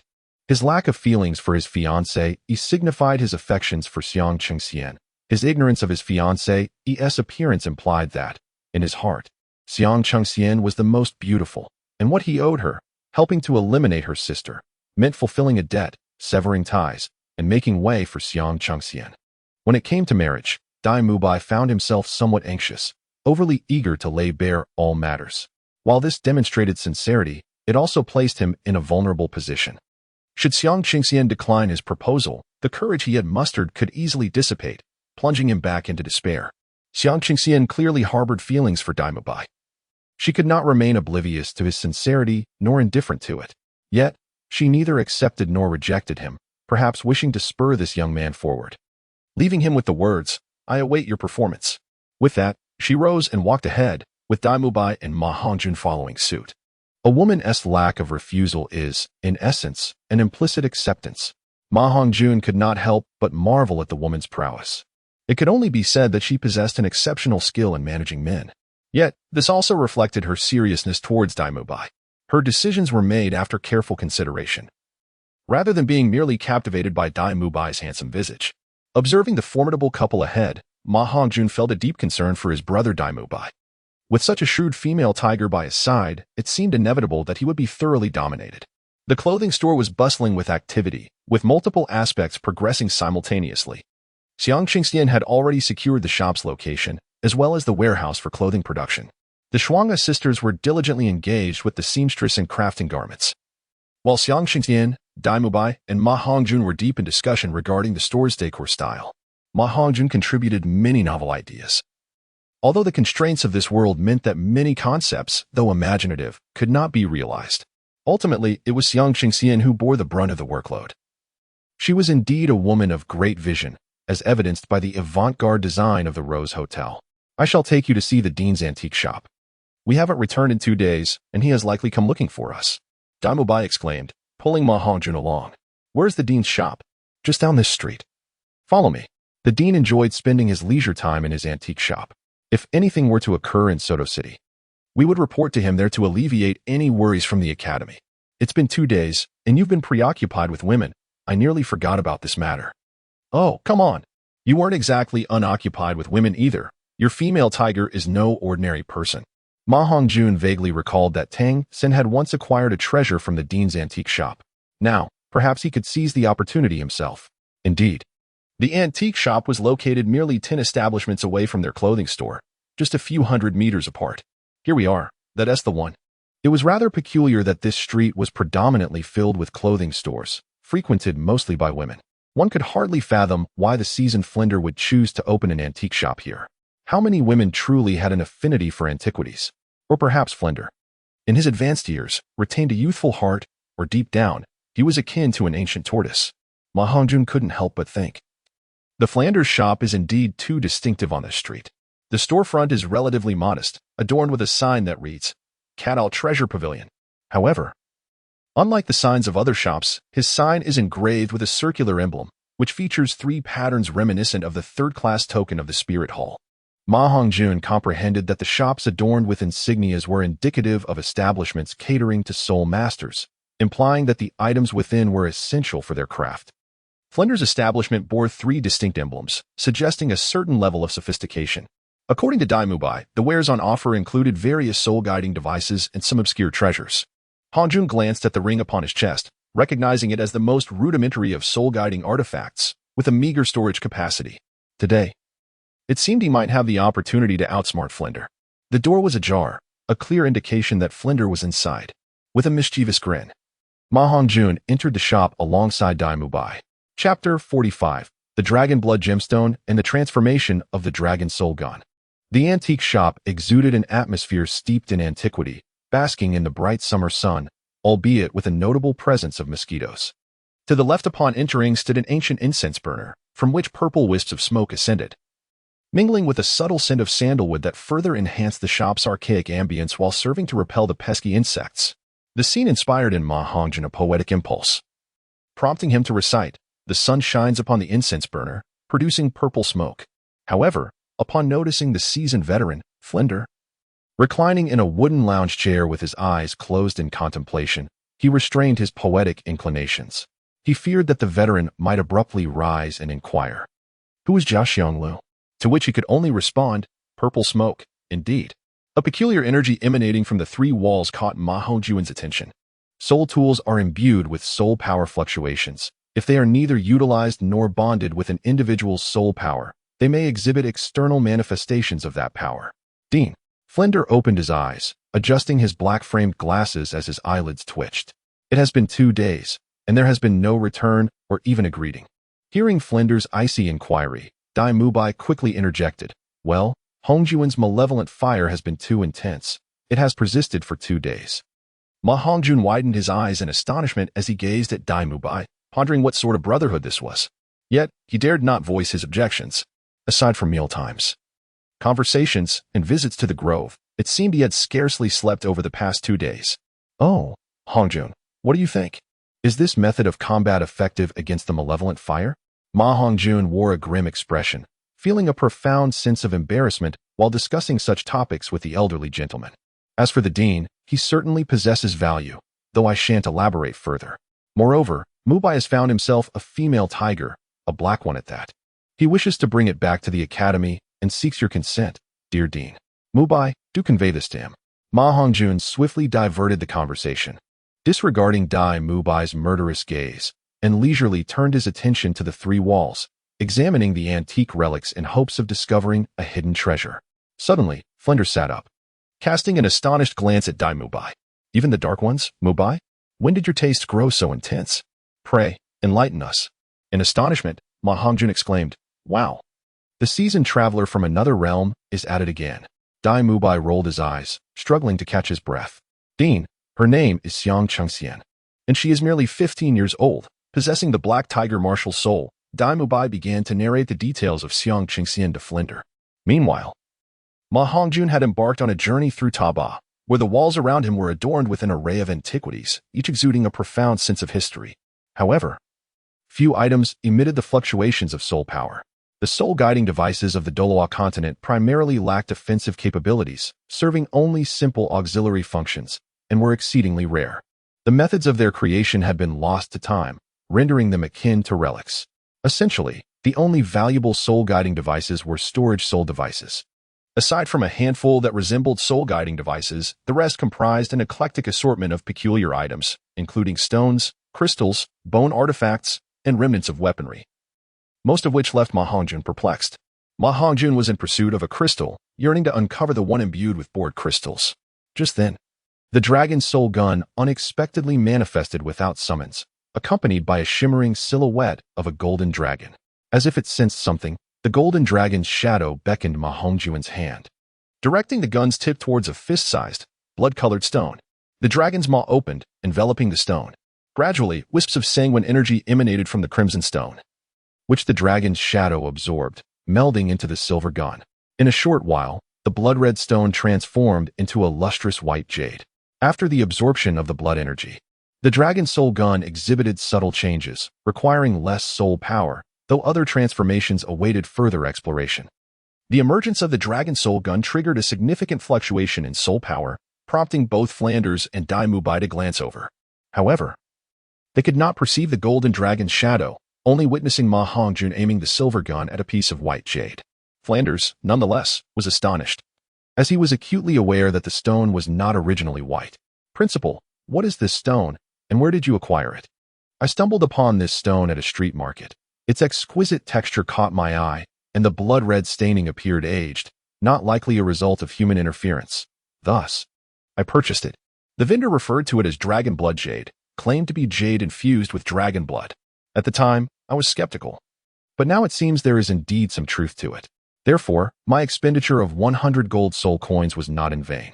It is truly remarkable that your silver gun martial spirit can absorb the blood energy within. Such phenomena are exceedingly rare. Your silver gun is a mutated martial spirit, which explains its extraordinary capabilities. A mutated martial spirit can be classified as an entirely new form of martial spirit, filled with uncertainties, capable of directly interacting with physical objects, including you. I have encountered only 2 such instances and have merely heard of 2 others. However, Your silver gun clearly exhibits a favorable mutation. The other one I encountered was not so fortunate, as his martial spirit. Flanders paused, his expression drifting into reverie, tinged with a sense of nostalgia and sorrow. From Ma Hongjun's martial spirit, he was reminded of his former companion, Master Yu Shaojing, whose martial spirit was also a mutated form, capable of manifesting independently from the body. It could even consume real-world carrots for energy replenishment, a similarity it shared with Ma Hongjun's silver gun. He lamented the peculiar fate of Shaogang's martial soul, which could not attain the formidable strength of Ma Hongjun's. Instead, it had become quite eccentric. Flender refrained from probing further, and even Ma Hongjun found it difficult to articulate the reasons, ultimately attributing it to the enigma of mutated martial souls. Nevertheless, this revelation deepened Ma Hongjun's understanding of the Dragon Soul gun, which not only absorbed the power of soul rings but also other forms of material energy. This realization brought him a sense of joy. If the weapon could only draw strength from soul beast soul rings, the endeavor would be fraught with challenges. The formidable soul beasts were perilous to hunt, and the very act of slaughter was something Ma Hongjun was loath to engage in. The thought of exterminating countless innocent soul beasts in pursuit of strength weighed heavily on his conscience. Moreover, excessive carnage could distort one's psyche, leading to a warped mentality, especially when such violence was devoid of justification. This was fundamentally different from hunting for soul rings, as the relationship between soul masters, soul beasts, and soul rings constituted the natural order of this world. Should Ma Hongjun resort to indiscriminate slaughter of soul beasts for the sake of enhancing the Dragon Soul gun, it would be akin to practicing dark arts, seeking power at the cost of his humanity, ultimately transforming into a bloodthirsty beast. Additionally, Ma Ming's injury had heightened his awareness of this issue. Excessively absorbing the power of soul rings and slaughtering soul beasts would disrupt the world's rules and invite backlash. Thus, over the past 3 years, despite numerous opportunities to hunt soul beasts, Ma Hongjun exercised restraint, choosing not to become a slave to power unless absolutely necessary. While the Dragon Soul gun demanded significant soul power, as his own soul power increased and his realm advanced, it became a process of strengthening. Under the nurturing of his abundant soul power, the Dragon Soul gun was gradually evolving. There was no need for haste, progress must be steady and deliberate. As this enhancement process also fortified the bond between him and the Dragon Soul gun, Ma Hongjun regarded it as a divine artifact, not an ordinary martial soul. He contemplated seeking out special forms of material energy, knowing that the gun's spirit would sense them automatically, ensuring he would not miss any opportunities. Meanwhile, Flender and Dai Mubai resumed their discussion on the topic of Xiang Chengxian. Ma Hongjun sheathed the Dragon Soul lance and wandered over to the wall, where his gaze fell upon a crystal the size of a human head. This must be the one. Chapter 46, The Secret Between Us and the Dog. Moreover, Dean. It appears that Xiang Chengxian's martial spirit has undergone a slight mutation. Dean, she and I can perform a martial spirit fusion technique, the Black and White Demon Tiger, which is quite remarkable. Additionally, Xiang Chengxian is quite affluent. She owns 4 hotels and is planning to open a clothing store on this street. She is willing to sponsor our academy. Dai Mubai respectfully and vividly recounted Xiang Chengxian's many commendable attributes to Flandra. Ma Hongjun held a crystal, translucent yet marred by large dark yellow impurities, observing it intently while listening to Dai Mubai's enthusiastic recommendations. A profound sense of lamentation welled up within him. Oh, how you have changed, dear friend. You are no longer the noble singleton you once were. Flender cast a puzzled glance at Dai Mubai, who had undergone a significant transformation today. Unlike before, when he resembled the elder statesman, content to merely enjoy retirement without concern for the morrow, the present Dai Mubai appeared to be imbued with a newfound zest for life and aspirations. There was a palpable pursuit of something greater within him. As for Xiang Chengxian, Flender had initially been indifferent, merely listening and passing. However, the prospect of the martial soul fusion skill deeply moved him, ultimately leading him to decide that Dai Mubai should take Xiang Chengxian to Shrek Academy. It would serve as a sort of interview, after all. As Ma Hongjun observed that the two had nearly concluded their conversation, he approached with the crystal in hand. Dean, this crystal is rather intriguing. May I have it as a gift? He inquired. A mere piece of flawed crystal hardly seems valuable. It's not as though it possesses the nobility of amethyst. What purpose do you have for it? Dai Mubai responded, perplexed. Ma Hongjun, indifferent to the ignorance of the dog, turned his gaze towards Flander. You rascal. I expected you to select something of real worth from my collection. What is it about this crystal that has caught your attention?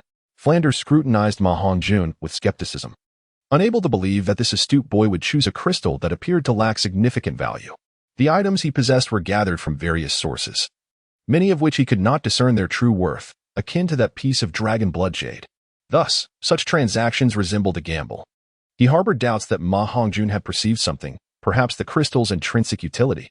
Nothing much. I simply noticed it is distinct from other crystals and wished to examine it further. Ma Hongjun said softly, "Oh, I originally intended to present you with a fine storage soul guide. If you have chosen this instead, then so be it. Alas, don't. Dean, I shall return this. Please still gift me the soul guide." Ma Hongjun hastily returned the crystal to its original place, expressing his excitement. This only deepened Flanders' confusion. Could it be that he truly found the crystal so extraordinary? You rascal, always finding ways to benefit. Flandre chuckled, though he had not conducted any formal initiation ceremony. He had already regarded Ma Hongjun as his esteemed disciple. Flandre then produced a belt, entirely black with subtle golden stripes, and the most striking feature was the front, adorned with a total of 7 milky white gemstones embedded within the buttons on either side. Another gift of a belt? In his heart, Ma Hongjun contemplated that the gift bestowed upon Tang San by the master was a belt, presumably originating from the same locale. The master's belt was acquired during an adventure with several companions, and now Flandre presented a belt of a similar style, indicating that he was indeed one of the master's friends from those days.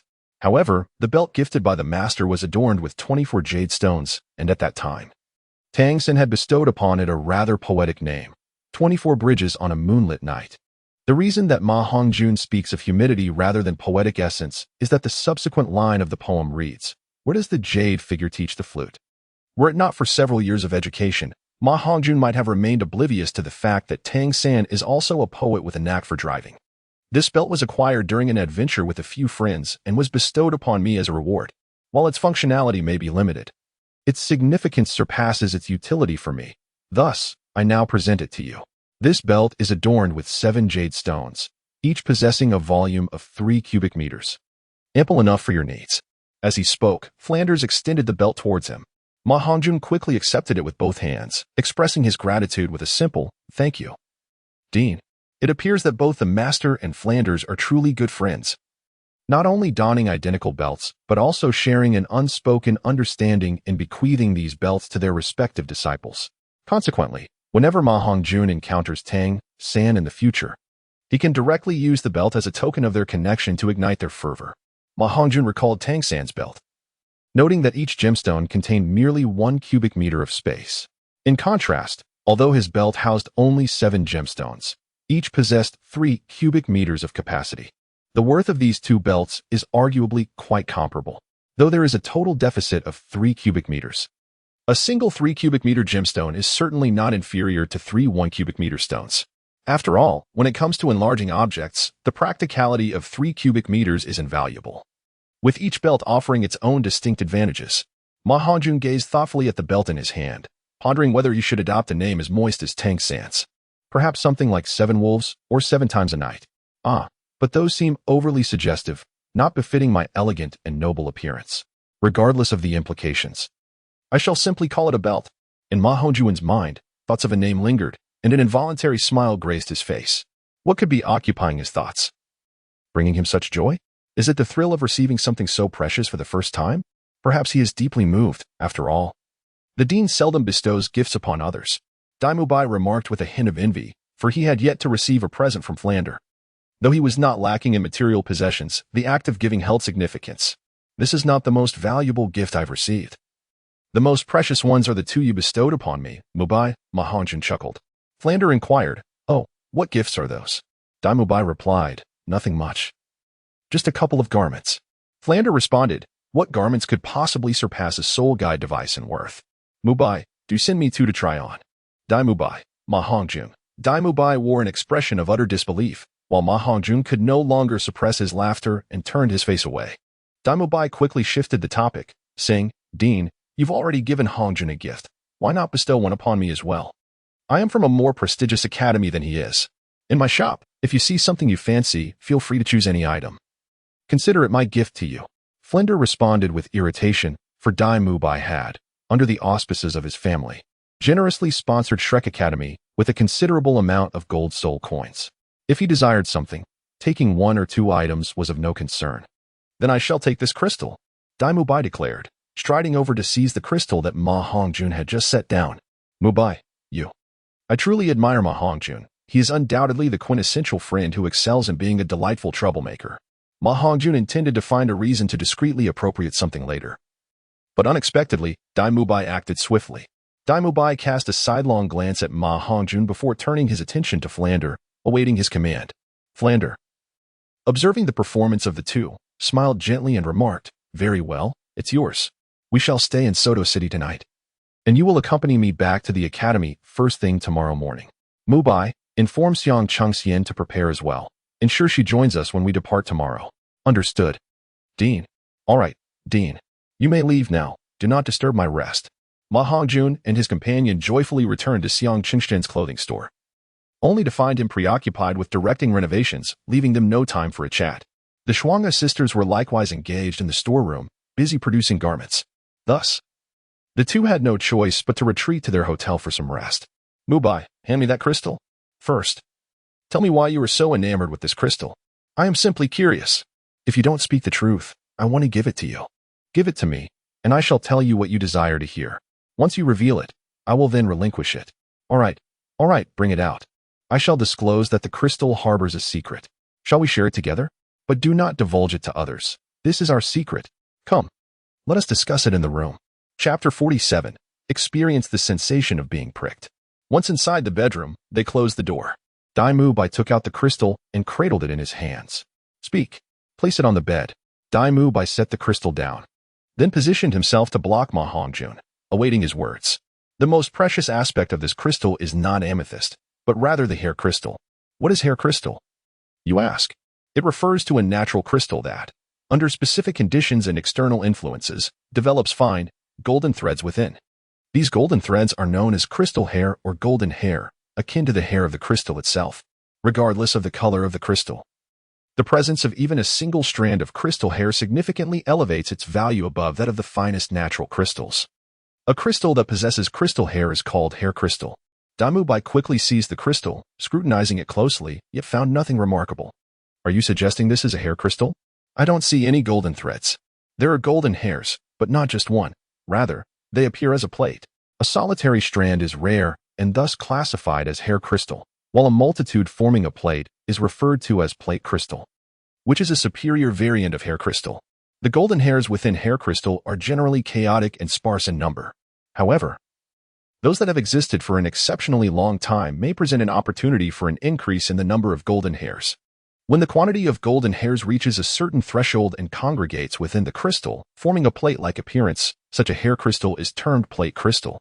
Due to the abundant and orderly arrangement of the golden hairs within, plate crystal is esteemed as the pinnacle of hair crystals. Even so, what of it? Is it truly valuable, or is it merely a gold soul coin? No, you are mistaken. This is not merely a matter of gold soul coins. Its worth transcends such currency. While this crystal appears murky on the surface, a closer inspection reveals glimmers of gold within. The golden plate is concealed by the impurities on the outer layer of the crystal, but I am almost certain that it contains tens of thousands of golden hairs. This is a miracle that can only occur in plate crystals that have existed for at least 100,000 years. For 100,000 years. Dai Mubai has begun to take it seriously. Soul masters are particularly sensitive to the figure of 100,000 years. Although it is merely a crystal, it seems, as Ma Hongjun stated, to be truly extraordinary. Mubai, step aside. Allow me to unveil a genuine miracle before your eyes, and reveal to you the true worth of this crystal. Ma Hongjun's expression turned grave as he retrieved his black iron spear from the finger ring. Upon noticing that the performance was about to commence, Dai Mubai hastily rose to his feet and positioned himself at the side to observe. Ma Hongjun gripped the black iron spear tightly, channeling his soul power as he gathered strength for a mighty swing. The spear had descended with the force of a hammer, slicing through the air and striking the crystal board with a resounding crash. The entire Rose Hotel trembled at the impact, a sharp cracking sound resonating beneath the iron spear, as the board was shattered into fine powder under Ma Hongjun's relentless assault. Simultaneously, as the crystal disintegrated, a wondrous spectacle unfolded.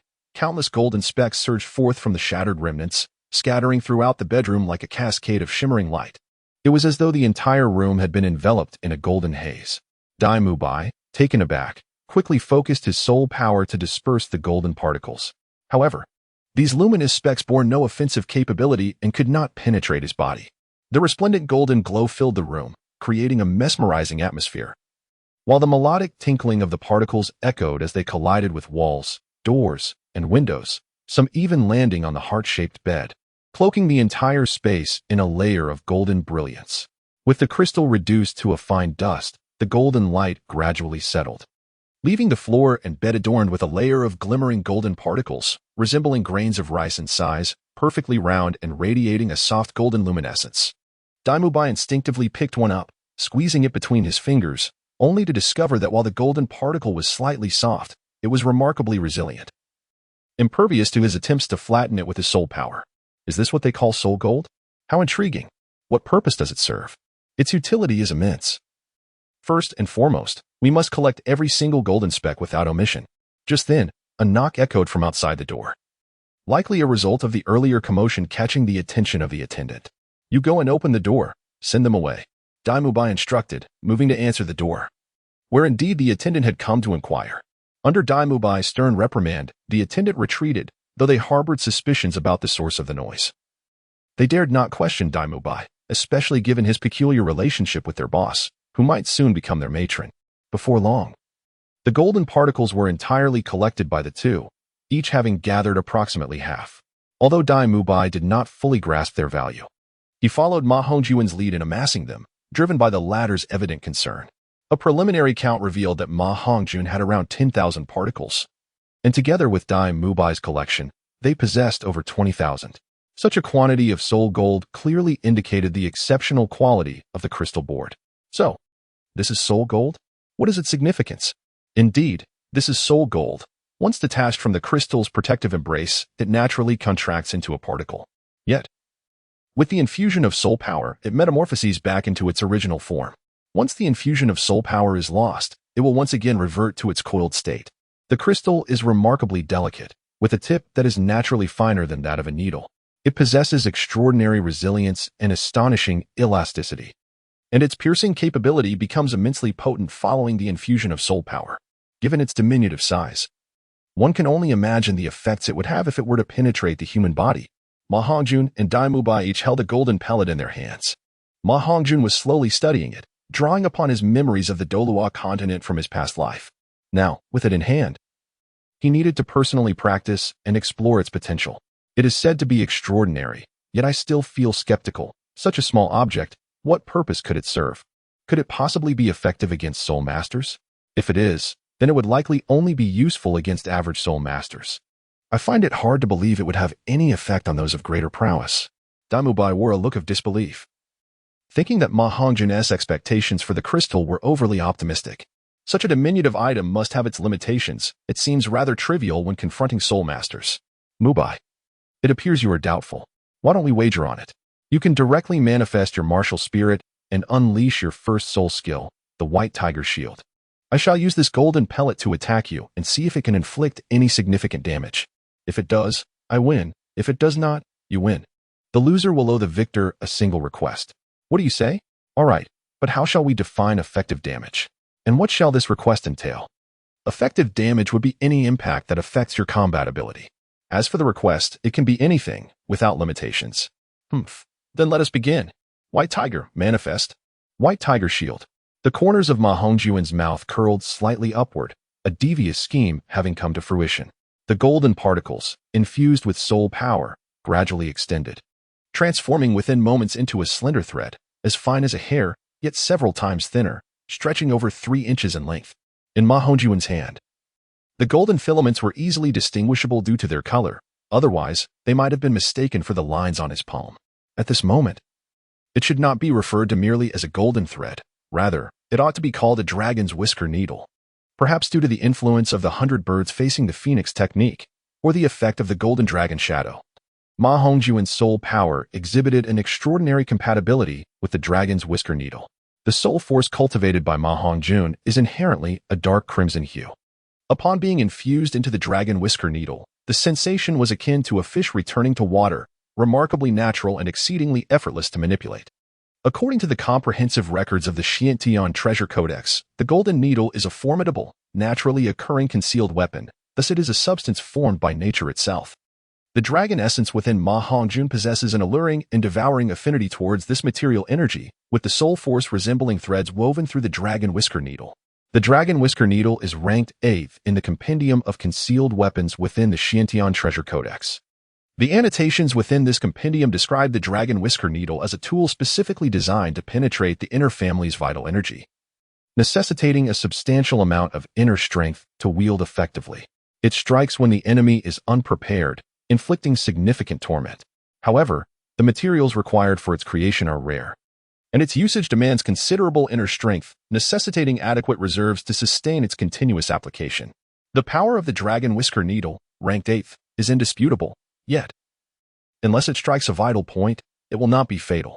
In his grasp, Ma Hongjun held the dragon beard needle, encircling Dai Mubai as he sought the most opportune point of entry. Considering the cruel, coiling nature of the needle, which would be difficult to extract, he hesitated, reluctant to inflict undue harm upon his brother. After a circuitous inspection, his gaze ultimately settled upon Dai Mubai's posterior, where the flesh was ample and the risk of piercing was minimal. Reflecting upon his past life, he recalled how every child had faced the terror of a needle prick to the backside. While it was not particularly painful, it was undeniably frightening. Indeed, for countless children, including Ma Hongjun himself, the mere thought of a tiny needle striking their rear had become an indelible childhood trauma. On Earth, no matter how formidable a man might be, the sight of a sharp needle would send chills down his spine and freeze his limbs, causing his heart to tremble. Yet now, wielding such a long and slender needle, Ma Hongjun felt no fear. Instead, he reveled in the exhilarating thrill it brought. "What are you doing back there? Hurry up," Dai Mubai, maintaining his first soul skill, urged with growing impatience. Ma Hongjun gazed at his target for what felt like an eternity, and a chill swept through Dai Mubai's being, prompting him to exclaim, "It's coming. Don't shout." Ma Hongjun summoned his soul power, directing the dragon whisker towards Dai Mubai's posterior, launching it forth with precision. The dragon whisker pierced through the air like a golden ray, swiftly penetrating Dai Mubai's defenses, completely embedding itself within him. A heart-wrenching scream followed. Chapter 48, The World of Damaging Friends. Who is more damaging? Dai Mubai, shrieking in agony, instantly withdrew his martial soul, his face contorted in pain, beads of cold sweat forming on his forehead. It seemed he had perhaps gone a tad too far. Upon witnessing the situation, Ma Hongjun felt that he had indeed overstepped his bounds and looked at Dai Mubai with a twinge of sympathy. The dragon whisker needle, after all, ranked 8th among the myriad hidden weapons of the Tang sect, although it was not lethal unless it struck a vital point. The injuries it inflicted elsewhere were certainly not to be underestimated. "Do not move, Mubai. I shall assist you in removing it." "Ma Hongjun, I swear I will kill you." All right, but let me help you first. Currently, the needle is coiled within your posterior, which is precisely what I meant when I suggested you imagine the sensation of something penetrating the human body. I must admit, I underestimated its potency. Bear with me. Now, lie down on the bed. Dai Mubai clenched his fists tightly, reluctantly complying as he lay upon the bed, refraining from any sudden movements. The needle had already embedded itself into the left side of his posterior, entwined with flesh. Even the slightest shift would send a sharp wave of pain coursing through him. In truth, regret began to wash over him the moment Ma Hongjun stood behind him. He wished to terminate their wager. Yet, he could not bring himself to believe that a minuscule object could inflict harm upon him, for the defense of his white tiger barrier was formidable. As he hesitated, lost in thought, Ma Hongjun released the needle. The golden hair easily penetrated his defenses. Despite channeling his soul power to shield his rear, it faltered upon contact with bone, folding inwards.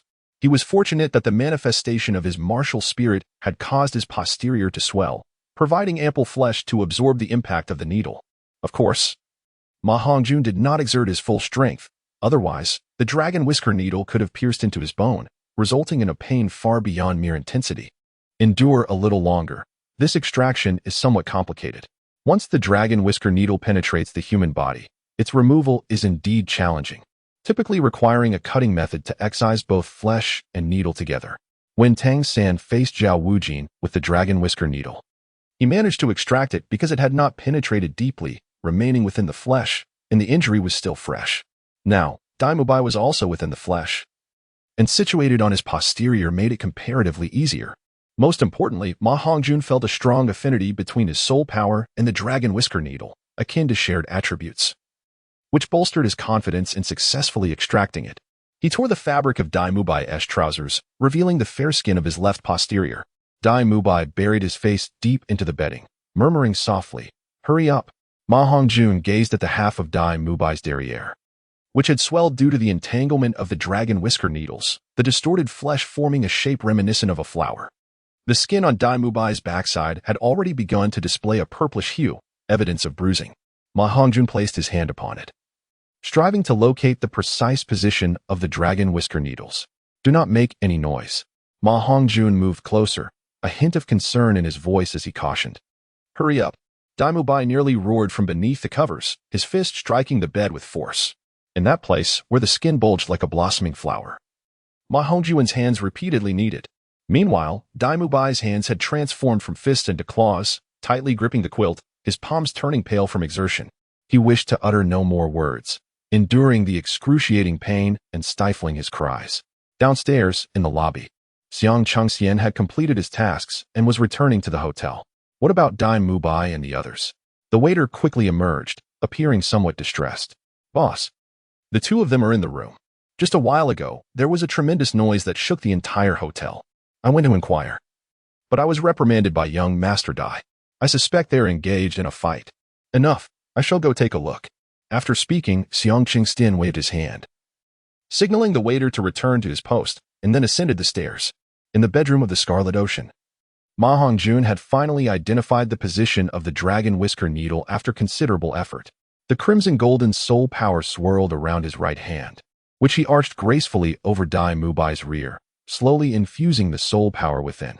"Bear with it, it will soon emerge." Ma Hongjun spoke earnestly, diligently exerting control over the soul power coursing through his hands.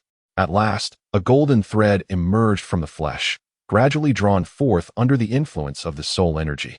Hiss. Dai Mubai inhaled sharply, experiencing the excruciating sensation of the needle being extracted. Finally, the dragon beard needle was liberated. With a sense of relief, Dai Mubai could no longer contain himself and let out a loud flatulence. "What have I told you about not passing gas?" Ma Hongjun raised his palm and brought it down with force. "Ah." The pain that had just subsided surged back with intensity, and Dai Mubai let out a chilling scream. "You too." Ma Hongjun and Dai Mubai simultaneously turned their heads towards the entrance, where, to their astonishment, Xiang Chengxian stood, wide-eyed and incredulous as he gazed at the two. At that moment, Ma Hongjun was perched upon Dai Mubai's lap, raising his right hand, while Dai Mubai lay across the table, exposing one side of his rear, which bore a distinct handprint and a pronounced purplish bruise at its center. The three of them widened their eyes in unison, their expressions a tableau of shock. The atmosphere abruptly fell into a profound silence, the tension reaching an almost surreal peak. This scene was beyond any explanation. Ma Hongjun let out a mournful sigh. Xiang Qingyin, pointing at the duo, was so taken aback that he found himself speechless. Hastily covering his eyes and turning to flee. "Chengxian, allow me to explain," Dai Mubai shouted, but Xiang Chengxian had already dashed away. "Ma Hongjun, I shall end you." Dai Mubai erupted, springing to his feet, the spirit of the white tiger manifesting within him. Mubai. Dai Mubai had lost all semblance of reason, unleashing a powerful claw strike. White tiger radiant wave. "Goodness, are you serious?" Bang. Ma Hongjun shattered the window and leapt directly from the third floor, resulting in a tremendous crash. The wall on the side of the window, centered around it, was violently breached by Dai Mubai's white tiger light wave, creating a large gaping hole. "Mubai, have you lost your mind?" As soon as Ma Hongjun finished speaking, Dai Mubai leaped down from the third floor, unleashing another wave of radiant white tiger light. "I fear you. Must I hide? Is that not sufficient?" Ma Hongjun swiftly activated his 100 birds play phoenix technique, darting into the bustling street, vanishing amidst the throng. Dai Mubai, currently engulfed in fury, found any words to be futile. He could not dare to compare himself to Ma Hongjun, for he was undeniably at fault in this instance.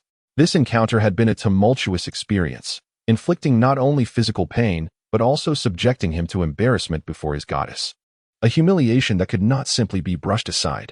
It would be best for Ma Hongjun to remain hidden from his sight for a while. Otherwise, the mere sight of him would provoke an explosive reaction. Only after Dai Mubai had calmed down would it be appropriate to address the matter. The chaos in the hotel had stirred panic among the guests, but upon catching sight of the white tiger, Dai Mubai roared into the street, his fury palpable. The startled guests remained silent, for they understood that a soul master was not someone to be trifled with. Dai Mubai, what madness is this? Xiang Qingxian shouted from behind him. At the sound of Xiang Qingxian's voice, Dai Mubai regained his composure and retracted his martial soul. Qingxian, allow me to explain. Xiang Qingxian surveyed the onlookers and reluctantly conceded, responding with exasperation, come inside and speak. Ma Hongjun wandered aimlessly down the street, feeling a sense of melancholy. He had somewhat let his brother down this time. Never mind. He decided to seek out the Schwanger sisters. Since his father, Ma Ming, had been bedridden, his mother, Li Hui, had been solely responsible for his care, which rendered their lives quite inconvenient. For 3 years, they had relied on neighbors for assistance with purchases. In truth, it had been 3 years since Li Hui had genuinely bought anything for herself. Ma Hongjun sought out the Schwanger sisters, subsequently providing a brief overview of the heights and sizes of Ma Ming and Li Hui. He then took the 2 sisters to the streets for a delightful shopping spree. Their profound understanding of fashion was evident in the garments they selected, each choice eliciting admiration from Ma Hongjun.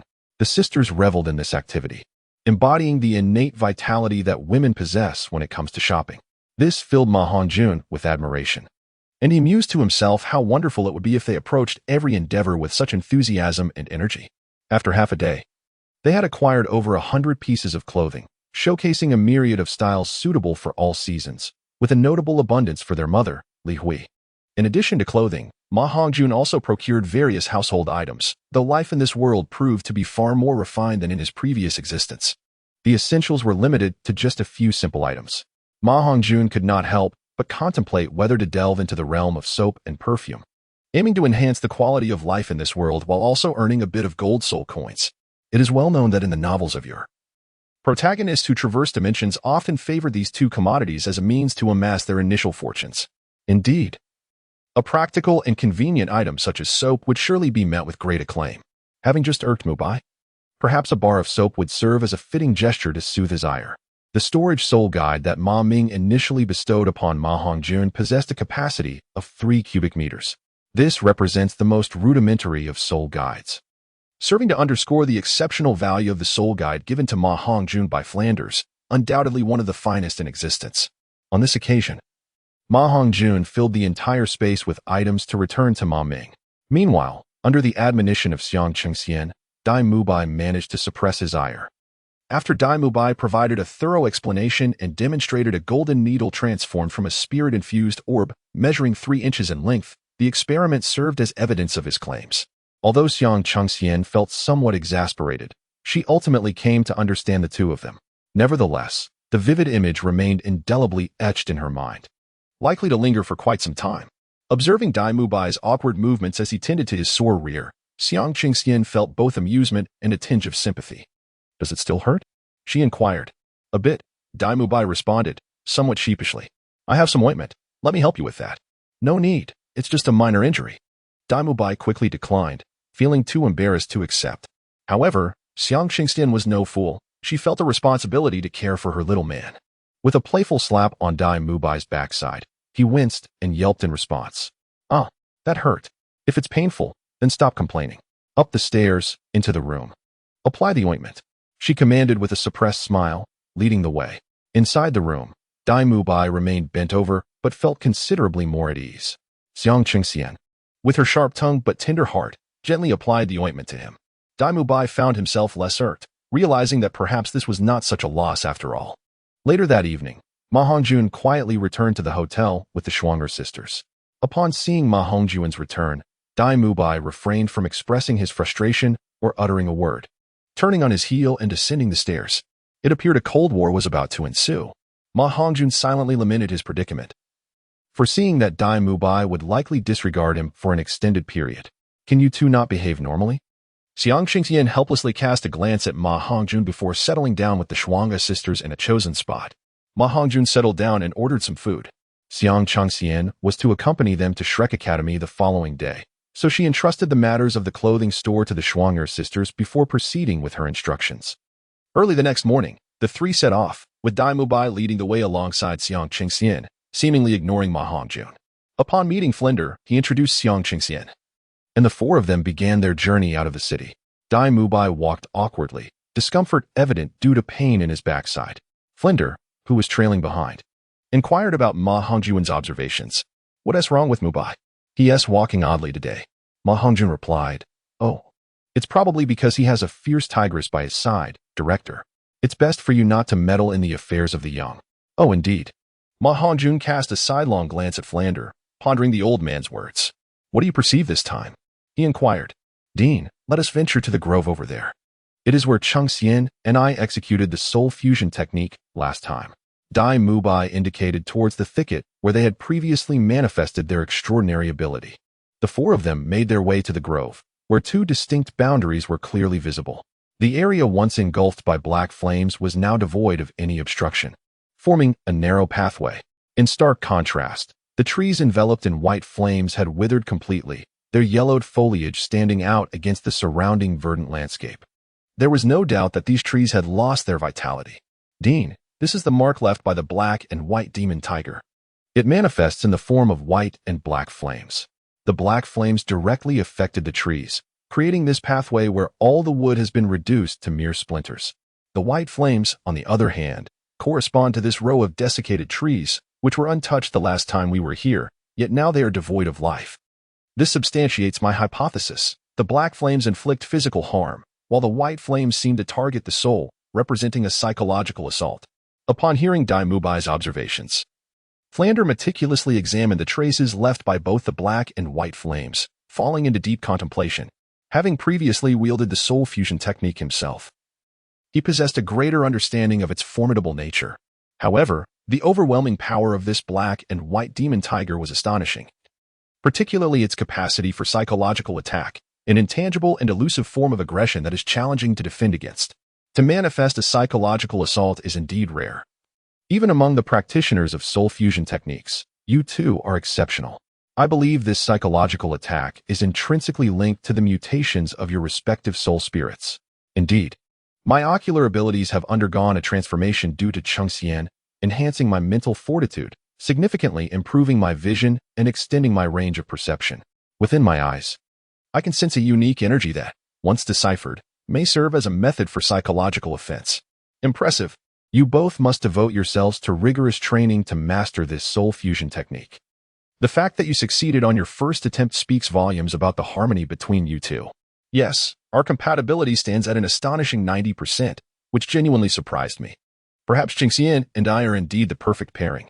I am truly grateful to fate for bringing Chung Xian into my life. Dai Mubai spoke, not forgetting to indulge in a moment of affection, scattering a handful of sweet nothings.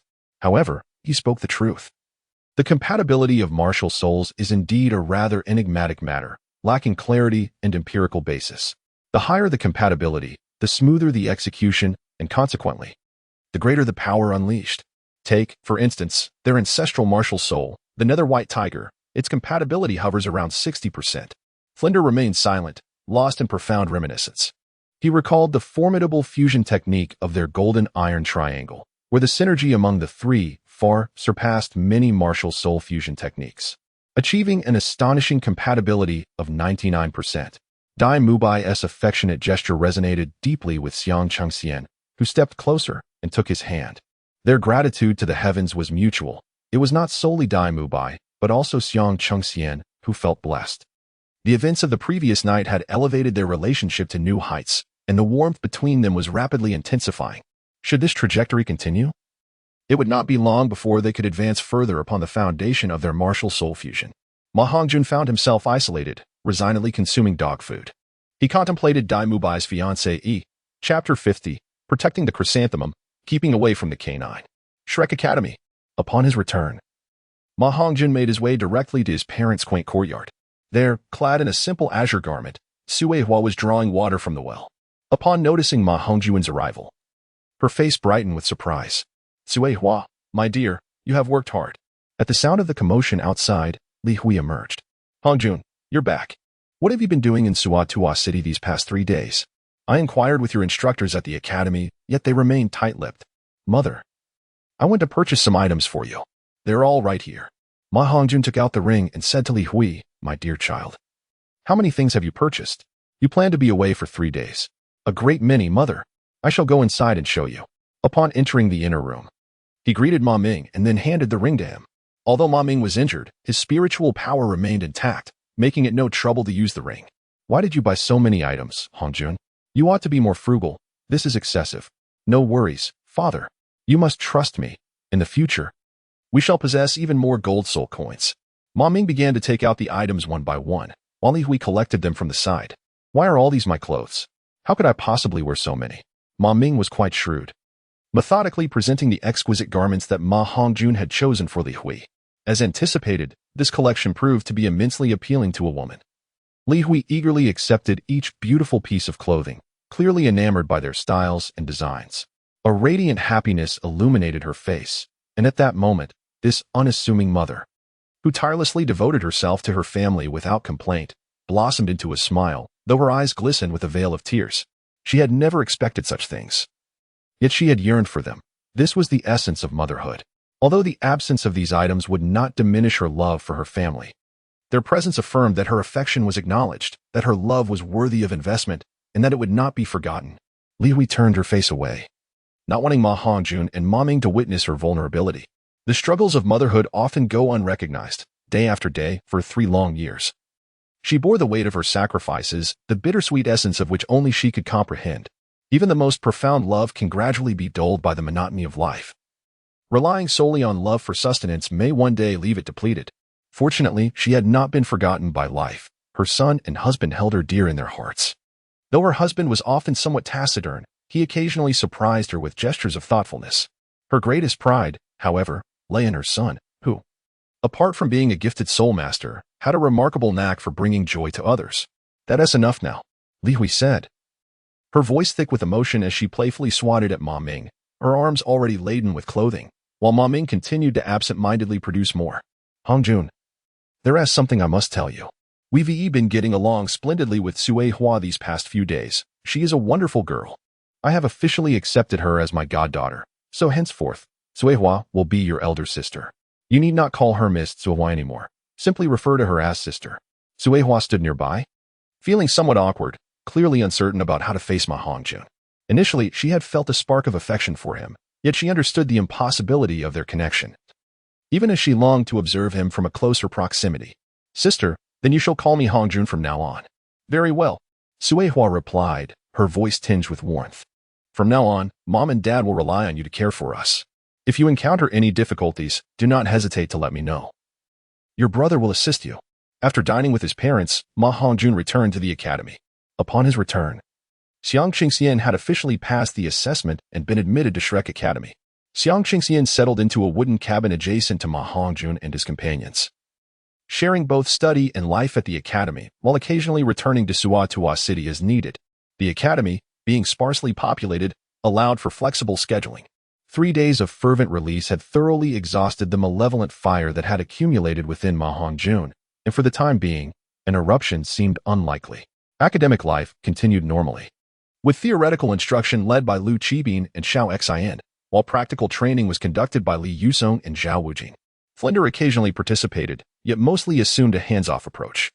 A physical training regimen was introduced, devised and spearheaded by Ma Hongjun.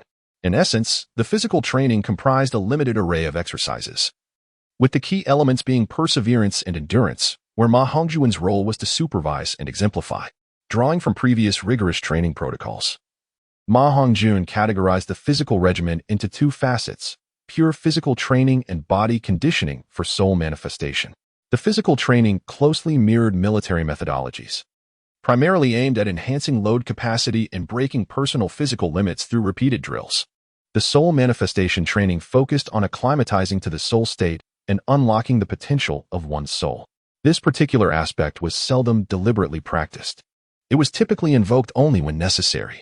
In this realm, a soul fundamentally constituted a part of the body, akin to limbs or the mind, albeit differing in its form of existence. The benefits of such training were remarkably evident. For instance, Ma Hongjun could summon his soul at a significantly swifter pace than others, with the Dragon Soul Spear manifesting almost instantaneously at the mere thought. His proficiency in wielding it was equally impressive, as he commanded the spear with effortless precision. Furthermore, utilizing the soul in training necessitated repeated consumption of soul power, and following each exhaustion, meditation would yield a gradual enhancement of one's soul power. Originally, Ma Hongjun contemplated employing the extreme methods once used by the devil against Dai Mubai and his companions. However, recalling their recent Cold War, he opted to refrain, wishing to avoid further deterioration in their relationship. The physical training proceeded mechanically amidst Oscar's lamentations and the indifferent presence of the twin tigers, black and white. Ma Hongjun embarked on another phase of his training, the dragon whisker needle. He had already witnessed the formidable power of this weapon, instilling in him a profound apprehension towards the concealed armaments of the Tang sect. This was merely the 8th-ranked hidden weapon. Although Ma Hongjun had acquired the knowledge to wield the dragon whisker needle, his technique remained rudimentary. He could only manage a simple toss, lacking both distance and force. Without the guidance of his soul power, he could not ensure a straight trajectory. Thus, he needed to engage in diligent practice. For mastery of any skill is attained only through countless repetitions. Due to his innate advantage in soul power, he found himself quite adept at employing the dragon whisker needle. Capable of honing it into a signature technique of his own, perhaps he could even coin a name like Little Ma's flying needle. The efficacy of the dragon whisker needle is significantly influenced by the strength of its wielder. The deeper and more potent the soul power, the greater the might of the launched needle. Ma Hongjun commenced his training.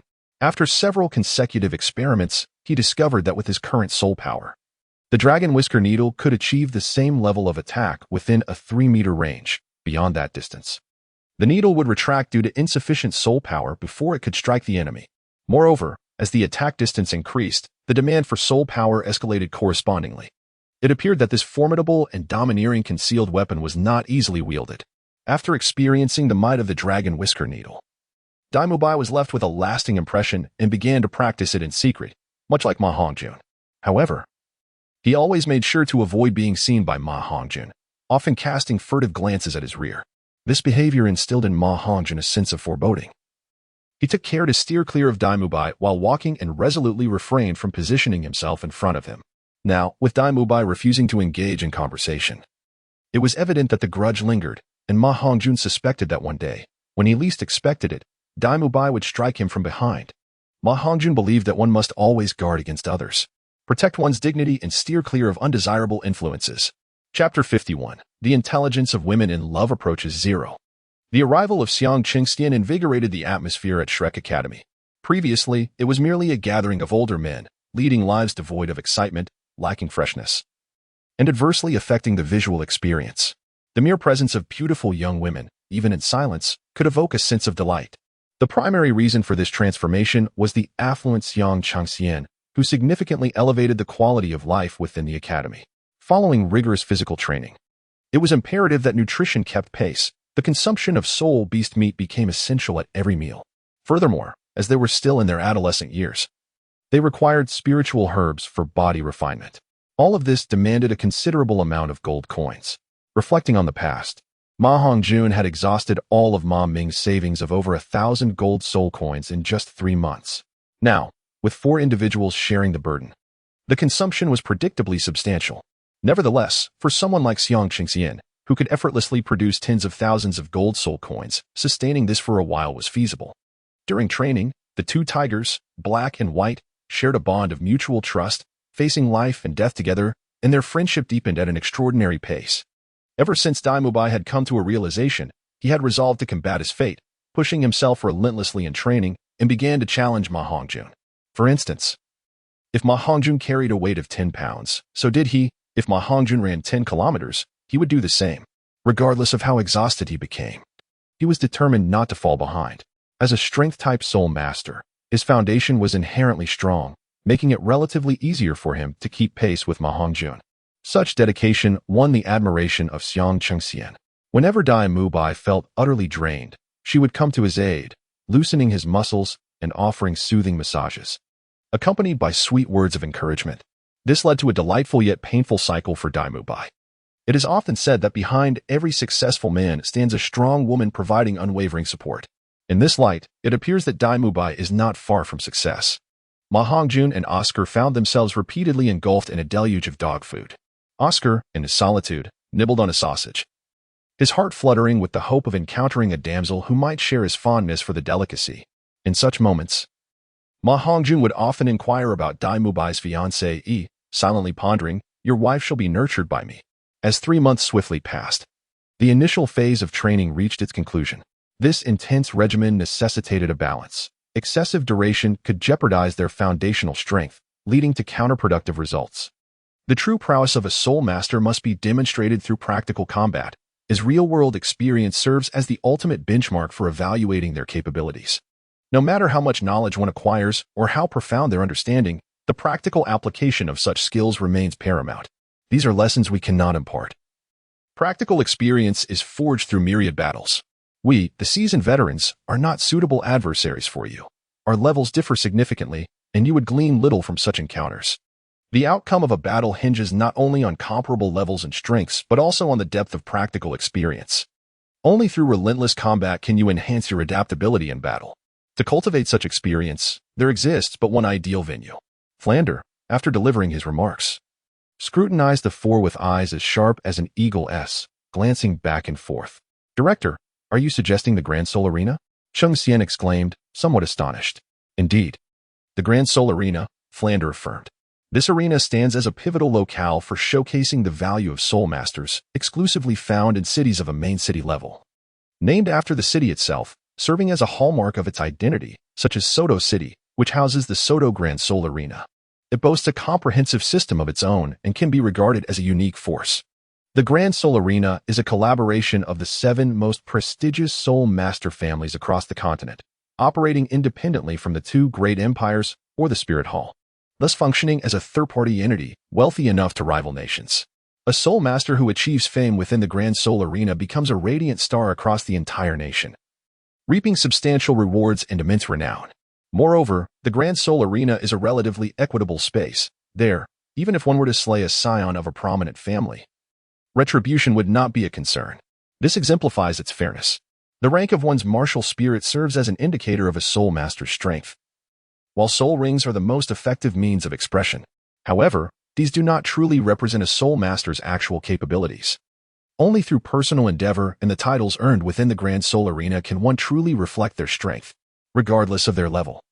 Once a soul master enters the Grand Soul Arena, they are solely represented by the term dueling soul. Upon securing their first victory, they will receive a badge, and subsequently, with each victory, they will accumulate points. Upon reaching a certain threshold, the badge's rank will elevate. This badge symbolizes one's standing within the Grand Soul Arena, universally recognized across all major cities on the continent. The advantages of a higher badge rank are numerous, which I shall refrain from detailing here. The ranks of badges are distinguished by the quality of minerals, with the lowest being the Iron Badge, also known as the Iron Spirit Soul. Ascending from there, the hierarchy consists of copper, silver, gold, purple gold, sapphire, ruby, and diamond, totaling 8 levels. Flinder adjusted his crystal glasses and continued. One of the graduation requirements at Shrek Academy is to obtain the Silver Spirit Soul. Upon hearing this, Xiang Chengxian displayed a look of surprise, while Dai Mubai immediately relaxed. And even Oscar's tension dissipated, though Ma Hongjun remained unfazed throughout. Flinder observed their expressions and offered a slight smile. Chengxian, you must have visited the Grand Soul Arena. Why don't you share with them the challenges of acquiring a Silver Spirit Soul? The Xiang family, due to their martial spirits, often engages in combat, which serves as a means for them to release their pent-up energy. Consequently, it is common for members of the Xiang family to frequent the Grand Soul Arena, treating it as a place of learning. Xiang Chengxian adjusted her bangs and said, the Grand Soul Arena operates on a point system. To elevate from Iron Spirit Soul to Copper Spirit Soul, one requires 100 points. Each victory in battle earns 1 point, but a loss deducts 1 point. If one achieves more than 5 consecutive victories, each additional win increases the points by 10. If one surpasses 10 consecutive wins, each further victory grants an increase of 100 points. Even if one attains enough points to progress to Copper Spirit Soul, a drop of 100 points will revoke that qualification. Advancing from Copper Spirit Soul to Silver Spirit Soul necessitates 1,000 points. In battles among Copper Spirit Souls, a victory yields 10 points, while a loss deducts 10 points. The ratio for consecutive wins is the same as that for Iron Spirit Souls. The battles can be categorized into 3 types. One is sparring, which involves mutual practice with no lethal intent. The second is life and death combat, employed to resolve irreconcilable disputes. And the last is gambling battles, overseen by the Grand Soul Arena, where both parties send forth an equal number of soul masters. The ultimate victor claims all that is wagered. Gambling battles are akin to life-and-death fights. Many nobles and clans resort to this method when facing significant conflicts. The formats of competition also consist of 3 types: one-on-one, two-on-two, and group battles, with the number of participants in group battles typically negotiated. Generally limited to between 7 and 10 individuals according to the Grand Soul Arena's regulations. I commenced participating in the Grand Soul Arena's sparring at level 29, where the matches are grouped by rank or by the number of soul rings. Once one acquires an additional soul ring, they can only compete in the next tier of sparring. At level 29, I achieved 11 consecutive victories, earning 155 points, which directly elevated me to Copper Spirit Soul. After sharing this, Xiang Chengxian paused and glanced at Ma Hongjun and the others, clearly wanting to impress them. As such a record is indeed something to take pride in. Achieving 11 consecutive victories is a rare feat, especially for a first-time participant. The trio of Ma Hongjun, Daimubai, and Oscar gazed at her with wide, sparkling eyes, all displaying an expression of profound admiration as they supported her in this endeavor. Xiang Chengxian, rarely amused, smiled brightly, her demeanor softening from its previous chill. Since her arrival at Shrek Academy, surrounded by the devoted Daimubai, the endearing Oscar, the robust Ma Hongjun, and the seasoned Flinder, her life has taken on a richness previously unknown. No longer was she the aloof and unapproachable Black Rose Tiger. Instead, she gradually shed her prickly exterior, unveiling the tender heart of a kitten in need of care. Yet, after her moment of joy, a shadow of disappointment crossed her face, and her tone shifted to one of bitterness as she continued. After achieving 11 consecutive victories, I reached level 30 and acquired my 3rd soul ring. However, when I re-entered the Grand Soul Arena, I was met with a streak of 10 defeats. These continual failures plunged me back into the Iron Soul Arena, where I endured relentless losses, robbing me of the thrill of battle, and since then, I have not returned to the Grand Soul Arena. At this point, Xiang Chengxian paused, and Ma Hongjun and the others awaited her next words. Her cheeks flushed as she stammered, I forgot. Chapter 52, The Fierce Black Rose. Upon witnessing such an awe-inspiring structure, Ma Hongjun was profoundly astonished. The Soto Great Spirit Arena is an ellipsoidal marvel, soaring to a height of 120 meters. Its interior comprises a principal arena and 24 auxiliary arenas, accommodating up to 60,000 spectators, inclusive of 100 luxurious VIP boxes. This venue serves not only as a platform for spirit masters to engage in friendly competition, but also as a stage for various factions to demonstrate their prowess. As one enters the Great Spirit Arena, the first sight that captures the eye is a monumental stone tablet, intricately inscribed with an abundance of names. Flinder elucidated to Ma Hongjun and his companions that these names belong to the souls lost in spirit battles. The process of registering for the spirit battles is remarkably straightforward. One merely needs to fill out a form detailing their name, age, place of birth, and martial spirit, after which they receive an initial Iron Spirit badge. However, registration necessitates a fee of 10 gold coins per individual. Additionally, a soul power assessment is conducted, akin to that of the Spirit Hall, to ascertain each participant's level. Xiang Chengxian informed everyone that each time one attends the spirit battles, a soul power test must precede to determine the appropriate opponents. Over the span of 3 months, Ma Hongjun and his companions have each ascended 1 level in strength. Their respective capabilities are as follows. Xiang Chengxian, age 15, wields the Black Tiger Martial Spirit and holds the rank of 32 in the Assault Spirit Master classification. Daimubai, at 12 years of age, possesses the White Tiger Martial Spirit and stands at 29 in the Assault Spirit Master tier. Ma Hongjun, aged 11, possesses the Martial Soul of a Silver Spear and is a formidable Assault-type Soul Master at the 28th level. Oscar, also 11, wields the Martial Soul of a Sausage and is a Food-type Soul Master at the 22nd level. Ma Hongjun had deceptively reported his age. Saying he was 9 years old seemed excessively bizarre. Coupled with the influence of his sinister flames, he exhibited an unusual maturity, causing no one to suspect the truth. The Oscar Food System Soul Master had no necessity to engage in one-on-one battles, as it would be an exercise in futility.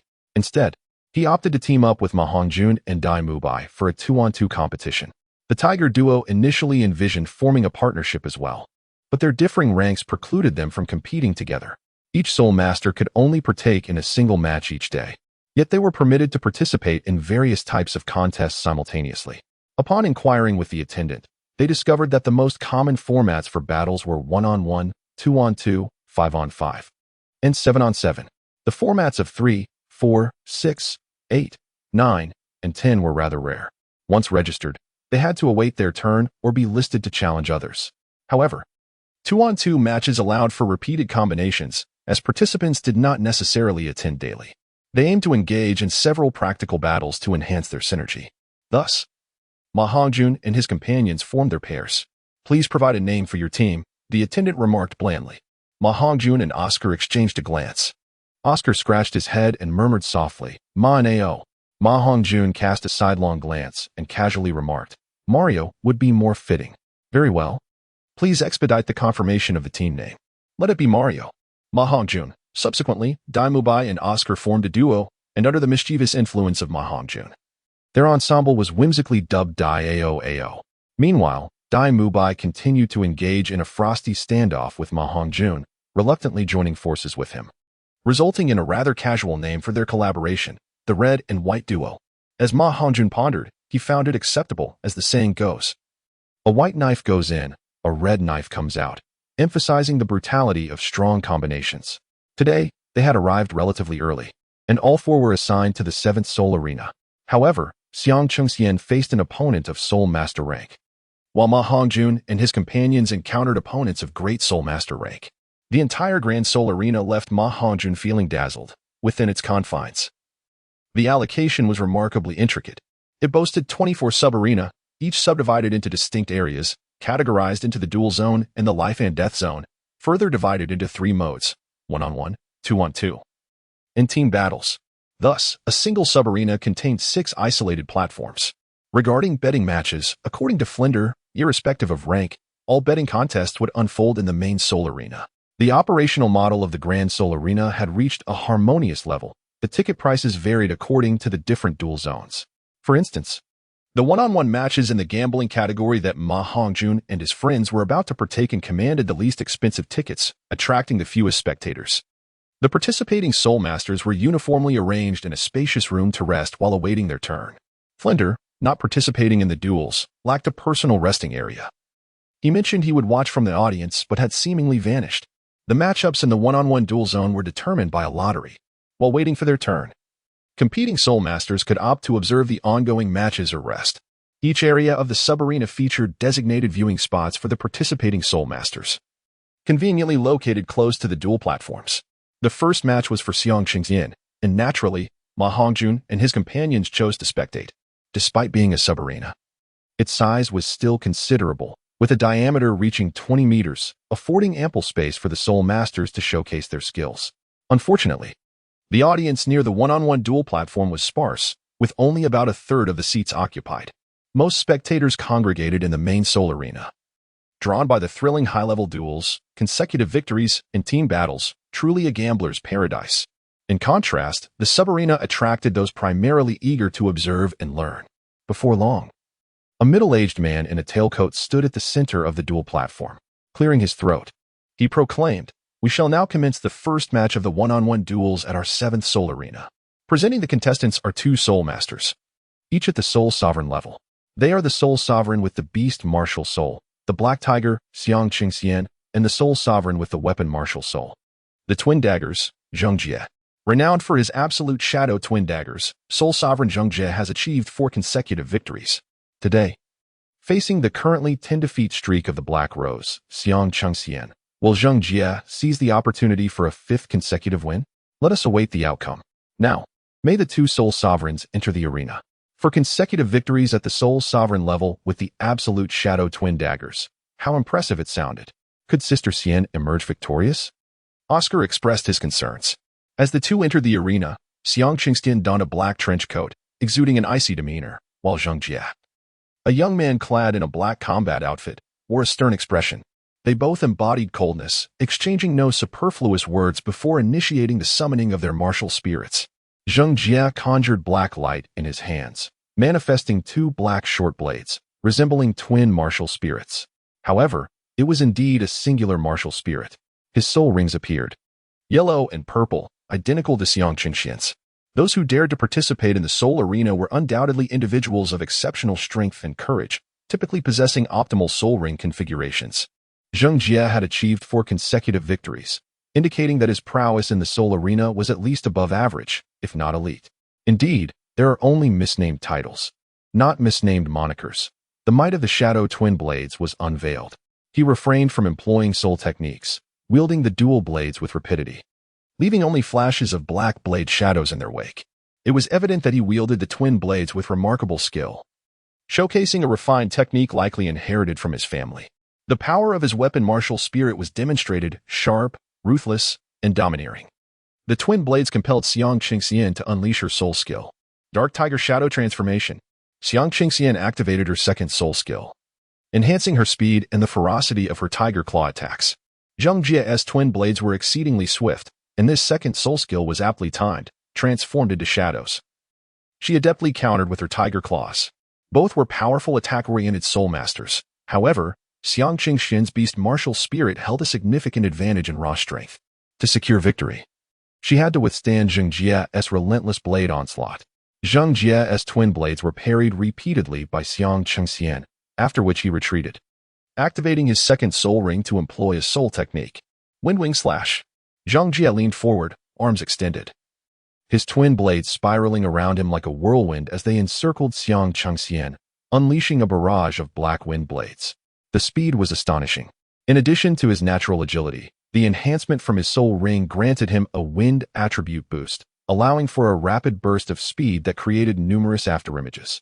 What stood out most was the ferocity of his blades. The attack speed of the twin blades surged yet again, slicing through soul power effortlessly.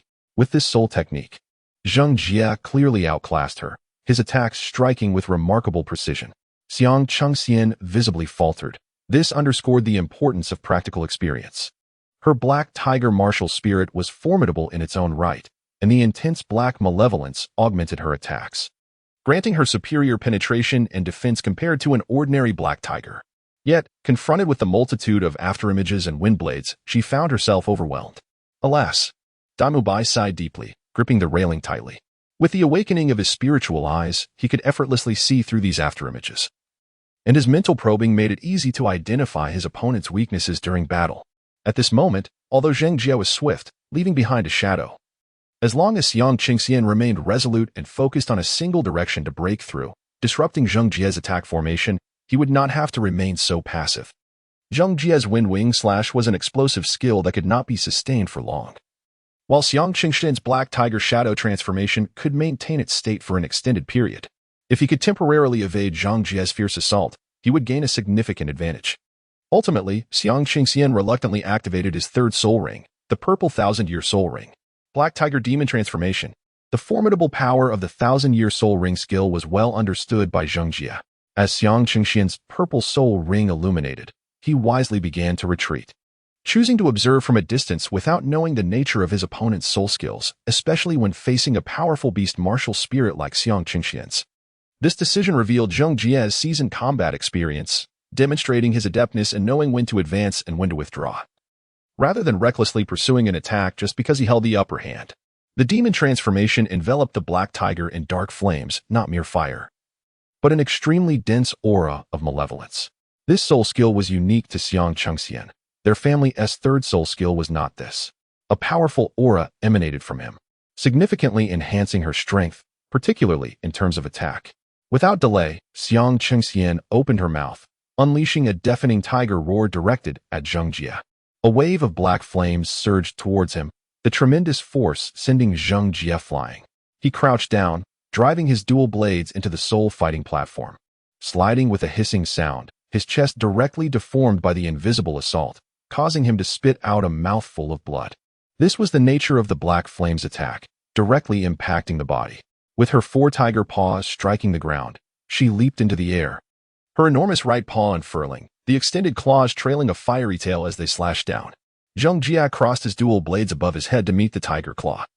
The overwhelming force bent his body once more, and while his third soul ring rose, it was suppressed and could not shine. At this moment, Xiang Qingxian resembled a demon god in battle, her ferocity and ruthlessness evident. The moniker Black Rose was not solely due to her temper but rather her formidable prowess. Renowned for her violent attacks, once she broke free from suppression, she unleashed her full power, her two enormous dark tiger paws striking down relentlessly. Indeed, the mother tiger would not allow herself to be dominated. Otherwise, there would be no chance for resistance. Ultimately, Zheng Jie underestimated his opponent. Despite initially gaining the upper hand with his dual blades, he failed to capitalize on the opportunity to decisively defeat Xiang Qingxian, instead opting to rely on the strength of his second soul skill to wear her down. In terms of soul power, he was at level 35, clearly holding an advantage. Now, confronted by a relentless series of counterattacks from Xiang Qingxian, he was utterly bewildered, unable to unleash even his soul skills. This epitomizes the terror of a power-type beast martial soul. Once they are pressed in close proximity, it becomes impossible to escape under the weight of absolute strength. It is akin to a brawny giant subduing a martial arts master, when the giant holds him down with a single hand, no matter how formidable the master's skills. They cannot be brought to bear. Under the unyielding onslaught of Xiang Qingxian's successive, ferocious tiger palms, the soul fighting platform was directly crushed inward.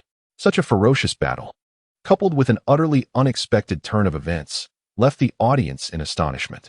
Oscar covered his mouth and exclaimed, "Sister Xian is simply extraordinary." Ma Hongjun glanced at Dai Mubai and teased, "Your woman is truly fierce." Dai Mubai shot Ma Hongjun an exasperated look, choosing to ignore him. As he remained resolute in his silence, the cold war between them had yet to come to an end. Ma Hongjun turned to the soul arena with a faint smile, continuing to observe. In truth, if he were to face Xiang Qingxian alone, he possessed the confidence to triumph, utilizing the agile technique of 100 birds playing with the phoenix. As long as he exercised caution, avoiding direct confrontation, and instead maneuvering to find opportunities to strike with his spear, the initiative would remain firmly in Ma Hongjun's grasp.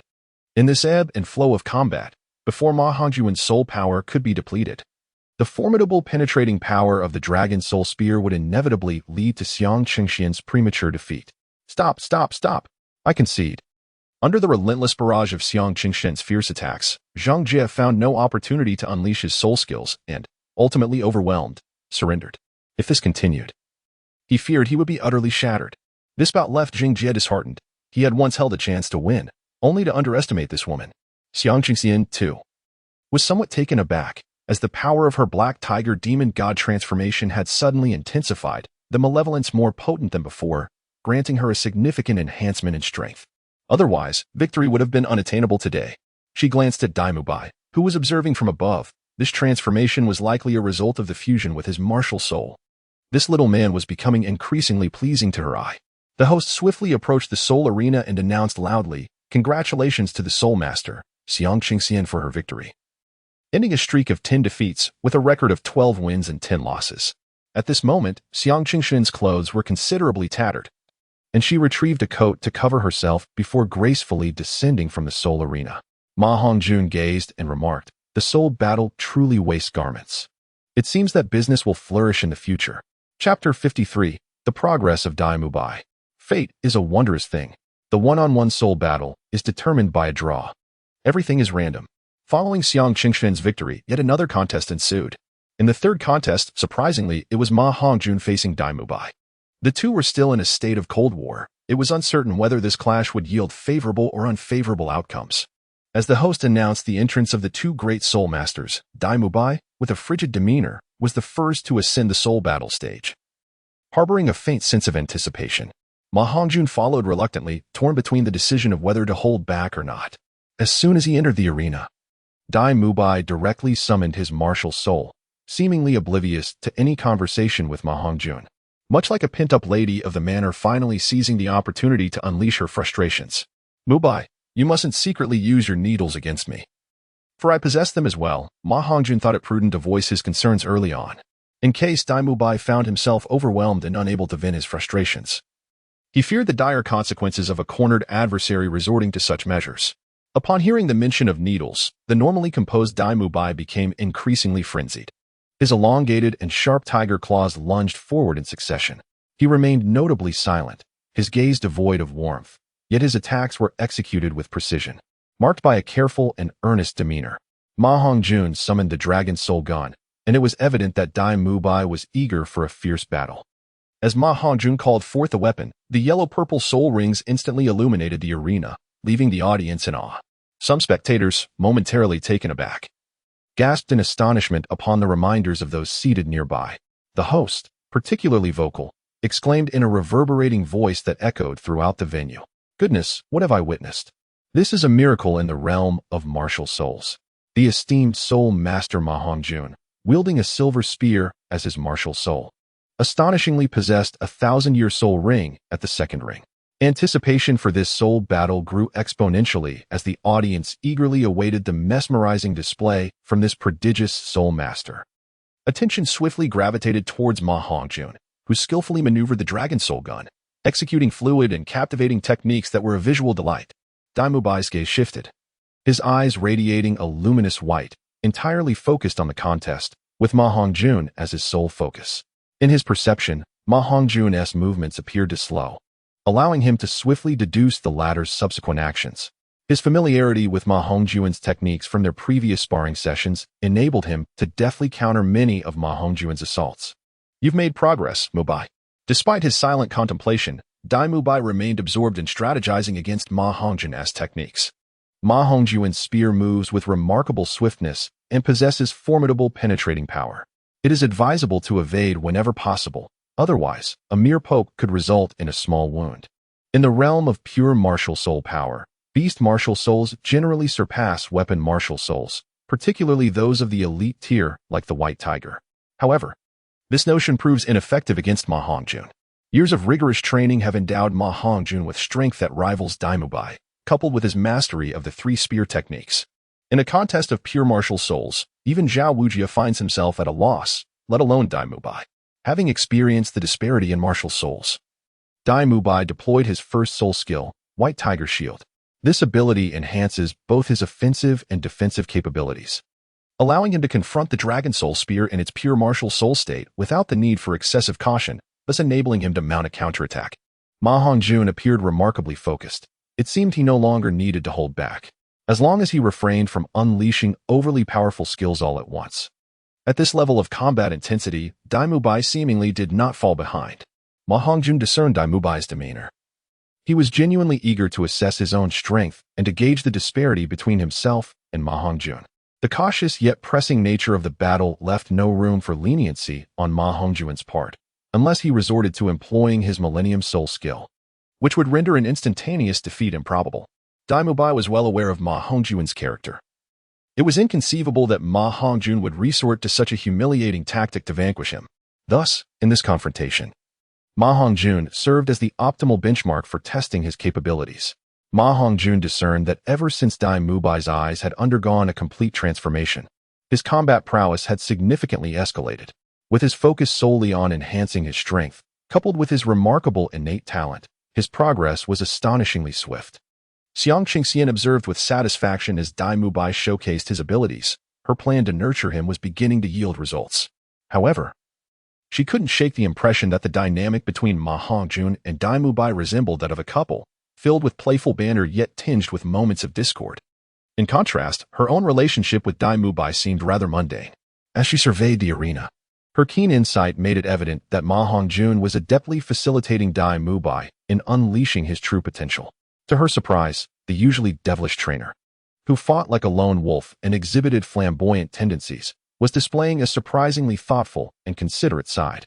Initially, she had anticipated that their current conflict would lead to a fierce confrontation, fearing Dai Mubai might be overwhelmed. Clearly, she had underestimated the complexities of male camaraderie. Dai Mubai's attacks grew increasingly fierce, and his ability to exploit openings was particularly formidable. Even Ma Hongjun's impeccable gunplay, executed with precision, was interrupted by Dai Mubai's keen observations. This compelled Ma Hongjun to reassess his approach. Dai Mubai's seriousness and strength surpassed his expectations. Were it not for the formidable power of the Dragon Soul gun and the agility of the 100 Birds Play Phoenix technique, Ma Hongjun's mastery of the Ma family gun techniques and the 100 Birds Facing Phoenix style would have struggled to gain the upper hand against him.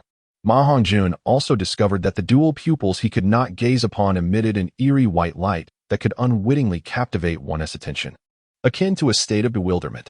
While its effect was not overwhelmingly potent, it was sufficient to influence the course of battle. Dai Mubai, harboring a pent-up frustration, began to unleash his pent-up energy as his second soul ring illuminated, triggering the White Tiger's radiant wave. This formidable attack wave was exceedingly difficult to defend against. He had meticulously timed it, having plotted for a long while. As Ma Hongjun soared into the air, he found himself unable to execute any evasive maneuvers, and upon landing, he could only brace himself for the impact. The tremendous force of the shockwave, should it connect, would be enough to vanquish Ma Hongjun. Victory was his aspiration.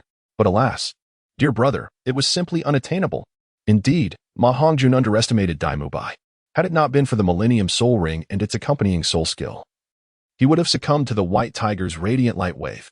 It appears that with the assistance of the spiritual eye, Dai Mubai's combat prowess has nearly reached the level of Ma Hongjun. Without the Millennium Soul skill, it is entirely plausible that Dai Mubai could defeat Ma Hongjun. With a resounding explosion, the Dragon Soul Spear was thrust into the air, concentrating immense power at its tip before erupting into a burst of energy. The white shockwave collided forcefully with the spear's energy discharge, producing a thunderous sound that sent a wave of air rippling outward from the arena's center. Several women in short skirts in the audience were caught off guard, their garments billowing upwards, eliciting gasps of surprise. Wow, Big Brother Dai has made remarkable progress. Forcing out Hongjun's second soul skill, they exclaimed. They are both incredibly strong. Oscar watched with envy, his heart heavy with disappointment.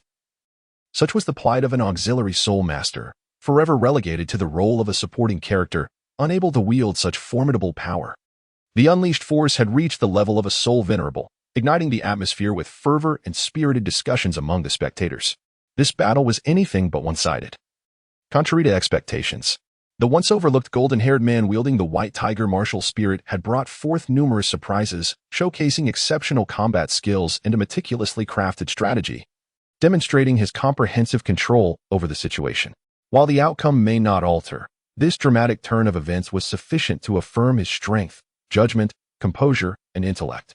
The battle raged on, but after Dai Mubai's strongest strike failed, he found himself devoid of further opportunities.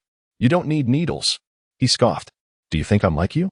You've won, but I've forced out your Millennium Soul skill. Ah, so you're willing to converse with me now. Humph. Why don't you stab me with a needle? Do you really wish to be pricked? Of course not, but I have a feeling you would retaliate, so I must be cautious. I won't stab you, it would hurt. You care for me. Get lost. Chapter 54, The Ghost Axe Combination, De Lang and Jin Lian.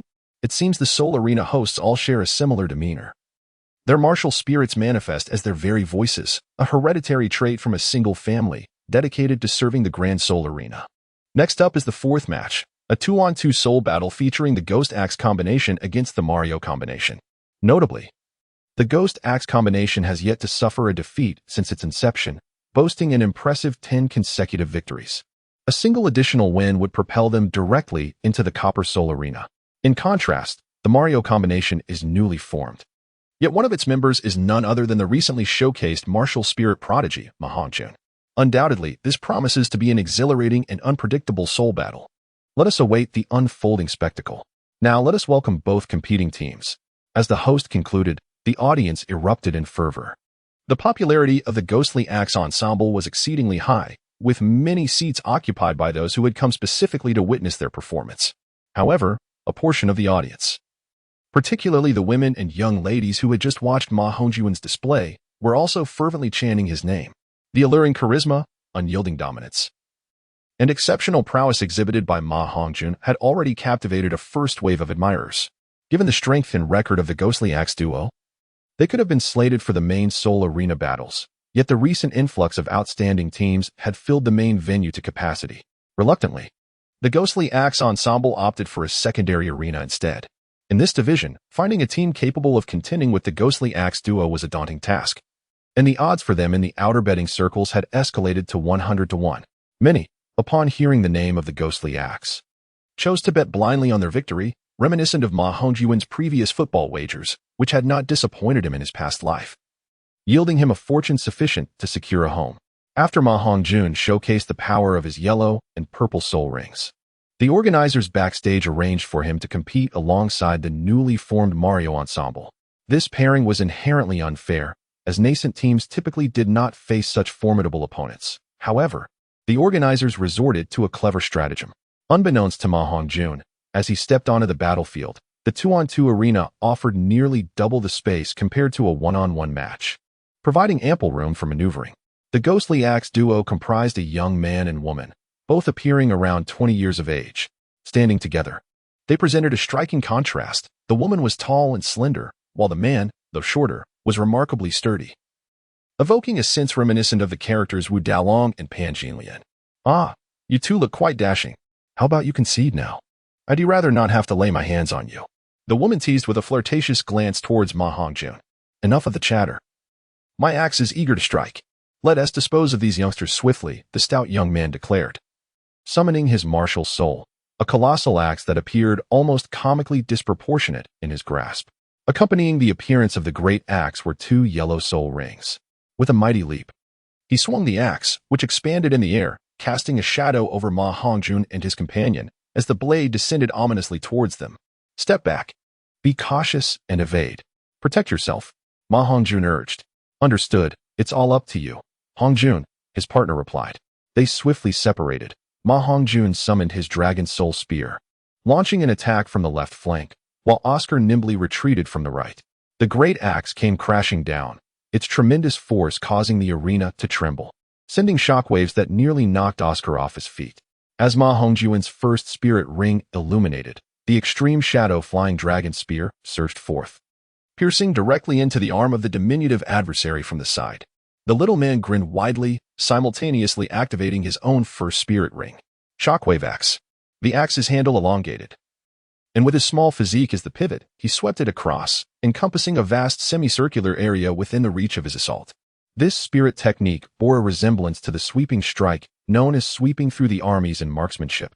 However, the giant axe was immensely large, advancing like a wall on a relentless path. In the midst of his charge, Ma Hongjun had no choice but to abruptly halt his initial spirit technique, reversing the spear's tip to collide with the side of the massive axe. The sheer force of the impact sent Ma Hongjun hurtling backwards, requiring 2 consecutive backflips to regain his balance. Such extraordinary power. The strength of this little man stood in stark contrast to his stature, profoundly altering Ma Hongjun's perception of him. Engaging him in a contest of strength would be folly. The ferocious might unleashed by the axe could only be met with madness if one were to confront it head-on. The advantages of the phoenix dance of 100 birds technique began to manifest. In comparison, although the giant axe could conjure a colossal illusion and possessed an extensive attack range, its speed was notably sluggish. Since the last time the dragon soul spear absorbed the blood essence from the dragon blood jade, Ma Hongjun had acquired a novel mode of attack: spirit control. Much like the legendary swordsmanship, it allowed him to manipulate the dragon soul spear to launch multi-directional assaults within a 5-meter radius. Over the past 3 months, Ma Hongjun had diligently practiced, and while it lacked the miraculous nature of true swordsmanship, he could effectively execute strikes within 5 meters, launching forth and retracting, serving as a means of ranged offense, a perfect strategy against this little man, enabling him to control the dragon soul spear to soar above the giant axe's defenses and strike true. However, such spirit control demanded considerable energy. Exceeding 3 meters for a single attack was akin to utilizing a first spirit technique. "Be cautious, my dear," as Ma Hongjun spoke. The dragon soul lance slipped from his grasp, ascending in an arc under the influence of his soul power, altering its trajectory to pierce directly towards the dwarf's face. What kind of soul skill is this? The dwarf was taken aback, hastily shrinking the giant axe in his hand. But it was evident that he would not have enough time to defend himself with it. In a frantic attempt, the dwarf turned to flee, while the dragon soul lance seemed poised to strike at his back. Just then, a brown vine bristling with sharp thorns surged forward, ensnaring the dragon soul lance. "Little brother, I've got your spear." The tall, slender woman had approached leisurely, wielding a long vine in her hand. Ghost Vine Martial Spirit. Ma Hongjun was somewhat taken aback. The ghost vine is a profoundly terrifying plant-type soul beast, possessing an exceptionally potent neurotoxin. Once pricked by its sharp thorns, the toxin is released instantaneously, ultimately transforming into pus to nourish the ghost vine. When it attacks, it emits countless minuscule seeds that directly parasitize its foes. As long as the ghost vine provides sufficient energy or these seeds absorb enough nutrients, they will flourish upon their host. Once the neurotoxin spreads, its effects are equally dire. The woman wielding the ghost vine also boasts 2 yellow soul rings. In essence, the ghost vine is akin to Tang San's blue-silver grass prior to its enhancement. The latter was, to some extent, weaker than the ghost vine. It is no wonder they are dubbed the Ghost Axe Duo. Having secured 10 consecutive victories, one being an extraordinarily powerful control soul master with toxic attributes, and the other a formidable strength-type soul master with a colossal weapon spirit. This duo epitomizes the ideal partnership. Oscar, as a food-type soul master, thrives best in large teams, particularly within military ranks, where his abilities can be maximized. In a 2-on-2 battle, his effectiveness diminishes somewhat. However, when confronted by the Ghost Vine, Oscar's second soul skill, detoxifying sausage, can prove advantageous, rendering the high and slender woman's poison negligible. The Dragon Soul gun became ensnared by the Ghost Vine, forcibly altering its trajectory and plunging into the soul arena. Return. Ma Hongjun's soul power guided the Dragon Soul gun, which vanished amidst the vines, reappearing in his grasp. My gun is too slick, you cannot ensnare it. Ma Hongjun stood resolutely with a gun in hand, a smirk curling at the corners of his mouth as he disdainfully remarked, "Little brother, quite the mischievous one. It seems your sister has come to entangle you." With a flourish, he unleashed his first soul skill, entanglement. The dark brown ghostly vines, akin to venomous serpents, swiftly and sinuously slithered from the ground towards Ma Hongjun. The vines began to multiply, transforming from 1 into 10, then 100, encircling his feet and sealing him off from all directions. The Dragon Soul gun trembled in rapid succession as Ma Hongjun snapped the ghostly vines one by one. Yet the relentless multiplication of the vines seemed inexhaustible. Soon enough, he found himself ensnared, the tendrils spiraling upwards, encasing him in a tight embrace. The poisonous thorns pierced his skin, inflicting a sharp, needle-like pain that spread throughout his body. The toxins began to permeate his system with a corrosive potency. And to his dismay, the wounds had already begun to fester. Cackling now, are we? You're caught in your sister's grasp. How does it feel? Her thorns are rather painful, you know, the tall, slender woman taunted playfully. If you plead for mercy, I shall release you. Otherwise, soon the poison will spread, and your pretty little face will be ruined. That would surely break my heart. As she laughed flirtatiously, she drew closer to Ma Hongjun, who was now entirely ensnared by the ghostly vines, with only his pale visage visible. The tall woman approached, extending her delicate, fair fingers to lift his chin. Leaning closer to his ear, she whispered softly, "Naughty little brother, love me." Chapter 55. With me around, fear not to seek recommendations. What a brazen woman, muttered the stout man, casting a sidelong glance, his frustration evident as he spoke to himself. Despite his robust build and the imposing presence of his giant axe, he felt powerless against the reality of the situation, revealing a submissive side. In the observation room on the second floor, Dai Mubai looked on with mild confusion, unable to decipher Ma Hongjun's intentions. Meanwhile, Xiang Chengxian regarded the scene with disdain, convinced that Ma Hongjun was once again flirting with the tall woman, unable to shed his true nature. Both were acutely aware of Ma Hongjun's Millennium Soul Ring skill. The entanglement of the ghostly vines was indeed formidable. If the tall woman held a title that surpassed Ma Hongjun's, she might genuinely control him, but in a balanced power disparity, he stood no chance. Their only concern lay with the toxicity of the vines. If Ma Hongjun failed to break free and consume Oscar's detoxifying sausage, it wouldn't be long before he lost his combat effectiveness. "Hujuan," Oscar called out anxiously, clutching a large sausage in one hand, while the smaller sausage remained frozen in place. At a loss for what to do, Ma Hongjun gazed at the slender woman before him, who indeed possessed a certain allure, albeit one tinged with excessive boldness. A subtle smile graced his lips as a radiant golden light erupted from within him. In the face of the woman's terror, the ghostly vines that coiled around him shattered into fragments, scattering into sawdust. How could this be possible? The slender woman was propelled backward as Ma Hongjun, now free from his restraints, let his flowing crimson hair dance in the air, with dazzling purple soul rings swirling around the dragon's soul gun. This was the true terror of his second soul skill. The explosive effect of the initial attack was merely an ancillary ability. Its primary function was to unleash the full force of his physique, breaking free from any physical constraint. As long as the soul power of his opponent did not exceed 10 levels above his own, they would fundamentally be unable to restrain him. Unsurprisingly, the two soul skills of the slender woman were entanglement and parasitism.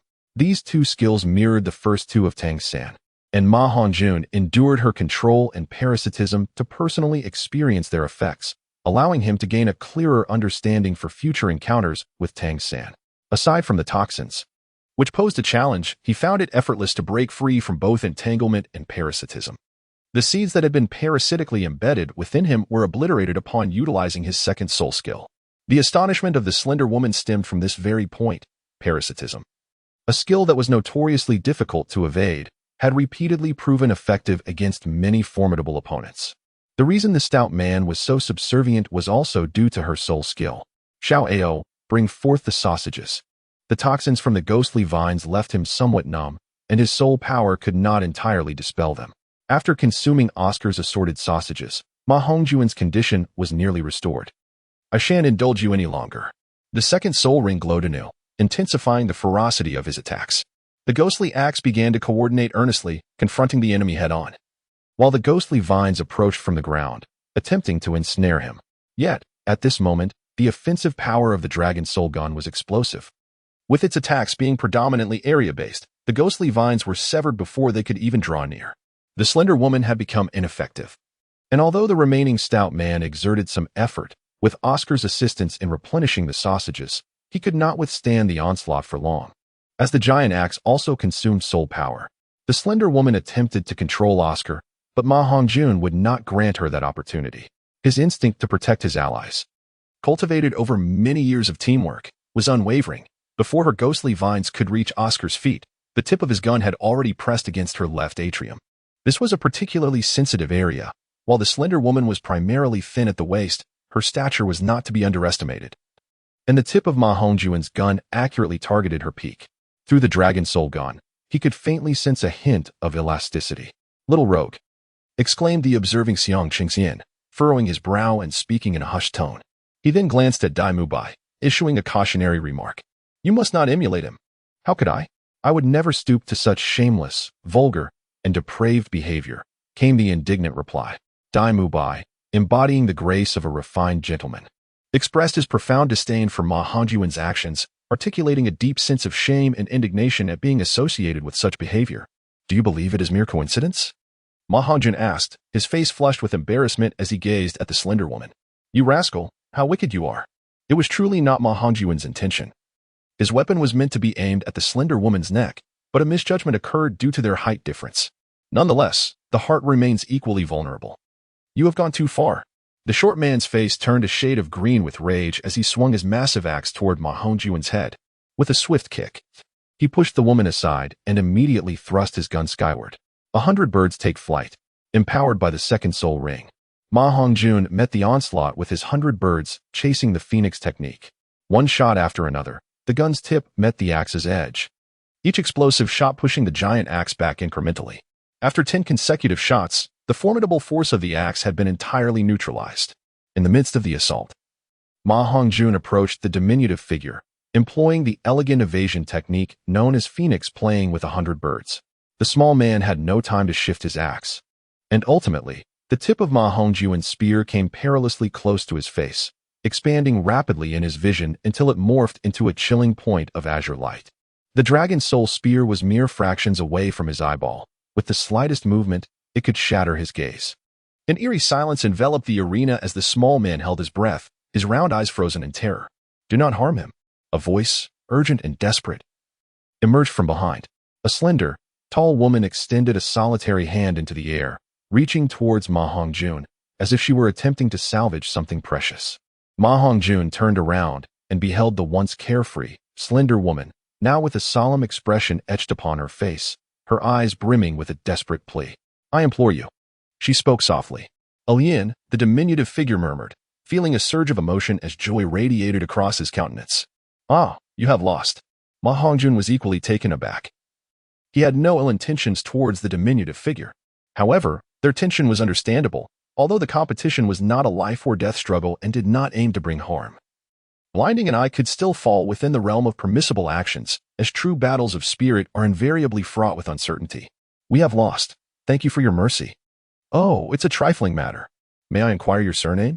"I am surnamed Huang." "What of it?" "Nothing significant. The Huang surname is quite favorable." The host ascended the stage, excitedly announcing the victory of the Mario duo. Following closely was the next match, featuring the duo of Dai Mubai and Oscar, known as the Dai-Oscar combination, against the Fierce Lion duo. Oscar had just fought, and, although creating sausages had taken a toll on him, it was negligible, merely sufficient for Dai Mubai. thus not a substantial issue. However, the fierce lion combination was formidable, and their pairing was one of the more synergistic among duos. One possessed the martial spirit of the fiery lion, a powerful beast spirit with fire attributes, while the other wielded the long-armed spirit monkey, specializing in agile attacks. This combination of brute strength and agility was exceedingly common and epitomized the maximization of power. In dual combinations, many of the higher probability winning pairings consist of strong offense coupled with swift attacks. In this instance, Oscar's role was minimal, almost rendering it a one-on-two scenario for Dai Mubai. Indeed, once they took the stage, the opposing agile attack spirit masters swiftly dispatched Oscar. Although Dai Mubai held on for a while against the duo's combined assaults, the outcome was already predetermined, resulting in a brief yet intense defeat. All three adversaries emerged victorious, marking Dai Mubai's unfortunate streak of 2 consecutive losses. His misfortune was notable. Among great spirit masters, in a one-on-one confrontation, few could claim a complete victory over him. Barring Ma Hongjun. Do not be disheartened. The key lies in gaining practical experience, and you have performed admirably today. Though a universally comforting phrase, it carried a distinct weight when uttered by someone cherished. Dai Mubai, feigning dejection before Xiang Qingxian, sought solace in this small token of encouragement. What is there to be upset about? Fear not, Mubai, you still have me, Ma Hongjun interjected. Upon hearing this, both Xiang Qingxian and Dai Mubai exchanged puzzled glances. And Ma Hongjun quickly clarified, sensing the ambiguity in his words. Our duo has yet to compete. When we take the stage, the red-white combination shall surely secure victory. No defeat shall befall us thrice. Your inaugural loss will be at my hands, but your first triumph shall also emerge from my grasp.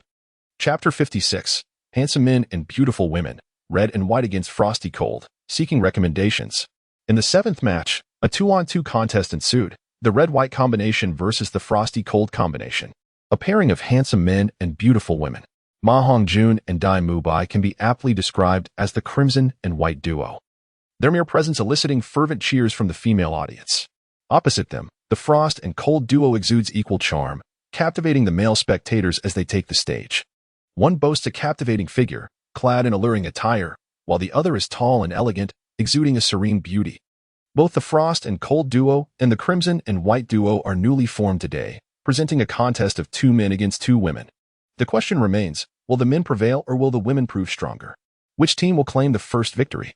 Let us witness their ensuing battle of souls. As the host steps down, the battle commences. The voluptuous woman strides forward, performing a soul master salute, introducing herself. I am Gan Shuang, and this is Bei Han. We look forward to your guidance. Having previously observed Ma Hongjun and Dai Mubai's Mario and Dai Ao in their earlier matches, they are well aware of their opponent's prowess. Hence their courteous demeanor. Ma Hongjun, Dai Mubai. Upon this exchange, both sides begin to unleash their martial spirits. The striking Bei Han manifests a beautifully crafted round shield, adorned with 2 golden soul rings. Ma Hongjun, upon seeing her, muses quietly, if only she had a sword, she would resemble Wonder Woman. The other woman, Gan Shuang, who appears composed and focused, wields a bow as her martial spirit. Initially, upon hearing the name Frost and Cold, Ma Hongjun had anticipated facing 2 ice-type soul masters. To his surprise, their name is merely a homophone, as they represent a shield and arrow combination. This pairing evokes memories of gaming strategies he once employed, reminiscent of a tank and marksman duo. Merely observing their martial spirits reveals the challenge ahead. Their combination of ranged and melee capabilities poses a formidable threat. He and Dai Mubai can be classified as a dual warrior team, and unless they devise a strategy to eliminate the marksman, victory seems elusive. Mubai, hold off the shield-wielding girl while I take care of the archer. Understood. The Frost and Cold duo forgoes any exploratory tactics, launching directly into their soul skills. Bei Han stands firm with her shield, while Gan Shuang positions herself strategically with her bow. Their first soul rings illuminate simultaneously. Ice arrow.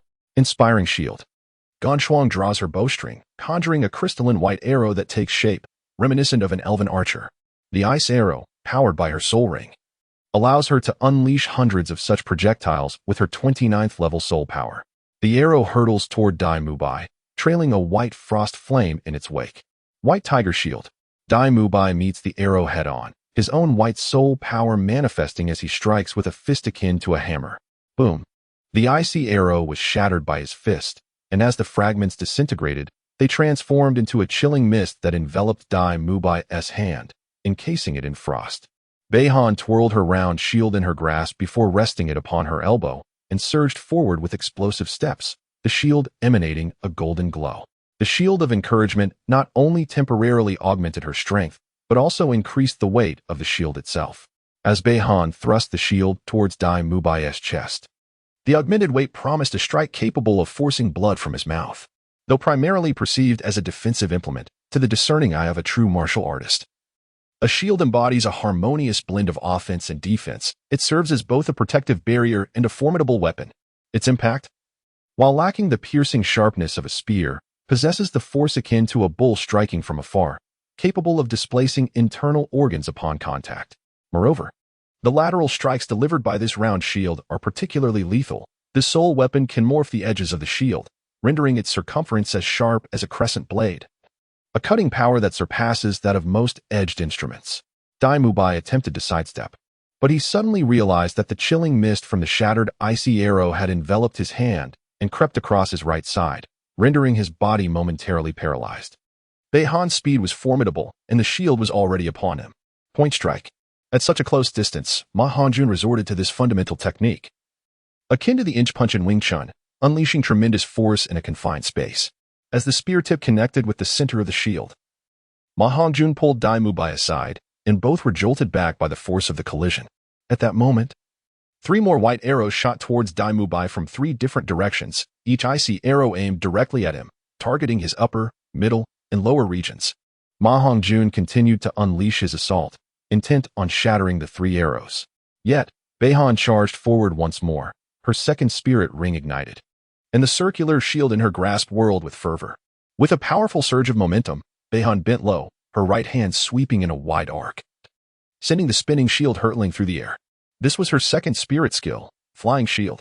The shield pursued the icy arrow, relentlessly aimed at Dai Mubai, while Ma Hongjun's Dragon Soul Gun could only contend with one threat at that moment, rendering it impossible to block both the arrow and the shield simultaneously.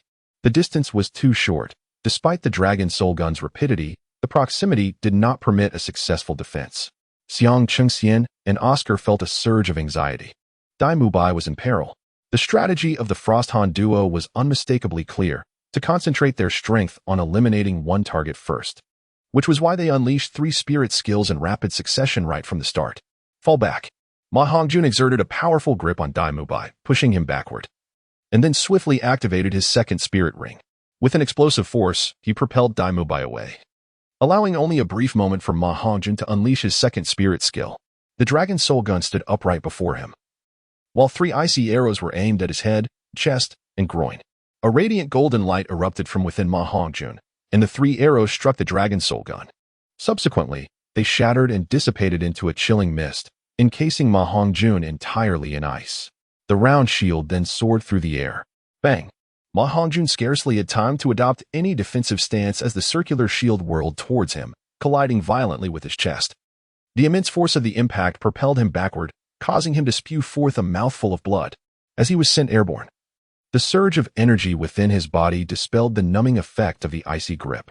The Dragon Soul Spear transitioned from a vertical to a horizontal position, appearing between the shield and his body.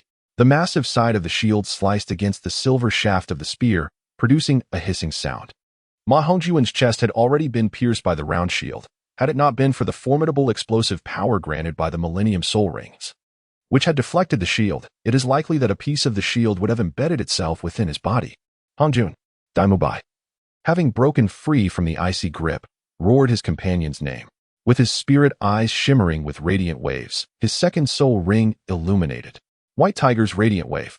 A creamy white sphere of light, resembling a cannonball, struck the round shield, instantly sending it flying away. Ma Hongjun plummeted from the sky, blood streaming from his chest and mouth. Dai Mubai hurried over to support Ma Hongjun's shoulders. Hongjun, are you all right? I'm fine, just a minor injury. Why did you take the hit for me? It's nothing. Consider it a repayment for the pain from your needle jab. There is no need for such gestures. It was merely a jest. How could I possibly hold a grudge? We are teammates, after all. Ma Hongjun rose to his feet, patting Dai Mubai on the shoulder as he spoke. No more words. Let us resume the battle. Can you endure? Of course, they are merely 2 women.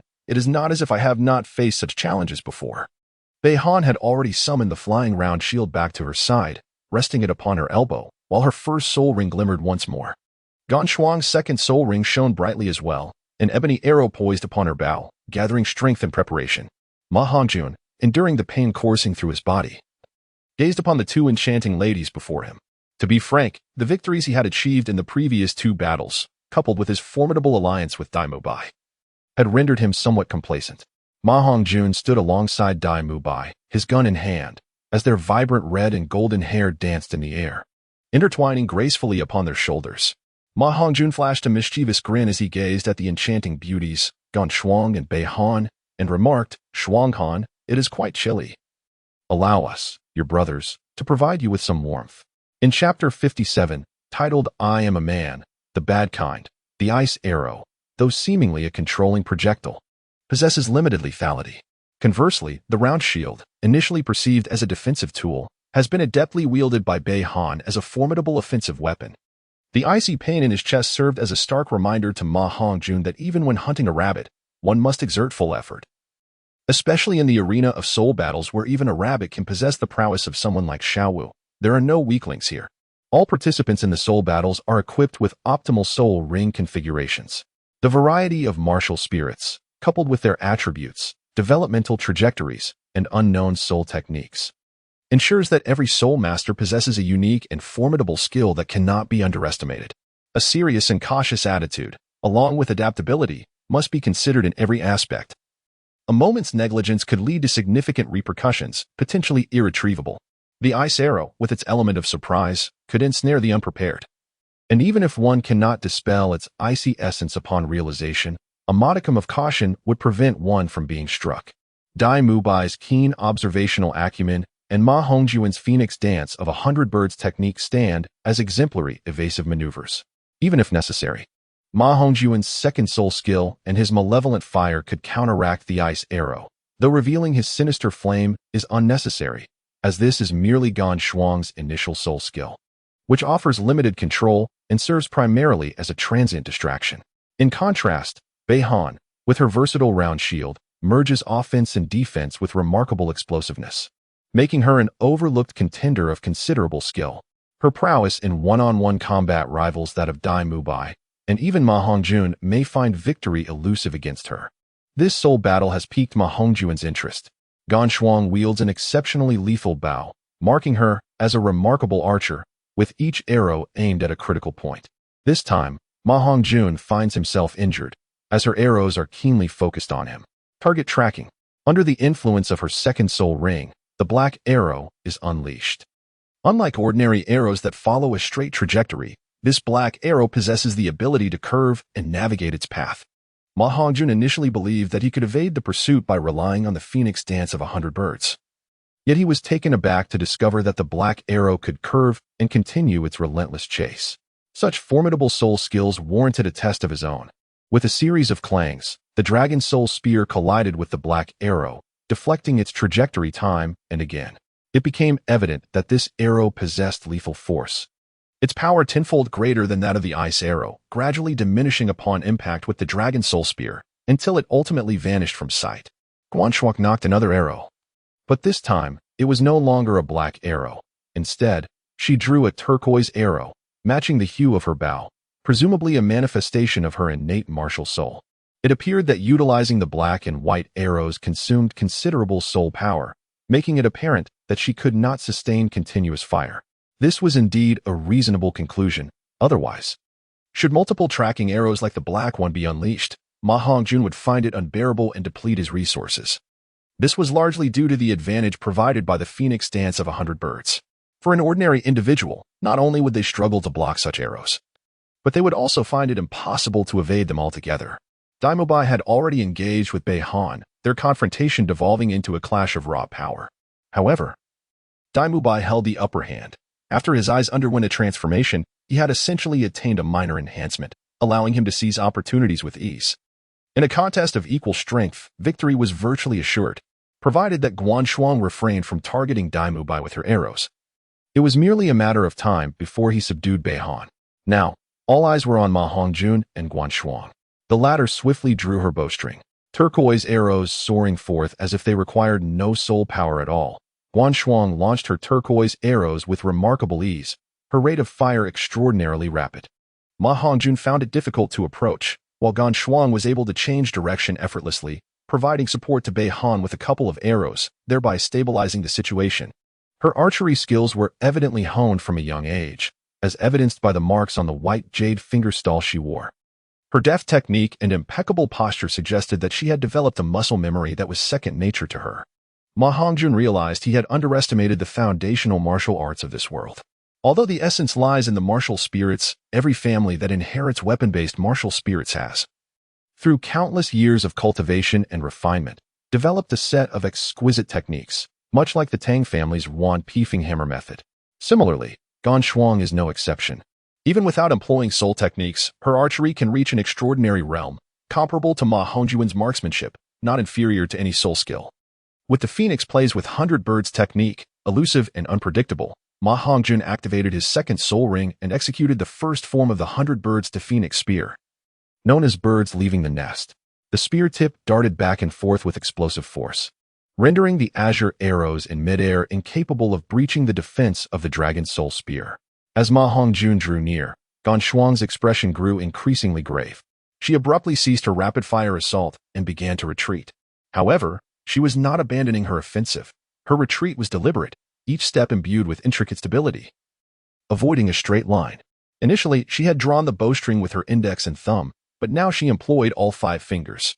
Her second soul ring illuminated, and 7 black arrows materialized on her bow, curving ominously toward Ma Hongjun. Was she preparing to unleash a formidable attack? Just as Ma Hongjun's thoughts crystallized, she released the bowstring. The 7 arrows, converging from various directions, surrounded him. This was an enhanced version of the 7-star convergence, originally the most powerful technique in archery. With Guan Shuang's second soul skill augmenting its tracking capabilities, it might far surpass the consecutive use of the second soul skill 7 times. The purple soul ring of Ma Hongjun illuminated as he faced the onslaught of 7 arrows from all directions. He unleashed the 27th form of the 100 birds towards the phoenix spear technique, 100 birds ringing the phoenix. This move, mastered over the past 3 months, was still not entirely familiar to him. It is a technique of comprehensive defense. When perfected, the spear encircles the wielder, rendering them impervious to any water that might attempt to intrude. At present, Ma Hongjun has yet to attain the extraordinary realm where water cannot penetrate nor droplets adhere. Achieving such mastery would indeed mark him as a true marksman. Nevertheless, the current application of the 7-star constellation, intended for targeted tracking, should suffice, for it merely consists of 7 arrows and lacks the density akin to water. With a series of rapid clangs, the dragon soul gun danced swiftly, encircling Ma Hongjun and forming a bell-shaped shield. The air beyond this human barrier was explosively punctuated by the force of the gun's tip, sending black arrows soaring through the sky, yet none could breach the sanctity of the shield. After a quarter of an hour, the 7 arrows dissipated into a haze of black mist. The audience remained utterly silent, their undivided attention riveted upon the combat unfolding on the soul arena.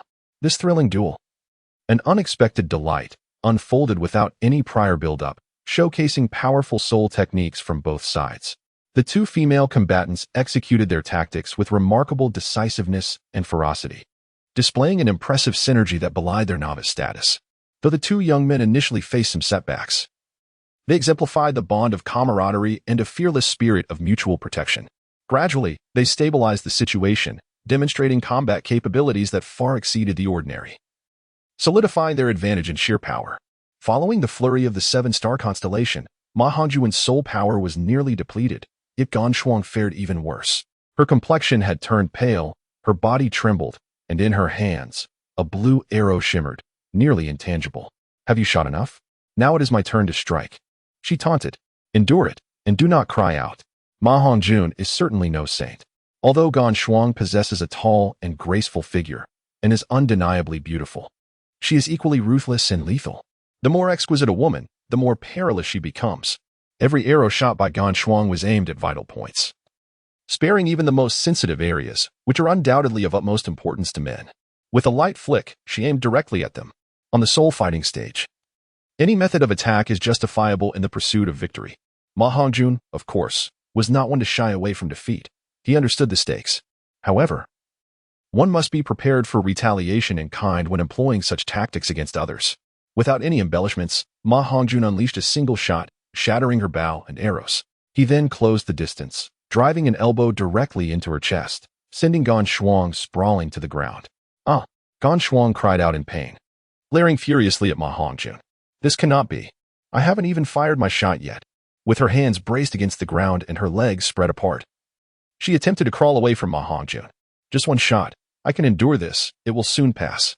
After Ma Hongjun spoke, the dragon soul lance was pressed against Gan Shuang's chest. The tip of the lance descended from the center, leaving a wound comparable in size to that inflicted by a round shield on his own chest. How shameless you are! Gan Shuang cried out in shock, looking down from above. You scoundrel! A round shield flew towards Ma Hongjun, who deftly sidestepped it. Ah! Beihan glared at Ma Hongjun in anger. After launching her shield, she was struck by Dai Mubai, sending her flying and colliding with Gan Shuang. Despite the pain, Beihan hurriedly retrieved a garment to cover Gan Shuang's body. You scoundrels! You have gone too far. Beihan glared at the two men. Another hypocritical woman. Do you wish to continue this? Ma Hongjun replied nonchalantly. The dragon soul lance twirled in his hand, the tip brushing through his long, crimson bangs. The gruesome, bleeding wound on his chest. The two women on the ground in a pitiable state, and Dai Mubai, who looked on with reluctant sympathy, painted a scene on the soul-fighting platform where Ma Hongjun appeared as a sinister and malevolent villain. Ma Hongjun is not devoid of compassion towards the fairer sex. Rather, his tenderness is exclusively reserved for his beloved. Chapter 58. It is I, your esteemed young master, who seeks your votes. The battle of souls has concluded. The four of them proceeded to register their points. Xiang Qingxian now boasts 12 victories, 10 defeats, and a total of 91 points in the Iron Battle of Souls. Ma Hongjun, having achieved 3 consecutive victories and garnered 3 points, stood in stark contrast to Dai Mubai, who had suffered 2 defeats and secured only 1 win, resulting in a total of 0 points. Oscar, with 1 victory and 1 defeat, found himself in a similar predicament. As the formidable Grandmaster, Ma Hongjun was approached by a middle-aged man who, with utmost courtesy, inquired whether they might converse further. Of course, Ma Hongjun replied, following the man into a luxurious VIP room. I made the decision to match your Mario team against the formidable Guifu team today. While this choice falls within the regulations of the Soul Arena, it is rather unconventional.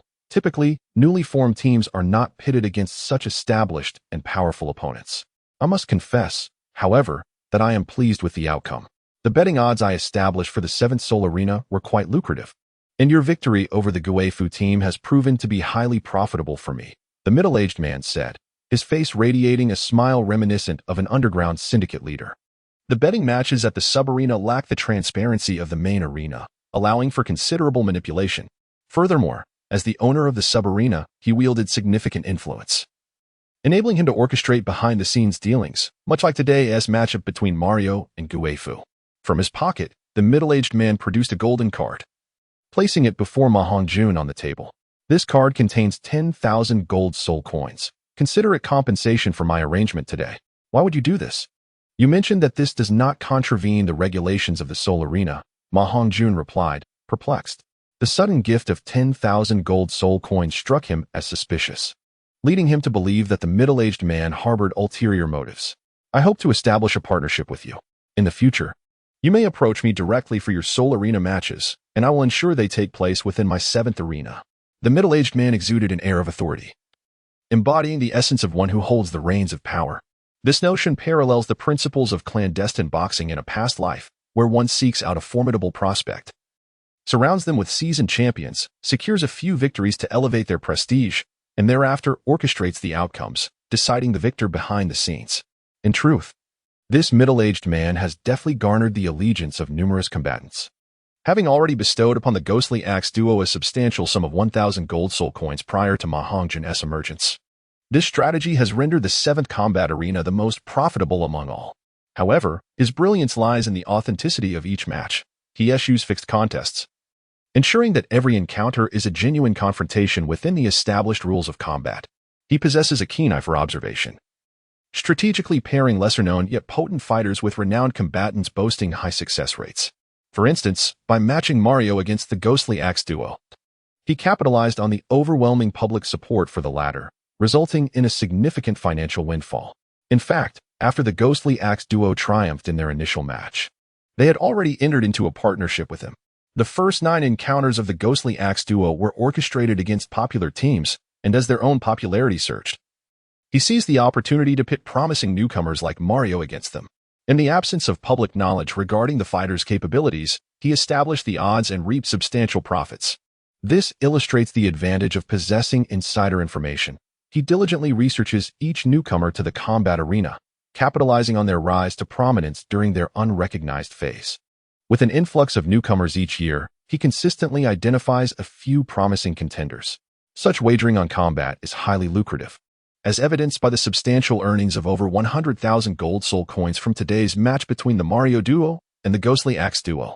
Ma Hongjun is undoubtedly the most conspicuous potential talent.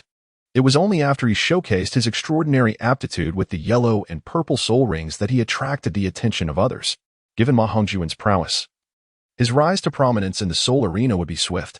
He must seize this fleeting opportunity to amass a substantial fortune in soul coins. The middle-aged man, Zhang Gan, is a member of one of the fighting soul families. Generating profit is a primary objective of the soul arena, as greater earnings signify higher value.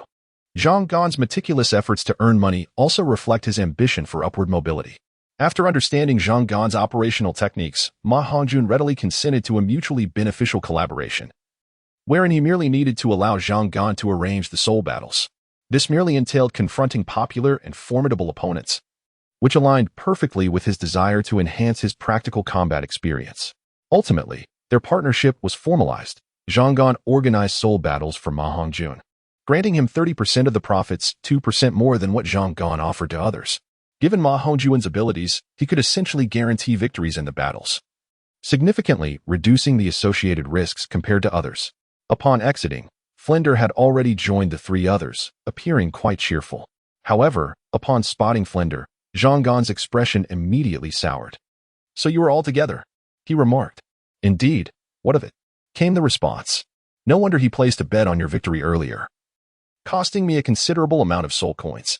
Ensure he refrains from betting on my matches in the future, or all the winnings will end up in our pockets." As the 5 departed from the Grand Soul Arena, night had fallen. Participating in soul battles drained both soul power and physical stamina, prompting them to visit a nearby tavern.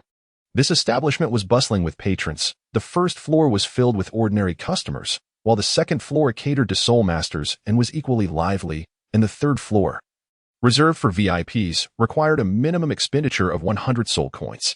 Today, Ma Hongjun had offered to treat his companions, and with a gold card in hand, he intended to be generous. The third floor was less crowded, but by an uncanny twist of fate, they encountered familiar faces. At the adjacent table sat 5 individuals, all familiar from today's earlier match: Gan Shuang, Bei Han, Zheng Jie, and the 2 from the Mad Lion duo, with only the ghostly axe duo absent. What a coincidence! You all chose to dine here as well. Ma Hongjun greeted them with a smile. Gan Shuang shot him a resentful glare, while the other 4 wore unfriendly expressions. Notably, Gan Shuang occupied the seat of honor, rather than the strongest soul master, Zheng Jie, indicating that this group was aligned under Gan Shuang's leadership. Given that Ma Hongjun had previously scored a hit against Gan Shuang, it was natural for them to regard him with disdain. The atmosphere grew a tad awkward, prompting Flender to take the initiative and settle down at the main seat. "What are you staring at? Order something. We're all famished." Ma Hongjun echoed. "Sit, sit, sit. Everyone take a seat." In stark contrast to Gan Shuang, Bei Han glared at Xiang Qingxian and demanded, "Xiang Qingxian, are they members of your Xiang family? Did you instruct him to humiliate Gan Shuang?" Frustrated, Xiang Qingxian merely cast a glance and replied with a couple of indifferent words, choosing not to engage further with Bei Han. Enraged, Bei Han pointed at Xiang Qingxian, rendered speechless. "Enough, Han. Let us leave," Gan Shuang declared, taking Bei Han by the arm, and the 5 of them descended the stairs, leaving without finishing their meal. Ma Hongjun gently touched his head and spoke. "Downstairs." Bei Han still bore an expression of seething resentment.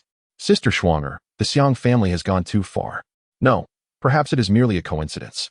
Xiang Qingxian currently has a strained relationship with the Xiang family. She is isolated and cannot possibly target us. Moreover, that bespectacled elder who sat down first possesses considerable strength. Reminiscent of my grandfather." "You mean the Soul Saint?" "It is a possibility. The Xiang family lacks a Soul Saint. So what does that imply for Xiang Qingxian?" That's why I maintain that it should have no connection to the Xiang family. That's a relief. Yet, I wonder if Xiang Chengxian will participate in the family soul battle at the end of this year. Her power is formidable, and alongside 3 other youths. Should they aid the Xiang family, our 2 families might falter in maintaining our victories. On the 3rd floor, Xiang Chengxian remained silent, prompting Dai Mubai to step in and provide some guidance. Chengxian, are you acquainted with them? The Gan family, Bei family, and Xiang family are the 3 principal families of Suatua City, and there are certainly some conflicts among them, Flander remarked casually. Xiang Chengxian continued, indeed, the 3 families. The Gan and Bei families share an extremely close bond. While they are technically 2 families, they function as one due to their complementary martial spirits. Maintaining intermarriages over the years, they have consistently supported one another in their endeavors, exerting pressure on the Xiang family. Each year, during the Suatua City family soul battle, it is the Bei and Gan families that unite against the Xiang family, which has never emerged victorious. It is likely that they are also in the process of refining their family's soul battle team and happen to encounter us today. Suspecting that you and I are part of the Xiang family's team. However, since I distanced myself from the Xiang family in recent years, I have seldom concerned myself with the affairs among the families. Let them continue in their misunderstandings. After all, I shall not partake in the soul battle. As the dishes were served, everyone began to eat. Tonight, they would stay in Suatua City, and Flander returned to his antique shop. Ma Hongjun and his companions undoubtedly reside in the Rose Hotel. The Schwanger sisters must be yearning for him, I suppose. The Crimson Ocean of the Rose Hotel has now transformed into the chambers where the Schwanger sisters dwell. Ma Hongjun entered, pushing open the bedroom door, and a waft of feminine fragrance enveloped the room. The air was exceedingly dry, yearning for a touch of moisture. The woman exclaimed in surprise, "Who is it?" Ma Hongjun, "It is I, your family's young master." Chapter 59. When I am ruthless, I even strike myself for recommendations. The Fairy Garment Pavilion has been in operation for over 2 months now. Thanks to the diligent efforts of the Schwanga sisters, it has found its footing. The introduction of new attire requires a gradual acceptance process. Initially, business was rather sluggish, with most visitors merely browsing out of curiosity without making purchases. However, after the first group of patrons took the plunge, the response in the marketplace was exceedingly favorable. As autumn approaches, Hanfu, both aesthetically pleasing and warm, has fostered the emergence of a small community dedicated to this traditional attire. The Schwanger sisters exhibit remarkable creativity after receiving a few pointers from Ma Hongjun. They are adept at transforming general concepts into designs that resonate with the characteristics of this world, coupled with the unique attributes of their clothing spirit abilities. Their presence at the shopfront serves as the finest advertisement, with their ever-changing garments acting as exemplary models. Moreover, their articulate speech and melodious voices make them born saleswomen. Undoubtedly, under the guidance of the Schwanga sisters, the Fairy Garment Pavilion is destined for a prosperous future.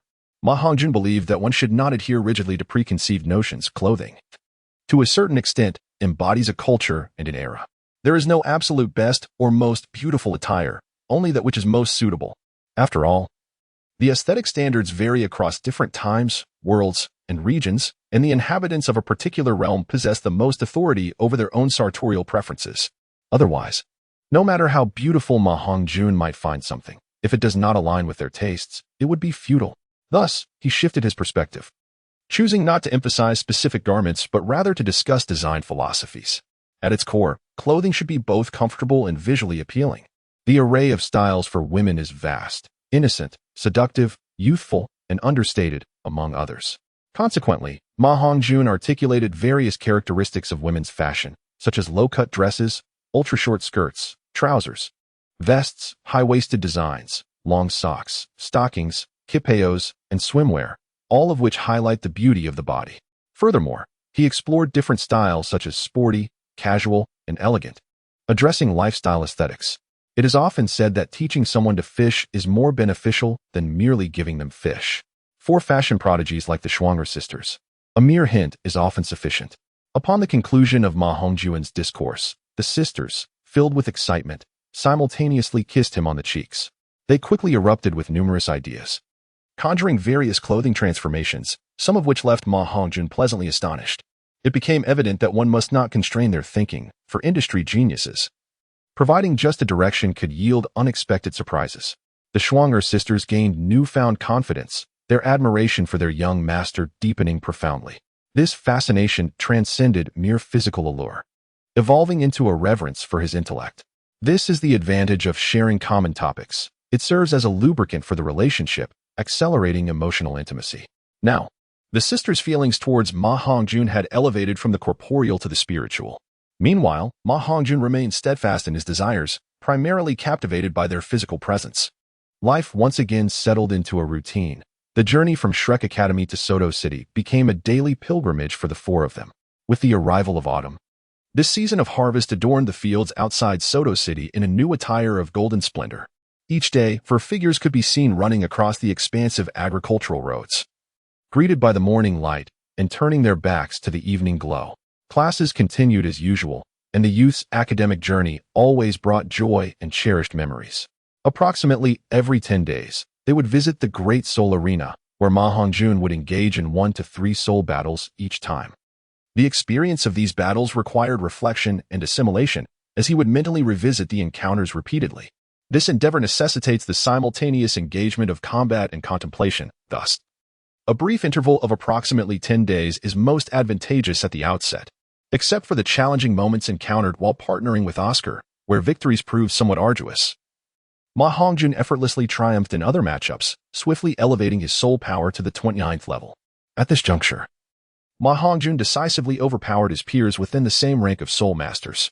Soon, he achieved a remarkable streak of 12 consecutive victories in solo matches, while his 2 dual combinations secured 9 and 10 consecutive wins, respectively. As the year draws to a close, Ma Hongjun has caught up with Dai Mubai, with both reaching the 30th level in succession. When the time comes to procure soul rings, Zhao Wuji's guidance leads Ma Hongjun and Dai Mubai on their quest. Flinder, disinclined to exert himself, lounges in his antique shop's recliner, while Xiang Qingxian is overwhelmed with responsibilities and has summoned Oscar, the little helper, to assist. This time, the trio embarks on their journey with a clear objective. The soul beasts have been identified, and their destination remains the soul-hunting forest in Mushy Town. The forest is flanked by 7 towering mountains, with the 6th and 7th mountains shrouded in mystery, serving as the habitat for millennia-old soul beasts. Only a select few soul masters dare to tread within this enigmatic realm, as entry alone is deemed perilous without the attainment of the Soul King rank. The 3rd spirit ring of Ma Hongjun and Dai Mubai lies within the confines of these 2 mountains. The Beast King of the soul-hunting forest has never been a well-kept secret. The Spirit Hall has documented the existence of soul beasts that are over 1,000 years old. Although the Spirit Hall refrains from disclosing such information publicly, the years of exploration by soul-hunting teams have yielded considerable insights, and the situation regarding 1,000-year soul beasts within the forest is widely known among high-ranking spirit masters. The giant ape king tribe resides atop the 6th mountain, having essentially claimed dominion over the entire area. There is more than 1,000-year soul beast present, with the most formidable reaching the level of 5,000 years. Dai Mubai's target soul beast is the giant ape king, one of the most suitable choices for the white tiger spirit, as passed down through his family's research. Their powerful soul skill, the white tiger transformation, is derived from the soul beast. Dai Mubai estimates that he can endure a spirit ring within the range of around 1,700 years. Through rigorous physical training over this period, he has consistently pushed his limits, thereby fortifying his body, which should enable him to challenge the typical limits of spirit ring endurance. The giant ape king tribe maintains a gregarious lifestyle. After thorough investigation by the 3 of them, it was discovered that there are 8,000-year giant ape kings and dozens of 100-year counterparts. However, only one meets Dai Mubai's criteria, a behemoth akin to a small mountain. By observing its massive paws, Dai Mubai discerned that the suitable candidate was the nearly 2,000-year-old giant ape king. Dealing with a gregarious species can be quite challenging. Disturbing one can easily provoke the entire group, akin to stirring a hornet's nest. To mitigate complications and avoid escalating the situation, Ma Hongjun was tasked with luring the giant ape king out. Even among their own kind, 1,000-year soul beasts are essentially monarchs, maintaining a certain distance from one another, save for the pairs that are mates. The solitary creature that Ma Hongjun seeks to entice resides in a rather secluded location. Ma Hongjun stealthily approached the expansive mountain peak, where fewer than 100 colossal golden apes resided, each occupying its own territory. He successfully concealed himself approximately 5 meters behind the mighty golden apes. Ma Hongjun retrieved 3 tiny golden particles from his belt. As he approached, the colossal ape, the King Kong, finally sensed something amiss when he was merely 3 meters away. However, it was too late. As the giant turned around, Ma Hongjun launched the 3 golden particles. Upon release, these particles extended, transforming into slender, needle-like dragon whiskers, approximately 3 inches in length. The King Kong paid little heed, merely regarding Ma Hongjun with a stoic expression. Yet, once the 3 needles pierced its chest, its demeanor abruptly changed, revealing a grimace as its teeth bared. With its long arms frantically scratching at its chest, the 3 swollen flesh lumps indicated the pain it felt, while its large nostrils expelled thick white mist, nearly causing it to erupt in fury. With a thunderous roar, the enraged King Kong pounded its chest, reminiscent of the 7 Injuries fist, a self-destructive display of strength and fury. This vividly illustrated the adage, "When I am fierce, I even strike myself. Do you fear me?" Chapter 60. Blades are innocent. Guilt lies in the heart. Subtle seduction was futile. Inflicting pain would inevitably elicit a cry. The irate King Kong glared fiercely, leaping into the air and bringing both hands crashing down. Ma Hongjun executed the phoenix's dance of the 100 birds, deftly maneuvering his body as he rapidly kicked against the tree trunk, leaping to evade danger. With a resounding crash, a colossal hand, shimmering with a violet hue, struck the ground, creating a deep crater. The speed of the great ape king was astonishing. The ancient giant trees upon the mountain could withstand its mountainous weight. Utilizing these colossal trees as leverage, a single leap enabled it to close the distance on Ma Hongjun. As it descended from the mountainside, the great ape king primarily leapt in a straight line, its ferocious form unstoppable, evoking the sensation of an avalanche sweeping away all in its path. The other great apes, disturbed by the commotion, began to roar in unison, throwing the 6th mountain into chaos. As Ma Hongjun summoned the Dragon Soul Lance, the first spirit ring gleamed, and his speed began to escalate. Other giant ape kings had already pursued him, clearly demonstrating their remarkable unity. The giant ape king clan possessed a far superior intelligence compared to other spirit beast species, understanding the wisdom of banding together for warmth.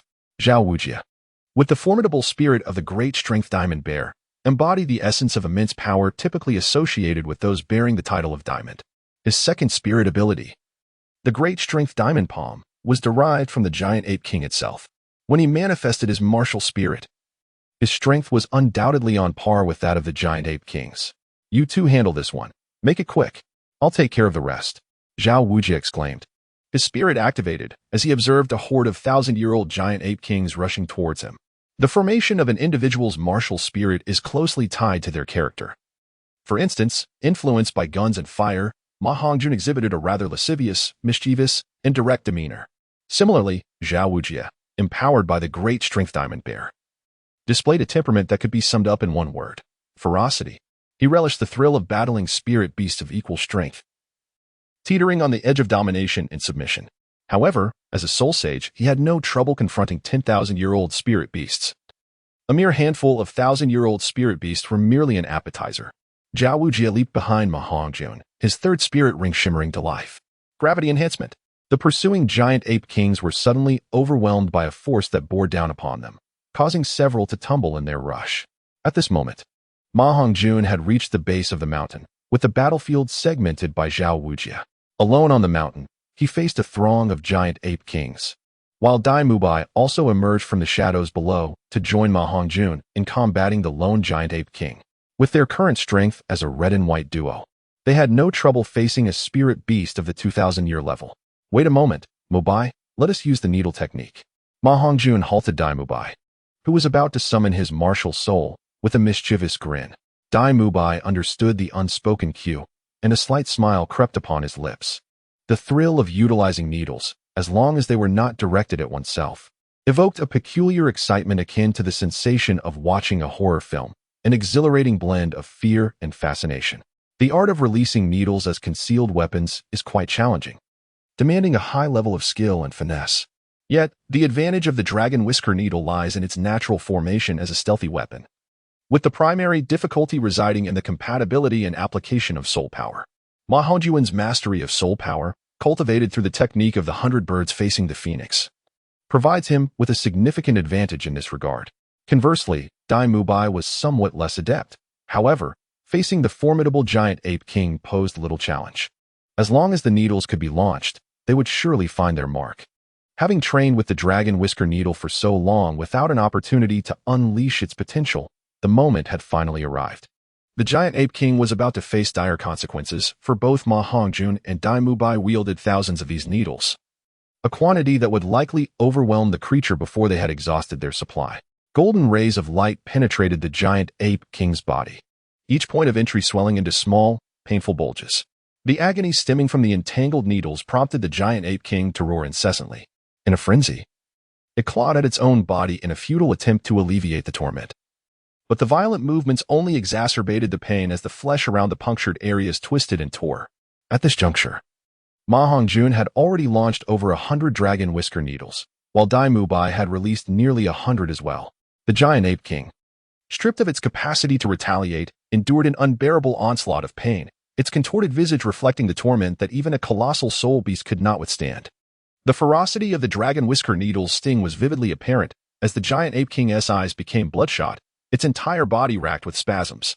Its desperate writhing did nothing to mitigate the suffering. Instead, it only intensified the anguish. Ma Hongjun and Dai Mubai observed with a sense of reluctance. The two of them came to a halt simultaneously. After a flurry of attacks had subsided, the aftermath left them feeling the weight of cruelty. "Are you two done? To take so long dealing with a Millennium Soul beast," they remarked. Zhao Wujie, meanwhile, engaged single-handedly with a horde of giant ape kings. Yet he refrained from employing lethal soul techniques, instead opting to contest sheer strength with them. It could only be deemed a form of exercise. Although Zhao Wujie is known for his brash and unrefined demeanor, he possesses an underlying kindness and adheres to his principles. It is merely his violent and impetuous temperament that leads others to perceive him as ruthless. The giant ape kings he faces are at most a millennium in age. Had he been more merciless, he would have undoubtedly dispatched countless of them by now. Instead, he merely toys with them, honing his fists. And while he brings each giant ape king to defeat, he does not deliver fatal blows. In contrast, Ma Hongjun and his companion, in pursuit of thrill, resort to more sinister tactics. The use of hidden weapons is inherently treacherous, and when wielded by someone with a malevolent nature, it transforms the user into a true villain. Ma Hongjun recalls that in the original work, Tang Xin remarked, "In this world, whether a weapon is malevolent is not determined by the weapon itself, but by the wielder. If used for righteousness, it serves a noble purpose. If wielded for evil, it becomes a tool of wickedness." Ma Hongjun gazed upon the tragic state of the giant ape, beginning to comprehend the gravity of the situation. Undoubtedly, this was a formidable and malevolent hidden weapon, and they had just employed it in a nefarious manner. Armed with such a lethal instrument, the desire to kill arose within them. Ever since acquiring this powerful concealed weapon, both Ma Hongjun and Dai Mubai had harbored an inclination to experiment with it. While using it for self-defense or to punish evildoers might be justifiable, facing the giant ape, they had no need to employ so many dragonbeard needles. Yet, in their quest for the thrill of releasing a hidden weapon, they had chosen a living soul beast as their test subject. To slay a soul beast and obtain a soul ring is a natural law required for cultivation. But resorting to such cruel methods is universally condemned. When Zhao Wujie turned to behold the giant ape, contorted and deformed by hundreds of dragonbeard needles, a sense of unfamiliarity washed over him as he looked at Ma Hongjun and Dai Mubai. These two, once his most cherished and proud students, now appeared estranged. The distinction between slaying a soul beast and torturing one is profound. The latter signifies a perverse mindset. It is from such malevolence that the seeds of evil begin to sprout. "Do you find this amusing?" Zhao Wujie's voice, devoid of emotion, questioned them, accompanied by a sigh of regret. "Teacher Zhao, we were wrong." Ma Hongjun and Dai Mubai recognized their errors, bowing their heads in shame, unable to meet Zhao Wujie's gaze. Strength ought not to be wielded in such a distorted, mocking, and indifferent manner towards life. If you approach existence with such a frivolous attitude, no matter how formidable you become, you would be no different from beasts. Zhao Wujie's words were heavy, and neither Ma Hongjun nor Dai Mubai dared to retort. They realized their previous foolishness, their hearts too playful, lacking any reverence for life. They were no longer children. This was not ignorance, but rather apathy. The fearsome visage of the giant ape king struck deep into their souls. Zhao Wujie commanded, "End its suffering." Granted a swift release. Yet, Dai Mubai hesitated. To slay it and absorb its soul ring would mean there would be no need to hunt another. Zhao Wujie's voice carried a tinge of exhaustion, embodying his martial spirit. Dai Mubai approached the giant ape king, which, upon sensing his proximity, ceased its struggles, yearning for the end of its torment. Extending his right hand, a glimmering claw materialized as he swung it towards the beast's neck. The giant ape king roared from atop the mountain, yet it feared Zhao Wujie enough to remain grounded. A purple soul ring emerged from the carcass of the giant ape king. "Absorb it," commanded Zhao Wujie. Dai Mubai sat cross-legged, beginning to draw the power of the soul ring into himself. His brow remained furrowed. This time, his heart felt weighed down, devoid of any joy at acquiring a soul ring. Chapter 61. The Soul Beast King, the Water Dragon. The cold wind howled, and the leaves turned a desolate yellow. The morning air carried a refreshing chill. After a night had passed, Dai Mubai finally completed the absorption of his third soul ring.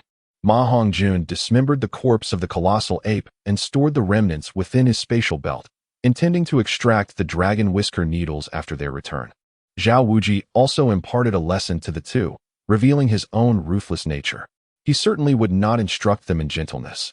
Rather, he sought to instill in them the understanding that a true man must not act with malice.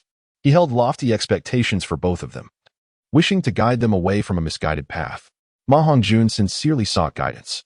In all honesty, although he has lived 2 lives, the total span of his existence amounts to merely around 30 years, rendering him a junior compared to Zhao Wujie and his peers. Zhao Wujie, having ventured forth in his youth, has encountered significant moral dilemmas and possesses a deeper comprehension of certain life truths than Ma Hongjun and others in his circle. Ma Hongjun and Dai Mubai engaged in introspection, realigning their attitudes towards life and aspiring to cultivate the demeanor of the strong. As anticipated, Dai Mubai attained the formidable soul skill known as the White Tiger's transformation. Next came Ma Hongjun's third soul ring, the target for which had long been established. Following evaluations conducted by Master Flander and other instructors, it was estimated that Ma Hongjun's third soul ring would be approximately 7,000 years old. The 7th mountain of the soul-hunting forest lay ahead, and within its confines resided the king of soul beasts. Though the 7th mountain was not particularly high, it was vast and expansive. The entire mountain was shrouded in a veil of mist, obscuring its true form, while dense vapors enveloped the entire woodland. Upon entering the mountain, a profound silence reigned. No soul beasts were encountered. The terrain gradually flattened, revealing a faintly discernible lake surface ahead. To label it a lake was a slight exaggeration. It could merely be described as a larger pond. The tranquil water surface exhibited not a single ripple, and the air was eerily still. The mist cloaked the pond, rendering the depths invisible. "Teacher Zhao, is the water flood dragon beneath this?" Ma Hongjun inquired, casting a glance at Zhao Wujie. The water flood dragon was the sovereign of this domain, and it was said that the pond was exceedingly deep, with no soul master having ever ventured to its depths. This location was also a sacred ground for soul beasts. It was once home to a 10,000-year soul beast that had been slain, and the current ruler was the water flood dragon. This dragon was rumored to possess an age of around 7,000 years and to bear the bloodline of dragons, thriving in the pond's depths. There had been attempts to capture it, but it had eluded those who sought it by diving into the deep waters. The pond had thus been named the Flood Dragon Pond. Thanks to this very pond, the water flood dragon had evaded numerous hunts. However, as a 1,000-year soul beast, the strongest among those sent to hunt it were at most soul emperors. The decision to enlist Zhao Wujie was, of course, strategic. Dealing with a 1,000-year soul beast was not overly challenging, but preventing it from retreating into the depths was the true difficulty. The water flood dragon is surely within the pond. You too must exercise caution. I will draw it out. Do not allow yourselves to be devoured in one bite. If your lethal needles can strike it, I shall not oppose you in the slightest, Zhao Wujie stated, surveying the flood dragon pond. The prowess of the water flood dragon was beyond the capacities of Ma Hongjun and Dai Mubai. It was not a mere 2,000-year giant ape. Whether the dragon's whisker needles could even reach it remained uncertain, and considering the soul power of Ma Hongjun and Dai Mubai, it was highly probable that their needles would fail to penetrate its defenses. Step back. I am about to begin. Ma Hongjun and the others swiftly retreated as Zhao Wujie completed the manifestation of his martial spirit. In tandem, Ma Hongjun and Dai Mubai summoned their own martial spirits. Zhao Wujie picked up a stone from the side and cast it into the tranquil waters of the pond. With a resounding splash, the once calm surface erupted in ripples, and as the waves subsided, the water began to tremble as if shaken by an earthquake. Suddenly, the surface exploded, and a colossal water dragon surged forth from the depths. Its azure scales shimmered with elegance, while the antennae atop its head exuded an air of authority.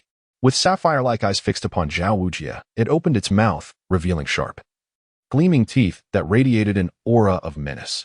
Unfazed by the bear-like figure before it, the dragon lunged, intent on swallowing him whole. Zhao Wujie's second soul ring illuminated as he struck with both palms, colliding with the jaws of the water dragon, seizing its head. The formidable strength of its bite made his hands tremble slightly. Transforming his hands into bare claws, he attempted to pierce its flesh. However, the dragon's scales were remarkably thick, thwarting his efforts. Retreating, Zhao Wujie aimed to drag it from the pond, which only revealed the upper half of its body. Realizing it was outmatched in strength, the water dragon sought to escape, attempting to evade capture. Suddenly, it twisted its body like a crocodile in a death roll, each rotation amplifying its force. Yet, the might of a soul sage was beyond its reach. Embodying immense power, Zhao Wujie roared, forcibly extracting the water dragon from the pond and executing a shoulder throw, hurling it to the opposite side. With a firm grip on its jaws, he assumed control. The water dragon, in a state of panic, sensed the looming specter of death as it was forcibly restrained. In a desperate act, it unleashed a torrent of blue water arrows from its open maw, aimed directly at Zhao Wujie's face. At such close range, evasion was futile. The arrow struck, but instead of penetrating Zhao Wujie's defenses, it splattered against his face, dissipating into the pond water and cascading downwards. Nevertheless, this momentary distraction allowed the water dragon to break free from his grasp, darting into the depths of the pond like a bolt of azure lightning. In frustration, Zhao Wujie cast the two blue scales he had obtained onto the ground, souvenirs of the dragon's struggle to escape his clutches. "You cannot flee," Zhao Wujie declared, activating his fifth soul ring, a deep black that instilled considerable pressure upon Ma Hongjun. The 10,000-year soul ring's ability materialized, gravity compression. This is the reason for Zhao Wujie's arrival. The water dragon is exceedingly slippery. At the slightest hint of danger, it retreats into the depths of the dragon pool, where even a stronger opponent cannot pursue it into the water to engage in battle. Moreover, the depth of this pool remains a mystery. The gravity compression is a formidable soul skill that exerts control and damage within a certain range. As Zhao Wujie unleashes this soul skill across the surface of the pool, the water level dramatically recedes, and the skill continues to exert its influence upon the water. This gradually increasing pressure renders the stagnant, shapeless water increasingly burdensome. Under the influence of gravity, the water dragon below bears an ever-growing weight, even heavier than that experienced directly under the gravity compression, as it effectively adds the weight of the water above it. At this moment, while the deep pool offers its sanctuary, the water now becomes a lethal weapon against it. One might say it has become a victim of its own refuge. The cunning water dragon has found solace in this deep pool, its sole hiding place. Although it has evaded many dangers by relying on the depths, the time has come when someone will discover a method to confront this sanctuary and ultimately seal its fate. With a mighty roar, the water dragon bursts forth from the pool, unable to withstand the pressure any longer.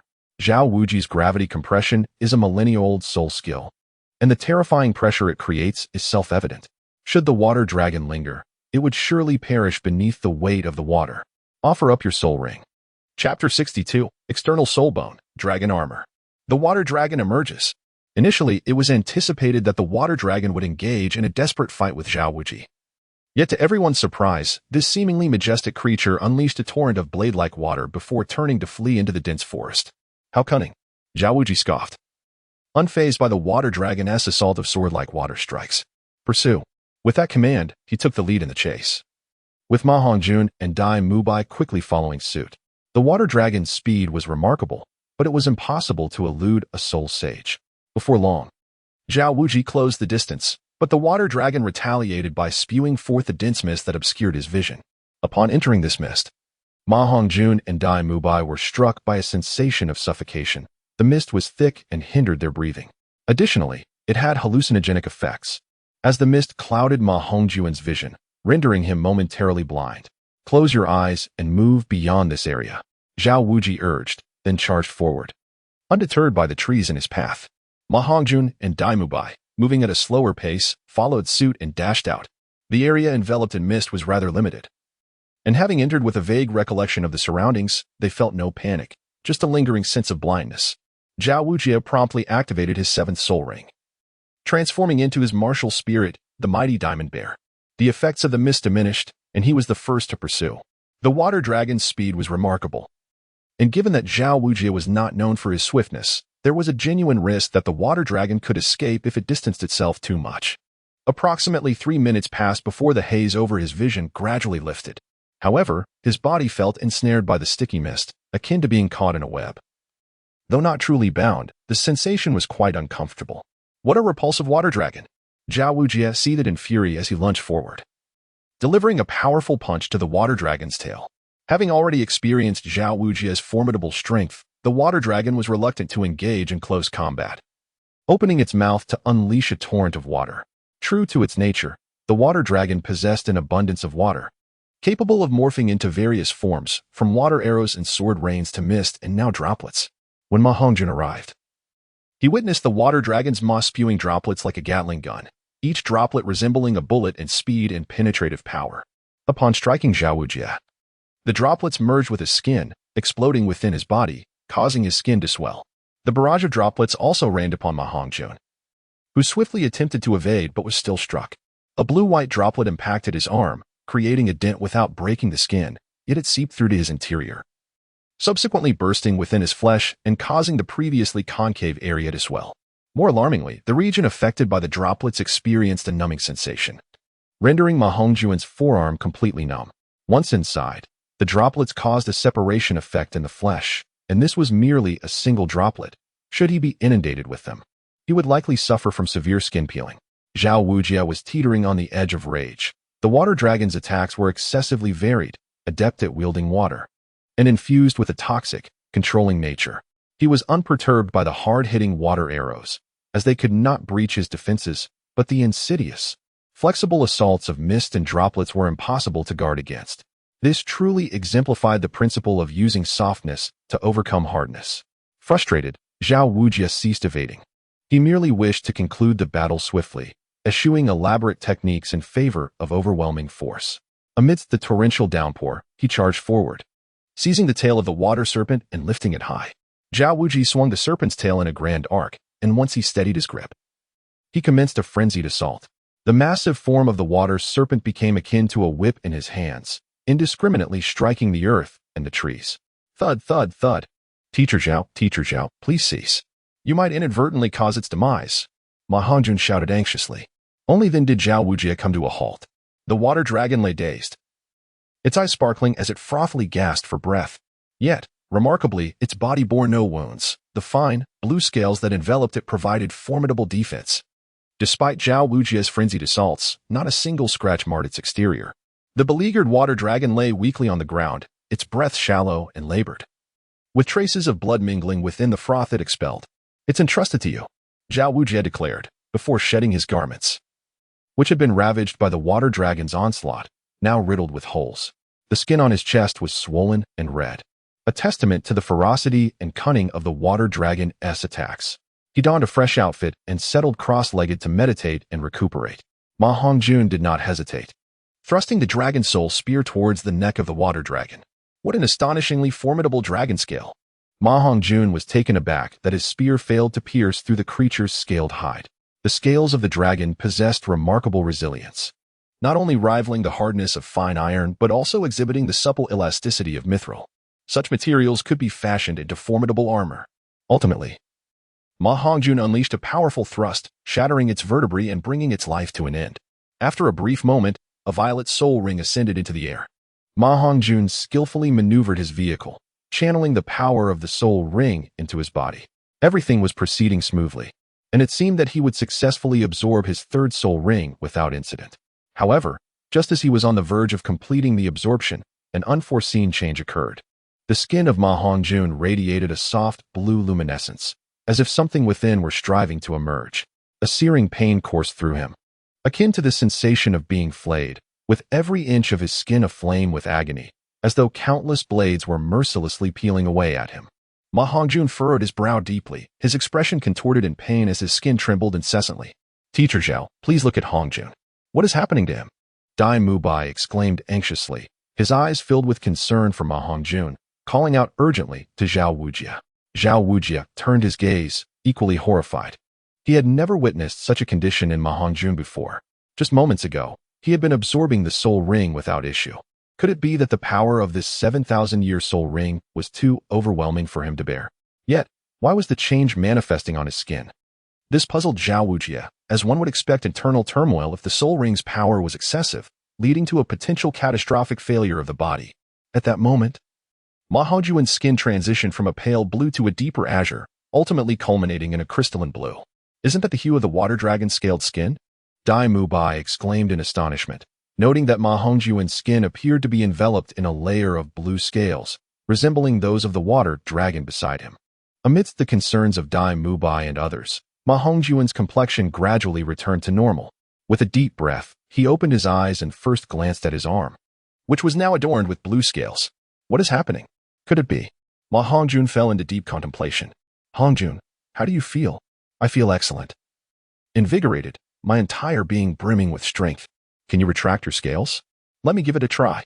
Ma Hongjun began to retract the scales on his body using his will, akin to summoning his martial spirit.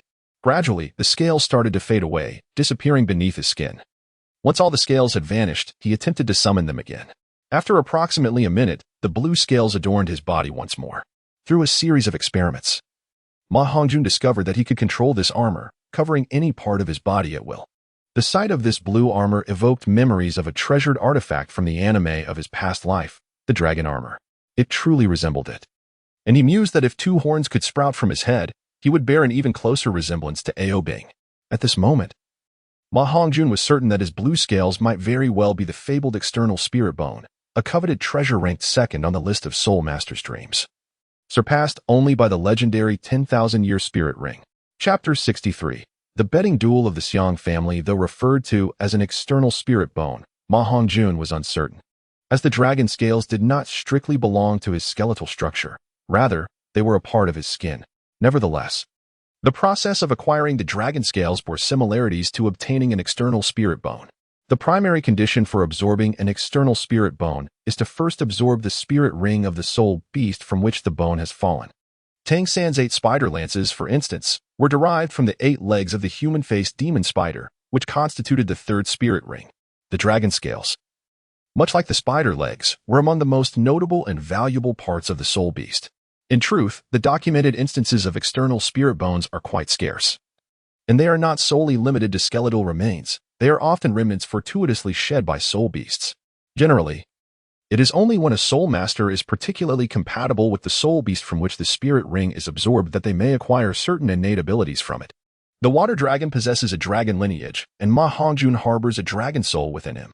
He sensed a stirring of the dragon soul at the moment he absorbed the spirit ring, suggesting that the acquisition of the dragon scales may be closely linked to this dragon soul. External spirit bones are inherently rare, with limited documentation. Most knowledge regarding them is derived from speculation and theoretical understanding, unlike spirit bones, which have undergone extensive validation. I have only heard of 2 types of external spirit bones, one being the wing bones that extend from the spine, resulting in wings. The other being the tailbone that extends from the caudal vertebrae, resulting in a tail. Zhao Wujie pondered thoughtfully, acknowledging that his understanding of external spirit bones stemmed solely from hearsay, as he had never encountered one himself. Ma Hongjun's thoughts are far more intricate than theirs. The clash of 2 worldviews has afforded him a rather novel perspective on issues. To Ma Hongjun, the external soul bone merely represents a theoretical concept. Unlike the soul bone that operates within the body, it manifests externally, evident from the wings, tail, and spider legs. It amalgamates elements absent from the human form with those prominently featured in soul beasts. The 6 major soul bones correspond with human skeletal structure, accessible to anyone, whereas external soul bones are exceedingly stringent, requiring the human body to harmonize precisely with the soul beast in order to be obtained during the absorption of the soul ring. In this light, the scales of the flood dragon and the external soul bone share a similar rationale, even if they are not classified as soul bones. Their functional essence remains largely unchanged. Regardless of nomenclature, what truly matters is their benefit to you. The flood dragon scales offer formidable defense. It would be prudent to first ascertain their protective capabilities. Zhao Wujie nonchalantly remarked, displaying little interest in theoretical musings. He preferred practicality, focusing solely on whether something is beneficial, irrespective of its classification. How shall we test it? Should we strike it with a blade? As Ma Hongjun was conversing, he suddenly felt a chill creeping down his back. Turning to look, he found Dai Mubai wearing an eerie, sinister grin as he fixed his gaze upon his posterior. Oh, do refrain from moving about too much, lest you accidentally prick the wrong target. Ma Hongjun turned around, and Dai Mubai was already holding a golden pellet, which had originally been aimed at his posterior but was now directed towards his groin. Your fiancé's, Ma Hongjun exclaimed, covering his crotch with both hands, mentally cursing. To test one's defensive capabilities, I believe there is no better method than employing the dragon whisker needle. Our most potent weapon for penetrating attacks is indeed the dragon whisker needle. Other conventional weapons are futile. They cannot breach the defenses of the flood dragon scales. With a mischievous grin, Dai Mubai continued to approach Ma Hongjun from behind.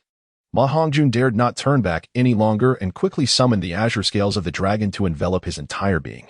Zhao Wuji, upon hearing this, chuckled softly in agreement, saying, Indeed, that is quite commendable. The needle you wield possesses remarkable penetrating power, and as we have just witnessed, the dragon scales offer formidable defense. The dragon whisker needle should be unable to penetrate it. Let us put it to the test. We shall know soon enough. Ah, wait a moment. I still have my reservations.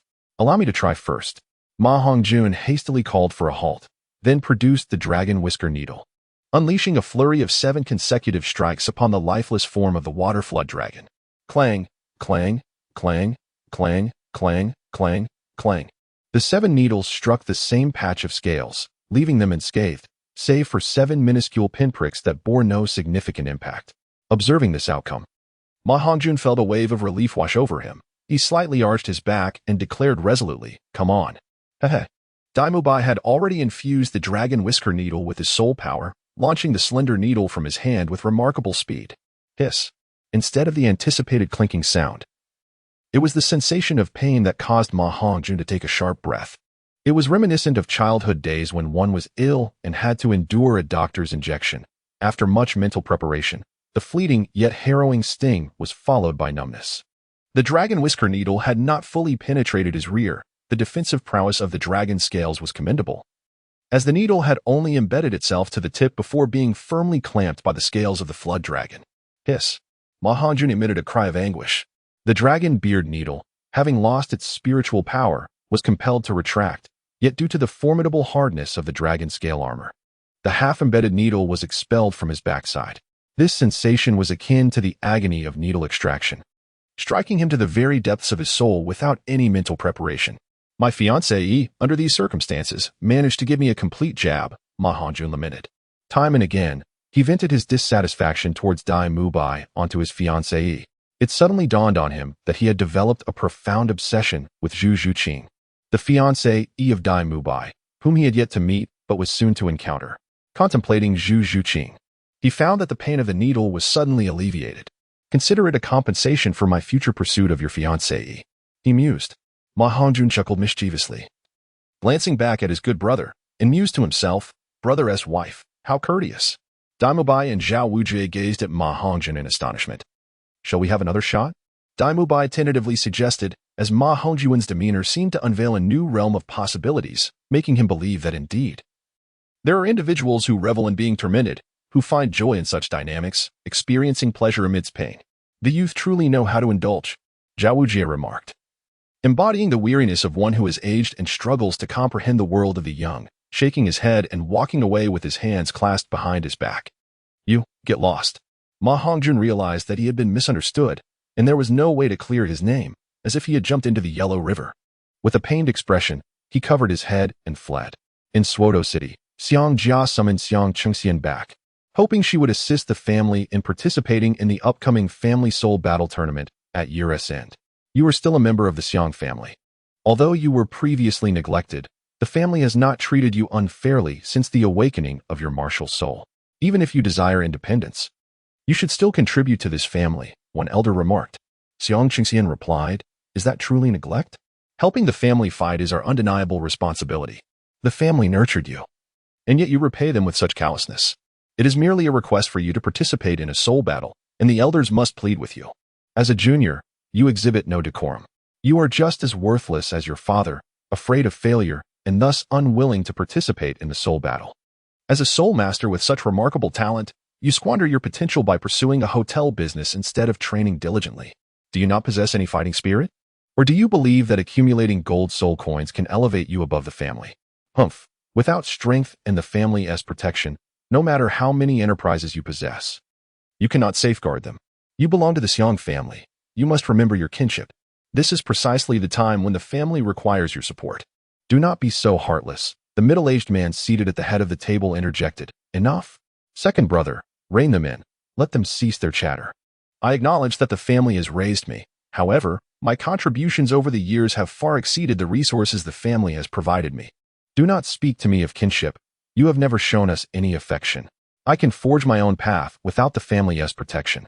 I have long declared my intention to sever ties with the Xiang family and have no further dealings with you. At that moment, Xiang Chengxian felt a chill within her. The unfeeling faces of these individuals remained etched in her memory. Since childhood, her family had been marginalized and bullied. Her father, possessing the low-quality black tiger martial soul and lacking innate soul power, was unable to become a soul master, resulting in severe discrimination and humiliation within the family. The great family was unlike any small clan. It resembled a miniature empire, a microcosm of society that could not tolerate weakness. Even if someone was willing to assist, there would still be more who would belittle you. The Xiang family was not a kind-hearted clan. They were brutal to outsiders and lacked gentleness even towards their own, especially those they deemed disgraceful. The harsh words spoken earlier mostly came from the faction of Xiang Chengxian's second uncle and the family head. As the family grew, so did its branches, each becoming a small family competing with one another. The line of Xiang Chengxian faced great hardship due to her father's inability to become a soul master. Throughout her childhood, she was often bullied, with the most vivid memories being the beatings inflicted by Xiang Chengxian. The shadows of childhood have long lingered, and Xiang Chengxian's relentless pursuit of cultivation stems from a desire to avenge past grievances and dispel these shadows. Those who have insulted and slandered her father have never shunned her presence, leaving him trapped in a world of inferiority and guilt. In her youth, apart from her parents, no one cared for her, and she lacked companions. Thus, her sole aspiration has been to lead a prosperous life with her parents, to escape the painful legacy that has beset their family.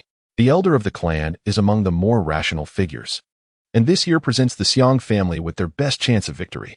The soul battle requires participants to be under 20, and Xiang Chengsheng has already surpassed that age. However, the Xiang family still has Xiang Chengxian and Xiang Chengwang, while the most formidable members of the Gan and Bei families are Gan Shuang and Bei Han. In terms of strength, the slightly older and already established Soul Zone, Xiang Chengxian and Xiang Chengwang, have a clear advantage. Chengxian, you are the most powerful among the younger generation of our clan. Only by participating in the family's soul battle can we hope for victory. I shall not dwell on familial sentiments. I am aware of how much our family has owed you over the years.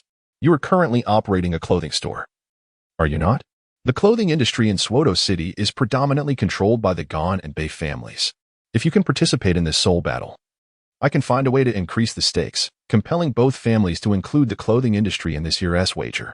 If you can help secure victory, not only will our family's clothing industry be yours, but eventually the entire clothing industry of Douluo City will fall under your control. As for whether you wish to sever ties with the family thereafter, that decision is yours to make. What say you? Upon concluding, the elder turned his gaze towards Xiang Chengxian. Grand Elder, no. Silence. The elder interjected, silencing the others as he awaited Xiang Chengxian's response.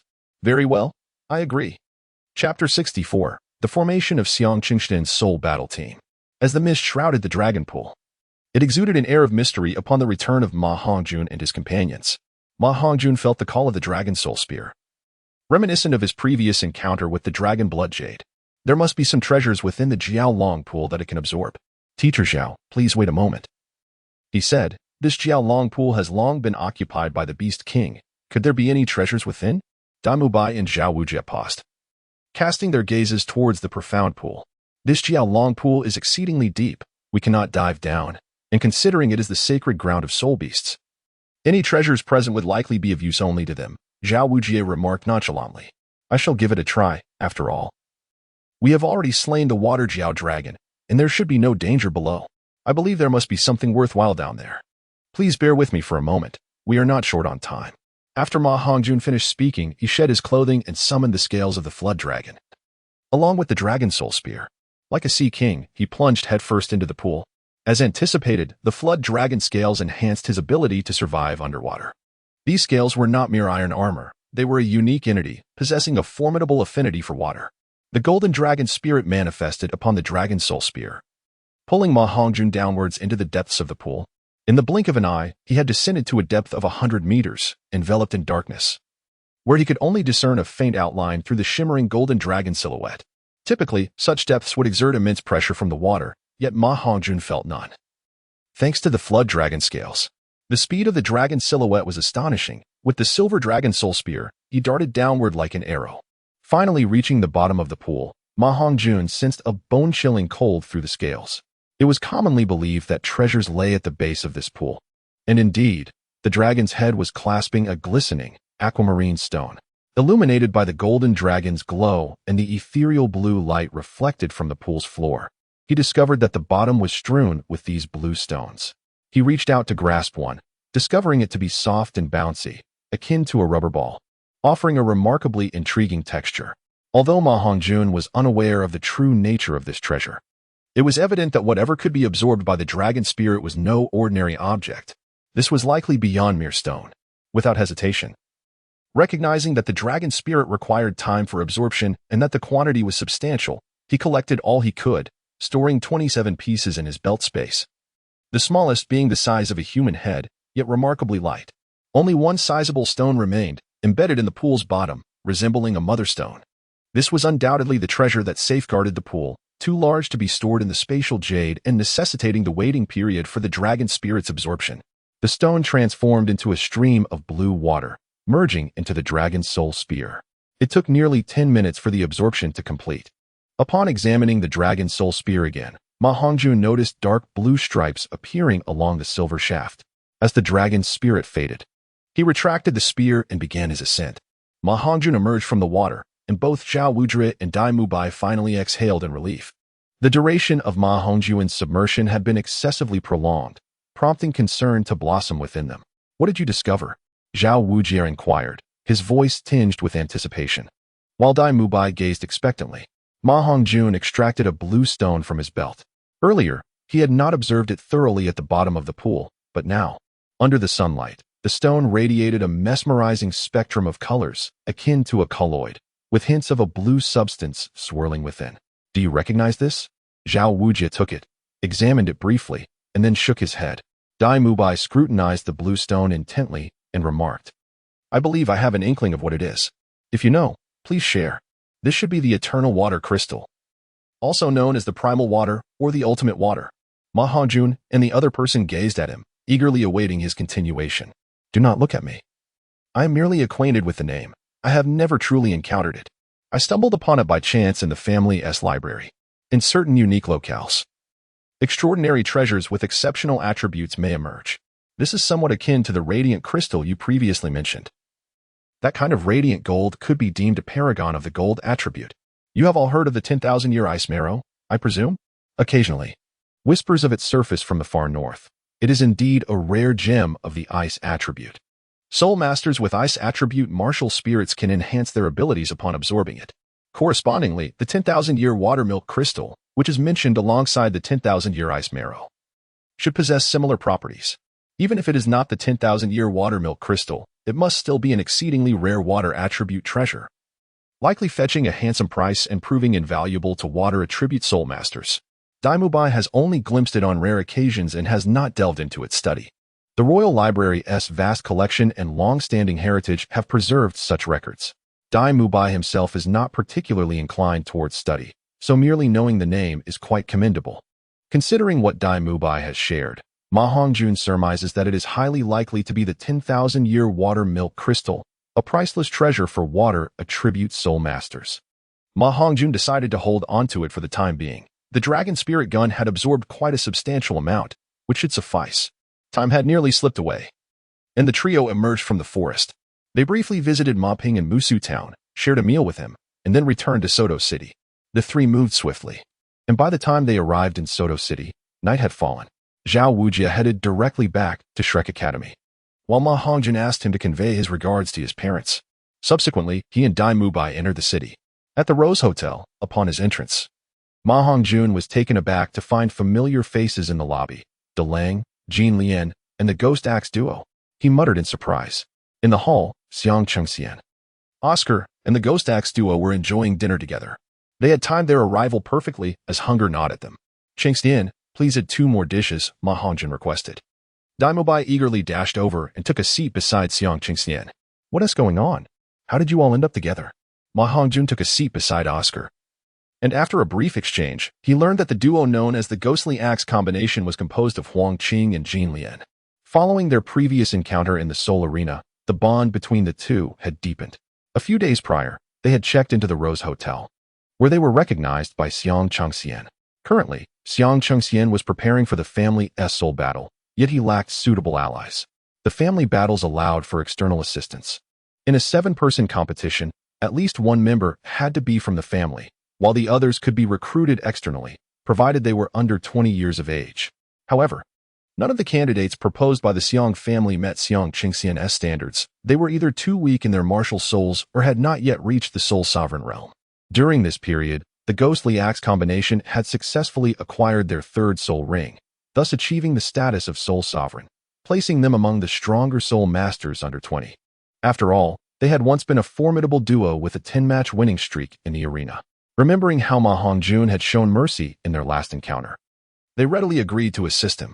Once Xiang Qingxian clarified the situation, it became evident that Ma Hongjun and Daimubai, as the behind-the-scenes benefactors of the clothing market, were also expected to contribute to the clothing store. With that, the 7 members of the Xiang family's battle team were finalized: Xiang Qingxian, Xiang Chengwang, Ma Hongjun, Daimubai, Oscar, and the Ghostly Axe combination. While this team composition might not seem entirely balanced, with 3 formidable fighters, a spear, an axe, and 5 strong attack-type soul masters, complemented by a control-type soul master and a food-type soul master, it was still viable. The 3 powerful fighters were not slow, and Ma Hongjun could also function as an agile attacker. With his current 3rd soul skill, he could be considered a half-control type as well. Thus, the team consisted of 6 soul sovereigns and 1 great soul master. In this formation, Xiang Qingxian has gained significant confidence. Turning to the combination of the Gan and Bei families, the last time we observed, the 5-man team featured Gan Shuang with his bow, Bei Han with his shield. The fierce combination of the blazing lion and the long-armed spirit ape, along with Zheng Jie wielding dual daggers, each of them formidable in their own right.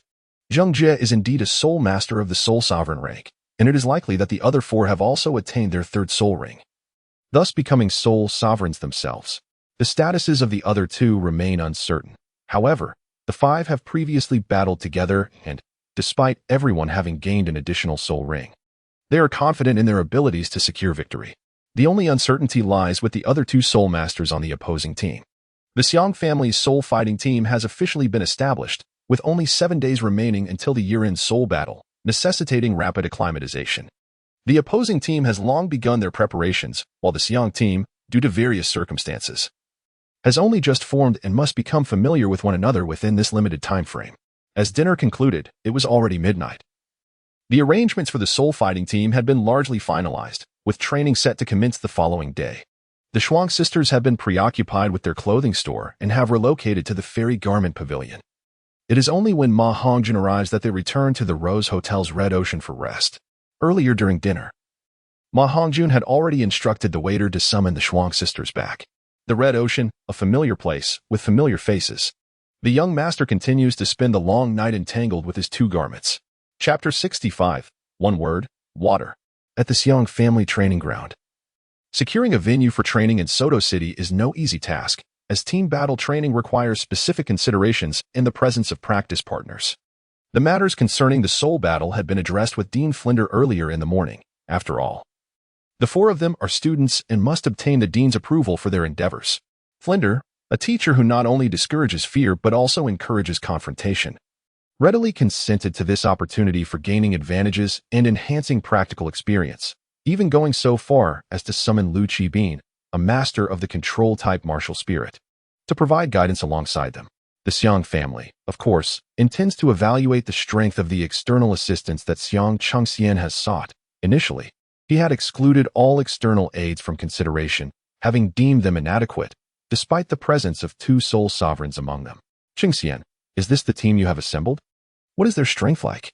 A young man inquired. Standing beside him was a lad not much younger than Daimubai, though nearly 4 years had passed.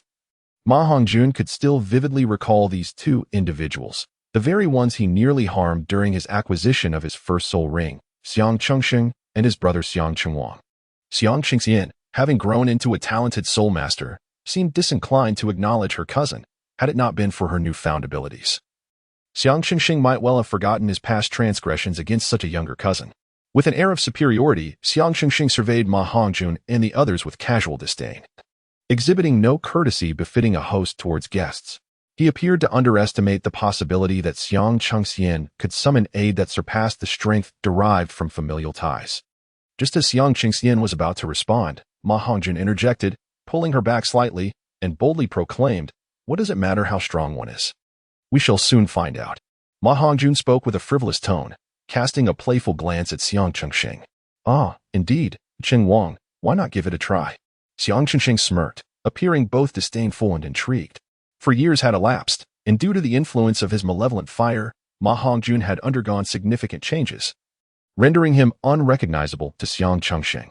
Obediently, Cheng Wang stepped forward, but Ma Hongjun quickly raised his hand to halt him. "As for testing me, that is out of the question. Even 4 years ago, he was no match for me, let alone now. Instead, Mubai, you should take his place. Let him experience what a true tiger is like." Cheng Wang looked bewildered, failing to recognize Ma Hongjun. "Do I know you? You truly don't remember? It seems your palm injury is healed. If you do not recognize me, surely you must be familiar with this gun." Ma Hongjun summoned the Dragon Soul gun and coldly taunted, "It is you. Indeed, it is I. Therefore, there is no need for you to test my strength. Xiang Chengsheng, come forth. It has been 4 years, and I wish to gauge your prowess." Ma Hongjun raised his gun, aiming it at Xiang Chengsheng. Dai Mubai, already aware of the long-standing feud between Ma Hongjun and the two brothers, understood the provocation and ensured that Xiang Chenwang had no chance to retreat. "You too. Please enlighten me." Xiang Qingxian remained oblivious, unaware that Ma Hongjun had a history with the two men. The battlefield gradually cleared, leaving the four standing in the center. With expressions of surprise, anger, and curiosity etched on the faces of Xiang Chengsheng and his companion. "Are you certain you wish to challenge me?" Xiang Chewang remarked with a sly grin. On the silver spear of Ma Hongjun, soul rings manifested. Yellow, purple, purple. "Indeed, let us dispense with the trivialities. Do not behave like a coward, for you are no eunuch." Undoubtedly, the combination of yellow and purple would evoke astonishment.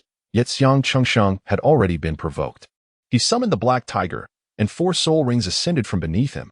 Yellow, yellow, purple, purple. Meanwhile, Dai Mubai and Xiang Chewang also activated their martial souls, both adorned with 3 soul rings. Yellow, yellow, purple. The tension between the two factions had ignited as the arena was cleared. The vicinity was filled with members of the Xiang family, alongside an inconspicuous elder, Lu Qibin. The battle was imminent, and it was Ma Hongjun and Dai Mubai who made the first move. The first soul ring shimmered as the dragon soul spear lunged forward, only for Xiang Chengsheng to counter with a powerful palm strike, diverting the spear's trajectory. He then extended a clawed hand, aiming for Ma Hongjun's head. Employing the technique of phoenix dance among the 100 birds, Ma Hongjun deftly evaded the claw strike and retaliated with a move that struck at Xiang Qingxing's ribs. Despite the disparity of a soul ring, Ma Hongjun was resolute in his confidence, having gained a thorough understanding of the Black Tiger martial soul. His assurance was bolstered further with the acquisition of a 3rd soul ring. Xiang Qingxing, however, remained cautious. The unpredictable nature of the yellow, purple soul rings was beyond his prior experience, and the sight of Ma Hongjun's unwavering confidence heightened his wariness. His fiery temper and impulsiveness were one matter, yet his combat prowess and experience were substantial. He was not foolish. Xiang Qingxing promptly revealed his 3rd soul ring. The piercing claw unleashed a torrent of black claw light. With the acceleration provided by his first soul ring, Ma Hongjun swiftly employed the phoenix dance among the 100 birds to evade. The piercing claw's attack could traverse considerable distances, rendering it somewhat elusive, yet Ma Hongjun was still caught. Fortunately, his body was already enveloped in the scales of the Jiao dragon, which thwarted the claw's attempt to breach his defenses. It was now time to unveil the newfound soul technique. The 3rd soul ring of Ma Hongjun ignited, radiating a brilliant purple hue as it danced gracefully upon the dragon soul gun, causing the blue dark patterns on the weapon to illuminate as well. The 3rd soul skill of Ma Hongjun is intricately linked to these azure dark patterns. The tip of the dragon soul gun has become damp, enveloped in a layer of mist, transforming into a deep blue spearhead. Water gun. This marks the initiation of Ma Hongjun's third soul skill, a single word, water. The dragon soul gun is aimed directly at Xiang Qingxing's face, sweeping horizontally. The mist at the spear's tip disperses, spreading towards Xiang Qingxing. This is the Jiao Long water mist, possessing blinding and paralyzing effects. Xiang Qingxing, cautious, refrains from approaching the mist and retreats. The mist now serves as a barrier, separating the two, obscuring their view of one another. Ma Hongjun, with a flick of his wrist, caused the mist to tremble, and droplets of water swiftly coalesced at the tip of his gun. The blue patterns adorning the barrel transformed under the influence of his soul power, generating a stream of water droplets that flowed toward the gun's tip. As he shook the weapon, the droplets shot forth, caught off guard. Xiang Qingxing was struck by the azure droplets, which seamlessly merged into his arm despite his attempts to block them. At that moment, Ma Hongjun activated his second soul ring, and the dragon soul gun pierced through the mist, confronting Xiang Qingxing directly. An explosion erupted, unleashing a formidable force that detonated along with the droplets previously infused into Xiang Qingxing's body. This was the combined effect of Ma Hongjun's second and third soul powers. The launched droplets could be controlled by his soul power, exploding at will. This technique bore a resemblance to the parasitic nature of the ghost vine. However, with the explosive effect of the second soul ring, the power was magnified several times over. Xiang Qingxing's chest and arm were gruesomely torn apart by the explosion, blood spraying in all directions. "Ah!" he screamed in agony, and at that moment, his fourth soul ring illuminated. Black Tiger Demon Transformation. It was unexpected that Xiang Qingxing acquired a soul skill only after his third soul ring, which had been attained by Xiang Qingxian. Yet, it seemed Xiang Qingxing's malevolence was not as intense, resulting in a significantly diminished amplification of strength. Upon witnessing this soul skill, Ma Hongjun chuckled. Although the demon transformation provided an overall enhancement of power, he was well aware that even with a 10-level advantage in soul power, his agility and speed, bolstered by the Phoenix plays with 100 birds technique, could match Xiang Qingxing. Furthermore, the defensive benefits brought by malevolence would prove futile against the omnipresent penetrative assault of the water gun, coupled with the defensive prowess of the dragon scale armor. Xiang Qingxing's defeat was inevitable. Eager to savor the effects of his third soul skill, Ma Hongjun manipulated the water gun, altering its form with each swing, producing various shapes of water. The blue patterns on the barrel continuously transformed his soul power into a stream of water. Under the third soul skill, this gun became a ceaseless fountain of water. Each thrust that struck Xiang Qingxing injected more water into his body. The water could manifest in two forms, rigid and supple. Unlike the majority of water-type soul masters who favored healing and binding, Ma Hongjun's water gun was primarily focused on offense and control. Xiang Qingxing's condition worsened, his demeanor increasingly frenzied. The more water that entered his body, the more his skin sagged. This was a gradual yet lethal form of attack, akin to the fable of the frog and boiling water. As the supple water possessed a degree of toxicity, his body began to succumb to numbness, his speed slowly diminishing as his blood became diluted, seeping from his wounds. In that moment, Xiang Qingxing resembled a scalded child, his skin wrinkled and blood flowing profusely. With a sweep of the dragon soul gun, a veil of mist enveloped the frenzied Xiang Qingxing, inducing blindness. Ma Hongjun transformed his spear into a staff, striking down upon the already decaying flesh of Xiang Qingxing as one might chastise a mischievous child. Each blow elicited grotesque cries, contorting the features of Xiang Qingxing into a visage of horror. Enough. On the other side, Xiang Chuang proved no match for Daimubai. As the black tiger was subdued beneath the might of the white tiger, suddenly an elderly figure emerged, possessing the spirit of the black tiger, repelling both Ma Hongjun and Daimubai.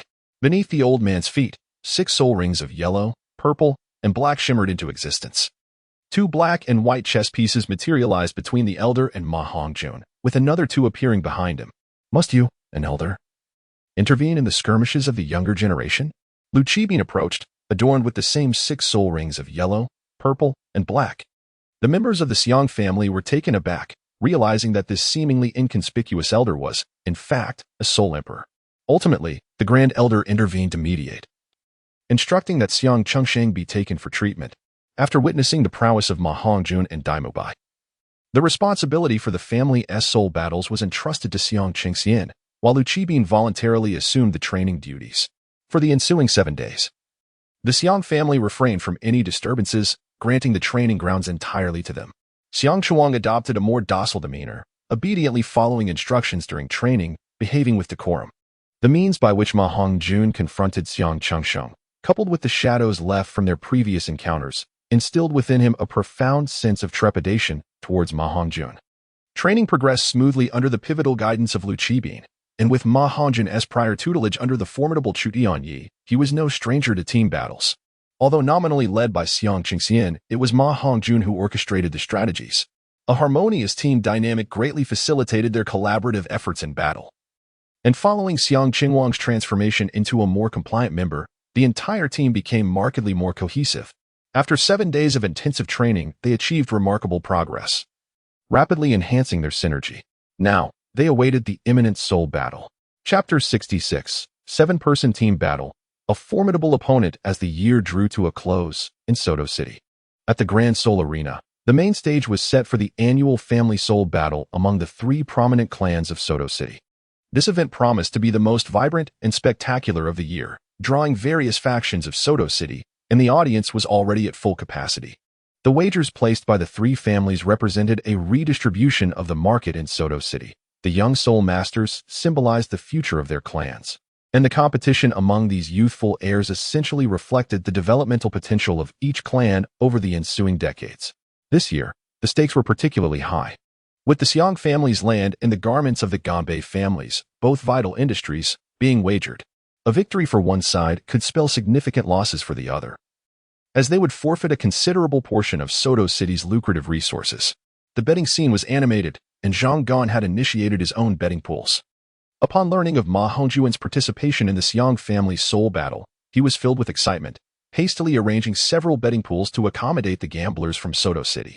Throughout their collaboration, Ma Hongjun had already amassed over 100,000 gold soul coins, as the casino environment was notoriously lucrative. The odds offered by the Ganbei families were lower than those of the Xiang family, as historically, the Ganbei families had often triumphed in tandem, leading the majority of bettors to favor them this year. Ma Hongjun entrusted all his substantial accumulation of gold soul coins to Flinder, imploring him to place the bets on his behalf. Thus, in a bid to secure the entirety of his fortune, Ma Hongjun was resolutely determined to achieve victory. As the Soul Masters entered the arena, it became evident that the 5 individuals from the Ganbei family, whom they had encountered previously, were present. Accompanying them were 2 others, 1 male and 1 female. The male exuded an ominous aura, his visage shrouded in dark mist, evoking the unsettling impression of a living corpse. The female, a familiar face, upon spotting Ma Hongjun, excitedly pointed towards him, exclaiming in astonishment, "Boss Ma." This individual was none other than Xiao Yuanyuan from the Musu Soul Master Academy. However, upon realizing their opposing allegiances, she hastily covered her mouth. Ma Hongjun gazed over in astonishment, a wry smile escaping his lips as he shook his head. Gonchuang, Bei Han, and the others, upon spotting the familiar figures of Ma Hongjun and his companions, were taken aback, yet their surprise was tempered by the anticipation of this outcome. They instinctively turned their attention towards the zombie-like man. Although the pressure exerted by Ma Hongjun was considerable, the sight of the zombie figure brought them a sense of calm. As the battle commenced, both sides unleashed their martial spirits, vibrant soul rings illuminating the arena. The configuration of Ganbei's team was a harmonious blend of yellow and purple, showcasing the optimal soul ring arrangements of their soul masters. On the opposing side, the Xiang family boasted 6 soul masters and a great soul master, all equipped with the finest soul rings. The red-haired man with the flame lion martial spirit and Bei Han, wielding a shield, took the lead, while the slender figure with the long-armed spirit ape martial spirit and Zheng Jia with his dual daggers flanked the sides. In the rear, Gonchuang with his bow and Xiao Yuanyu and with her bread stood ready. The silent, eerie zombie man positioned himself at the center. His martial spirit revealed to be a tombstone, wreathed in wisps of dark gas that exuded a chilling aura. The formation on the Xiang family's side mirrored the layout rehearsed by Ma Hongjun beforehand. The formidable Huang Qing wielded his giant axe at the forefront, flanked by the 2 black tigers, Xiang Chengxian and Xiang Chengwang, with Ma Hongjun and Dai Mubai facing them directly. Jin Lian and Oscar aligned themselves in a straight line with Huang Qing's giant axe. In typical group battles, it is customary for support-type soul masters to initiate their skills first, yet today both teams consisted of food-type soul masters, creating an intriguing standoff. The tension in the air was soon disrupted by the ensuing soul incantations. Xiao Yuanyuan exclaimed, "I have a large loaf of bread." Oscar retorted, "I have a big sausage."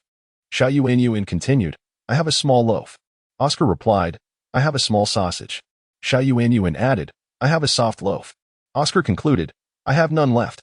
The role of food-type soul masters within the team was significant, as both were continuously employing their soul techniques to conjure bread and sausages, preparing to nourish their teammates when the moment arose. Xiao Yuanyuan's large loaf, akin to the one Ma Hongjun had tasted, served to restore soul power, while the small loaf enhanced speed, a technique that Ma Hongjun had assisted in acquiring during their time at the Musu Soul Master Academy.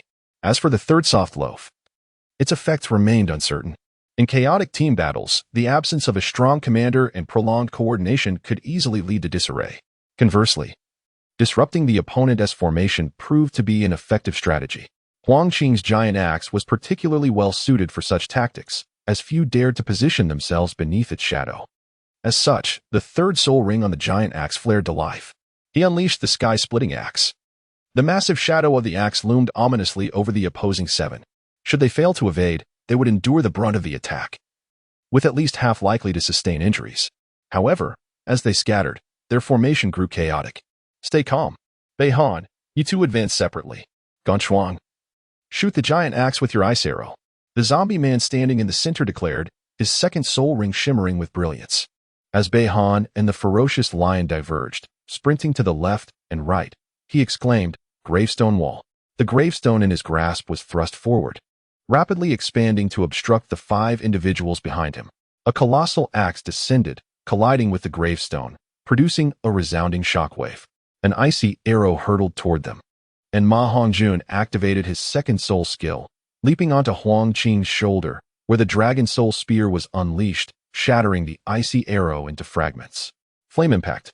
Flying shield. Bei Han and his companion had already surged forward. The black tiger met them head-on, unleashing the ghost vines. Black tiger transformation, ensnaring their foes. The dark flame vortex of Xiang Qingstian clashed against the crimson blaze, while the ghost vines spread forth, entangling the incoming shield. "Let us first deal with the great lion," Ma Hongjun commanded, recognizing that the fiery threat posed by the great lion was formidable, rendering the ghost vine ineffective, while his third soul skill, the water gun, was significantly diminished under the flames. White Tiger's radiant wave. Daimubai unleashed his second soul skill, continuing to aim at the lion. Shattering axe. Huang Qing's axe swung horizontally, targeting the lion with force. Xiang Chuang employed his second soul skill, the Black Tiger's shadow transformation, to restrain Bei Han. Retreat. Frenzied lion.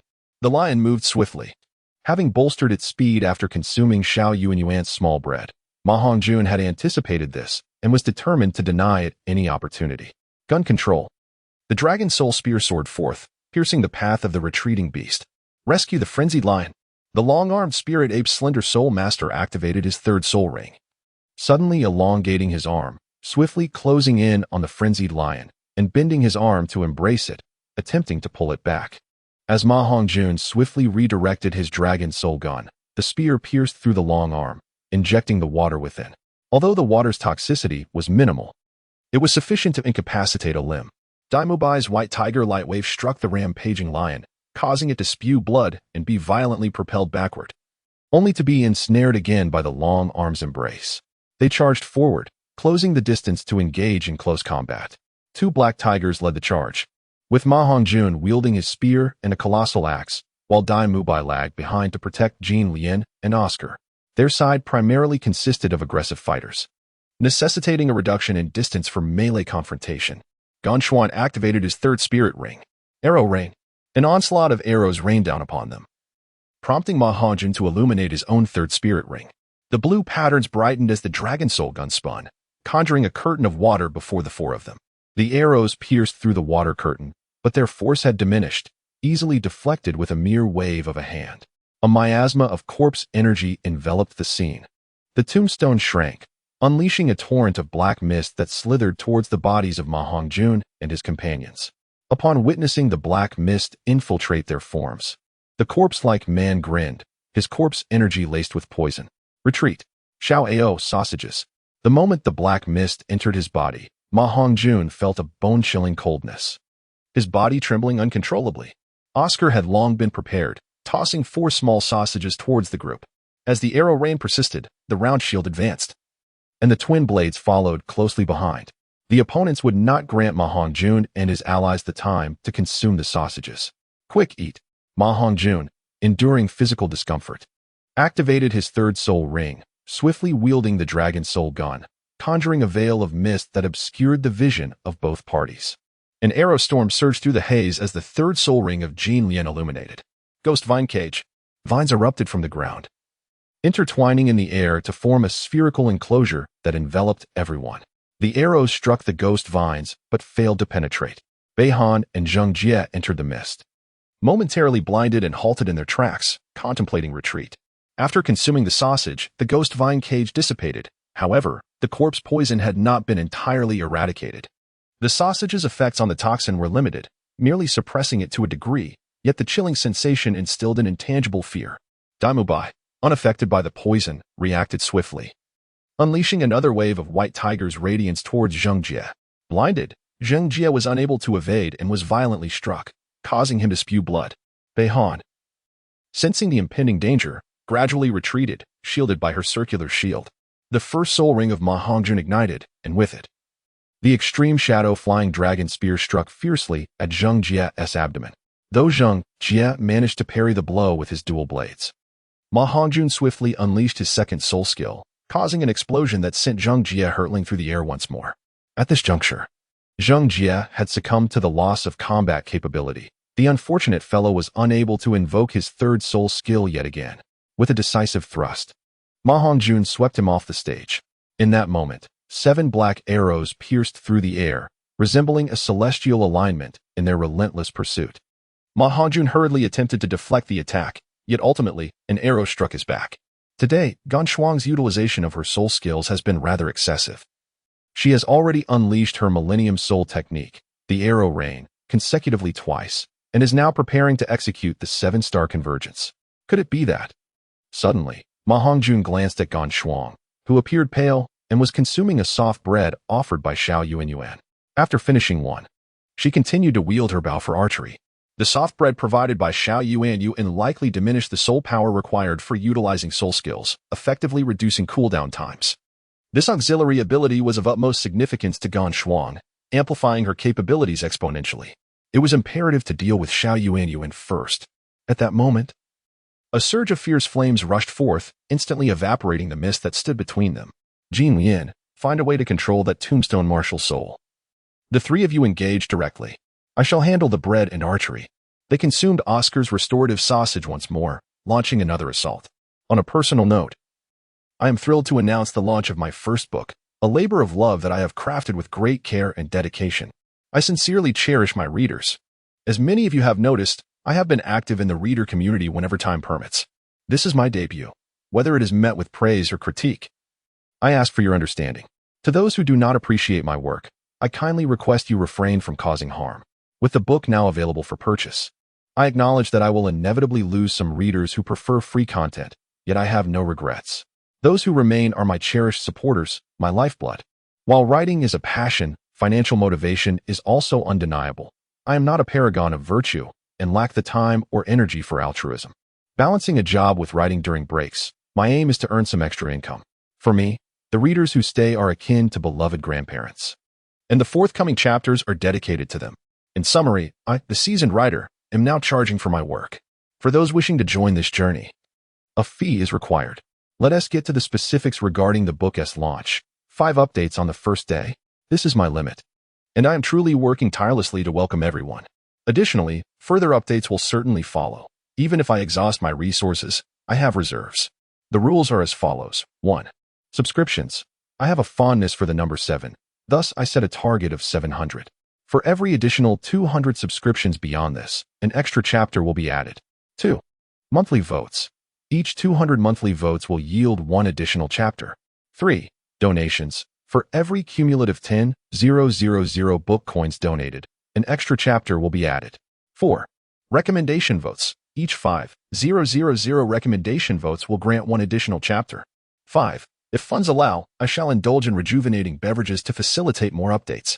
As a part-time writer, 2 updates are already a significant challenge, and exceeding that requires late nights and additional effort.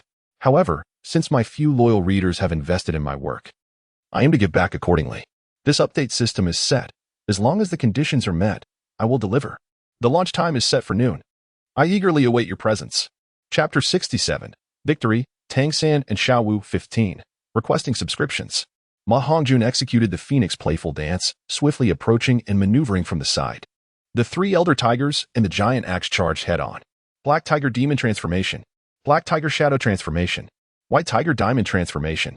Shockwave axe. Beihan and her companions rapidly unleashed their soul skills. Round shield dance. Furious lion's blaze. Spirit ape's ambush. Rain of arrows. Ghostly vines stretched menacingly toward the man with the tombstone martial spirit. The tombstone trembled violently, and one by one, the vines were shattered. The round shield and tombstone consistently obstructed Ma Hongjun's assault path. With a cold smirk, Ma Hongjun activated his 3rd soul ring. Water gun, rain of spears. Countless droplets erupted from the spear, striking at Xiao Yuan and Gan Shuang from a distance. The dense barrage fell like bullets, so swift that evasion was impossible. Both Gan Shuang and Xiao Yuan were struck down. Golden Lotus, bind. After being knocked to the ground by the rain, the ghostly vines of the Golden Lotus extended forward, ensnaring the 2 and casting them off the arena. The furious lion and long-armed spirit ape were also felled by the 3 tigers, rendered powerless, leaving only the man with the tombstone martial spirit and the shield-bearing Beihan struggling to hold their ground. As the Golden Lotus departed, the man with the tombstone martial spirit broke free from the ghostly vine's grasp and activated his 3rd soul ring. Legions of Ghost Assault. Suddenly, 5 swirls of black gas erupted from the tombstone, infiltrating the minds of Ma Hongjun, Huang Qing, Dai Mubai, Xiang Qingxian, and Xiang Qinguang. Upon the black mist entering their bodies, Ma Hongjun was engulfed in darkness, as if transported to a shadowy realm, haunted by the chilling cries of sinister beings that throbbed painfully in his mind. In the dark, patches of azure phosphorescence appeared, resembling spirits, soaring towards him. The phosphorescence passed through his body, not burning him, but inflicting a profound ache that penetrated his soul. This was an illusion, as well as a genuine mental assault. On the soul fighting stage, Ma Hongjun and his companions suddenly stood frozen. Beihan, attack, commanded the man with the tombstone. Beihan activated her 3rd soul ring. Round shield dance.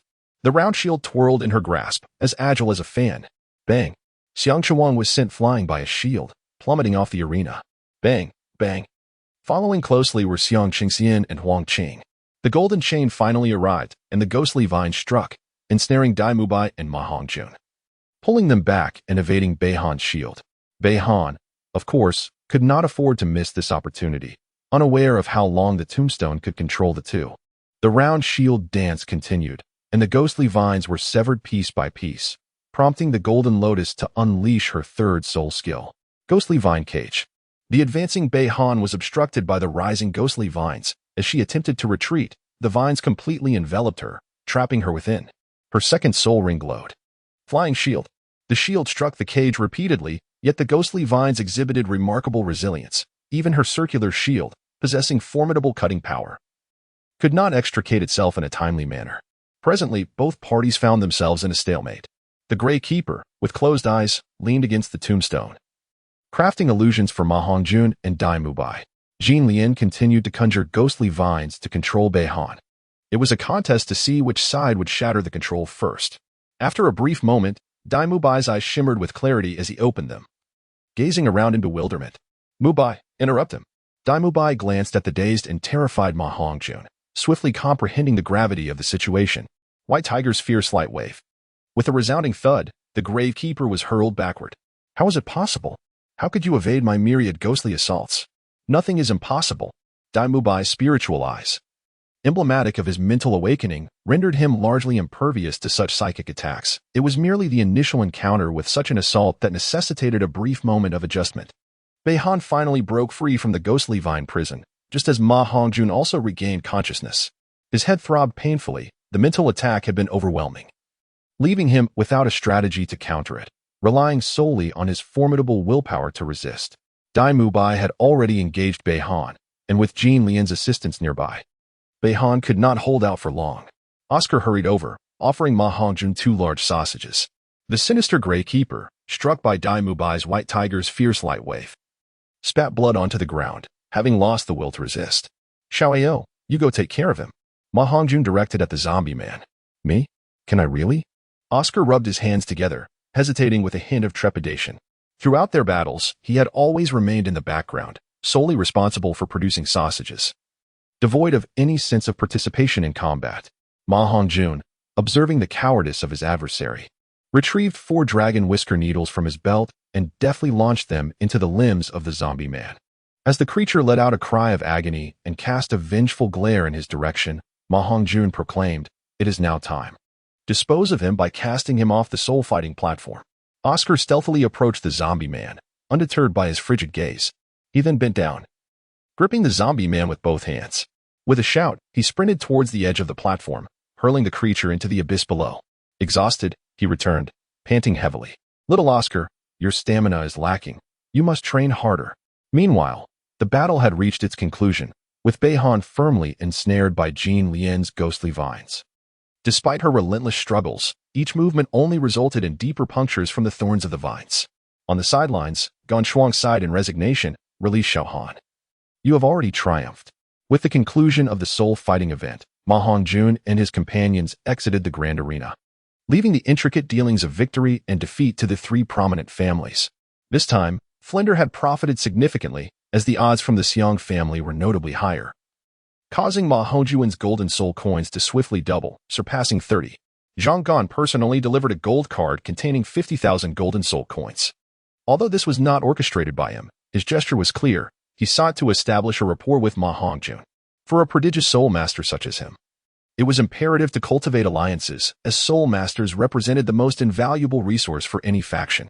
In contrast, golden soul coins were of lesser importance, for the grand arena was never in short supply of them. Now, with Ma Hongjun's popularity soaring, Zhang Gan found his maneuvering space significantly diminished, signaling the nearing end of their collaboration. "Ah, by the way, there is a matter for which I would appreciate your assistance. Perhaps we may continue our partnership." The grand arena not only housed the soul-fighting area, but also featured a gambling sector and a commercial district, specifically catering to the needs of soul masters. However, this market was predominantly reserved for the families involved in soul fighting, leaving outsiders at a disadvantage. Within, the clothing industry thrived, as soul masters frequently required new garments due to the demanding nature of their battles. Ma Hongjun intended to collaborate with Zhang Gan to facilitate the import and sale of their garments. In this partnership, Ma Hongjun would assume the role of the manufacturer while Zhang Gan would act as the retailer. After contemplating Ma Hongjun's proposal, Zhang Gan agreed to the collaboration, albeit with the condition of inspecting the quality of the clothing first. These details could be negotiated gradually, and Ma Hongjun was confident that their attire would undoubtedly be well received. A mutually beneficial partnership was something Zhang Gan would surely embrace. A month later, the clothing market in Soto City was entirely under the control of Xiang Qingxian, who had completely severed ties with the Xiang family. The collaboration with Zhang Gan progressed smoothly, leveraging the Grand Soul Arena, which facilitated rapid growth in the clothing industry. The market expanded once more, with the next targets being Balak City, followed by the Tiando Empire, the Xingluo Empire, and eventually the entire continent. The Shuang'er sisters quickly matured, emerging as formidable figures in the business realm, adept in every aspect from design and production to marketing and sales. The affairs of the Fairy Garment Pavilion were largely entrusted to the Shuang'er sisters. 2 years later, at noon, under the scorching sun, 2 young individuals entered through the west gate of Soto City. They appeared to be merely in their teens, carrying no luggage, 1 male and 1 female. The boy, with a gentle voice, called out, "Xiaowu." The girl sweetly replied, "Brother." On the bustling street, the boy donned simple attire, appearing around 12 or 13 years old. Standing approximately 1.7 meters tall, he wore a light blue outfit that was both neat and stylish, cinched at the waist with a belt adorned with 24 jade stones. His shoulder-length, semi-long black hair framed his face, which, though not conventionally handsome, radiated an approachable warmth, perpetually graced by a faint smile. If the boy exuded a sense of tranquility and ordinariness, the girl beside him was anything but ordinary. Her silky black hair was neatly braided into a scorpion braid that cascaded past her calves. Standing slightly taller than the boy, she wore a snug pink top that accentuated her developing figure. Her delicate waist, slender enough to be grasped by a single hand, evoked envy among many women. With naturally arched eyebrows and large, sparkling eyes set upon a slightly rounded, rosy face, she possessed not only beauty, but also a playful charm that seemed tailor-made for her. The boy beside her was already overshadowed by her intangible brilliance. She raised her hand to gently wipe the slight sheen of perspiration from her forehead. Expressing a hint of annoyance, "We've finally arrived in Soto City. I really don't understand what the master was thinking. Several intermediate Soul Master Academies have offered unconditional enrollment. Yet he insists we take the entrance exam at this dilapidated academy that doesn't even have a proper ranking system." The boy smiled softly and replied, "The teacher asked me to take the exam, not you. Who told you to insist on coming along? Fortunately, the kingdom of Barak shares a border with the province of Fasno. Otherwise, your grievances would surely multiply." The girl cast a sideways glance at the boy, chiding him for his lack of empathy, as her actions were motivated by his well-being. "After all, he is my brother. Regardless, the examination is not until the day after tomorrow. You must accompany me in Soto City for 2 days to mend the wounds of my tender heart." The boy chuckled, remarking, "The illustrious head of the Nottingham Academy for 6 consecutive years, yet you speak of a tender heart? Should your little followers catch wind of this, they might just leap into the river." These two are none other than Tang San and Xiao Wu, who have journeyed from Nottingham City. Though they refer to each other as siblings, they secretly harbor deeper feelings. Although they appear merely 12 years old, they have shared a roof and a bed for 6 years. One can only imagine how those years have unfolded. Shrek Academy is currently engaged in enrollment preparations, with several elders preoccupied and no classes in session.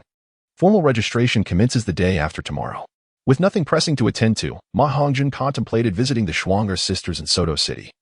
Having recently returned from Tiando City to expand their clothing market, Ma Hongjun invested all the gold soul coins he won from the Great Soul Arena. And with the contributions from Xiang Qingxian and Dai Mubai, the total investment in the fashion industry surpassed 1 million gold soul coins. Consequently, the business flourished at an astonishing pace, having monopolized the entire clothing market of the Balak Kingdom just a year ago. 6 months prior, it expanded beyond the Balak Kingdom, venturing into other realms such as the Tiando Empire. Thanks to the connections with Zhonggan, each city could commence market penetration from the Great Soul Arena and gradually establish dominance. The Shuang'er sisters were the overseers of the Fairy Garment Pavilion. Following the last soul battle, the Gui Fu duo and Xiao Yuanyuan joined the pavilion to ensure the safety of the Shuang'er sisters. Tiando City was of utmost importance, and the sisters had been there for almost half a year. Xiang Chengxian informed Ma Hongjun that the Shuang'er sisters had returned and needed to consult him regarding clothing designs. This time, they intended to expand into the realm of men's fashion. With a solid market in women's apparel, the addition of men's clothing was merely a matter of incorporation. Ma Hongjun was called upon to provide design concepts. At that moment, the sun blazed fiercely. Undeterred by the heat, Ma Hongjun raced towards Soto City for the sake of the Shuang'er sisters. It is worth noting how arduous the past 6 months had been without them, as he had developed calluses from tirelessly practicing his marksmanship. Upon finally arriving in Soto City, he made a beeline for the headquarters of the Fairy Garment Pavilion. As expected, the Shuang'er sisters were there. Indeed, he found them on the 2nd floor of the pavilion, where a meeting was in progress. The sisters were addressing a gathering of stunningly attractive women seated on either side, each of whom was a store owner from various branches of the Fairy Garment Pavilion, most hailing from the beautiful region of Merenxiang. This was a high-level meeting. Upon Ma Hongjun's entrance, every woman in the hall turned their gaze towards him, and upon recognizing him, they collectively rose, akin to employees standing in the presence of their superior. The sudden attention rendered Ma Hongjun somewhat bashful. His cheeks tinged with a faint blush, while the women discreetly stole glances and swallowed nervously. "That will be all for today. You may return." Shuang'er waved her hands, dismissing the group of flirtatious women who had been eyeing their young master. After everyone departed, Shuang'er and Fei joyfully bounded into Ma Hongjun's embrace. "Young master, we have worked ourselves to the bone for your Fairy Garment Pavilion," exclaimed Shuang'er. "Indeed, it has been ages since I last saw you, young master. I have been dragged around by my sister everywhere. My legs feel as though they might give out." Fei chimed in, as Ma Hongjun gently caressed one of them. He consoled, There, young master has arrived. Today, I shall attend to you both with utmost care. Humph, your presence only adds to our fatigue." After the Fairy Garment Pavilion expanded, it had been quite some time since Ma Hongjun had the opportunity to spend quality time with the Shuang'er sisters. Today, he took them out for a day of shopping, feasting, and indulgence. The Schwanger sisters had acquired their own storage soul guides, and their soul power seemed to be around level 6 or 7, enabling them to utilize these devices. Shopping had thus become considerably more convenient. The two sisters had transformed into wealthy young ladies, managing Ma Hongjun's assets, with each of their fortunes starting at 1,000,000 gold soul coins. After a day filled with merriment, Ma Hongjun led the two back to the Rose Hotel for an atmosphere of romance. Nothing compared to the red ocean ambience of the Rose Hotel. Upon arriving, a young boy and girl caught Ma Hongjun's attention. Both appeared to be in their early teens. The boy was rather ordinary yet gentle in demeanor, while the girl stood out with her long braid and charming pink attire, exuding cuteness to an extraordinary degree. Rose Hotel? Let us stay here, the lovely girl exclaimed, pointing excitedly at the hotel. The boy, with an affectionate expression, responded with an air of inevitability, as you wish. Ma Hongjun observed the belt adorning the youth's waist, identical to his own, as well as the pink rabbit ears perched atop the young lady's head, complemented by the carrot she held in her hand. Coupled with the fact that it was the season for Shrek Academy's enrollment, the identities of these two individuals became strikingly evident. Tang San and Xiao Wu. Ma Hongjun watched as the two entered the hotel, and suddenly an idea struck him. A faint smile graced his lips as he slowly followed them inside. Young master, what are you gazing at? That girl hasn't even fully matured yet. What is so appealing? Fei Fei complained with a hint of sulkiness. Indeed, young master, why are you looking at her? Don't you think we sisters are delightful? Schwanger echoed her sentiments with a tone of discontent. What are you talking about? Do you take me for someone so easily swayed? Rest assured, I, your young master, possess far more discerning tastes. Ma Hongjun solemnly retorted, asserting that he did not possess such a heavy appetite. The notion of consuming a rabbit, even one that had existed for 100,000 years, was unthinkable. If he were to indulge, perhaps a hint of spiciness could render it palatable. However, he mused, it was best to abandon such a wicked thought. In the grand hall, at the front desk, Tang San addressed the attendant. Could you kindly arrange 2 rooms for us? The server behind the counter promptly rose, casting a glance at the two individuals, his eyes betraying a glimmer of envy as he inquired, Sir, are you truly certain about reserving 2 rooms? Is there something amiss? Tang San questioned. The attendant, with a hint of ambiguity in his gaze, responded, I apologize, but we only have 1 room available. Chapter 69. Teasing Xiao Wu, battling Tang San, 35. Subscription requested. Ma Hongjun stood at the door, embracing the twin sisters with great interest as he observed the two of them. The male front desk attendant was a recent hire. The previous female receptionist had now become the manager of a branch of the Fairy Garment Pavilion. This male attendant performed admirably, demonstrating keen insight as he had successfully paired numerous couples by cleverly stating that only 1 room remained, earning him commendations from patrons. Tang San, feeling somewhat perplexed, reiterated. 1 room? The attendant emphasized, indeed, there is only 1 room left. However, rest assured, our accommodations are quite spacious and well-equipped, more than sufficient for 2 guests. As he spoke, he also directed an unspoken yet meaningful glance towards Tang San. Ma Hongjun could not discern whether the fellow was genuinely innocent and pure of thought or merely feigning ignorance, as he exhibited no reaction at all. Xiao Wu, on the other hand, boldly declared, then let us just have 1 room. Haven't we always shared a dormitory during our time at Nottingham? What is the fuss? We could even save some money for beautiful clothes. All right then, please proceed to book this room for me. See? After much hesitation, the outcome remains unchanged. How pretentious. Ma Hongjun straightened his posture, embracing the 2 lovely girls, Fei Fei, as he strode forward. It was time to make an entrance. I remarked, this room should rightfully belong to me. Ma Hongjun approached, and the waiter appeared to be oblivious to their presence. You must be new here, he remarked. Are you not aware that a room must always be reserved for me? The server hesitated for a moment and cautiously inquired, may I ask who you are? Ma Hongjun coldly stated, call your manager out. Tang San glanced at Ma Hongjun and replied nonchalantly, brother, it appears that we arrived first. Ma Hongjun broke into a mischievous grin, casting a playful glance at Tang San. Tang San was invariably so gentle, even in the heat of battle. He would adhere to the principle of courtesy before conflict. Though he could be fierce when necessary, this did not detract from his inherently tender and nuanced character. Ma Hongjun spoke in a teasing tone, so what if I arrived first? Tang San felt somewhat uneasy under Ma Hongjun's gaze, which he found rather peculiar. Not much. Just get lost. Sister Xiao Wu, with her domineering temperament, could not tolerate this. She disapproved of the ambiguous way he looked at her brother. Get lost. How does one even get lost? Do you two understand? Ignoring Xiao Wu, Ma Hongjun glanced at the Schwanger sisters and inquired, Young master, you are truly mischievous. How could one possibly know without any prior hit? Xiao Wu's cheeks flushed crimson as she indignantly pointed at Ma Hongjun. You little rascal. Tang-san, unable to tolerate the situation any longer, interjected, Please, choose your words wisely, or I shall not hesitate to make you understand what it means to leave. Such was Tang-san, fiercely protective of his dear Xiaowu. Even the slightest transgression against her was met with his unyielding wrath. Xiaowu was his cherished treasure, nurtured with utmost care since childhood, and he would absolutely not permit any impudent swine to encroach upon her. Oh, I would indeed relish the opportunity to experience that. I sense the fluctuation of soul power emanating from you.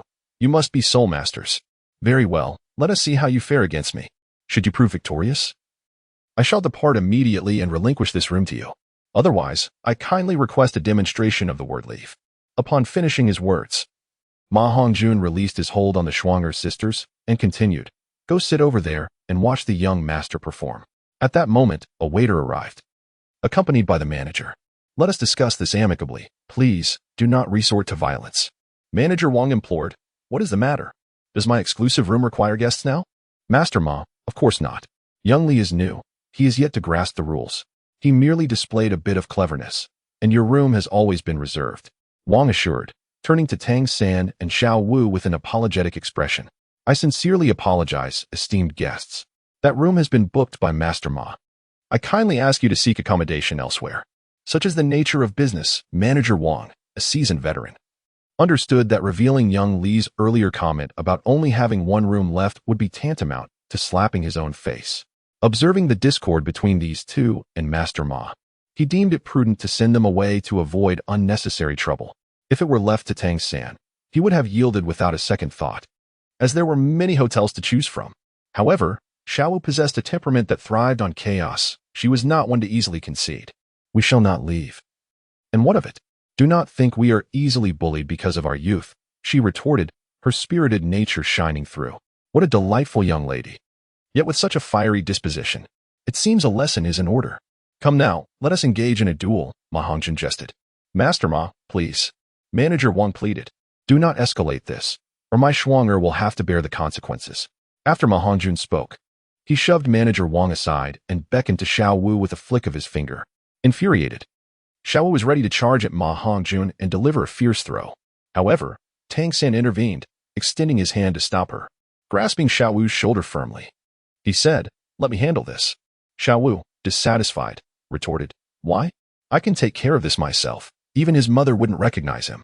Tang-san furrowed his brow and replied, As a young lady, you should speak more gracefully. Have you forgotten what I said before? I will always protect you. This is a matter between men. Herein lies Tang-san's sensitivity. On one hand, he was unaware of Ma Hongjun's strength and wished to shield Xiao Wu from danger. On the other, if there were to be a loss and humiliation, he preferred to bear it alone. A girl's heart is easily shattered. Upon hearing his vow of eternal protection, Xiao Wu's furious expression softened. She glanced at Tang-san and said, Then do be careful. Ma Hongjun, with a nonchalant attitude, interjected. There's no need for disputes, as I said, you both can come at me together. Tang-san, maintaining his composure, stepped forward 2 paces and remarked, I welcome your guidance. As Ma Hongjun became serious, it was evident that in a barehanded contest, Tang-san was by no means inferior.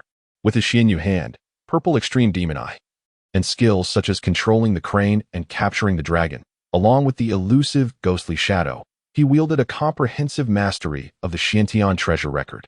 At last, an opportunity for a battle among travelers had arrived. It was time to ascertain whether the arduous training over the years bore fruit, and whether he would bring shame upon the travelers. Ma Hongjun wielded his hands as though they were firearms, employing a striking technique reminiscent of marksmanship, with his fingers extended like the fangs of a serpent poised to strike. Observing Ma Hongjun's assault, Tang-san deftly grasped Ma Hongjun's hands with both of his own, skillfully evading the onslaught and neutralizing its force. With a subtle shift of his feet, he became elusive, his figure swiftly maneuvering to the side of Ma Hongjun. An elbow strike aimed at Ma Hongjun's armpit was met with a defensive response. Ma Hongjun raised his hands, palms intercepting the blow, creating distance between them. Undeterred, Tang-san advanced once more, his stance widening as he traced a broad arc, executing a pushing motion that landed squarely upon Ma Hongjun's chest. Ma Hongjun felt only a gentle yet substantial force, causing him to stumble back with considerable inertia, taking 3 steps before regaining his balance. Tang San's technique of controlling the crane and capturing the dragon resembled the principles of Tai Chi, becoming even more elusive with the addition of the ghost shadow displacement step. In terms of sheer strength, Tang San was considerably weaker than Ma Hongjun. However, his skills were remarkably refined. Ma Hongjun, utilizing the phoenix dance of 100 birds, matched Tang San's agility and speed. Yet, his marksmanship, though proficient, lacked the authenticity of genuine technique, rendering him somewhat inferior in facing Tang San's crane control. If Ma Hongjun were armed with a firearm, even a common one without the Dragon Soul gun, he would find the encounter with Tang San significantly easier. Additionally, Tang San possessed the Xian Yu hand and the purple extreme demon eye, both of which were latent powers that subtly enhanced his combat capabilities. Engaging in barehanded combat, Ma Hongjun found himself at a disadvantage, relying solely on the phoenix dance of 100 birds to evade, which proved rather uninteresting. Stop. Your fighting skills are indeed formidable. I cannot gain the upper hand, nor can you subdue me. Since we are soul masters, let us engage in a contest of our martial spirits. Very well. Both parties began to summon their martial spirits. Chapter 70. The Brothers' Reverse Scale, the Sisters' Forbidden Fruit. A dark crimson golden radiance enveloped Ma Hongjun as he conjured a shimmering orb in his hand. With a flick of his right wrist, a silver lance materialized, adorned with intricate dark blue patterns along its shaft, while the tip glimmered with a chilling azure light. In an instant, 3 soul rings emerged, 1 yellow and 2 purple. The resplendent rings ascended in succession, dancing upon the lance, their vibrant hues swirling together as the overwhelming soul power surged forth, creating a tidal wave of pressure that radiated outward. 2,000-year soul rings. Xiao Wu gasped in astonishment, her eyes betraying a hint of alarm. She yearned to join Tang San in battle, but he restrained her. Ma Hongjun earnestly extended a formal challenge for a soul master duel.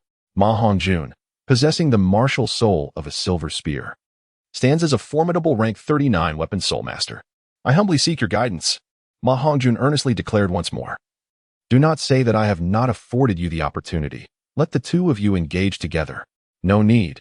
It shall be one-on-one, Tang San replied, his expression grave. Under the immense pressure of the Millennium Soul Ring, he did not waver. A faint purplish hue enveloped his eyes as he gradually lifted his right hand. In an instant, a deep azure luminescence surged forth, and a cluster of deep blue grass abruptly sprouted from his palm.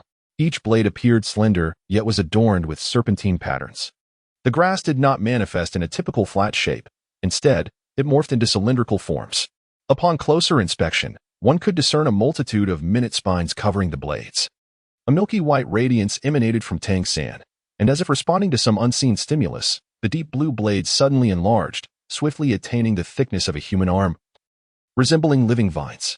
The black serpentine pattern shimmered with a subtle glow, moving gracefully like numerous great serpents coiling around Tang San's body. 2 circles of yellow soul rings simultaneously ascended from beneath his feet, spiraling above him. Tang San, Wuhuan, Blue Silvergrass, rank 29 weapon soul master. I await your guidance. Ma Hongjun gazed at the significantly transformed blue silvergrass in Tang San's hands, feeling a deep sense of admiration. Undoubtedly, he was a disciple nurtured by a master. And even the humble blue silvergrass could undergo such remarkable changes. It can be said that the development of Tang San's blue silver grass martial soul was entirely fostered by the master. This was the first instance of a plant-type martial soul absorbing the soul rings of animal-type soul beasts. The master, owing to his own martial soul, possessed an extraordinary understanding of martial souls. Many researchers believe that existence carries its significance. Each martial soul has its purpose and function. Those deemed as useless martial souls are merely those whose value has yet to be discovered. In truth, theoretical research, especially the profound and meaningful inquiries conducted by a master of such caliber, is a manifestation of strength, albeit a form of soft power. Tang San exemplifies the master's soft power in the most splendid manner. Ah, blue silvergrass, Ma Hongjun quietly sighed, remarking that this so-called worthless martial soul would one day gain renown throughout the entire continent. Tang San assumed that Ma Hongjun, like the others, underestimated the blue silvergrass and echoed the words of the master. There are no useless martial souls. only useless soul masters. Well said. Then let us see. Whether it is deemed worthless or not, the truth shall only be revealed through battle. After Ma Hongjun spoke, he swiftly thrust his silver spear. The limited space of the hall imposed certain constraints on him, yet it sufficed to confront Tang San. Without the slightest hesitation, Tang San retreated rapidly, employing the ghost shadow perplexing steps to narrowly evade Ma Hongjun's assault. Simultaneously, the blue-silver grass martial soul he unleashed began to move swiftly, spiraling out in circles of deep blue-black vines that surged toward Ma Hongjun from all directions. Meanwhile, Tang San himself seemed to meld into the vines, vanishing without a trace. The vines nearly covered the ground, encircling Ma Hongjun, leaving him with no foothold. Entanglement. A myriad of birds surrounding the phoenix. Relying on his soul power advantage and the sharpness of the dragon's soul spear, the vines were severed one by the spear's tip. Upon comparison, Ma Hongjun discovered that the resilience of the blue-silver grass was not at all inferior to that of the golden lotus's ghost vines.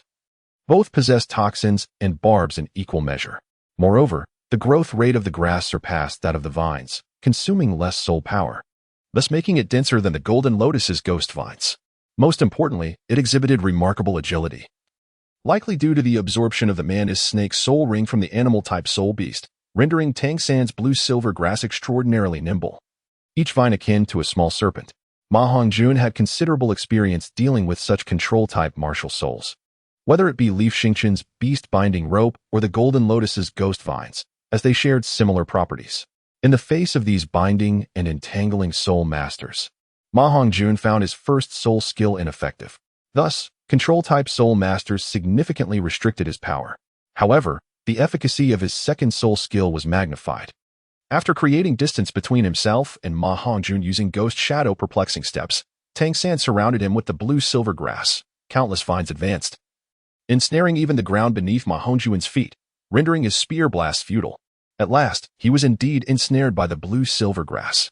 Tang San's second martial soul, having absorbed the soul ring of the ghost vines, underwent transformation, sprouting barbs and enhancing its toxicity by amalgamating the poisons of the mantis snake and the ghost vines, making it even more formidable.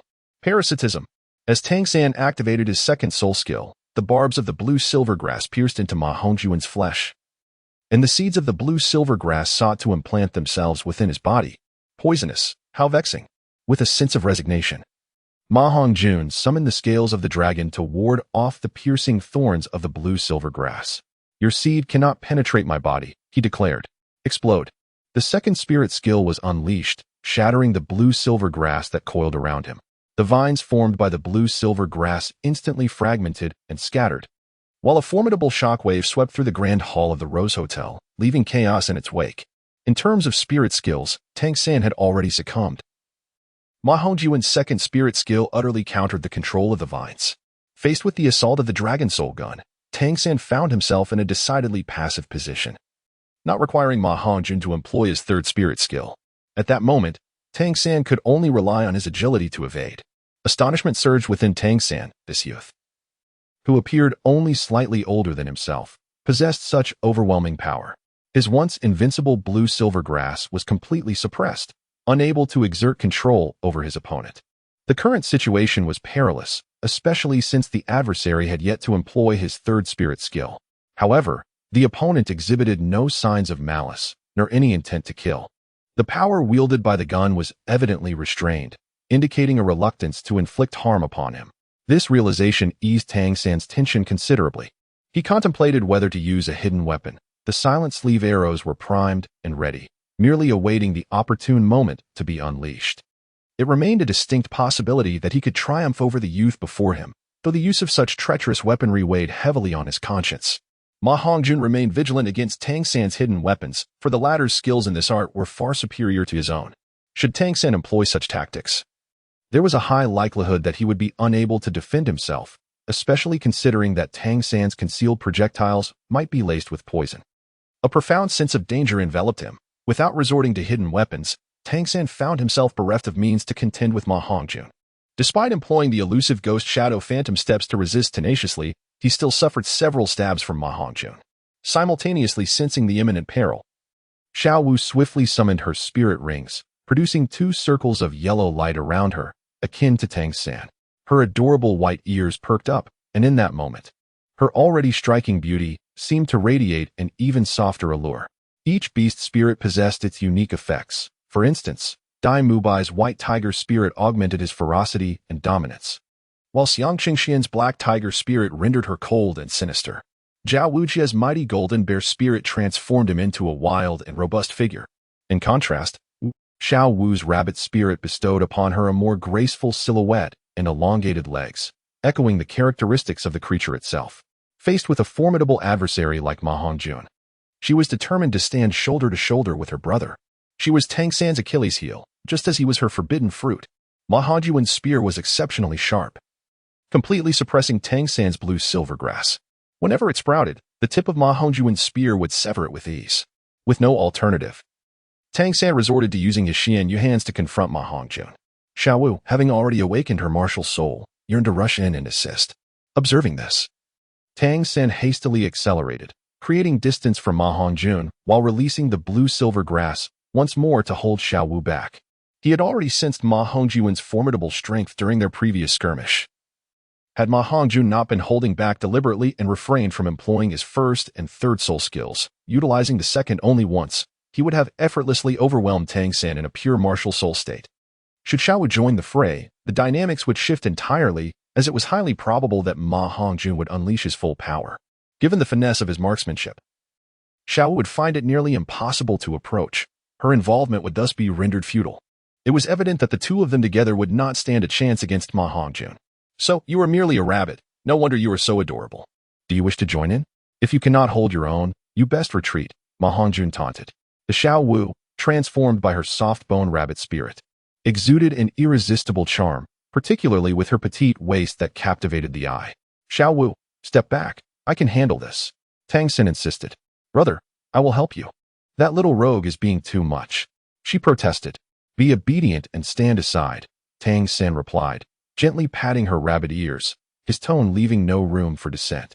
Now, be cautious, he warned as a violet gleam flickered in his eyes, his hands transforming into a lustrous white, indicating his intent to employ the Tang sect's ultimate techniques. Yet, prior to unleashing it, he surprisingly cautioned Ma Hongjun, indicating he had perceived the goodwill extended by Ma Hongjun moments earlier. What constitutes a hidden weapon? It is a special tool used covertly to vanquish foes. If the enemy is aware of its impending use, it ceases to be a hidden weapon and becomes an overt one. Thus, it appeared that Tang San did not regard Ma Hongjun as a foe, but rather maintained the interaction within the realm of friendly sparring. Ma Hongjun found himself confronting a genuine master of concealed weapons for the first time. Uncertain of the extent of his adversary's prowess, in anticipation of potential danger, he had summoned the scales of the dragon to envelop his chest and back, as well as his lower body. Although Tang San might not resort to such treacherous tactics aimed at those vulnerable areas, it was prudent to remain vigilant. After all, accidents could occur. The profound techniques from the Xiantian treasure record, when combined with concealed weaponry, represented Tang San's most formidable capabilities, typically reserved for life-or-death confrontations. This time, Tang San took the initiative to attack, employing the Ghost Shadow Misty Steps to adjust his position. Circling around Ma Hongjun in search of the opportune moment to unleash his hidden weapons, while the crane catching the dragon technique countered the assaults from the Dragon Soul Spear, deftly redirecting the trajectory of the weapon strikes. Ma Hongjun was not in a hurry to unleash his formidable techniques, rather, his primary objective was to ascertain Tang San's strength while simultaneously experiencing the subtleties of hidden weaponry. With a subtle flick of his fingers against his belt, Tang San executed his maneuver discreetly. Despite Ma Hongjun's vigilant observation, he failed to discern the action until, in a fleeting moment, 3 steel needles were propelled towards him. Clang! The Dragon Soul Spear deflected 2 of the projectiles, while one struck him at the shoulder blade, mitigated by the protective scales of the Flood Dragon armor. Yet he still felt a faint prick. The steel needles were merely an appetizer, as what followed were an array of concealed weapons, circular, star-shaped, and clover-like small armaments. Clang, clang, clang. Tang San's technique was swift, encircling Ma Hongjun as the projectiles rained down upon him. A symphony of 100 birds surrounding the phoenix. Ma Hongjun could only rely on his all-encompassing defensive shooting technique to fend off the assault.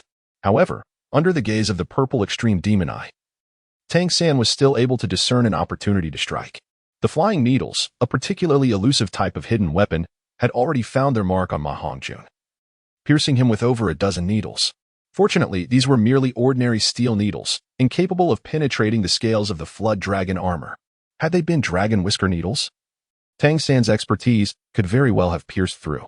After a flurry of metallic sounds, Tang San's hidden weapons had mostly been unleashed, compelling everyone in the hall to seek refuge, dodging behind pillars, tables, and counters, while numerous hidden weapons lodged themselves into the ground. Following this rain of concealed projectiles, Tang San unleashed his blue-silver grass once more, disrupting Ma Hongjun's defensive stance, and then his arm rose with swift intent. Whoosh, whoosh, whoosh. 3 sleeve arrows flew forth simultaneously. Clang. Ma Hongjun managed to deflect but a single arrow, while the other 2 struck his chest. One arrowhead had already penetrated the scales of the flood dragon. The dragon scales adorning Ma Hongjun are not as formidable as those of the water dragon. The strength of the dragon scales is intrinsically linked to his soul power. With his current level of soul power, the defensive capabilities of the dragon scales remain limited. This also sheds light on the remarkable prowess of Tang San's hidden weapons. Presently, the silent crossbow is Tang San's most potent concealed weapon. And if he were to employ the dragon whisker needle, the devastation it could wreak is beyond imagination. It is no wonder that even Zhao Wujin has suffered at Tang San's hands. These concealed weapons are indeed extraordinary. Having endured this for long enough, it is now my turn. After suppressing my desire for half the day and allowing Tang San to shoot, while I wished to experience the Tang sect's hidden weapons, I found it quite uncomfortable to be the target. Tang San remains oblivious to the nature of Ma Hongjun's dragon scales, leaving him perplexed as to why. Despite being struck by so many projectiles, Ma Hongjun remains unharmed. I may not possess as many weapons as you, but I shall shoot you with one needle.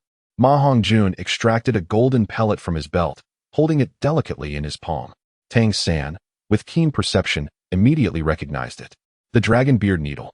A sly grin spread across his face. The golden pellet elongated in Ma Hongjun's grasp, and Tang San felt a surge of anxiety. He was acutely aware of the needle's malevolence. In such a moment, maintaining composure proved exceedingly difficult, especially since he had not anticipated that this individual would wield hidden weapons, let alone the dragon beard needle itself. Tang San executed the ghost shadow perplexing step, activating the purple extreme magic eye. His gaze fixed intently on the needle in Ma Hongjun's hand. The blue-silver grass spread out around him, not to ensnare, but to obscure Ma Hongjun's line of sight, providing him with a moment to conceal himself. He believed that Ma Hongjun possessed only one dragon beard needle. If he could evade it, he would be safe. As Tang San leaped and darted, Ma Hongjun's clumsy technique with hidden weapons left little chance of hitting him, prompting him to reveal his third soul ring. The water gun was unleashed, first drenching Tang San with a spray of water. A series of sweeping shots followed, and as the mist dispersed, the advantages of the confined space became apparent. Tang San was quickly caught off guard.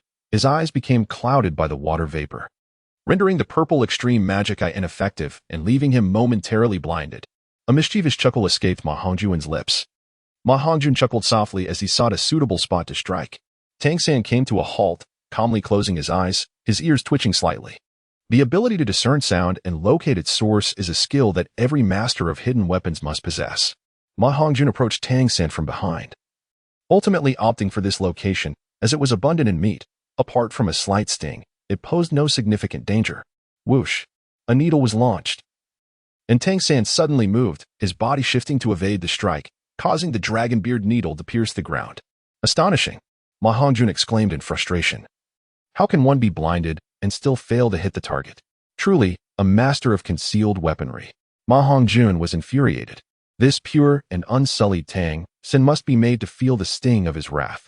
Since he refuses to cooperate, I shall not be blamed for resorting to force. Ma Hongjun swung his spear in a sweeping motion, toppling Tang San and pinning him down by the waist.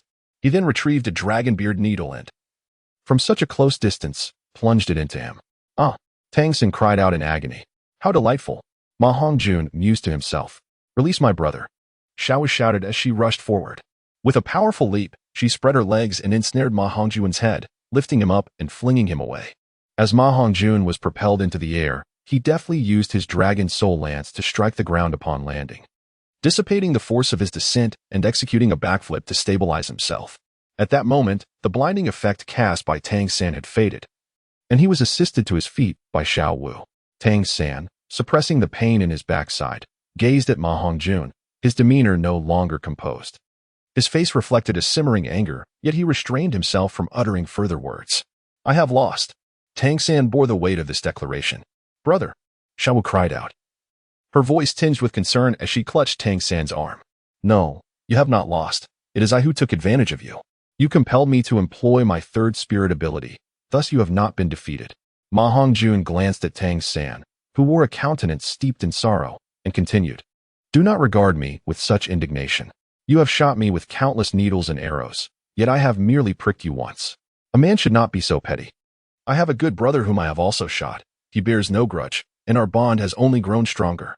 Tang San stared at Ma Hongjun in silence, contemplating that had he possessed the strength to overpower him, he would have relished the opportunity to pin this insufferable fellow to the ground and gradually poke him with needles. The boisterous Xiaowu, filled with exasperation, retorted, Your brother must be a masochist. How peculiar. Chapter 72, The Pure Maiden and the Feeling of First Love. After the battle, the hall lay in disarray. Xiaowu and Tang San exchanged puzzled glances at Ma Hongjun, struggling to decipher his intentions. Conventionally, after a conflict, one would expect animosity and a demand for departure. However, Ma Hongjun displayed no such inclination. Throughout the ordeal, he behaved as if he were merely teasing them. Indeed, that was precisely his demeanor. He verbally jested with Xiaowu while physically playfully provoking Tang San. The Schwanger sisters approached, giggling as they flanked Ma Hongjun. Recalling the amusing incident where he had jabbed Daimu by S rear, finding him both mischievous and entertaining, much like Tang San. Unconsciously, the trio of women, each linked to a man, invited comparison. While Xiaowu possessed a charming innocence, she lacked the maturity and voluptuousness that the Schwanger sisters exuded. Generally, novices might favor Xiaowu's youthful allure, whereas seasoned connoisseurs would gravitate towards the exquisite Schwanger sisters. In terms of poise, the Schwanger sisters had cultivated an air of sophistication. As proprietors of the CNNVE, they had toiled in the marketplace for 3 years, their confidence radiating effortlessly, evoking a compelling sense of admiration. After the initial surprise, onlookers found their gaze irresistibly drawn to the twin sisters, whose identical beauty rendered them enchanting. Xiaowu pouted, casting her eyes upon the Schwanger sisters, whose grandeur was undeniable. When she glanced down at her own form, her rabbit ears drooped in disappointment. Ma Hongjun couldn't help but chuckle at Xiaowu's behavior. Her shy demeanor clearly indicated that she had yet to be fully explored. Much like a flower in the cusp of blooming, it seems that Tang San, with his pure and virtuous nature, has truly been a beast of sorts over the past 6 years. Is the plan to nurture his sister still ongoing? How much longer must this continue? Xiaowu huffed softly, avoiding Ma Hongjun's gaze as she buried her head behind Tang San's shoulder. Under Tang San's attentive care over the past 6 years, Xiaowu's eyes now held only him, leaving no room for other men. In truth, Tang San felt the same, though they both chose to conceal their feelings behind the guise of sibling affection. Reflecting on their 6 years of shared beds and pillows, one can only imagine how intimately familiar they have become, having grown accustomed to each other's presence. Ma Hongjun spoke softly, I have emerged victorious. Yet you have not been defeated. You have allowed me to unleash my third soul skill and evaded a strike. You are indeed formidable. The room is yours to enjoy. We shall meet again soon. What do you mean and why? Tang San still could not comprehend the ambiguous expression of Ma Hongjun. Ma Hongjun pointed to the jade belt tied around his waist, then gestured towards Tang San's. Fate. It is destined by the heavens. Do you understand? After saying this, he winked at Tang San. Schwanger tossed a card to Manager Wang, and the three of them exited the hotel. Tang San glanced at his belt, lost in contemplation. But the pain in his backside soon pulled him back to reality. Xiaowu, please pick up that golden pellet on the ground for me. Unable to bend down due to the discomfort, he had to call on Xiaowu to assist him with retrieving the concealed weapon. Moments later, Xiaowu supported Tang San as they approached the Red Ocean. Upon opening the door, a flirtatious atmosphere instantly enveloped the two. Brother, let me help you to bed. Xiaowu, there's no need. Brother, how are you doing? Let me take a look. Xiaowu, please don't. Ma Hongjun was not concerned about the dragon whisker needle lodged within Tang San's posterior, for Tang San was certainly not Daimu Bai. For a master of hidden weapons, extracting such a trivial item was well within his capabilities. During their confrontation, Ma Hongjun found his thoughts diverted, nearly forgetting the significant matter he was to attend to that day. Upon returning to the Celestial Garment Pavilion with the Schwanger sisters, a mischievous thought crossed his mind. Reminiscent of the renowned Uniqlo from his previous life. Perhaps it was a lapse in judgment, for in a state of confusion. Ma Hongjun inadvertently led the Schwanger sisters into the fitting room. The following day dawned with resplendent sunshine, while the Schwanger sisters, weary from their labors, remained blissfully asleep in bed. Ma Hongjun, feeling a slight pang of hunger, ventured out alone to enjoy a meal, and in the process, decided to bring back a heartfelt breakfast for the Schwanger sisters. The entire street is dominated by the Fairy Garment Pavilion. Yet this singular establishment is the only one in Soto City bearing its name. The interior has been lavishly decorated, encompassing 3 floors. The third is a lounge area. The second serves as a conference and storage space, while the first floor is dedicated to the exhibition of opulent garments, exquisite creations designed by the Schwanger sisters.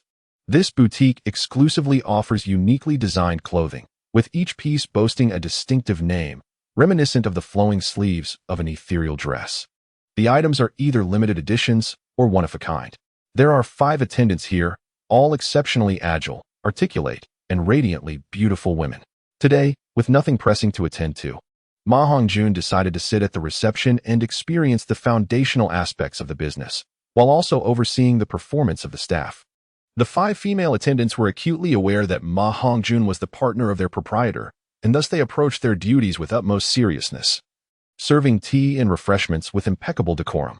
The clientele frequenting this establishment typically comprises affluent ladies and young heiresses, and the attendants manage their interactions with grace and poise. It is evident that Xiang Qingxian has a remarkable talent for selecting individuals. As Ma Hongjun languidly rested his chin on his hand, boredom beginning to set in, a lively young girl bounced through the entrance. Her spirited demeanor and neatly cropped hair immediately captured Ma Hongjun's attention, embodying youthful exuberance. This visage stirred memories of his first love during his high school years, a pure and innocent sentiment. His gaze instinctively followed the girl as she entered, clad in a cerulean short dress that revealed her slender, fair legs, igniting the imagination with endless possibilities. She appeared as a celestial fairy, exuding an aura of sanctity that evoked a desire to protect her. What a pure blossom she was! Yet, suddenly, an unsettling sensation washed over Ma Hongjun. As if someone with ill intentions were observing him, he glanced outside, where the bustling street was alive with a throng of people, making it difficult to pinpoint any singular gaze. Ma Hongjun noticed a middle-aged man standing beside the shop across from him. Although he appeared to be aimlessly surveying the surroundings, his peripheral gaze remained fixated on the Fairy Garment Pavilion, occasionally turning to glance at the young girl who had just entered the store. Suddenly, he shifted his gaze to Ma Hongjun, locking eyes with him. Ma Hongjun was not taken aback. The man gave him a meaningful look, a cold smirk playing at the corners of his mouth. The expression was laden with a palpable warning. It seemed that Ma Hongjun's persistent gaze upon the girl had drawn the attention of this individual, who was likely her bodyguard or something of the sort. Ma Hongjun responded with a smile, and his interest was piqued even further.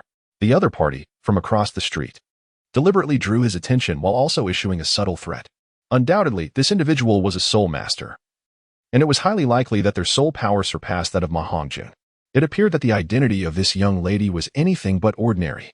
Ma Hongjun rose and approached the young girl. The sensation of first love was not something one could easily retreat from. In Chapter 73, Destiny Awaits, the fusion of martial souls beckons. The girl, with her small hands clasped behind her back, tiptoed gracefully amidst the garments. To her surprise, there existed a fairy garment pavilion here. Her voice was melodious and enchanting, lacking a touch of heroism, yet exuding an ethereal softness that enveloped the listener in warmth. Where does this young lady hail from? Surely she must know that this is the headquarters of the Fairy Garment Pavilion, the very first store. The enthusiastic and proud saleswoman remarked. Wow, I saw the Fairy Garment Pavilion in Tiando City. I never imagined its headquarters would be in such a small town. No wonder the clothes here are even more exquisite. The girl appeared immensely thrilled, scrutinizing each piece of clothing on display. The 100 flowers glazed skirt. Her eyes were immediately drawn to a short, white skirt adorned with intricate floral patterns, positioned prominently in the center. I want the skirt. Please, bring it to me, she declared with an air of certainty. She had always been this way. Whatever she desired, she simply commanded. The saleswoman, somewhat taken aback, pointed to the informational plaque beneath the skirt and replied gently, I'm sorry, dear young lady, but the 100 flowers glazed skirt is an exhibit in our store and is not for sale.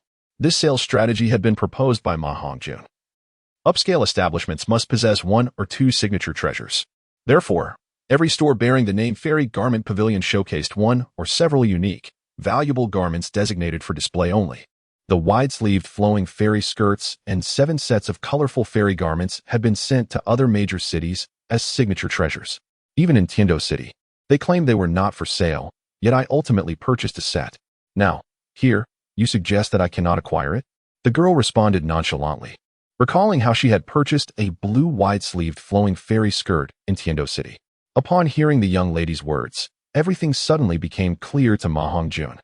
During his conversation with the Shuanga sisters the previous night, they had discussed the development of the Fairy Garment Pavilion in Heavendo City. The matter of the wide-sleeved flowing fairy dress being sold was also mentioned. Ma Hongjun's intention was not to imply that the exclusive garments meant for the store's display would not be sold. Rather, this approach was merely to enhance prestige and to foster goodwill with distinguished guests. Individuals of high status and standing often relish acquiring what others cannot obtain. Those capable of purchasing the treasured items are invariably representatives of the city's elite forces. Thus, another purpose of these garments is to cultivate amicable relations with local powers, facilitating the smooth advancement of the Fairy Garment Pavilion.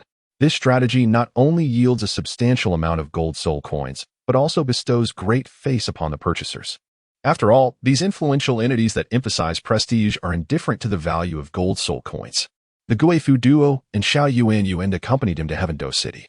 As soul masters, the three of them possessed a modicum of understanding regarding the customs within the esteemed realm of soul masters in Heavendo City. The emblem of the 7 Treasure Glazed Tile School was widely recognized among the soul masters in the city.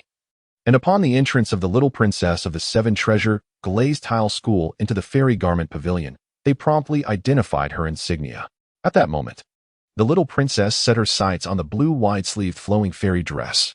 Initially, Xiao Yuan was unaware of the little princess's noble lineage and assumed she was merely a regular member of the 7 Treasure Glazed Tile School. Hence she declared that the cherished item was not for sale. Seeing something she adored, the little princess could not let the opportunity slip away, so she revealed her identity. Ultimately, the Shuanga sisters made a grand gesture, graciously gifting the dress to her. Naturally, someone later presented a gold card to settle the bill on behalf of the little princess. The 7 Treasure Glazed Tile School was not lacking in funds. They could easily afford not only a single garment, but even the entire Fairy Garment Pavilion if they so desired. Are your twin proprietors present? Call them forth. The young lady's audacious nature had emerged. Ma Hongjun chuckled softly and approached, for she was soon to become his little junior sister. The enchanting Ning Rongrong of the 7 Treasure Glazed Tile School. The waitress, upon seeing Ma Hongjun's approach, respectfully stepped aside. Ma Hongjun stepped in front of Ning Rongrong. The distance between them less than a meter. Suddenly, a surge of power coursed through his body, and golden light flickered within him as the dragon soul gun threatened to burst forth uncontrollably. Ma Hongjun sensed a strikingly familiar aura emanating from Ning Rongrong, one that was not only akin to his own but also possessed a harmonious energy. Daimubai had once remarked that encountering a complementary martial soul was exceedingly rare. Yet, should such an encounter occur, the combined prowess of their martial souls would amplify significantly, a phenomenon known as martial soul fusion. Could it be that Ning Rongrong too radiated a resplendent array of colors? Unable to contain herself any longer, she raised her delicate hand, from which emerged a magnificent 7-tiered crystal tower. Upon witnessing this, Ma Hongjun did not suppress the dragon soul gun within him. He raised his right hand, and a long spear adorned with silver and blue patterns materialized in his grasp. Ning Rongrong blinked her mischievous eyes in astonishment, gazing at Ma Hongjun, whose long crimson hair cascaded down, complemented by a light blue garment that lent him an alluring appearance. The two exchanged glances, each reflecting a shared sense of surprise and curiosity. The 7 Treasures Glazed Pagoda began to emanate a radiant spectrum, intertwining with the golden glow emanating from Ma Hongjun's dragon soul gun, enveloping the spear in a kaleidoscope of colors. The soul power of Ma Hongjun manifests as a dark crimson gold, a result of the fusion of their twin martial souls. The dragon soul gun radiates a golden hue, while the evil fire phoenix emits a fiery crimson. A radiant glow enveloped the two, and Ning Rongrong felt a flutter of nervousness as this was her first experience of such close proximity and eye contact with a male peer. This highlights the distinction between a seasoned veteran and a novice. While Ning Rongrong's mind raced in a flurry of thoughts, Ma Hongjun remained composed, contemplating the next strategic move. The merging of their martial souls was an unexpected development for Ma Hongjun. However, It made sense, as both were weapon-type souls, one being the pinnacle of offense, and the other the epitome of support, with the gun and tower complementing each other in functionality. Their forms also bore similarities, as the conical shape of the tower aligned with the structure of the gun's tip. The fusion of martial souls carries particular significance in their shapes, often resembling or complementing one another, such as the black and white magic tiger's likeness or the complementary nature of the golden iron triangle. For instance, while the Haotian hammer of the Tang family is a top-tier offensive weapon, finding a compatible soul for fusion is challenging due to its bulky hammer form. Conversely, the Dragon Soul gun and the Seven Treasure glazed tile tower harmoniously merged, with the tower lifting into the air in Ning Rongrong's hands, seamlessly embedding itself into the gun's tip. Nearby, a server had been knocked back by the force of their martial souls, while a middle-aged man across the street, who had previously exchanged glances with Ma Hongjun, stood astonished at the doorway of the fairy garment pavilion, captivated by the dazzling spectacle of the two. He refrained from intruding, for as an experienced soul master, he recognized the significance of what was transpiring, a martial soul fusion. This event was monumental for the Seven Treasure Glazed Tile School. A moment of great fortune. The ability to fuse martial souls is highly esteemed among all factions, as it deepens relationships between the parties involved and fosters a legacy of such connections.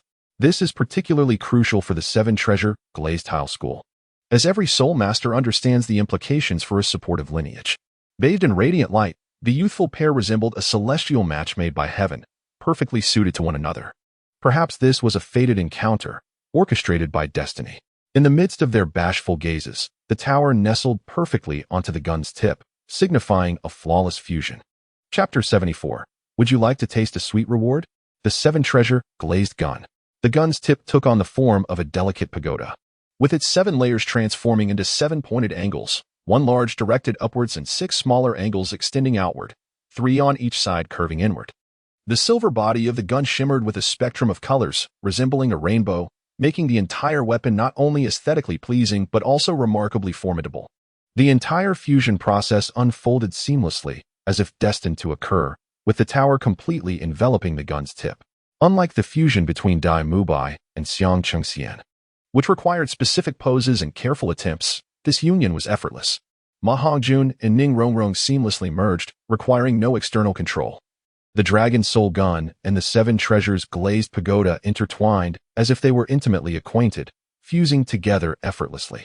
This phenomenon transcended mere compatibility.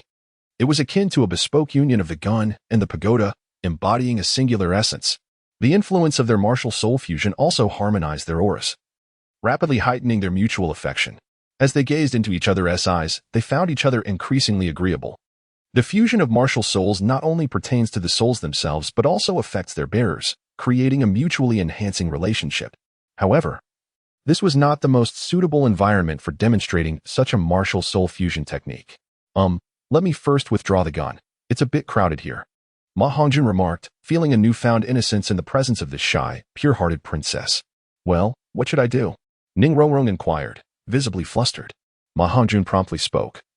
You need not move. Allow me to handle this. Once I summon the Dragon Soul Spear, simply retract your tower into your body. At his command, the entwined spear and tower reluctantly separated. Both parties withdrew their martial spirits, taking deep breaths to relax their bodies. The two simultaneously opened their mouths, then fell silent, with Ning Rongrong casting furtive glances at Ma Hongjun. The atmosphere grew somewhat awkward. Ordinarily, numerous questions would arise, and a plethora of words could be exchanged. Yet, these two strangers, having just met, had hastily merged their martial souls, bypassing much of the narrative.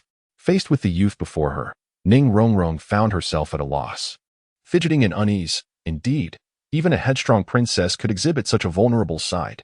Do you fancy this attire? I shall gift it to you. Ma Hongjun, uncertain of what to say during their first encounter, opted to offer a present. That would be wonderful. Oh no, I do not lack golden soul coins. I can purchase it. Not the same. I wish to give it to you. Are you the proprietor of this shop? Indeed. You, a man, sell women's clothing? Yes. I have an affinity for women. Is there a problem with that?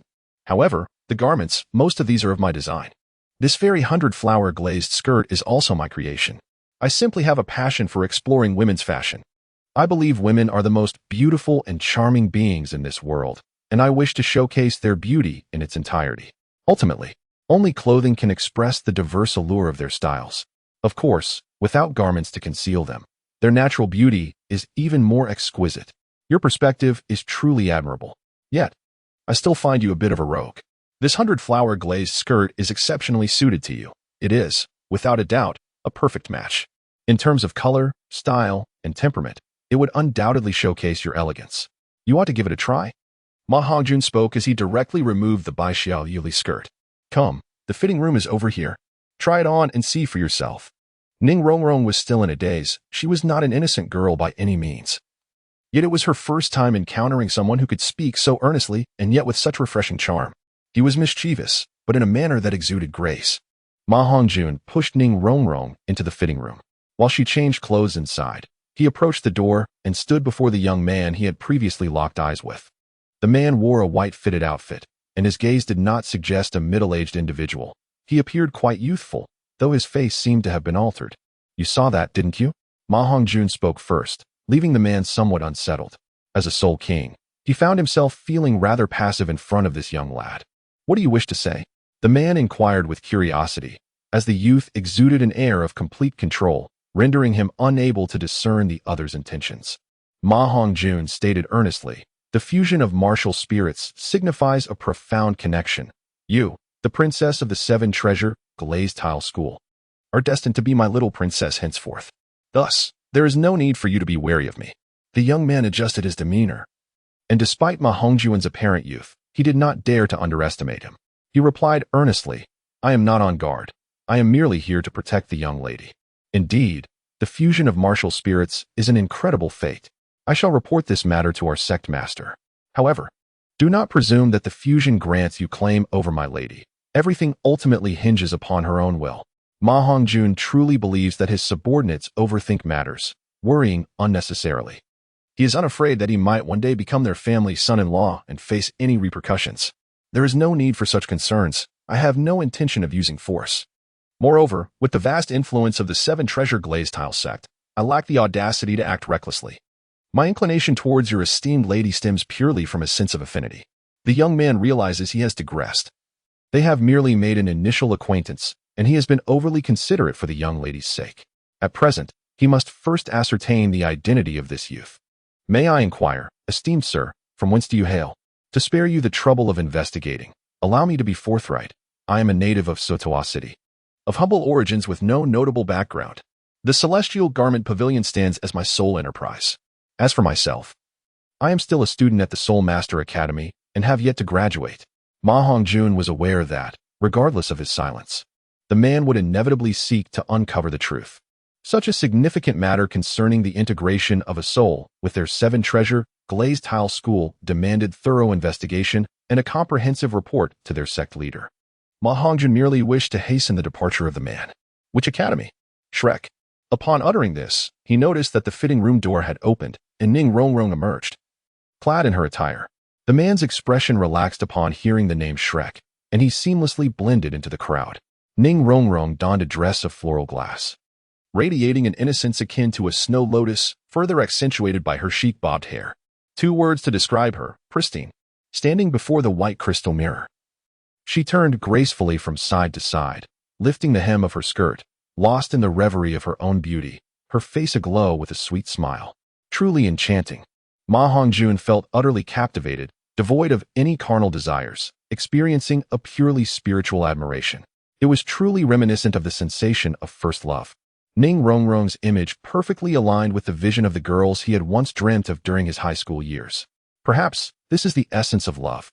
Each piece in our collection is unique, possessing its own name, destined to find a suitable owner. Our reluctance to sell them externally stems from a desire to prevent them from falling into the hands of the unrefined. Their value cannot be measured in gold. Their significance lies in the destined encounter with their rightful owner. The ethereal garments are meant for ethereal beings, encapsulating the essence of our fairy garment pavilion. The 100 flowers glazed skirt is indeed a celestial attire, and today it has found its rightful owner, you. Thus, you are a fairy. Ma Hongjun spoke eloquently, finally employing the charming techniques he had mastered in his previous life. His fluent discourse was entirely authentic, stemming from the depths of his heart. In the presence of Ning Rongrong, His praises were far from exaggerated. Setting aside her capricious nature, her pure and flawless visage truly warranted the title of a fairy. Is this true? Ning Rongrong, slightly dazed by the compliments, felt two rosy clouds bloom upon her cheeks. Indeed, when one gazes upon your beauty, what word, apart from fairy, could possibly suffice? Ma Hongjun pointed at Ning Rongrong in the crystal mirror, enamored as he spoke. Your words are truly sweet. Would you care to indulge in a taste of sweetness? Chapter 75. Brothers Destined by Fate. A generous reward of 10,000 for an additional chapter. The Schwanger sisters, having partaken of breakfast, finally regained a semblance of vitality. Clad in elegant split cheongsams, they descended gracefully. Upon seeing Ning Rongrong, the Schwanger sisters were taken aback. Hastening to greet her, Ma Hongjun endeavored to maintain his composure, engaging in the conversation with a bold facade.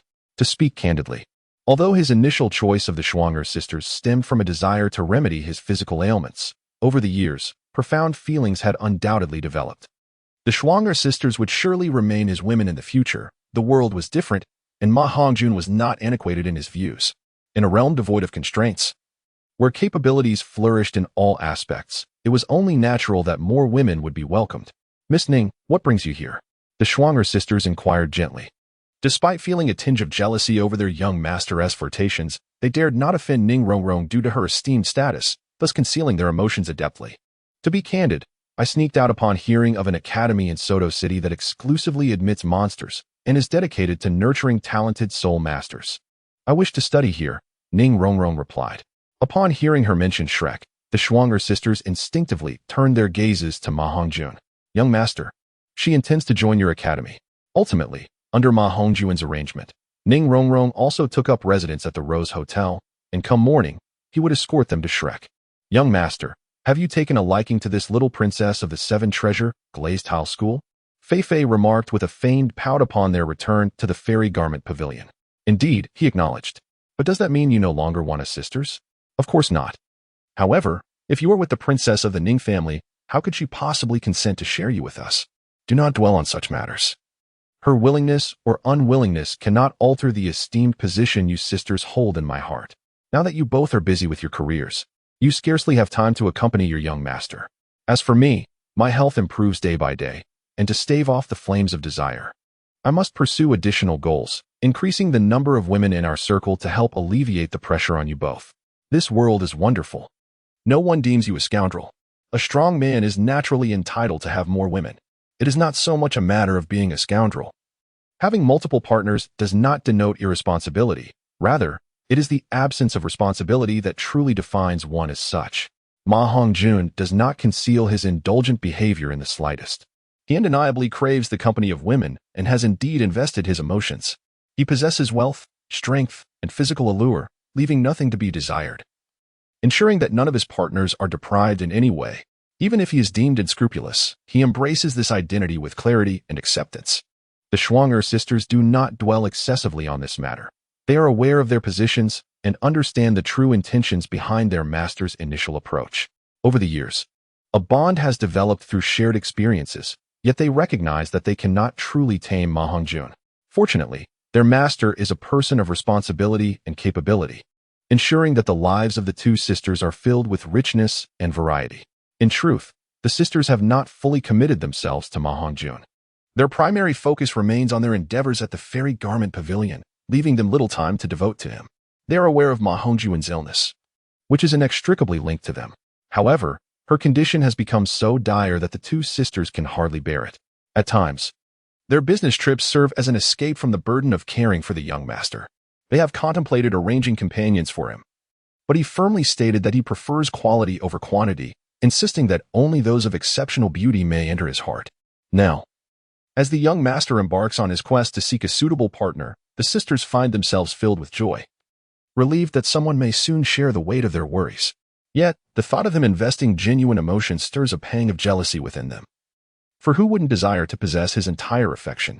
Nevertheless, the realization that the prospective partner is the little princess of the Seven Treasures Glazed Tile School excites the twin sisters. As they consider the possibility of calling her sister in the future, morning breaks. Ma Hongjun arrived at the Rose Hotel, where Ning Rongrong, Tang San, and Xiao Wu were already indulging in a meal in the lobby. Ning Rongrong remained adorned in her pure and elegant 100 flowers glazed skirt, while Xiaowu opted for a more playful and alluring attire, resembling a bunny girl. When Ma Hongjun had accompanied Ning Rongrong yesterday, he had revealed his identity as her wet brother, facilitating an introduction among her, Tang San, and Xiaowu. The camaraderie between Ning Rongrong and Xiaowu blossomed, as they had spent the previous afternoon shopping together, where Xiaowu had selected this delightful pink bunny outfit from the fairy garment pavilion. In truth, this ensemble had been conceived by Ma Hongjun when he envisioned Xiaowu as a rabbit, specifically commissioned for the twin sisters to design. Now, adorned by Xiaowu, it suited her splendidly, infusing cuteness with a touch of sensuality. This design was still somewhat conservative, featuring a high-waisted short skirt leaning towards a casual style. Unlike the more provocative designs from his previous life, once their meal concluded, the quartet set forth on their journey. Ning Rongrong learned from Xiaowu about Ma Hongjun's connection to the twin sisters, which left her feeling disheartened. She chose to ignore Ma Hongjun, linking arms with Xiaowu as they drifted to the side, exchanging whispers. Upon retrieving the dragon beard needle, Tang San's mood lifted considerably. Having encountered the 8th-ranked hidden weapon of the Tang sect, as a master of concealed weapons, Tang San's fascination with them rivaled Ma Hongjun's interest in women. Particularly, his enthusiasm for the weapons listed on the hidden weapon rankings surpassed that of an artist collecting antiques. As the two walked behind, Tang San initiated a conversation. "Hongjun, do you still possess those golden needle particles? Indeed. Would you like some? I can trade or sell them to you, whatever quantity you need." "Ah, what do you intend to do with so many? Are you planning to stab me?" Tang San was momentarily at a loss for words, as a part of him indeed contemplated the notion. "Wow, you genuinely wish for that, little Tang San? I warn you, I have over 10,000 of those needles. Do not entertain any ill intentions, or I shall prick you daily." "No, you misunderstand. You witnessed the techniques I employed against you yesterday. I refer to them as hidden weapons. Your golden needles are a formidable hidden weapon. If combined with my techniques, they could transform into a powerful lethal instrument, significantly enhancing my capabilities." Ma Hongjun fell into deep contemplation and suddenly recalled that, according to the original narrative, today was the day for Shrek Academy's enrollment, and the final assessment would involve Zhao Wujie taking a personal interest in testing Tang San and his companions. Ultimately, it was Tang San who, employing hidden weapons, caused Zhao Wujie considerable embarrassment. However, presently, Tang San lacked the formidable dragon whisker needle. Reflecting on the numerous times he had been bested by Zhao Wujie in actual combat, the prospect of finally turning the tables was enticing to Ma Hongjun. "How about this, Xiao San? I can offer you an exchange. Your mastery of hidden weapons is quite impressive. Teach me your techniques, and I shall provide you with the golden needles," Ma Hongjun proposed.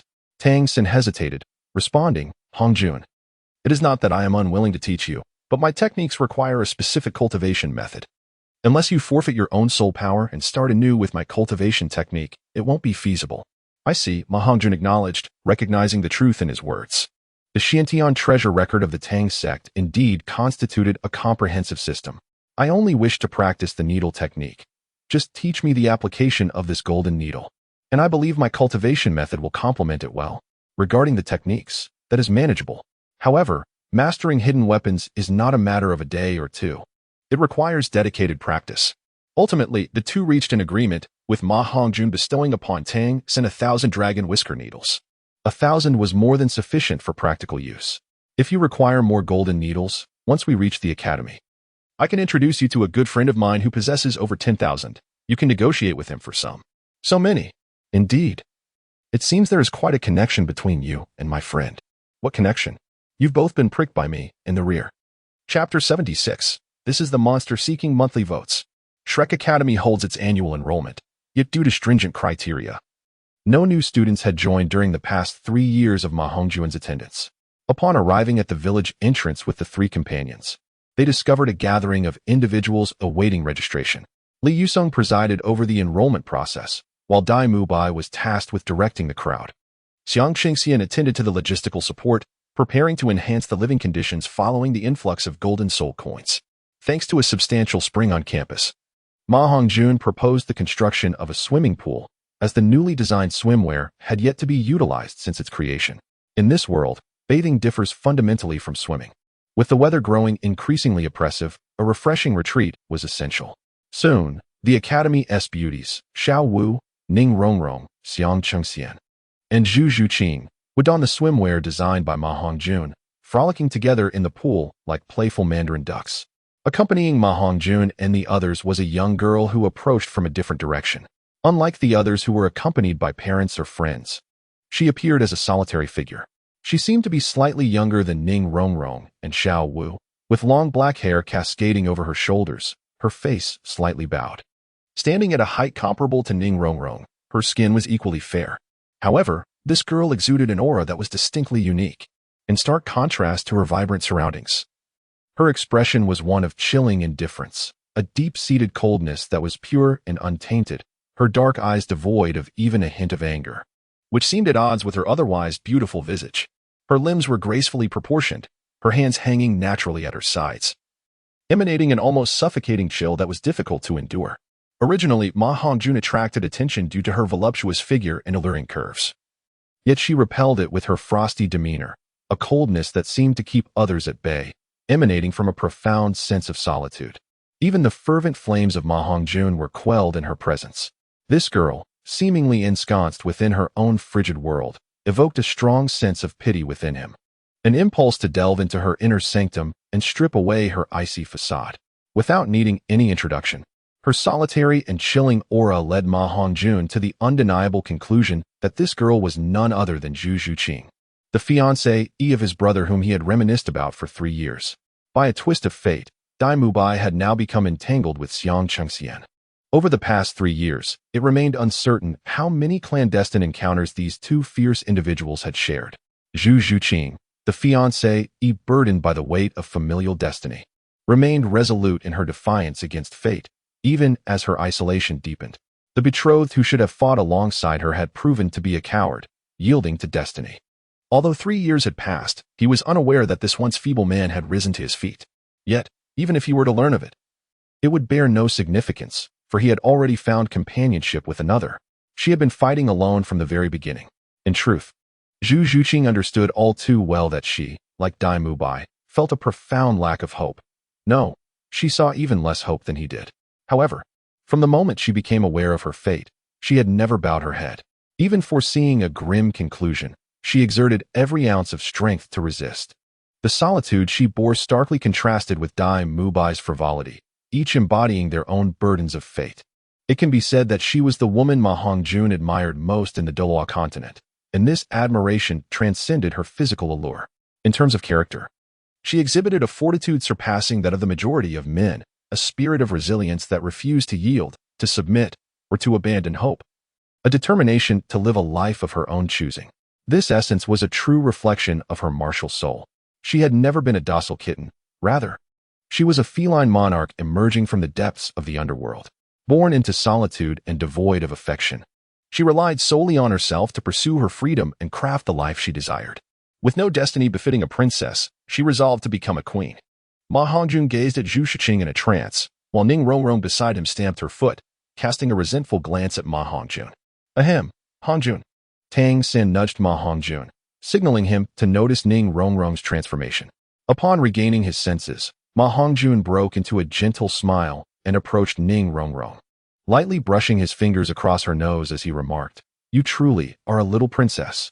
Observing Zhu Zhuqing's fate, it was evident that it stood in stark contrast to Ning Rongrong's, portraying two utterly different worlds.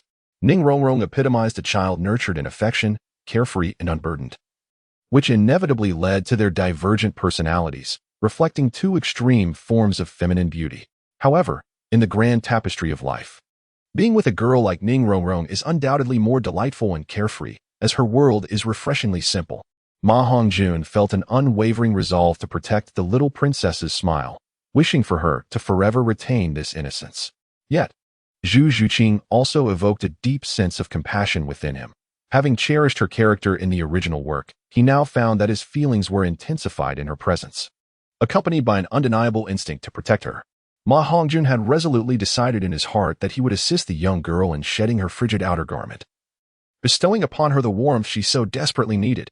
The girl, undeterred by the prying eyes of onlookers, exuded a captivating allure with her striking figure, drawing the attention of numerous hungry wolves wherever she ventured.